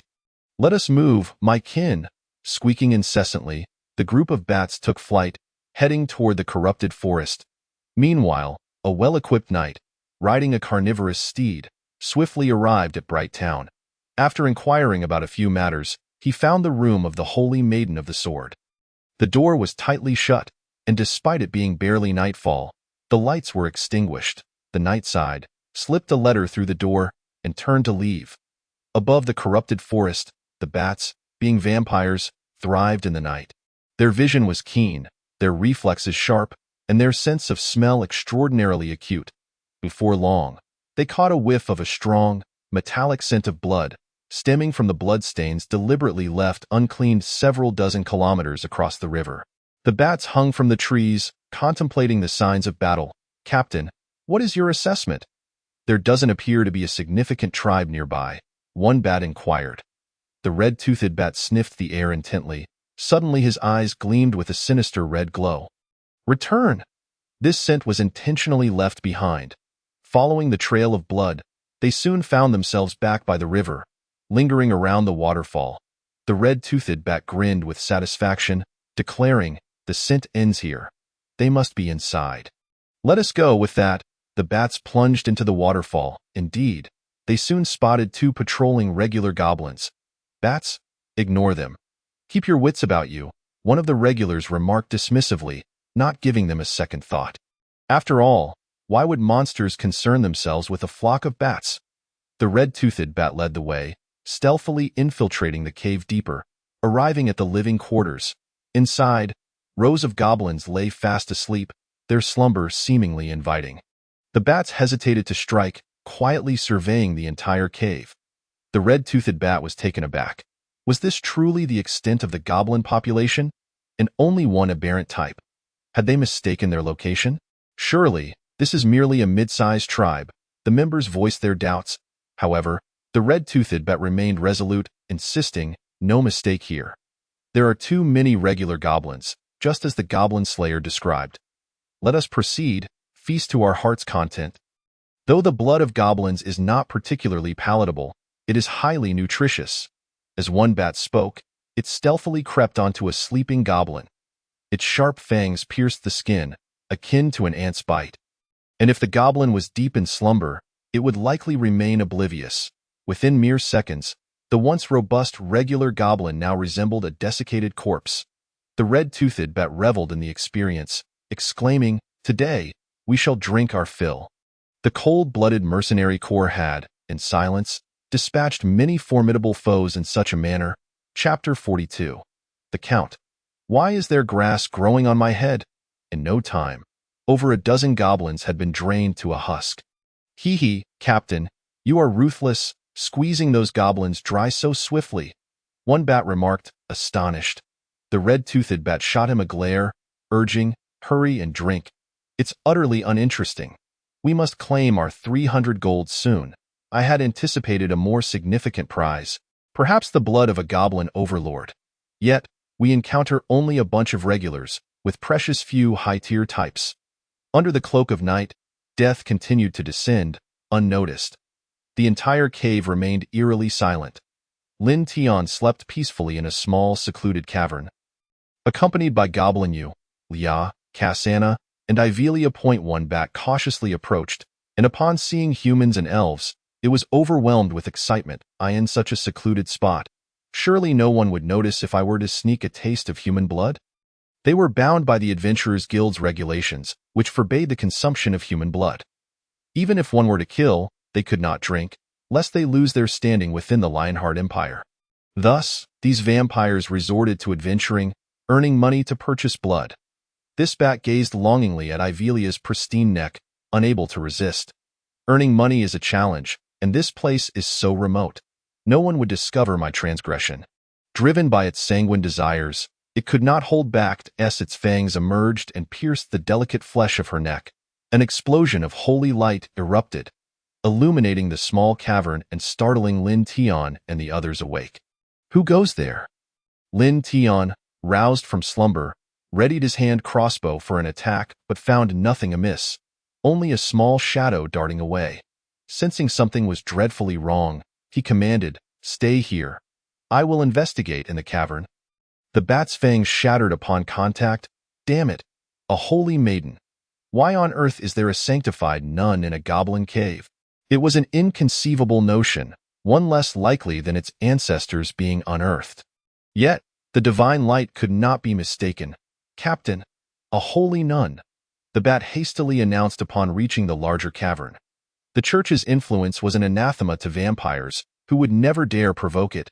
Hearing this, the red-toothed bat, poised to drink, froze in disbelief. "Have you lost your mind?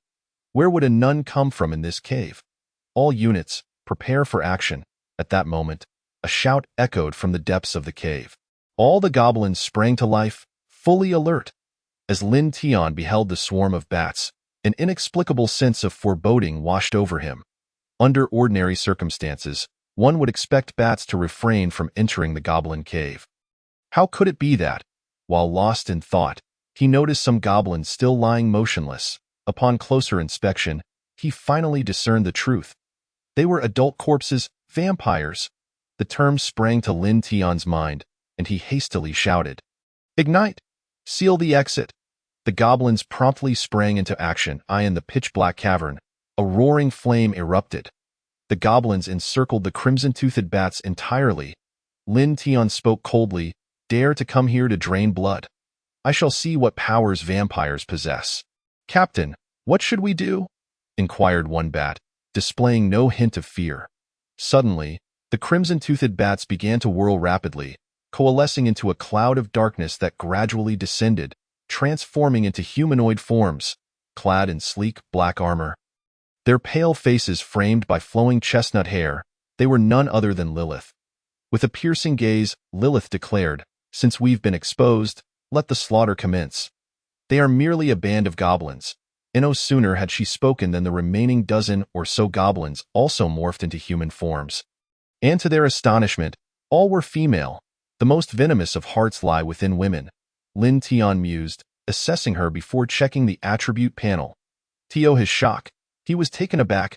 Lilith, LV61, race, vampire, class, nun, title, countess, undying, cursed by the divine, life, 1900, strength, 500, defense, 500, skills, blood siphon, bloodlust, dark transformation, infection, equipment, refined light armor, total, 2800. Such high attributes, approaching 3000. The dozen or so vampires behind her boasted nearly 2000 in strength. How could he possibly contend against them? It seemed certain doom awaited. Quickly, Lin Tian altered his tone. "Ahem, my lady, let us converse amicably. There is no need for hostility. There is nothing to discuss. Did you not wish to see our prowess? Come forth," Lilith scoffed. Had they been discovered upon entry, they would have fled immediately. Now, they had gorged themselves on blood, significantly enhancing their power. Why would they fear? Noticing her malice, Lin Tian continued, "Engaging in battle would yield no benefit for either party. Are vampires not afraid of fire?" Lilith smirked disdainfully and snapped her fingers. The lifeless goblin corpses sprang to life. Their eyes glowed red, fangs bared, transformed into vampires under her influence. They surrounded him. Lilith added, "Let us see whether the flames reach us first or if you perish first." Humph. Suddenly, a surge of holy light enveloped the cavern. Lilith and her kin retreated behind the reanimated goblins. It was Lin Tian, standing tall, arms outstretched in the form of a cross, and my goodness, the goblins are actually mimicking a crucifix. One vampire exclaimed, incredulous, "Should we rush him and tear him apart? This lowly goblin is no ordinary kind."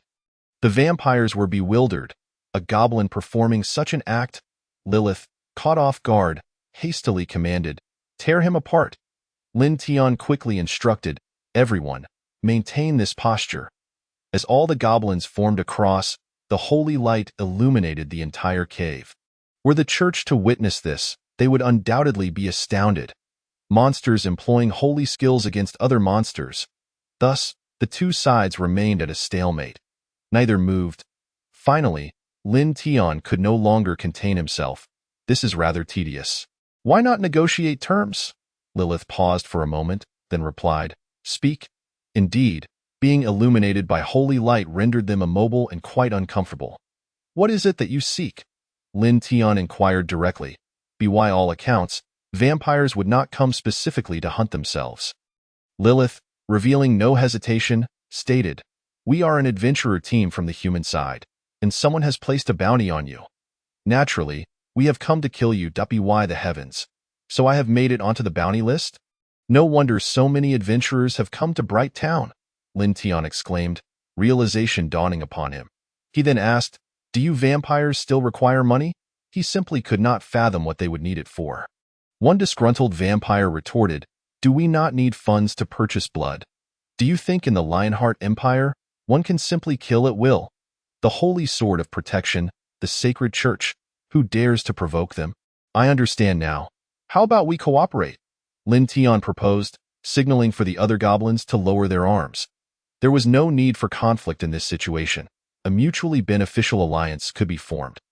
Seeing this, Lilith contemplated striking first but held back. "How do you propose we cooperate?" Lin Tian pondered awkwardly for a moment, feeling somewhat embarrassed. "You require blood, do you not? I could provide it for you." "Boss, they are vampires. They require vast quantities of blood daily," Leah interjected, expressing concern. Lin Tian disregarded her worries. Lilith snorted, "The amount of blood you possess is utterly insufficient for long-term provision. Consider it a concession. We can depart. Never did they expect that goblins could actually exorcise. They had no choice but to concede. Otherwise, they could easily have wiped them all out. Wait, I assure you, what I offer will be ample. And moreover, in abundance, Lin Tian interjected with a grave expression. Lilith and her companions looked at him in astonishment. In traditional medicine, it is documented that the kidneys govern essence and blood, the most vital organ for human health. To maintain a healthy body, one must prevent kidney deficiency. Upon hearing this, the vampires appeared utterly bewildered, asking naively, "What does that mean?" Lin Tian cleared his throat, suppressing his embarrassment. It is quite literal. Medical research has demonstrated this. Moreover, a certain type of monster has long recognized this peculiar effect, the succubus. Otherwise, why would they extract essence without taking lives or robbing wealth? Who would seek fortune at the cost of their lives when they can gain such nourishment? You see, we goblins lack many things, but we do not lack that. We can establish a long-term cooperative relationship, ensuring that you will never face a shortage of blood. Noticing their skepticism, Lin Tian prepared to demonstrate. This was a conclusion derived from traditional medicine, and he firmly believed in its efficacy. Lilith grasped the concept after some contemplation. After careful consideration, she indeed found this method viable. However, it needed to be tested. She extended her hand to take some. A vampire behind her pulled her back. "Captain, we are the Countess's wives. Though he is sealed away, are we not to await his return?" "Yes, this seems too demeaning compared to the Count. If this is true, we could wait safely without further risk. Would it not be better? You have no idea how many sisters have perished over the centuries." Lilith, as the leader and the Count's rightful wife, felt the weight of responsibility. Without hesitation, she approached Lin Tian. After all, it was merely a matter of fulfilling a life-sustaining need, with no further implications. When Lilith consumed the blood, the insatiable thirst was quelled, and she could hardly contain her excitement. "It truly can replace fresh blood. Everyone, we no longer need to risk our lives every day. Let us forge a partnership with these goblins. Is this possible? We should have discovered it sooner. The accursed succubus has monopolized this knowledge since time immemorial. Is this truly the case? Let me try." One vampire could not resist the urge to test it. The results were uncontestable. One after another, they tried, and without exception, it was genuine. The bloodthirst within the vampires was indeed suppressed.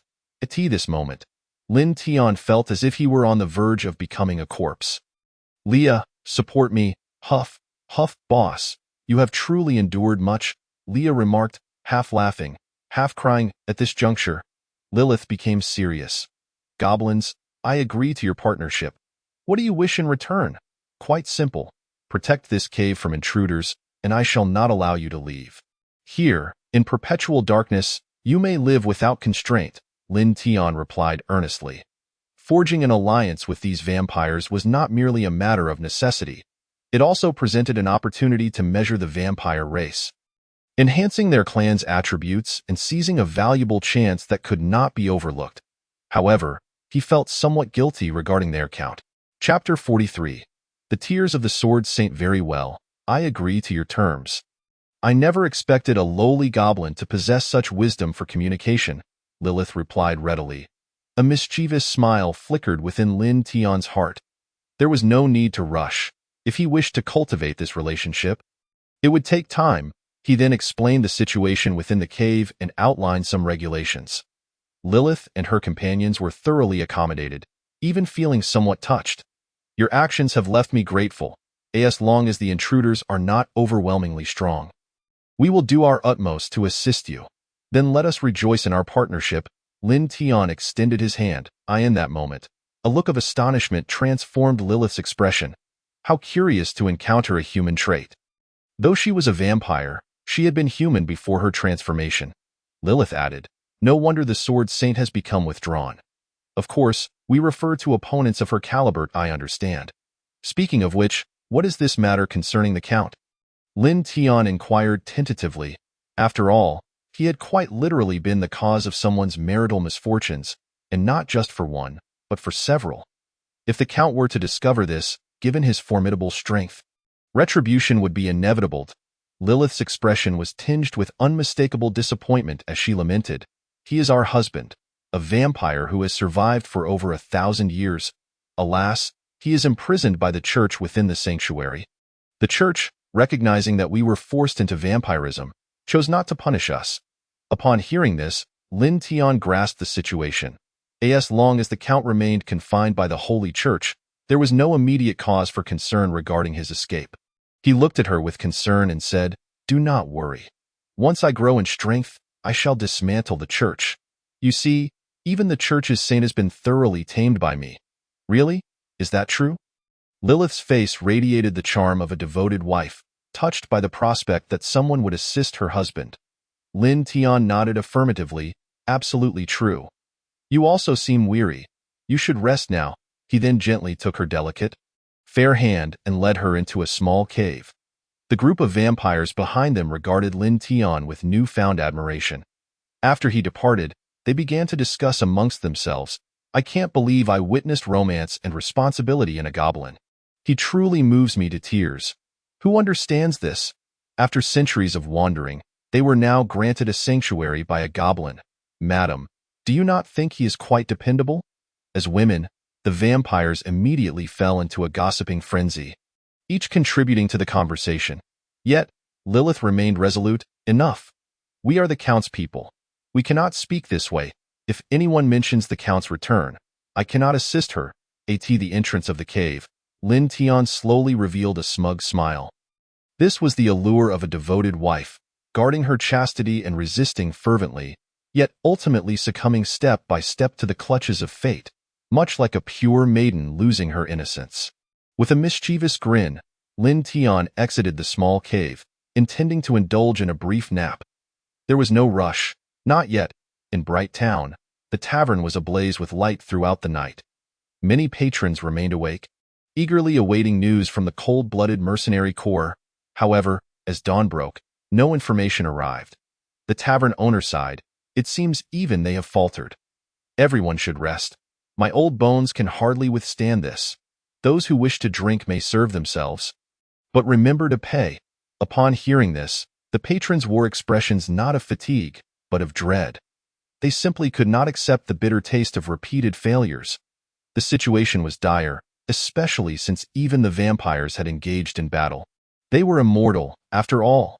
Aside from divine attacks, nothing could inflict fatal harm upon them.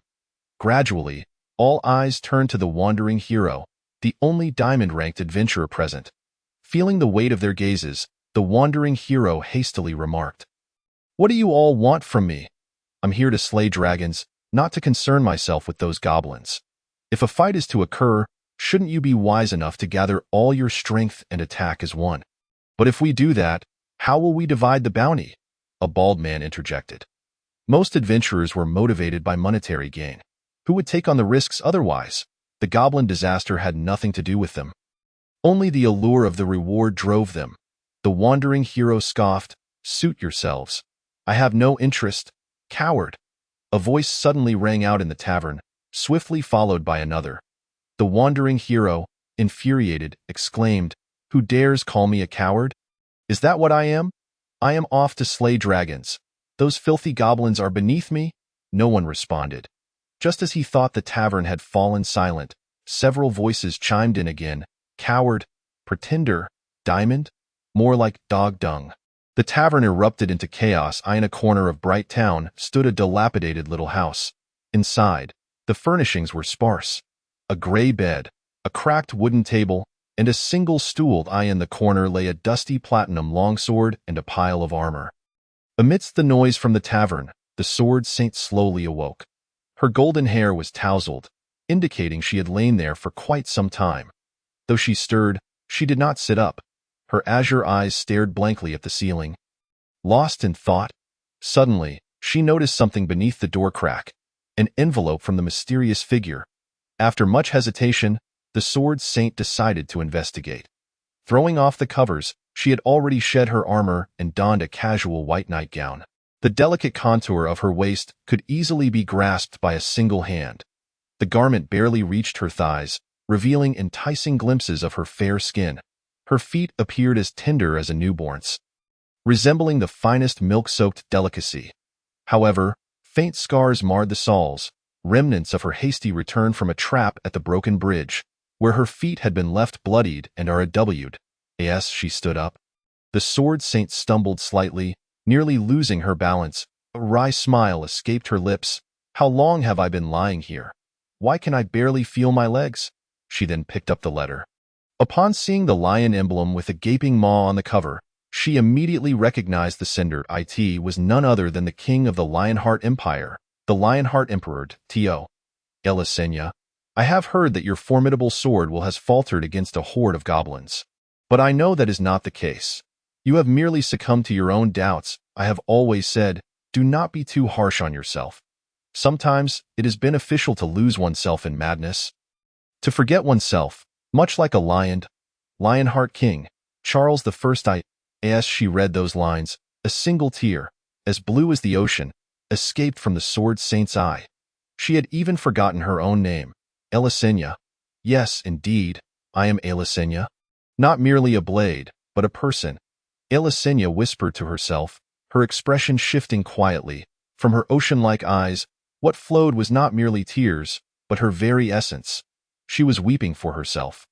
After a prolonged moment of introspection, her gaze finally fell upon the dusty sword in the corner. Meanwhile, the tavern continued to buzz with argument. The wandering hero, engaged in verbal sparring, was now breathless and battered. An elderly man interjected, "That coward has long been a nuisance, hiding in the shadows while pretending to be a master. After all that bluster, what is he? A worthless fool." The wandering hero could no longer contain his frustration. A sphere of white light appeared in his hand, ready to silence the naysayers by force. Just then, he spotted a familiar figure at the entrance, tall and imposing like a mountain. The sword saint. The wandering hero promptly retracted his attack, forcing a smile as he bowed. "Sword saint, it is wonderful to see you restored, sword saint." Everyone turned their heads, and upon recognizing her, they were nearly beside themselves with excitement. Yet, each maintained their respect, bowing in reverence. In the Lionheart Empire, only the Lionheart King received the same level of respect as the Sword Saint. Her unwavering dedication to the path of protection earned her the adoration and esteem of all. Elisenia gestured for silence. "I am heartened to see you all rally to aid Bright Town. It is time to bring this to a conclusion. I shall not grant them another moment to breathe." Initially intending to tackle Dragon Island alone before dealing with the goblins, having so many allies now felt much more manageable. Upon hearing this, the crowd grew somewhat awkward. Aid. They had not come to work for free. However, with the Sword Saint's command, they hesitated to voice their concerns. The tavern owner sighed, "Are you all truly adventurers? If you are willing to lend a hand, my tavern's drinks are on the house. Drink to your heart's content. All right, whatever the Sword Saint commands, we shall do. Let us eliminate those who threaten Bright Town." The patrons cheered, invigorated by the tavern owner's generosity. Just then, two more adventurer teams entered. The leader, named Eli-sun, was dressed like a Western gunslinger, complete with a simple gun strapped to his waist. Yet, he bore a diamond medal. Leading a team known as the Gunners, another group was also diamond-ranked. Eli-sun proclaimed, "I am willing to assist the Sword Saint in fulfilling the path of protection." "I'm in diamond rank. That's fantastic," someone exclaimed with delight. However, not everyone shared the enthusiasm. With the Sword Saint in action, who feared they could not handle a horde of goblins? Upon hearing this, disappointment spread among the crowd. I almost thought he was impressive. Isn't he just here to ride on the coattails of glory? If the Sword Saint was the main offensive, then everyone else was merely support, or perhaps just basking in the accolades without effort. No, this time we shall divide our forces. One group will deal with the goblins, while the other will tackle Dragon Island. Elisenia interrupted them, saying, "Who are you calling a mere support player? Don't even think of being on the same team as me." Just then, the previously deflated Elisson straightened his back and added, "So, how shall we divide the teams, my Lord Sword Saint?" Chapter 44. Goblins and the Dragon's Offspring. This was the matter of utmost concern for everyone. Naturally, they all wished to follow the Sword Saintess, as that would likely incur the greatest expenditure in merely traveling. However, Elisenia declared, I shall venture alone to slay the Dragon Isle. You may unite to deal with the goblins." She would not be swayed by vengeful fury, but would instead opt for the most prudent course of action. In her mind, the threat posed by the Dragon Isle far outweighed that of a horde of goblins. Dispatching the goblins would be a trivial task for such a large group. "What? You alone, to the Dragon Isle? That's far too perilous." Alison expressed his concern involuntarily, despite everyone's unwavering support for the Sword Saintess. They could not help but worry. They urged her, "That won't do. It's sufficient to handle half the goblins. It would be much safer for the remaining half to accompany you to slay the dragon. Indeed, you are the sacred sword that protects the kingdom. We cannot afford for anything to happen to you. Or perhaps we should all go to slay the dragon first, or at least handle the goblins." They were no longer contemplating mere support roles. They were genuinely afraid for the Sword Saintess' safety. After all, she was the kingdom's emblem, the hero of adventurers. Many a troublesome monster had met its end by her hand. They were all too aware of the ancient dragon's persistent harassment from across the isle and could surmise that it would be no easy foe. Yet Alice Nia remained steadfast in her decision. "I appreciate your concern. I am confident in my abilities. In that case, I shall accompany the Sword Saintess to slay the dragon." The wandering hero stepped forward with a serious demeanor. "Though we may have had a disagreement earlier, you must trust that I can protect the Sword Saintess." An eerie silence enveloped the crowd, with disdainful eyes gazing at him as if he were a fool. Alice Nia, feeling somewhat helpless, conceded, "Very well. I shall go with him to the Dragon Isle. You shall handle the goblins. Since the Sword Saintess has decreed so, we shall comply." Soon, everyone began to prepare for the journey, with Alison leading another team of diamond-ranked adventurers, accompanied by 7 or 8 platinum and numerous gold-ranked members. Their numbers totaled nearly 200. This formidable force could easily overpower a supersized goblin tribe. As for the wandering hero, he strode with his chest held high, elated at the prospect of fighting alongside the Sword Saintess. Surely, this would elevate him to the rank of an epic adventurer, perhaps even higher. "Stay close. We shall make swift work of this," Alice Nia commanded as they hastened towards the seaside. There was but a single small boat available. "Leave it to me," the wandering hero said, activating his high-level magic skill, object manipulation, allowing him to control the vessel with his magical energy. This enabled the little boat to match the speed of a speedboat, which was the primary reason the Sword Saintess chose to have him accompany her. As they raced across the water in the small wooden boat, Alice Nia inquired about recent events. "Have any of you dealt with those goblins?" "Sword Saintess, you may find it hard to believe, but Air, Gru, and even the cold-blooded mercenary corps have all made attempts, and not a single one has returned. I don't know. One did escape, Air, but he came back with a broken leg." The wandering hero replied patiently, astonished. Upon hearing this, the Sword Saintess was equally taken aback, realizing her miscalculation. She had assumed that the combined might of everyone would suffice, but the risks remained high. Those creatures were growing far too rapidly. The wandering hero chose not to speak further, refraining from bringing up the Sword Saintess's sorrowful matters. Nevertheless, he was certain that if they united, there would be no issue. It was fortunate she had taken the initiative. Otherwise, who would willingly engage in labor without compensation? Alice Nia stood up, gazing towards the distant Dragon Isle. "Let us resolve this swiftly." The island loomed larger on the horizon, and they could even spot the bipedal dragons that had begun their hunt that morning. Upon reaching the soft sands of the beach, they prepared for battle. The wandering hero, however, was enjoying the scenery, exclaiming, "This place is unexpectedly beautiful. It's just a shame there are so many flying lizards." Suddenly, a dragon that had gone out to hunt noticed them.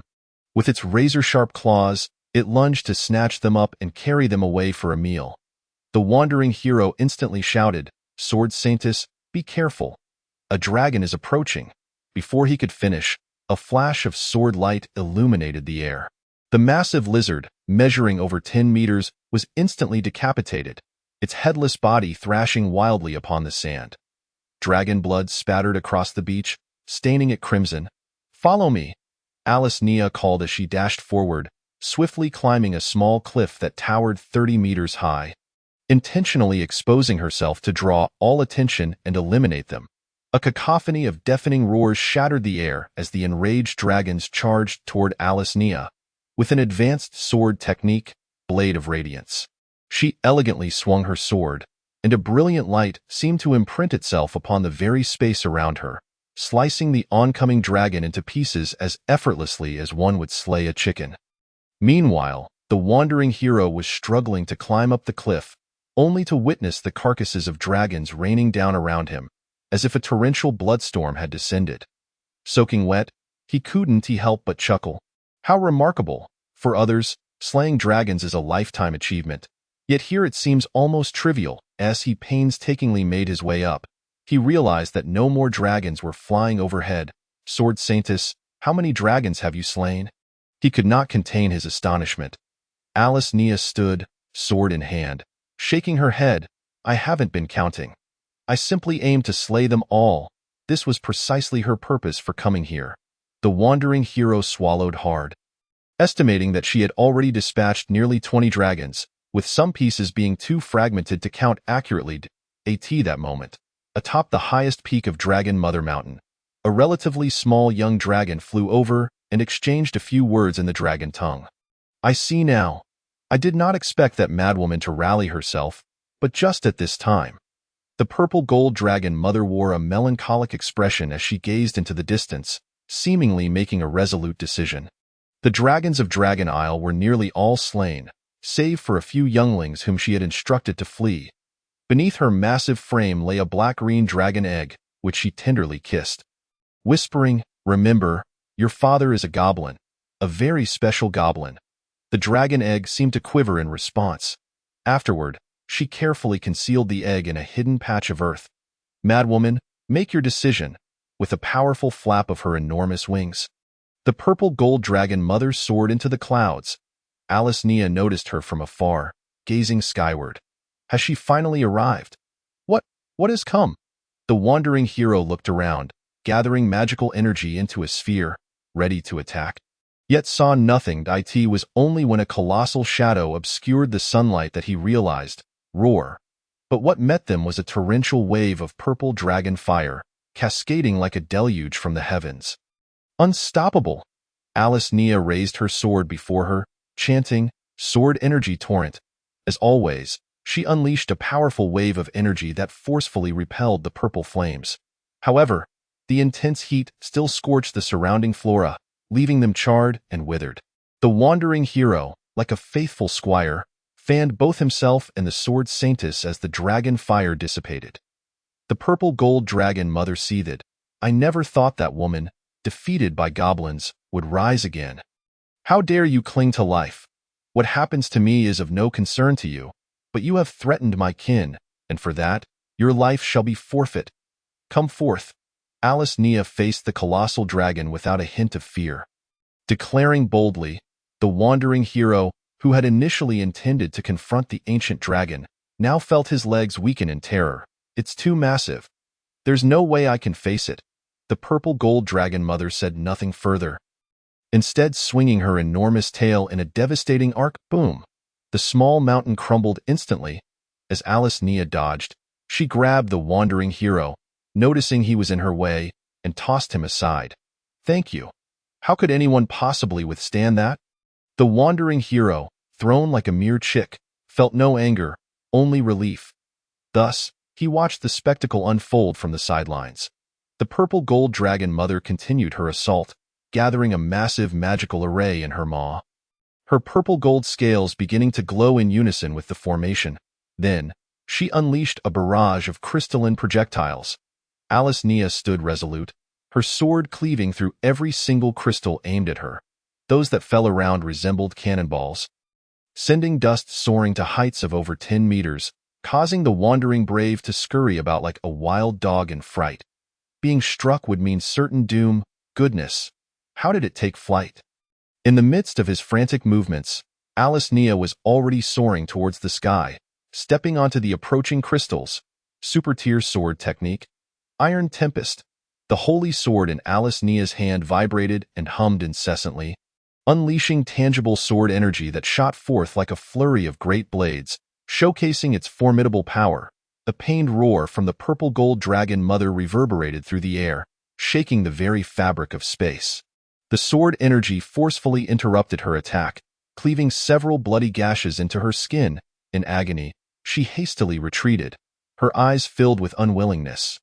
Alice Nia was swift, precise, and merciless, offering no chance for respite as she aimed directly at the dragon's head, intent on shattering her brain in one strike. At that moment, on a nearby beach, something appeared to be burrowing its way out of the sand. With a great effort, the sand was thrown aside, revealing a dark, green-spotted dragon head. The entire little dragon slowly emerged, roughly the size of a carnivorous horse, measuring around 3 meters in length. This was the offspring born from the union of Lin Tian and the purple gold dragon mother. Not a goblin, but a creature with the body of a dragon. Only its skin bore a few green spots. Chapter 45. The Dragon's Nest. Upon hearing the anguished roar of the purple gold dragon mother, the little creature began to flap its delicate, gossamer wings, striving to take flight. Initially, it managed only a few attempts, reaching a height of about 10 meters before falling back down. Yet, within mere minutes, it had mastered the art of flying. Such rapid growth was unparalleled among normal dragonkind. Dragons are innately powerful and rare due to their difficult reproduction and exceptionally slow growth cycles, let alone ancient dragons, which often take months to achieve flight. Now, this little one accomplished it in mere minutes, a result of goblin genetics. That moment, on the western beach of Dragon Island, the purple gold dragon mother had been blinded in one eye and had fallen onto the sand, causing the entire island to tremble. Alice Nia, cold and unfeeling, remarked, "So close I had aimed for the forehead, but alas, I only struck the eye." The purple gold dragon mother, now utterly exhausted, was unable to continue in her true form and could only resort to her skill. Transforming into a woman clad in purple biological armor, though her right eye was a gaping wound, terrifying to behold. "Madwoman, today, I shall fight you to the bitter end." The purple gold dragon mother unsheathed her dragon bone sword and charged forward. Crazed with fury, with a resounding clang, the dragon bone sword was easily deflected by Alice Nia, sending it tumbling into the sea. Alice Nia coldly declared, "Do not resist any further. It is of no consequence. Is there truly only you, an ancient dragon, on this vast island?" Logically, a mother dragon in her reproductive phase would have a male dragon by her side. Yet, the island had been largely purged, leaving only lowly bipedal dragons.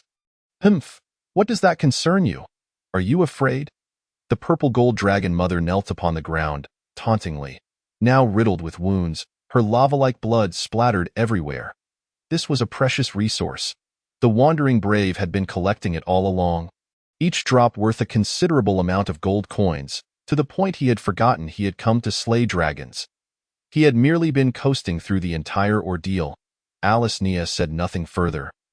Her statuesque form towering like a majestic mountain, brandishing her long sword, ready to deliver the final blow to the purple gold dragon mother. Whoosh, boom. However, from a distance, a black fireball suddenly shot toward her, exploding in a fiery blaze. Alice Nia expressed mild surprise but suffered no harm. Upon looking, she realized it was a young dragon. "Do not harm my mother." The little black dragon swiftly flew in front of the purple gold dragon mother, shielding her. Yet, in the next instant, it was violently struck aside by a sword, tumbling clumsily. The purple gold dragon mother felt both touched and anxious, urging, "Quickly, flee. Escape to the place within your memory. It is the only safe haven." Ancient dragons possess memories that can be inherited across generations. That very place was the dragon's nest. Just as the purple gold dragon mother's words fell, a glint of cold light flashed. The head of the dragon was sent soaring high. Blood sprayed 10 meters away. Decisiveness and slaughter had always been Alice Nia's nature, especially when faced with a threat to Bright Town. The purple gold dragon mother's head was severed cleanly. Her transformation began to unravel, her body reverting to its original form, the headless massive body thrashing on the ground, knocking down coconut trees in its wake. Her dragon wings flapped violently, stirring up a fierce wind. "Mom, Mom!" The little black dragon, witnessing this scene, cried out in despair. Rage surged, its head bulging with veins. Flames burned visibly in its abdomen, accumulating for the most powerful strike. Annihilation Dragon Flame. Boom! It struck directly at the Sword Saint. Unfortunately, Alice Nia effortlessly deflected it. Her cold, resolute gaze shifting toward the little black dragon. She was kind, but only second to those she vowed to protect. Anyone who dared to infringe, even if a dear friend, would not be spared her wrath. The little black dragon was driven to the brink of fury. It had only just seen its mother when she was beheaded. It roared and lunged at Alice and I'd. At that moment, the wandering brave believed his chance to intervene had arrived. Sword Saint, stand down. Allow me to handle this. He gathered several white magical spheres and hurled them forward. Each one possessed the force of a cannonball. However, the little black dragon, soaring at high speed, evaded them all. And with a vile spurt, it spat a mouthful of rancid filth directly onto the wandering brave's face. The potent corrosive substance instantly disfigured his visage. Just as its jaws neared his throat, Alice Nia delivered a swift kick, sending the little black dragon flying dozens of meters away, crashing heavily into the grass. She was formidable. He was no match for her. Turning, he fled into the sky. Escaping the scene, the wandering brave, under the healing effects of potions, managed to recover slightly, yet the grotesque scars remained. That black-green lizard? I will stew it. It fled, and in light of the fact it had not harmed the citizens of the Lionheart Empire, I refrained from slaying it.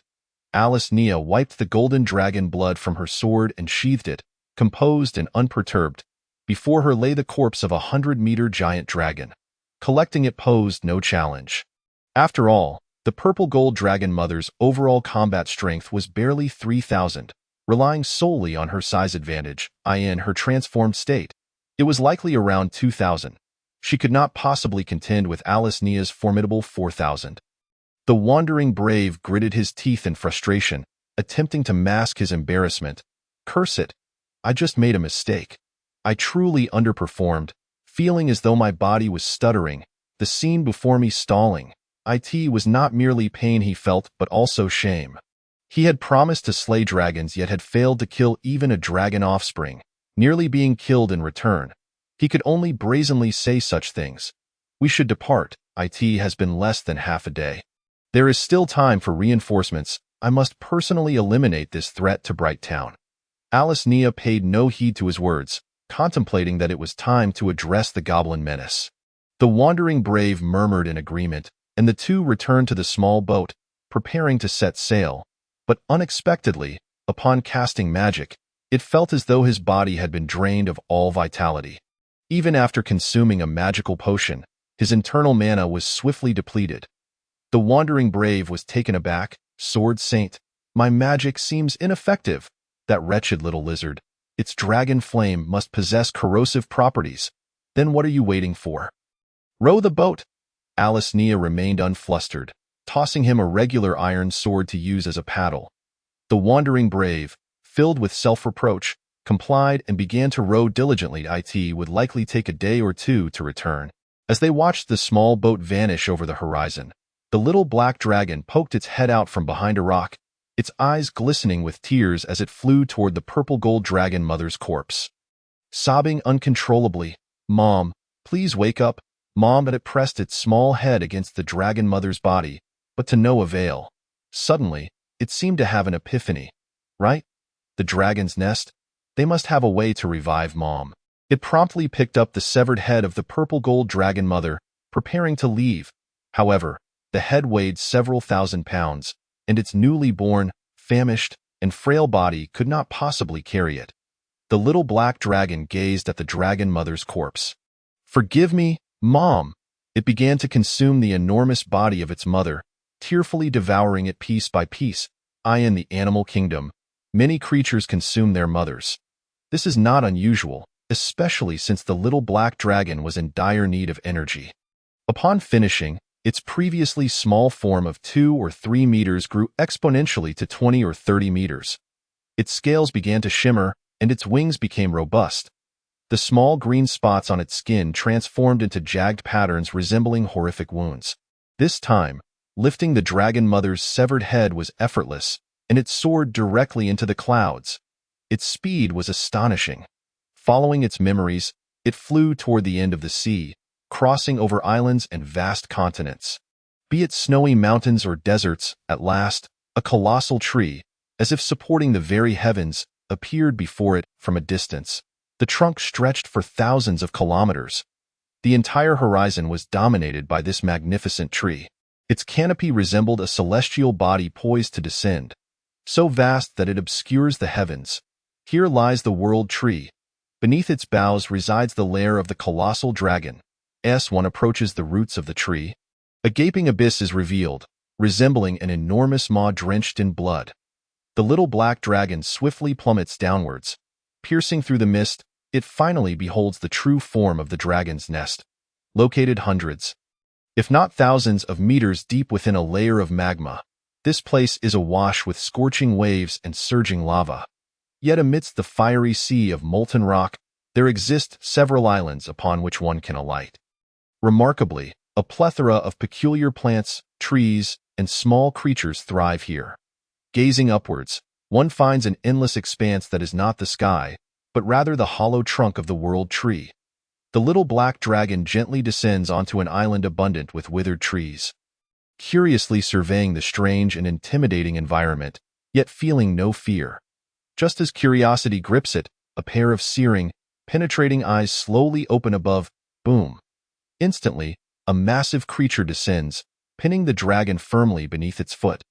Much like stepping on an ant, the little black dragon struggles incessantly, but its opponent's size renders it powerless, leaving only half of its body and head exposed. However, it can discern what has ensnared it, a brown dragon of at least 500 meters in length. This dragon regards it with curious golden flames, chuckling. It seems a little ant has crawled in. Sniff, sniff. What dragon's progeny are you? The brown dragon inquires. At this moment, ancient dragons begin to appear in the skies. Swirling in dense formations, the overwhelming aura of power would have suffocated an ordinary human. Nearby, an even larger dragon, nearly 700 meters in length, lands upon an island, its body marred with deep scars. A fierce glint flashes in its eyes as it speaks. Glare, why do you not step on me, but rather tread upon a young dragon? Glare, the brown dragon, retorts with irritation. Scarface, don't think I'm afraid of you. Just because you're a tad larger than I am, just wait until I grow up.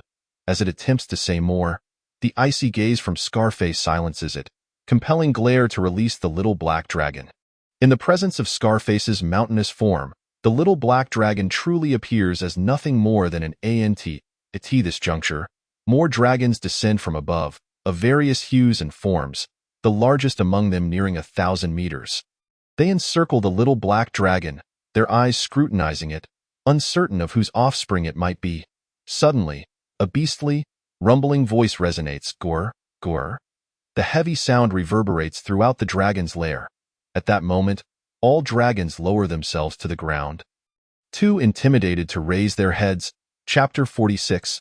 Despair. Nidhogg from the distant lava waterfall. A colossal crimson figure soars into view. Lava cascades down its form as it finally alights on a higher island. No matter how stubborn the little black dragon may be, it feels the weight of oppression in this moment. An ancestral dread emanates from the fiery being emerging from the magma, majestic and immense. It resembles a volcano ablaze with flames. Unlike other dragons, it boasts enormous red-black armor instead of scales, with searing lava streaming from the gaps in its armor. All dragons appear diminutive in its presence. This is the king of the dragon's lair, the ancient world annihilator, the flame dragon mother. Upon its arrival, the flame dragon mother immediately notices the purple-golden head nestled among the thickets beside the little black dragon. Is that the head of Filba? Who are you? Upon hearing this, some dragons finally react. A focused gaze reveals that it is indeed a dragon's head. Their expressions shift to one of ferocity and brutality. Especially Glare, who bares its teeth at the little black dragon, quickly answer the Dragon King's question.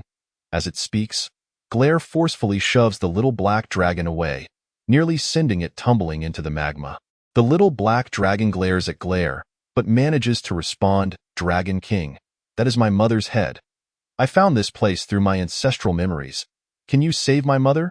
The sharp gash and the sacred aura unmistakably belong to that woman. Scarface examines the head, lamenting. Her injuries were inflicted by the sword Saint Maiden. Alas, Philba inherited the legacy of the old Dragon King, the Crystal Dragon, yet perished. Who can blame her for her reckless desire to venture into the outside world? So, that little one is Philba's child. Who is her husband? The inquiry from one dragon awakens the others. Indeed, it is true that the purple golden dragon mother ventured out alone, and logically, no other ancient dragon should have mated with her. The flame dragon mother, puzzled, asks, "Little one, who is your father?" "I do not know. I have never met him, but my mother said he is a goblin." The little black dragon, still naive to the treachery of dragonkind, speaks candidly. The other dragons respond with expressions of dawning realization. "Ah, I see. Wait, what did you say?" Scarface is the first to interrogate. "What do you mean? A goblin? Your father is a goblin?" This revelation strikes like a thunderbolt. They are all agitated. The little black dragon nods, yet is unperturbed, turning to the Dragon King. "Dragon King, can you save my mother? I do not wish for her to perish." Boom. At this moment, another foot comes crashing down. Glare sneers wickedly. "Little one, this is not the time to discuss whether your mother can be saved. Rather, it is about how you shall die. Dragon King, allow me to devour him. How dare you associate with a goblin? It is a disgrace to the name of the old Dragon King, the heir of the Crystal Dragon's powers, associating with a goblin. It's fortunate she met her end. This little abomination must also perish. A stain upon our ancient dragon lineage." The little black dragon's words incite collective fury. The noble ancient dragon lineage has been sullied by goblin blood. This is utterly intolerable. The flame dragon mother contemplates, finding herself in a dilemma. The little black dragon is, after all, a grandson of the old Dragon King, and with the old Dragon King now deceased, this is the sole remnant of the Crystal Dragon bloodline. It must be noted that the Crystal Dragon has ascended to the position of Dragon King multiple times throughout ancient dragon history. Finally, she speaks. "Little one, do you wish to survive?" "I do not wish for my life. I only want my mother to be saved." The little black dragon pleads earnestly. The flame dragon mother gazes upon it with a heart softened by sympathy. "Saving your mother is a matter for later. First, you must survive, and the condition is that you defeat the dragon beside you." "Hee. Thank you, Dragon King, for providing me with some amusement." Glare opens its maw wide and lunges at the little black dragon. Scarface sighs, "Poor little one, to have to endure such trials right after birth. Perhaps death would be the best refuge, lest you become another world-destroying dragon." The reason the ancient dragon clan now hides beneath the distant trees is inseparable from the repercussions caused by their predecessors.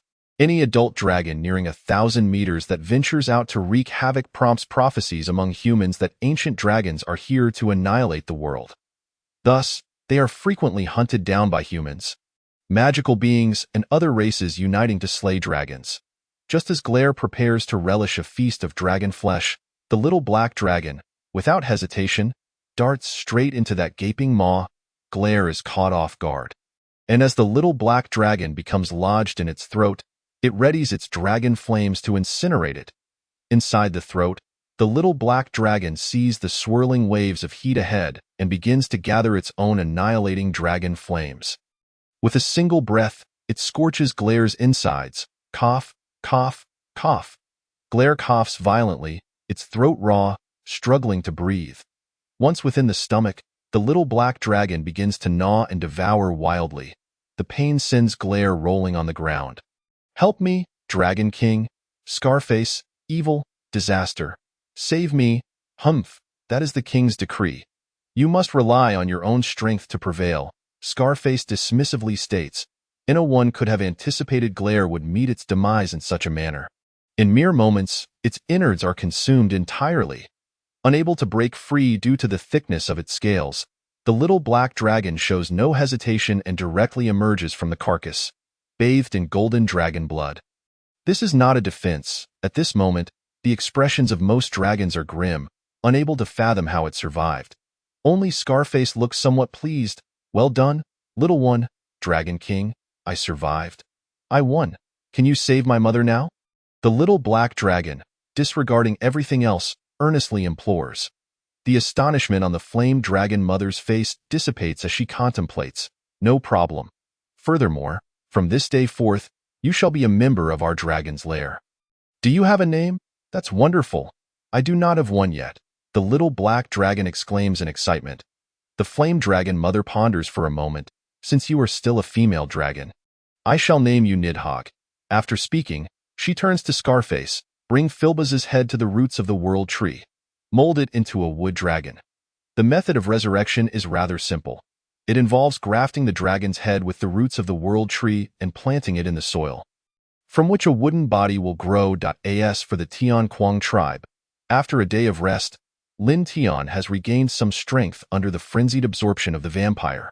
Upon stepping outside, he spots the goblin slayer sitting by the campfire in the living area. Lin Tian cannot help but inquire, "What brings you here? Has there been any movement from Bright Town? You certainly have guts." The goblin slayer replies while roasting meat, "Fortunately, the Sword Saint went to deal with Dragon Island rather than coming after you. But now, there are 200 to 300 adventurers from Bright Town searching for you outside." Upon hearing this, Lin Tian's expression grows grave.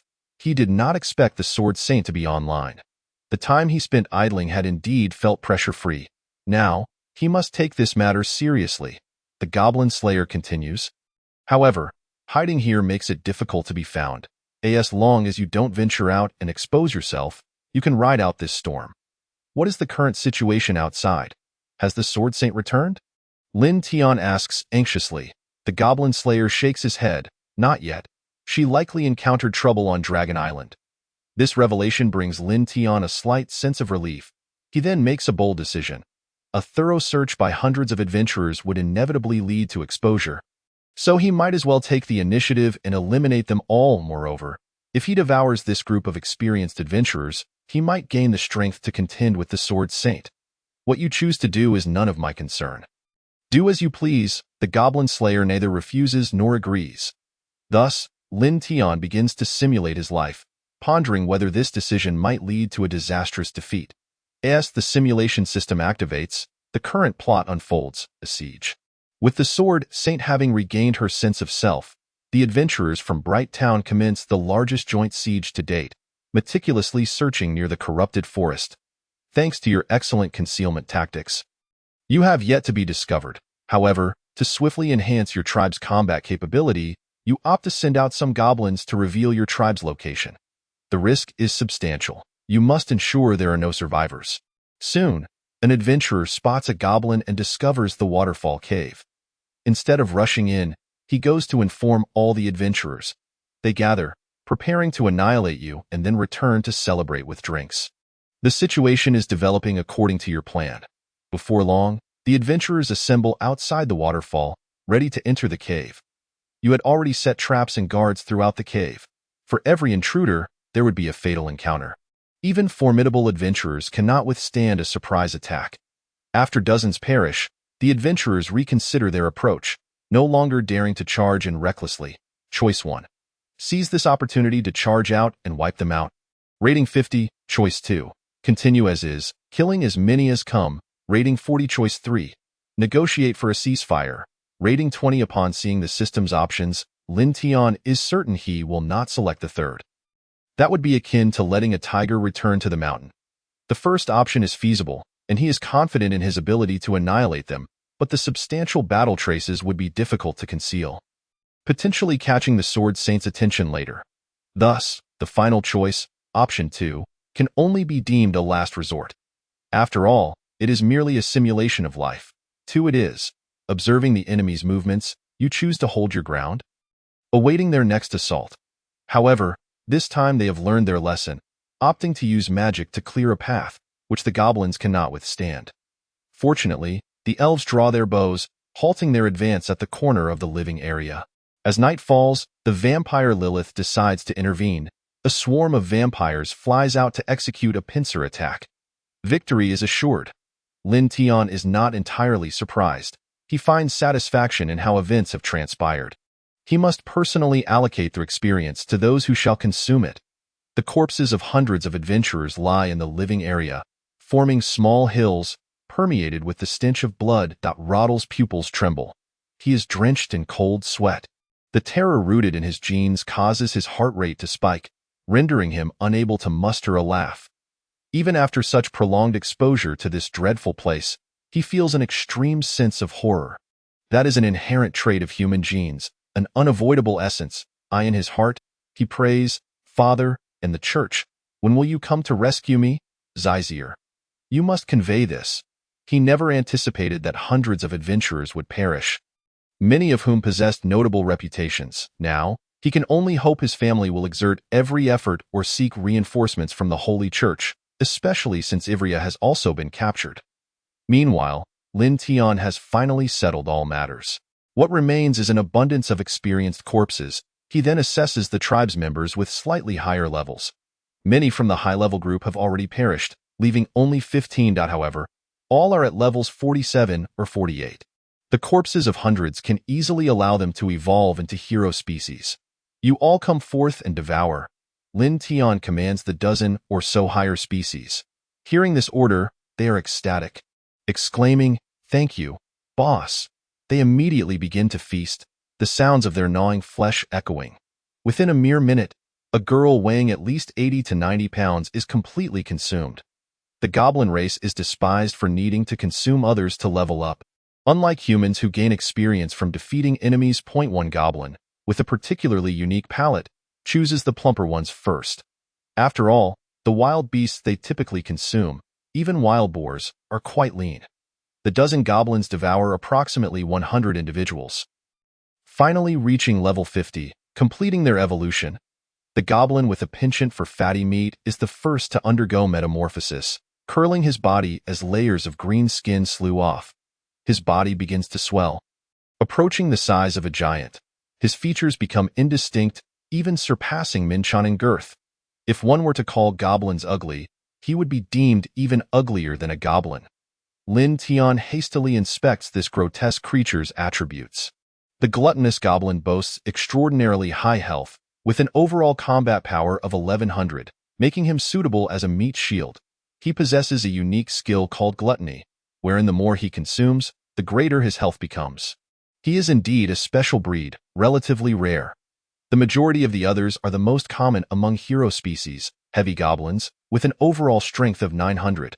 When fully armed, they can exceed 1,000.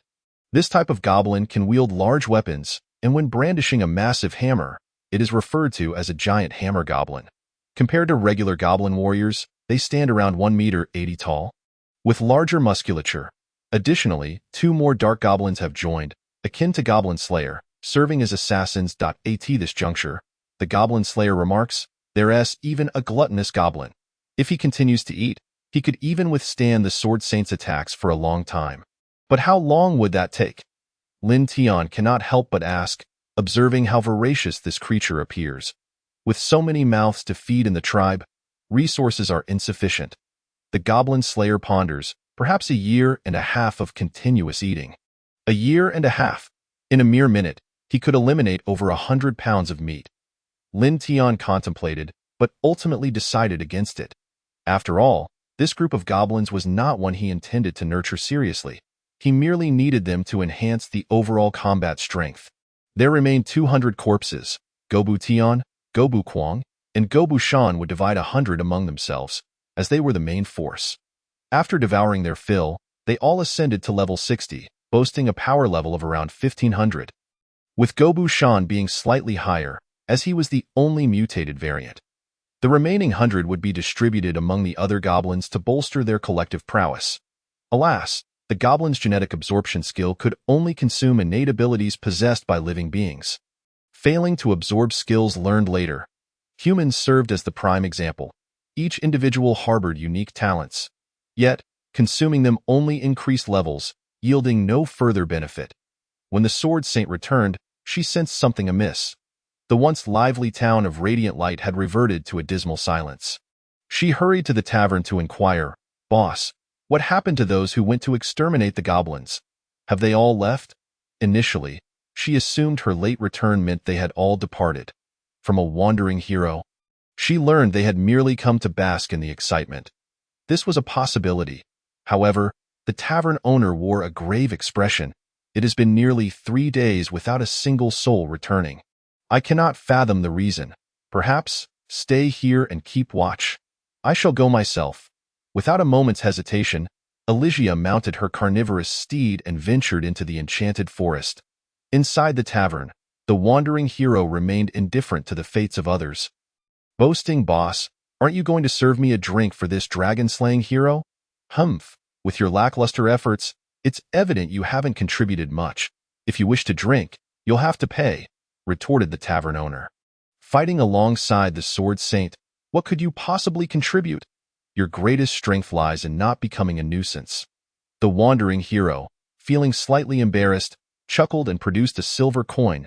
In the following days, Elysia relentlessly searched for signs of the adventurers. Scouring every dense forest and canyon, the situation puzzled her.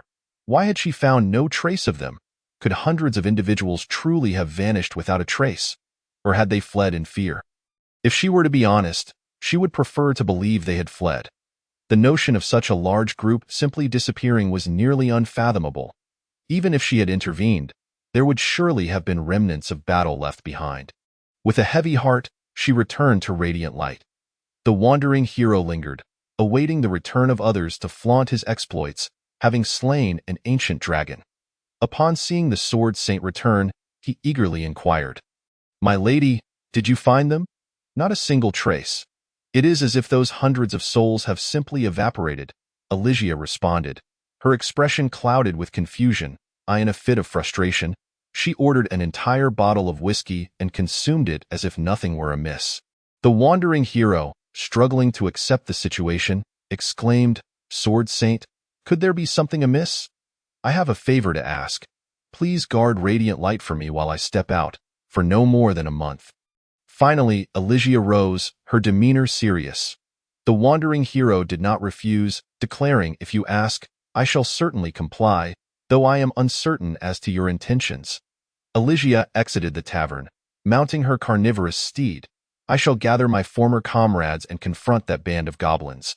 I refuse to believe such lowly foes could stir any turmoil." With that, she urged her horse forward, departing from Radiant Light. In her past, she too had been an adventurer, even possessing a legendary badge, though that was long ago. Since earning the recognition of the Guardian Holy Sword, she had left her team behind. Is it truly that sensational? A mere band of goblins has compelled the legendary hunter team to reform. The wandering hero mused, recognizing that witnessing such an event would elevate his own reputation. Within the cave, Lin Tian had dispatched Gobu Tian and the others to assess the situation, learning of the Sword Saint's departure from Radiant Light. At last, after such a prolonged concealment, he could finally breathe freely. "Lilith, would you care to join me for some fresh air?" Lin Tian inquired. Lilith pursed her lips, her gaze distant. "Never mind. I prefer to stay in. As long as I can eat to my heart's content, that suffices." The goblin assassin, somewhat disgruntled, retorted, "I've been feeding you all day, while I have yet to enjoy a proper meal. Curse that bat. Do you dare me to set you ablaze?" He. Gobu Yu stood by, offering a bitter smile. Yet another quarrel was about to unfold. At that moment, a goblin sentinel rushed in, panicked. "Boss, a squad of goblins from another tribe approaches from the distance. Their intentions are clear. They are coming for us. Coming for us?" Lin Tian furrowed his brow. He had scoured the surrounding area for miles and found no goblin tribes. Could it be the previous owners of this cave? He immediately commanded, "Gobu Tian, Gobu Shan, prepare yourselves. We must subdue this squad alive, as they are likely a task force from a larger tribe." Chapter 48. The 7th grade magic ring. "No problem, boss." Gobu Shan and the others, accompanied by a few goblins, stealthily advanced. Concealed behind the waterfall, they peered through the gaps in the flowing water at the approaching goblin squad. Lin Tian joined them in observing the situation. Across the river, on the grasslands, 10 goblins approached, moving with familiarity. All were of the greater goblin variety. At the forefront was a small captain, an elite variant he had never encountered before, standing nearly 6 feet tall. With bulging muscles and fur patterned in yellow and black stripes, it bore a resemblance to a tiger. Beast Goblin, LV-50 race. Goblin class, none title, Beast King hybrid, blessed by the gods. Heroic might health, 750 strength, 240 defense, 230 skills. Beast bloodline, tiger bite equipment, bone club, leather armor overall. 800. Its power was indeed impressive, yet Lin Tian could not help but ponder the nature of their tribe. An elite variant leading a squad was no small feat. Their tribe was undoubtedly larger than his own. Fortunately, they lacked the knowledge to cultivate and forge iron weapons. Thus, the combat prowess of this elite variant fell short of that of Gobu Kwang and his comrades. In terms of equal levels, they surpassed the greater goblins of the Tian Kwang tribe by about 100. However, in an actual confrontation, the greater goblins would certainly struggle against the elite variant. The greater goblins trailing behind the beast goblin were even weaker. Armed with mere wooden clubs and lacking armor, their absorption skills were few, their genetic potential low, and they had not interbred with many other species. With an overall rating barely exceeding 300, they were already considered formidable. It was no wonder the adventurers had looked down upon them. Lin Tian and his companions remained silent, akin to ravenous wolves poised for their prey. At that moment, the beast goblin abruptly halted, its crimson eyes scanning the surroundings before sniffing the air, detecting a faint scent of blood. "Boss, I don't smell anything," a greater goblin behind it exclaimed, bewildered.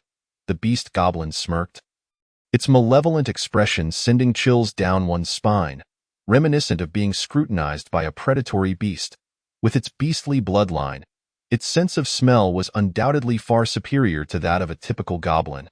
Lin Tian furrowed his brow, silently contemplating. Has that creature discovered our presence? It seemed some food had slipped into the cave, and now it was ready for a feast. Ultimately, the beast goblin conjectured, extending its thick, slimy tongue to lick its lips, and continued toward the waterfall cave. As they drew nearer, Gobu Tian and another dark goblin struck first. Capture the leader before the rest, a tactic Lin Tian had instilled in them. They swiftly darted to the beast goblin's feet, severing its tendons and injecting a potent toxin. Roar! The beast goblin had yet to react when it was already howling in pain.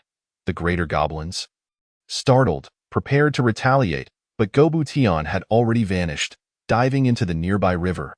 The beast goblins snarled, "Enemies! Prepare for battle."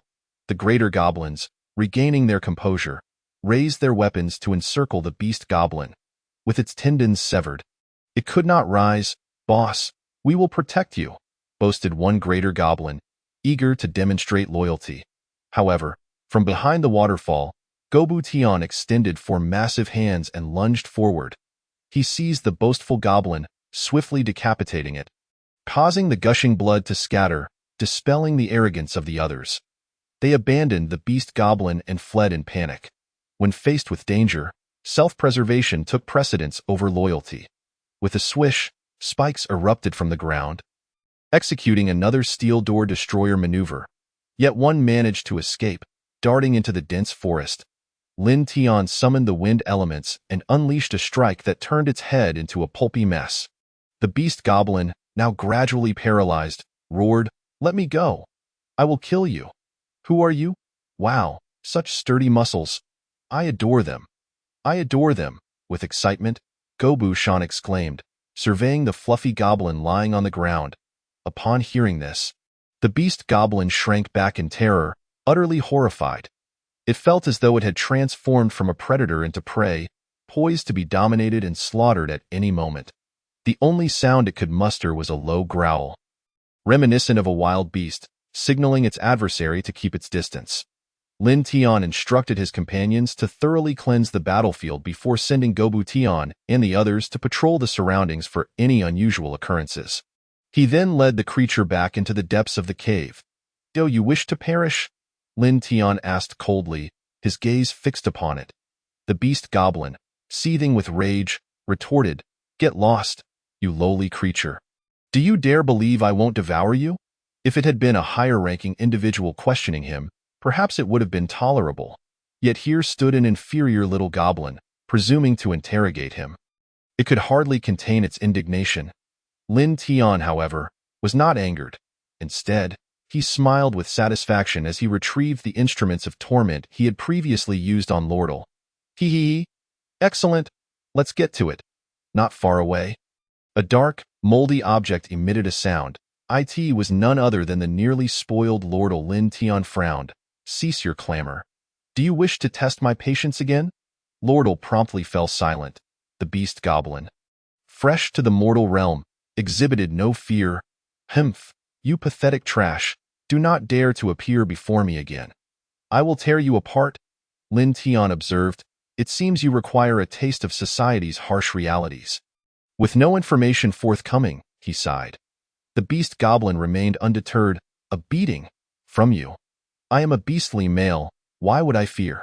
Ah, I was wrong. Please, kill me. I beg you, spare me. In less than 10 minutes, the beast goblin was left battered and bruised. Its appearance now somewhat comical, with all its fur stripped away. The cave filled with the scent of roasted flesh. Yet, despite the torment, it had still not yielded to a mere lowly goblin. The true test lay in the instruments Lin Tian had used on Lordle. However, Lin Tian had no intention of personally engaging in such degradation. He merely called upon several sadistic goblins to carry out the task. Tears streaming down its face, the beast goblin cried like a damsel. I implore you, ask me anything you wish. Woo-woo. Oh, you must judge. He tortures me yet refuses to inquire. Is this justice?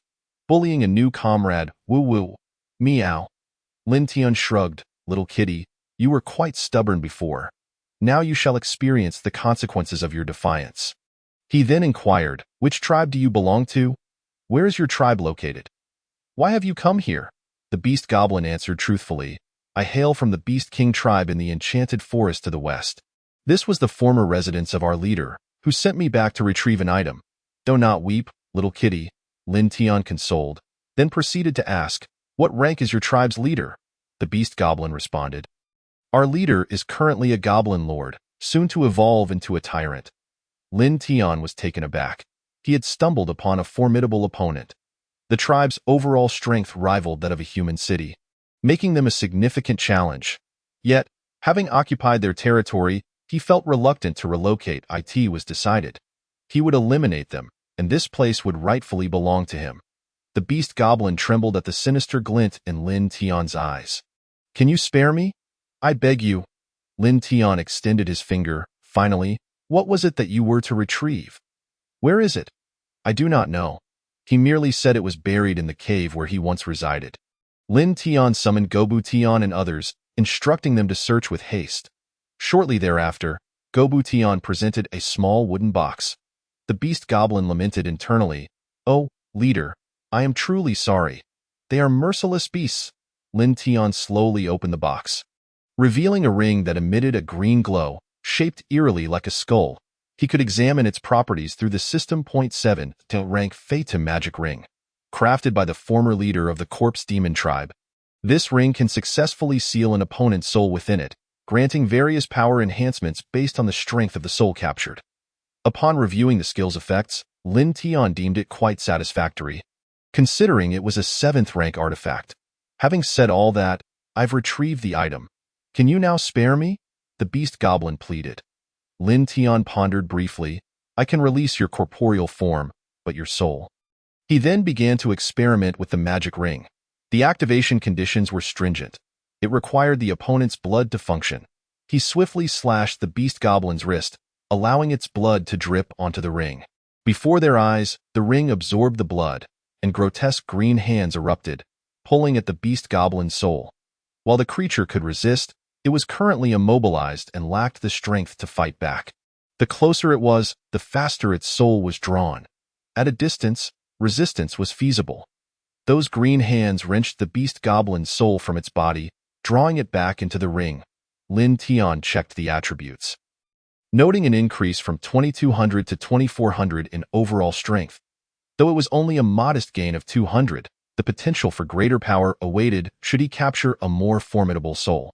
At that moment, the goblin slayer noticed the bodies strewn across the ground. This, From the Beast King tribe? Lin Tian queried, somewhat surprised, recognizing her as a goblin slayer. Ah, you know, she replied, I have some knowledge of them. I've long sought to annihilate that tribe, but some circumstances hindered my efforts. What could possibly stop you? Lin Tian asked, puzzled. Who could deter her from slaying goblins? She shrugged. Isn't it obvious? I cannot provoke them. The Beast King tribe is affiliated with the Great Tomb, and the monsters within it are beyond even the Lionheart Empire's capacity to confront. Suddenly, she sensed something amiss. Wait, did you kill him? Lin Tian gulped awkwardly, nodding his head.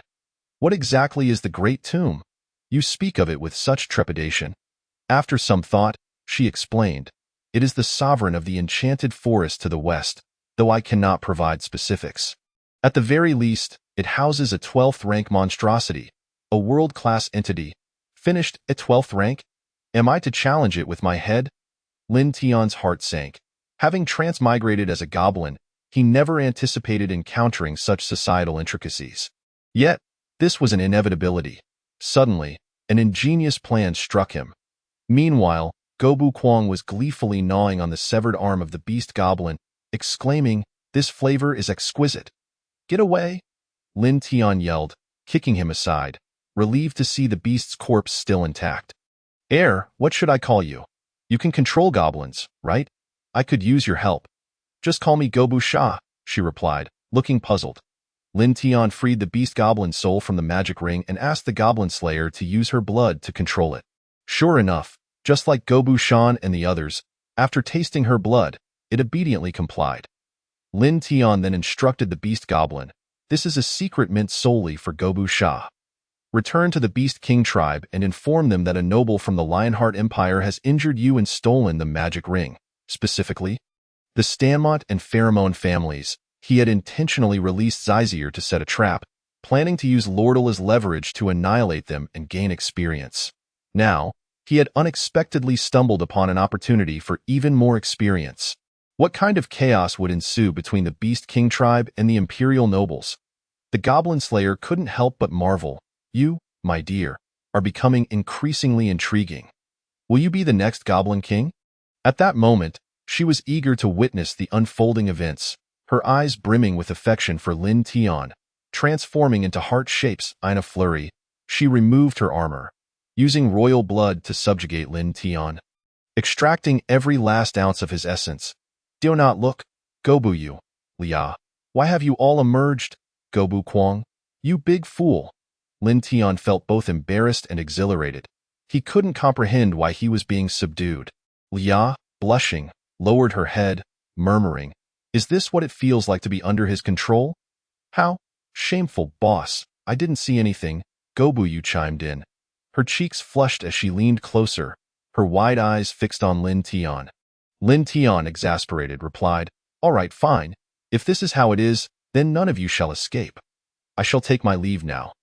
Gobu Yu stuck out his little tongue, feigning busyness in a location far removed from the bounds of Bright Town.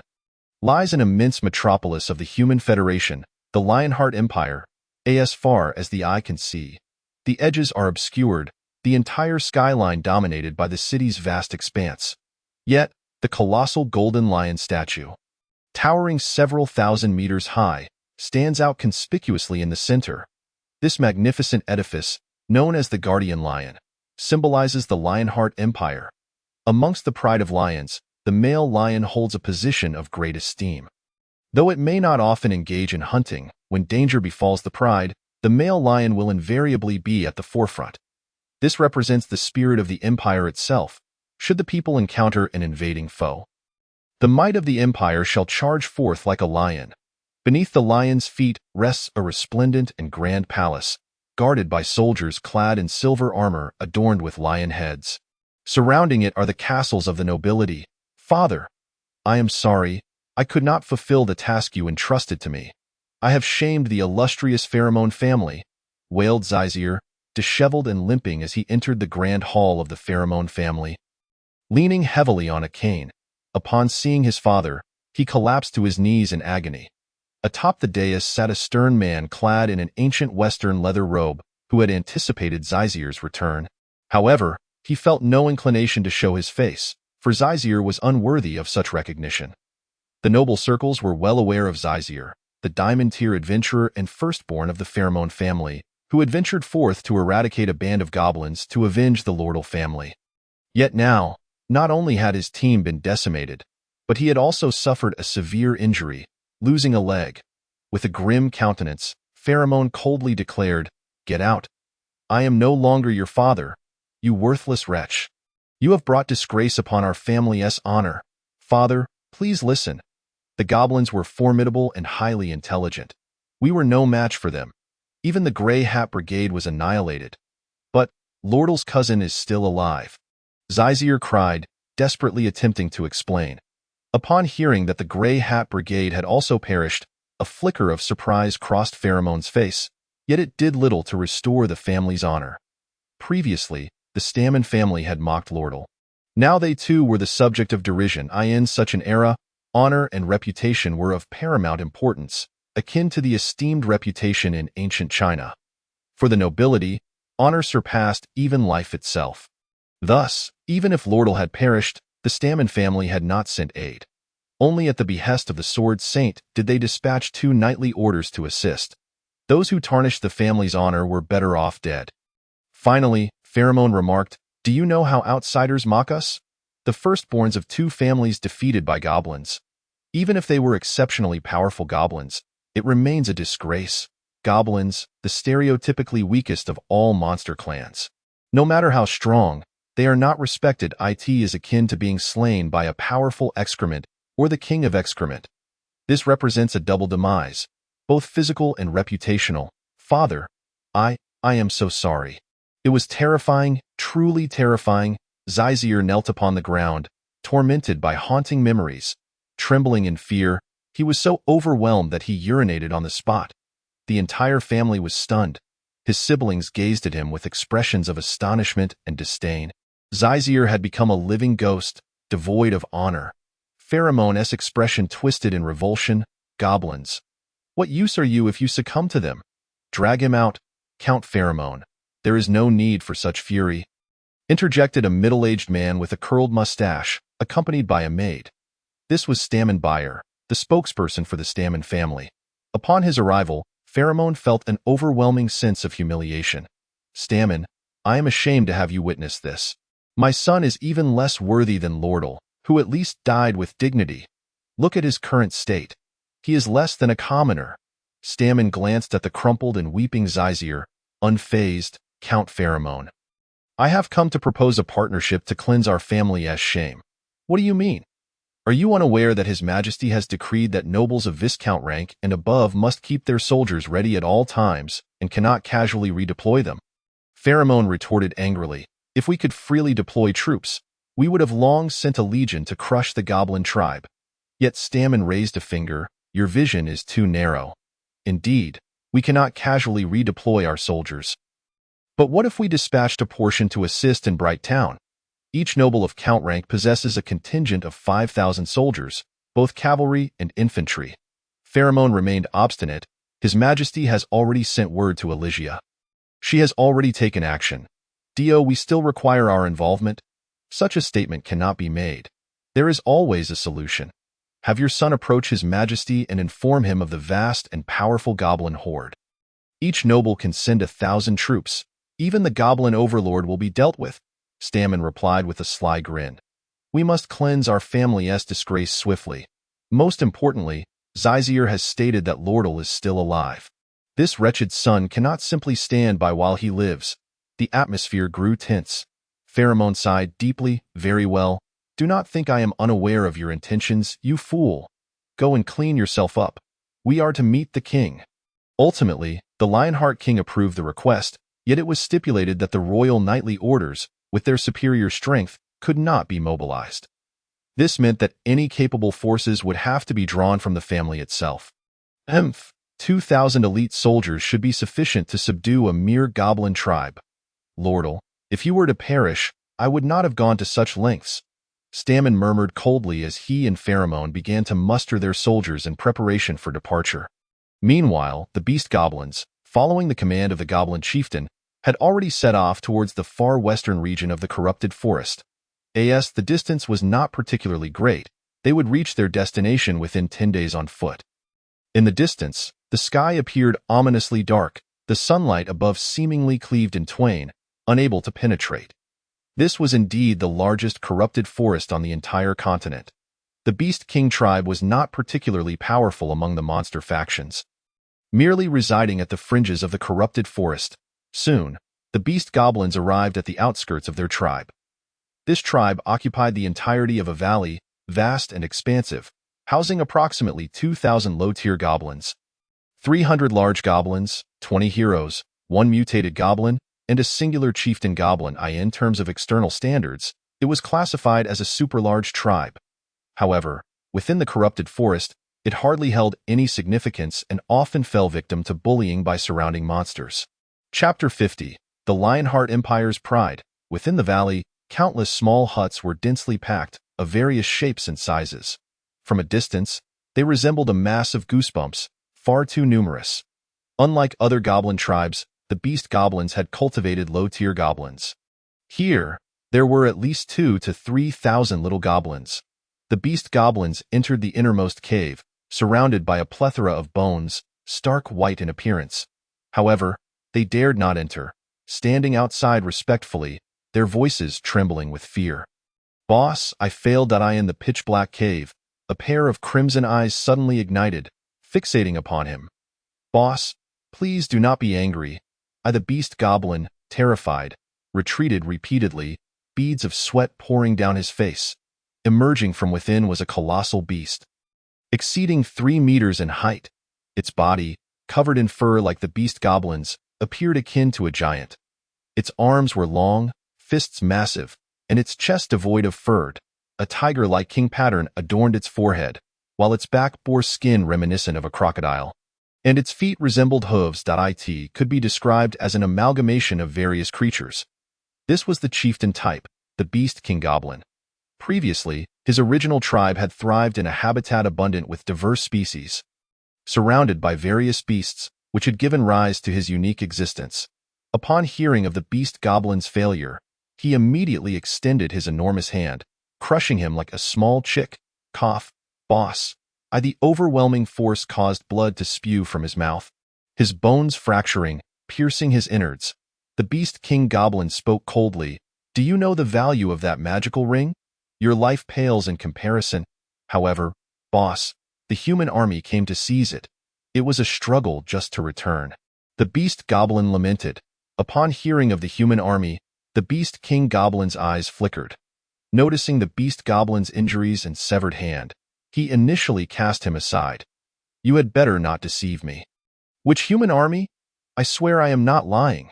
There are at least a few thousand soldiers," the Beast Goblin recounted, his eyes wide with terror. The Beast King Goblin glared at him, and after a long pause, let out a deafening roar, pounding its chest. "Gather. We shall punish the humans." As soon as the words were spoken, the goblins from the shanties emerged one after another, beginning to gather around the Beast King's cavern. An overwhelming army assembled, leaving all in awe. Soon, 2,000 to 3,000 small goblins, several hundred larger ones, 20 hero-class goblins, and 1 mutated goblin congregated before us. Their might could easily rival that of an entire army. The Beast King Goblin commanded, "Lead the way. We must reclaim the magic ring." Meanwhile, within the Tian Quang tribe, Lin Tian was tinkering with the items acquired from the slaughter of the previous group of adventurers. The most precious among them was the simple gunpowder pistol, dubbed Dalazin. Its power was formidable, albeit with limited shots and a lengthy reloading time. However, if mass-produced, it could effortlessly contend with thousands in this world of swords and magic. After several days of disassembly and study, he had gained a rough understanding of its structure, but crafting such intricate components would prove challenging and time-consuming. Calculating the timeline, it seemed feasible. In approximately 20 days, the human noble army and the Beast King tribe would arrive at Guangming Town. In that span, producing over 100 pistols should pose no problem, and he anticipated reaping the rewards effortlessly. He then began to set up a new iron furnace, forging table, and tools. Initially, he crafted rudimentary plate armor, which was rather brittle and offered minimal defense. The weapons were exceedingly crude, Yet, as his forging tools improved, the quality of the equipment began to incline towards the exceptional. This was why the goblins of the Tian Quang tribe possessed strengths far superior to those of other tribes. Lin Tian, however, did not find himself idly seeking tasks.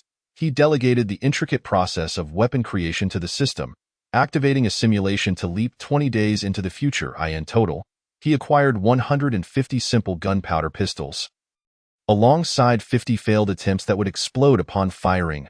"Boss, what on earth are these?" inquired Goblin Yu, curiosity peaked beside the roaring furnace. Lin Tian explained, "This contraption is known as a pistol. It is immensely powerful and exhilarating, boasting greater force than a bow, and can be fired at close range. It truly more powerful than a bow." At that moment, Liao approached with intrigue, having observed Lin Tian's tinkering for the past 20 days. She had not anticipated it to be a weapon. Lin Tian responded with a casual acknowledgement, challenging her, "Care to give it a try?" Provoked by his words, Liao adopted a competitive demeanor, retrieving a longbow made of sheepskin. "Let us first compare our precision," she declared, positioning herself next to the hapless Lordle, who resembled a pile of refuse. She tossed a handful of apples at him, instructing, "Hold one atop your head. If you fail to hold it steady, I shall aim for your skull." Before departing, she placed one atop his head. Having just awoken from slumber, Lordle appeared bewildered. Suddenly, a sharp whistling sound pierced the air. A chill swept through him as he glanced up to see an arrow had struck an apple, pinning it against the stone wall. Startled into full awareness, he hastily placed another apple atop his head. Liao, visibly pleased, remarked, "Right on target. Now, let us see your prowess with the pistol, boss." "Humph. After years of practice, my skill with a pistol is unmatched." Lin Tian replied nonchalantly, casting a fleeting glance at the apple atop Lordle's head. He twirled the pistol, and in a split second, the shot rang out. The gunpowder smoke erupted, and a small iron ball shattered the apple. Lordle stood frozen, unsure whether what dripped from his forehead was apple juice or sweat. He was utterly dazed, questioning, "What just happened? How did you shatter the apple?" The experience was so sudden that it felt as if his own head had exploded. In this era, firearms were a rarity, only known to a select few. In a way, such firing speed and accuracy. "What manner of weapon is this? A pistol? I wish to try, boss," Liao exclaimed, her eyes alight with excitement. Having never encountered such a weapon before, Lin Tian gestured for her to retrieve one and began instructing her on how to fire. He produced some gunpowder, poured it into the barrel, followed by a small iron ball. Using a slender stick to press it down firmly, aim, and fire, boom. In an instant, a stone beside Lordle was obliterated into fragments. He was left speechless, overwhelmed by the terrifying power and precision of such a weapon. How could an army possibly contend with them? This was disastrous. He had sent Cecere to fetch reinforcements, inadvertently endangering his family. What manner of creature was this? Beneath that grotesque, diminutive exterior, could it truly be a goblin? Lordle muttered in fear, realizing that his earlier cunning might have dire consequences for his kin. Suddenly, he recognized that the shattered object had been his only pillow. Lin Tian, realizing the mishap, sheepishly remarked, "My apologies. I didn't mean to destroy it. It could still be somewhat usable." "You?" Lordle felt a surge of anger but found himself deflated. Uncertain of the outcome of the impending conflict, he could only hope that his family would bring sufficient troops, thus preserving a glimmer of victory. At that moment, Goblin Tian rushed in, exclaiming, "Boss, a multitude of humans has gathered at Guangming Town, fully armed. Boss, I've also spotted many goblins approaching." Another dark goblin added. Lin Tian nodded affirmatively. "Let us prepare. The grand spectacle is about to commence." Roar. Within the cavern, hundreds of larger goblins let out a fierce roar, their battle spirit surging. They had already begun preparations days prior and were ready to enter a state of full combat at any moment. In Guangming Town, Ferryman and Stanmon donned gilded silver armor, riding carnivorous steeds, accompanied by subordinates proudly hoisting the flag of the Lionheart Kingdom. The aura of nobility, cultivated through years of high status, was unmistakable. Behind them trailed 800 iron hooves, Each heavily armored steed bore soldiers equipped to the teeth, their thunderous gallop echoing like rolling thunder. Following closely were 1,000 infantry soldiers, marching in perfect unison, with the front ranks wielding massive silver shields while the rear held long spears, advancing in an orderly fashion. The flags fluttered in the wind, producing a sound akin to a lion's roar. Such a formidable display left onlookers breathless as they journeyed. Countless mountain bandits and brigands fled in terror, scampering back to their homes to toil in peace, fearing annihilation. Welcome, Count Ferriman and Count Stanmon, at the gates of Guangming town. The newly appointed mayor, the tavern owner, bowed respectfully. Stanmon paid him little mind, scanning the surroundings and inquiring, "Where is Elisinia?" "The Sword Saint has departed on business." "What brings the two esteemed counts here with such a grand entourage?" A wandering hero, brimming with arrogance, stepped forward. Though he stood before imperial nobility, he had fought alongside the Sword Saint, slaying ancient dragons. His status was not to be underestimated. Ferriman assessed him, recognizing him not, and chose to ignore him. The wandering hero felt a wave of embarrassment, proclaiming, "I am a dragon slayer. I fought alongside the Sword Saint. Do you dare disregard me?" "Ah, I see. My apologies. Then let us join forces to vanquish those goblins," Stanmon suggested, removing his helmet and extending a hand in hope of agreement. The wandering hero suddenly grasped their intent. However, the mention of confronting goblins, creatures that had obliterated 300 adventurers, filled him with trepidation. Yet, glancing at the imposing, disciplined soldiers outside the town, he pondered. With a flicker of resolve, he extended his hand in return, declaring, "Very well, this is indeed my duty." Though uttering these words, his heart soared with joy. With so many well-equipped soldiers, his involvement would surely turn the tide in his favor. Thus, he envisioned an epic adventure ahead. "Sir Hero, could you enlighten us on the happenings of late?" Stanmon inquired calmly. The wandering hero recounted all he knew, emphasizing his exploits in dragon slaying, embellishing certain details for dramatic effect. Ferriman showed little interest, dismissively stating, "No matter how formidable the goblins, they shall fall beneath the claws of the Empire's lion." "Stanmon, when shall we strike? Everyone is quite fatigued from the journey." "Let us cleanse the goblins tomorrow," Stanmon deliberated. However, unbeknownst to them, a vast host of goblins was stealthily advancing from the direction of the demonized forest. Lin Tian, mounted on a dragon, observed the movements of the Beast King tribe's army. Should they desire to inspect the cavern, they would need to draw the soldiers from Guangming town. Yet, everything unfolded as anticipated. As the goblin army approached, they could not resist glancing at the cavern, their former dwelling. "Boss, there is nothing left inside. We should move on. The human army lies ahead," one of the beast goblins urged. "Silence. Keep your spirits high. The news of this mission has reached the Great Tomb. We can only win, not lose. Retreat is not an option," the Beast King Goblin roared, his voice echoing through the heavens. Alarming even those within the cavern, the reverberations lingering long after. Fear gripped their hearts. Listening to the voice alone instilled a profound sense of terror regarding the speaker.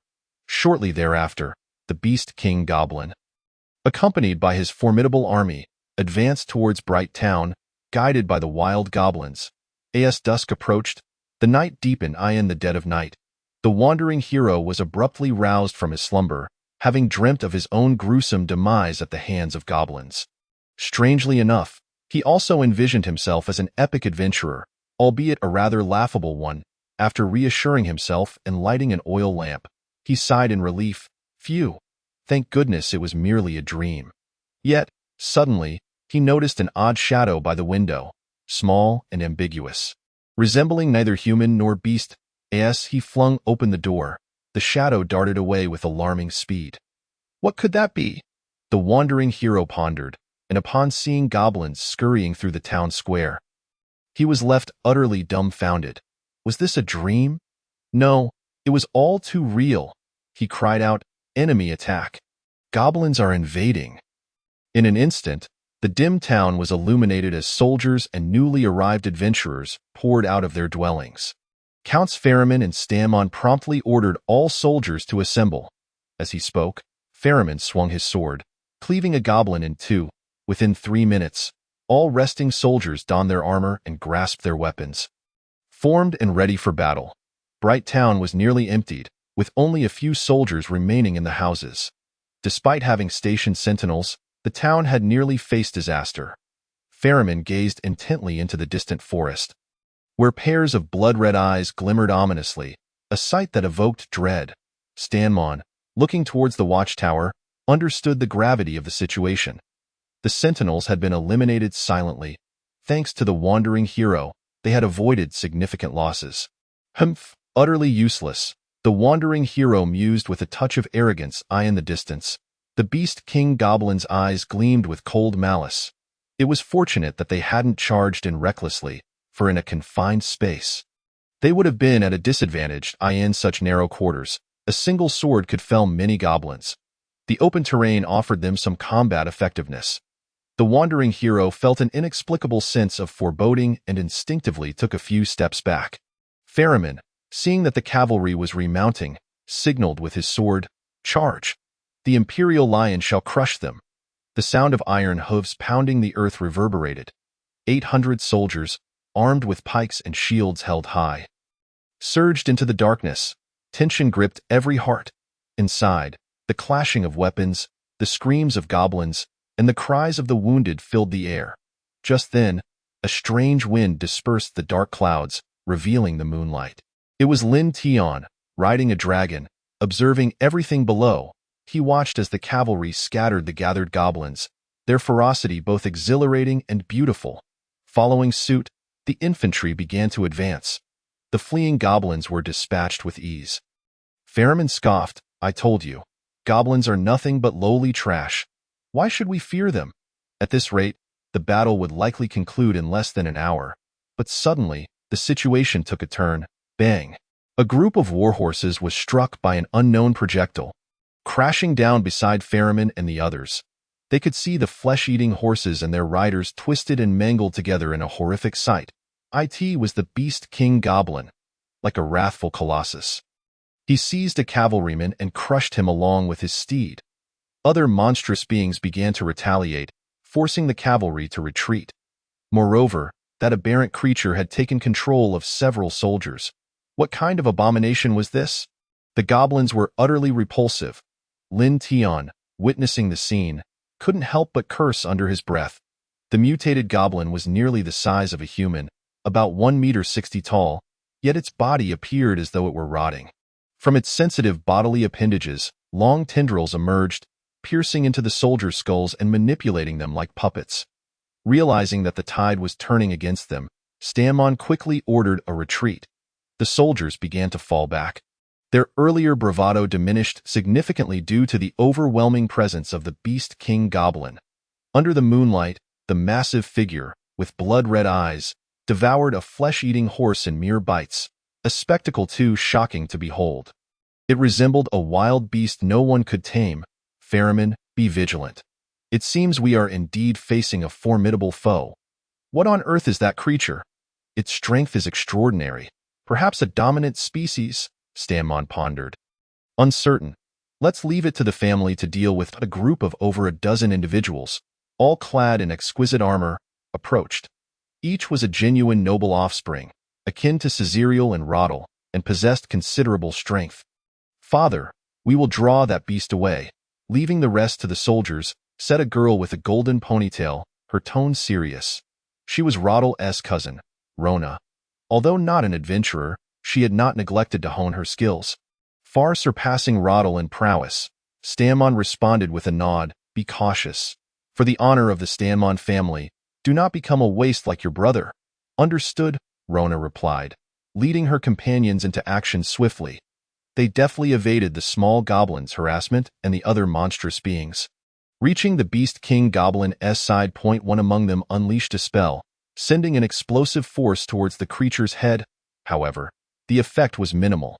Yet, it effectively enraged him, prompting a furious chase after the group. Lin Tian thought to himself, "This is not good. If he continues backward, he will collide with his own gathered forces." Fortunately, they had not distanced themselves too far. As the Beast King Goblin halted, clearly realizing their intention to lure him away. Lin Tian curiously examined their attributes. Beast King Goblin, LV-79 race.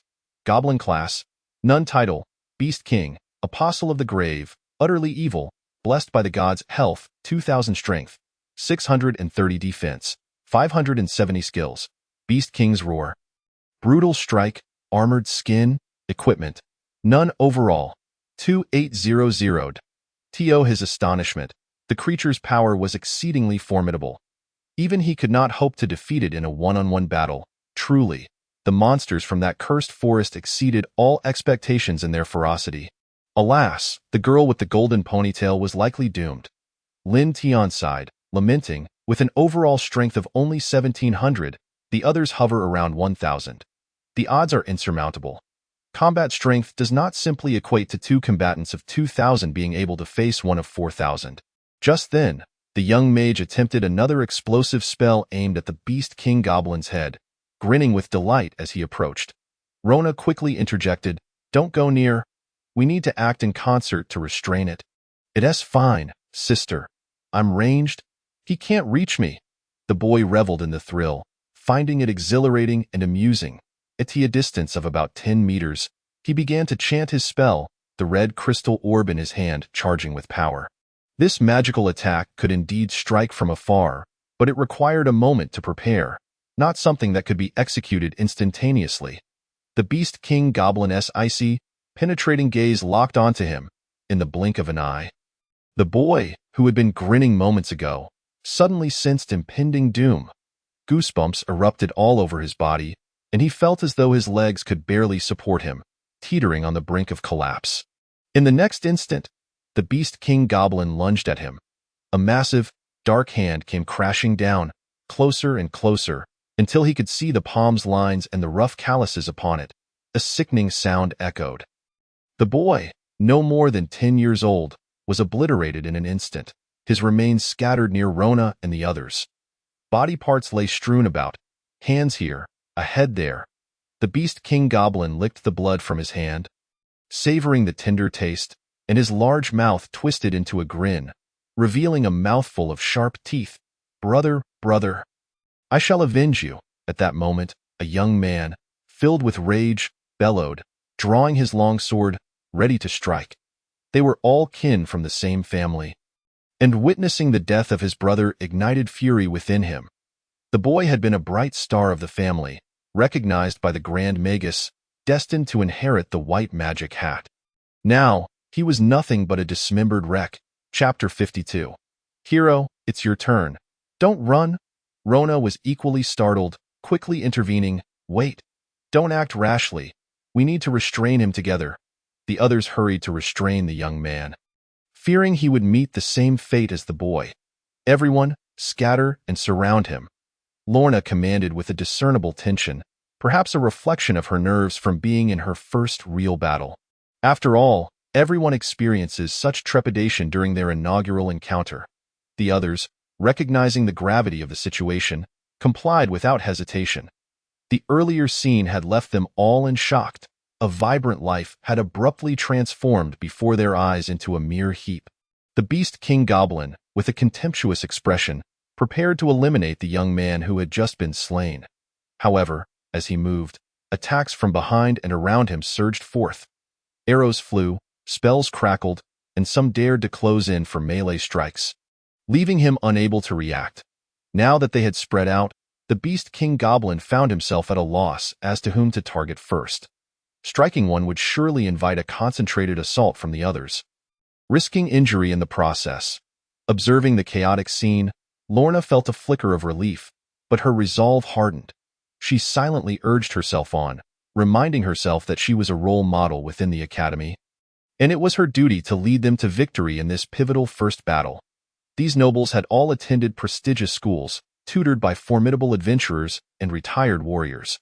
While they had engaged in supervised practical exercises, those experiences paled in comparison to the reality of actual combat. Yet, in the mere seconds that Lorna lost herself in thought, the young man succumbed to a brutal fate. The Beast King Goblin slammed his fist into the ground, channeling his strength to deliver a fatal blow, crushing the young man's body into a grotesque, twisted mass, his bones shattered and rendered powerless. Cousin, Lorna's heart lurched with guilt. Everyone, stay alert and keep attacking him. We can wear him down. Her command was met with swift compliance, and the results were immediate. Under their relentless assault, the Beast King Goblin, aside from his crocodile hide armor on his back, began to exhibit visible wounds. Excellent, keep it up. This mere goblin shall be our first trophy. Do not relent, continue with all your might. We must create an opportunity for Lorna to deliver a decisive blow. Hope ignited within the group, and they poured their energies into the fray. Clutching a long spear of white jade, Lorna darted around the Beast King Goblin, seeking the moment to strike with her holy lance. Her slender form, moving with such speed, was a sight to behold, her long ponytail trailing behind her, accentuating her determined expression. At last, she found her opening.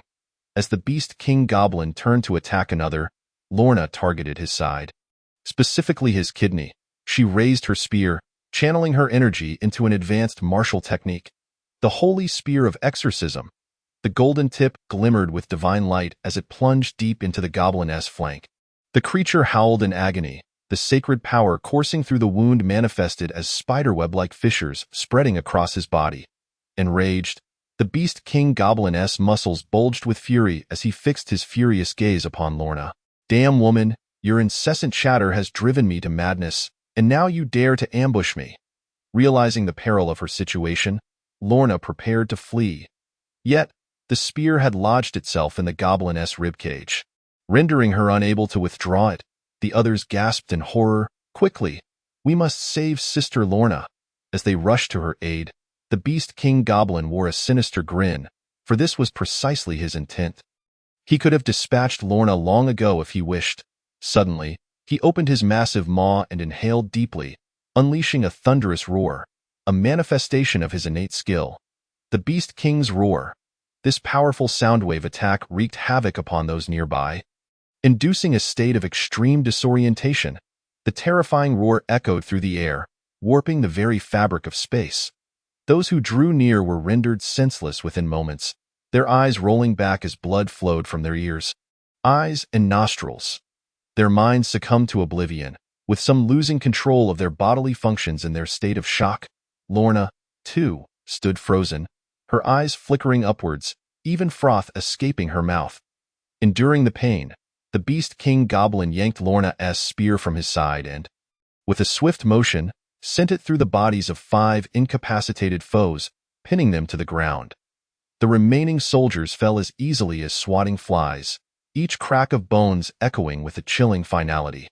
At this moment, Lorna regained a semblance of awareness, but stumbled to the ground, turning to behold familiar faces, those she had inadvertently impaled, now lifeless and grotesquely contorted. Their eyes rolled back in death, blood seeping from their features as if they were silently lamenting their tragic fates.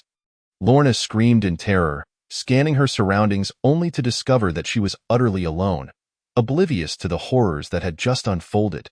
Yet, the pools of blood and mangled flesh told her all she needed to know. Why? Why is this happening? This is nothing like the teachings at the academy. How can such a powerful goblin exist? Why can't I stand against him? Trembling in fear, Lorna felt an agonizing throb in her head.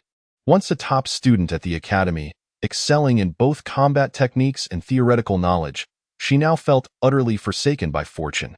She could not come to terms with such a catastrophic failure. In that moment, the Beast King Goblin growled. Now it is your turn, annoying fly. He reached out with intent to seize her. At that critical juncture, Lorna awakened, a fierce determination igniting within her. I cannot lose. I must avenge my comrades. With renewed resolve, she prepared to rise and continue the fight. But in the next instant, crack! The sound of shattering bones echoed painfully in her ears. A searing agony shot through her feet, racing to her brain. She looked down to find her foot crushed beneath the Beast King Goblin's grip. In quick succession, her hands were similarly shattered, the sound of her bones fracturing piercingly brutal. Those witnessing could only feel profound sorrow. Lorna cried out in anguish, teetering on the brink of unconsciousness, saliva spilling from her mouth, "Father, teacher, save me!" On the other side of the hill, Stanmont felt a pang in his heart upon hearing her pained cries. "Lorna!" He was about to rush to her aid when Philemon barked, "My lord, as commanders, we must not falter." In the chaos of battle, the death of a leader would spell doom for the opposing forces, diminishing their morale and leaving them to flee. "My daughter, have they all met with misfortune?" Stanmont trembled with grief, his teeth nearly grinding to dust. Philemon, equally distraught, recognized that many of those fallen were also his kin. Suddenly, the figure of the Beast King Goblin re-emerged atop the hill, holding a human corpse aloft. Though the details were obscured, the delicate contours were unmistakable. There was no doubt it was Lorna, like a mere plaything in his hands. It incited fury in those who beheld it. "Ha ha ha!" The Beast King Goblin's laughter rang out, and he began to devour Lorna's lifeless form piece by piece, as if savoring a cucumber. Damn beast! This horrific scene was seared into Stanmont's mind, and he could no longer contain himself. Though he had not fought as a soldier for many years, the flames of battle reignited within him. Fueled by rage as he brandished his sword and charged into the fray. "My lord, come back! We are on the verge of victory!" Philemon shouted in vain. If Stanmont had not witnessed that dreadful act, he might have maintained his composure, for as a leader, he understood the importance of the greater good. Yet, no one could accept the sight of their daughter being so brutally mistreated. "Humph!" The Beast King Goblin sneered coldly, charging toward Baron Stanmont with increasing speed. Within mere moments, he was upon him, swinging his colossal fists down with devastating force. Stanmont raised his sword to defend, but his strength had waned from years of inactivity. Once a warrior capable of 3,000 combat prowess, he now barely retained 1,500. The result was catastrophic. He was sent flying back into the chaos of battle. "Why, lord, what has happened?" a shield-bearer exclaimed in astonishment, rushing to protect him from further harm. Yet, while he could shield against ordinary goblins, he was powerless against the overwhelming might of the Beast King Goblin. The creature leapt forward, sending the shield-bearer careening through the air, and seized Stanmont in his grasp, preparing to crush him. However, he overlooked the fact that the majority of those surrounding him were not goblins, but imperial soldiers. In that instant, several spears plunged into his body with brutal force. The Beast King Goblin let out a pained roar, casting Stanmont aside as he swung his fists with great force, driving back the heavily armored soldiers. However, as more soldiers surrounded him, he gradually found himself at a disadvantage. These armored warriors were not like the previous young recruits. They could not be dispatched with a single blow, and their bloodlust made them exceedingly difficult to handle. The shield-bearers stood firm in front, while the lance cavalry darted back and forth, stabbing at him relentlessly. It was one thing to break through a single shield-bearer, but when several shield-bearers, dozens of them, formed a united front, even his immense strength could not penetrate their barrier. The shields were interconnected with clasps, effectively forming a trap. Yet, the long spear strikes could only inflict superficial wounds on the Beast King Goblin. Killing him proved to be a daunting challenge. "Brave sir, quickly, deal him a fatal blow," Stanmont exclaimed through clenched teeth, glancing back at the wandering hero behind him. Chapter 53. Dominant Level. The Ruthless Goblin. The wandering hero, upon being called, nearly lost his composure. Gazing at the terrifying Beast King Goblin, his hands trembled at the mere sight. Coupled with the haunting dream he had just experienced, he felt utterly incapable of approaching.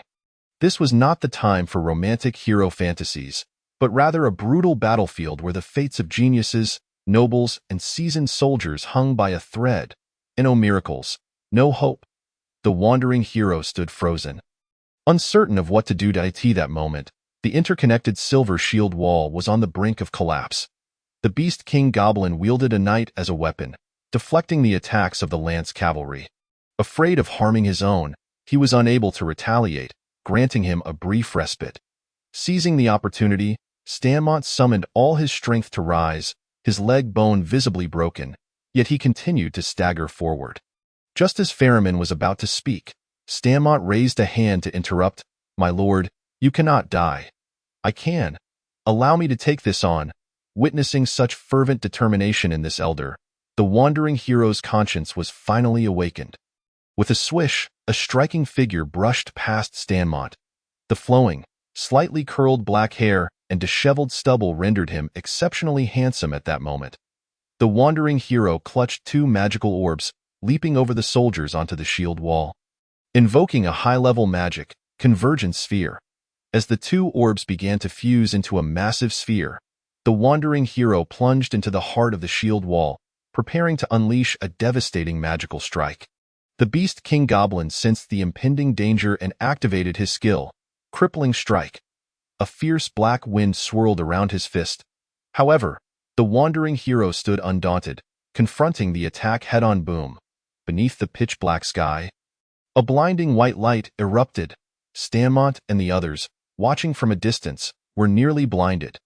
The resilient shield wall disintegrated under the explosion of the magic sphere. The other goblins, still engaged in battle with the soldiers on the mountain, lost their fighting spirit upon witnessing this spectacle and began to contemplate retreat. It was evident. The Beast King Goblin was likely dead. Panting heavily, the wandering hero murmured, "Did I win?" As the light faded, he beheld a grotesquely mangled corpse. The ground beneath it caved in. Finally, a smile broke across the wandering hero's face as he confirmed, "I won. I triumphed over the goblin leader alongside the Imperial soldiers. I saved 2 counts. My status as an epic adventurer is secure." Stanmont also breathed a sigh of relief but immediately ordered, "Pursue the remaining goblins. Leave none alive." Just as the wandering hero prepared to hunt down the other goblins, suddenly, a massive bloody maw lunged at him, his legs still rooted to the ground.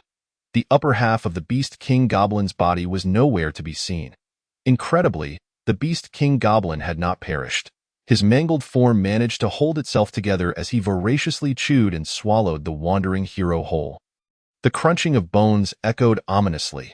Stanmont stood in stunned disbelief, but he quickly regained his composure and charged forward, sword in hand. Damn beast!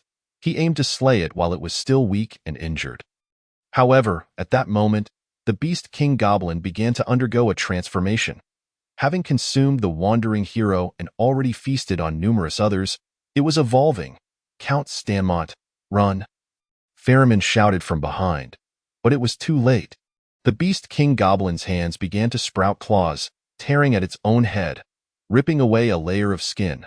What followed was a completely new form, resembling an infant freshly emerged from amniotic fluid, covered in a slimy substance.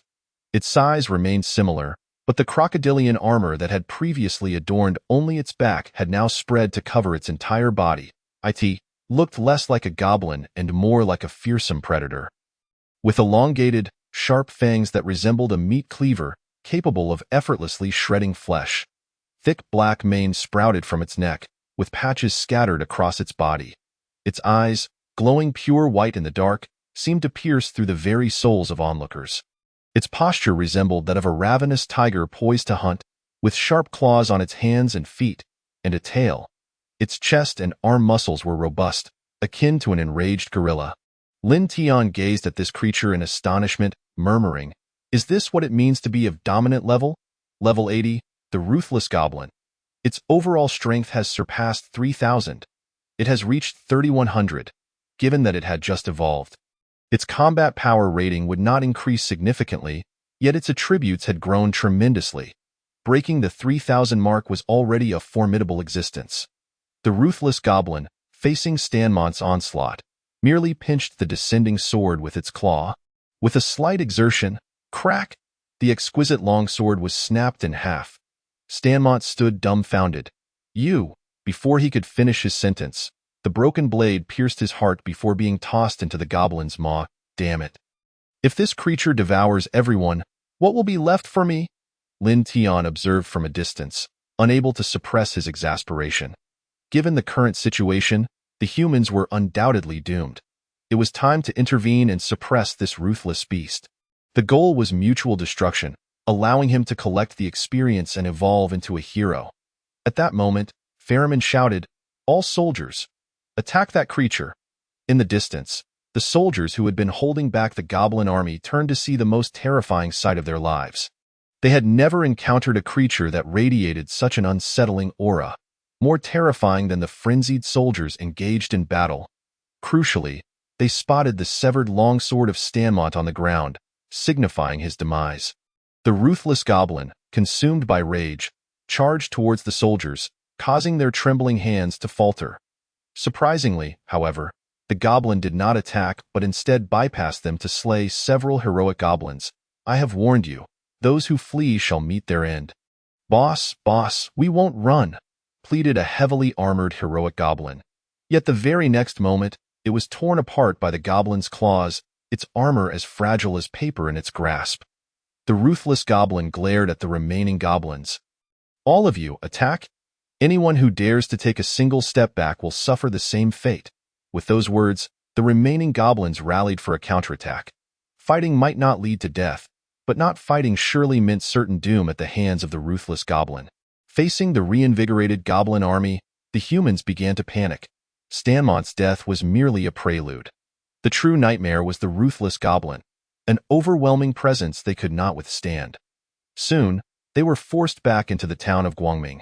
The ground was littered with the corpses of soldiers, and many adventurers lay among them. Since Lin Tian had eliminated 300 adventurers, more had gradually entered Guangming, only to stumble into this unforeseen disaster. Realizing that the situation had spiraled out of control, Ferriman urgently called out, "Retreat! Cavalry, take the residents with you. We must withdraw." At this moment, he fully grasped the extent of his failure. The underestimation of the goblins had led to this outcome. As he watched them flee, the ruthless goblin would undoubtedly not let them go. "Pursue. We cannot allow them to escape. The magic ring has yet to be retrieved. Otherwise, this journey would be in vain." In the sky, Lin Tian observed the two fleeing groups, a cunning smile creeping across his face.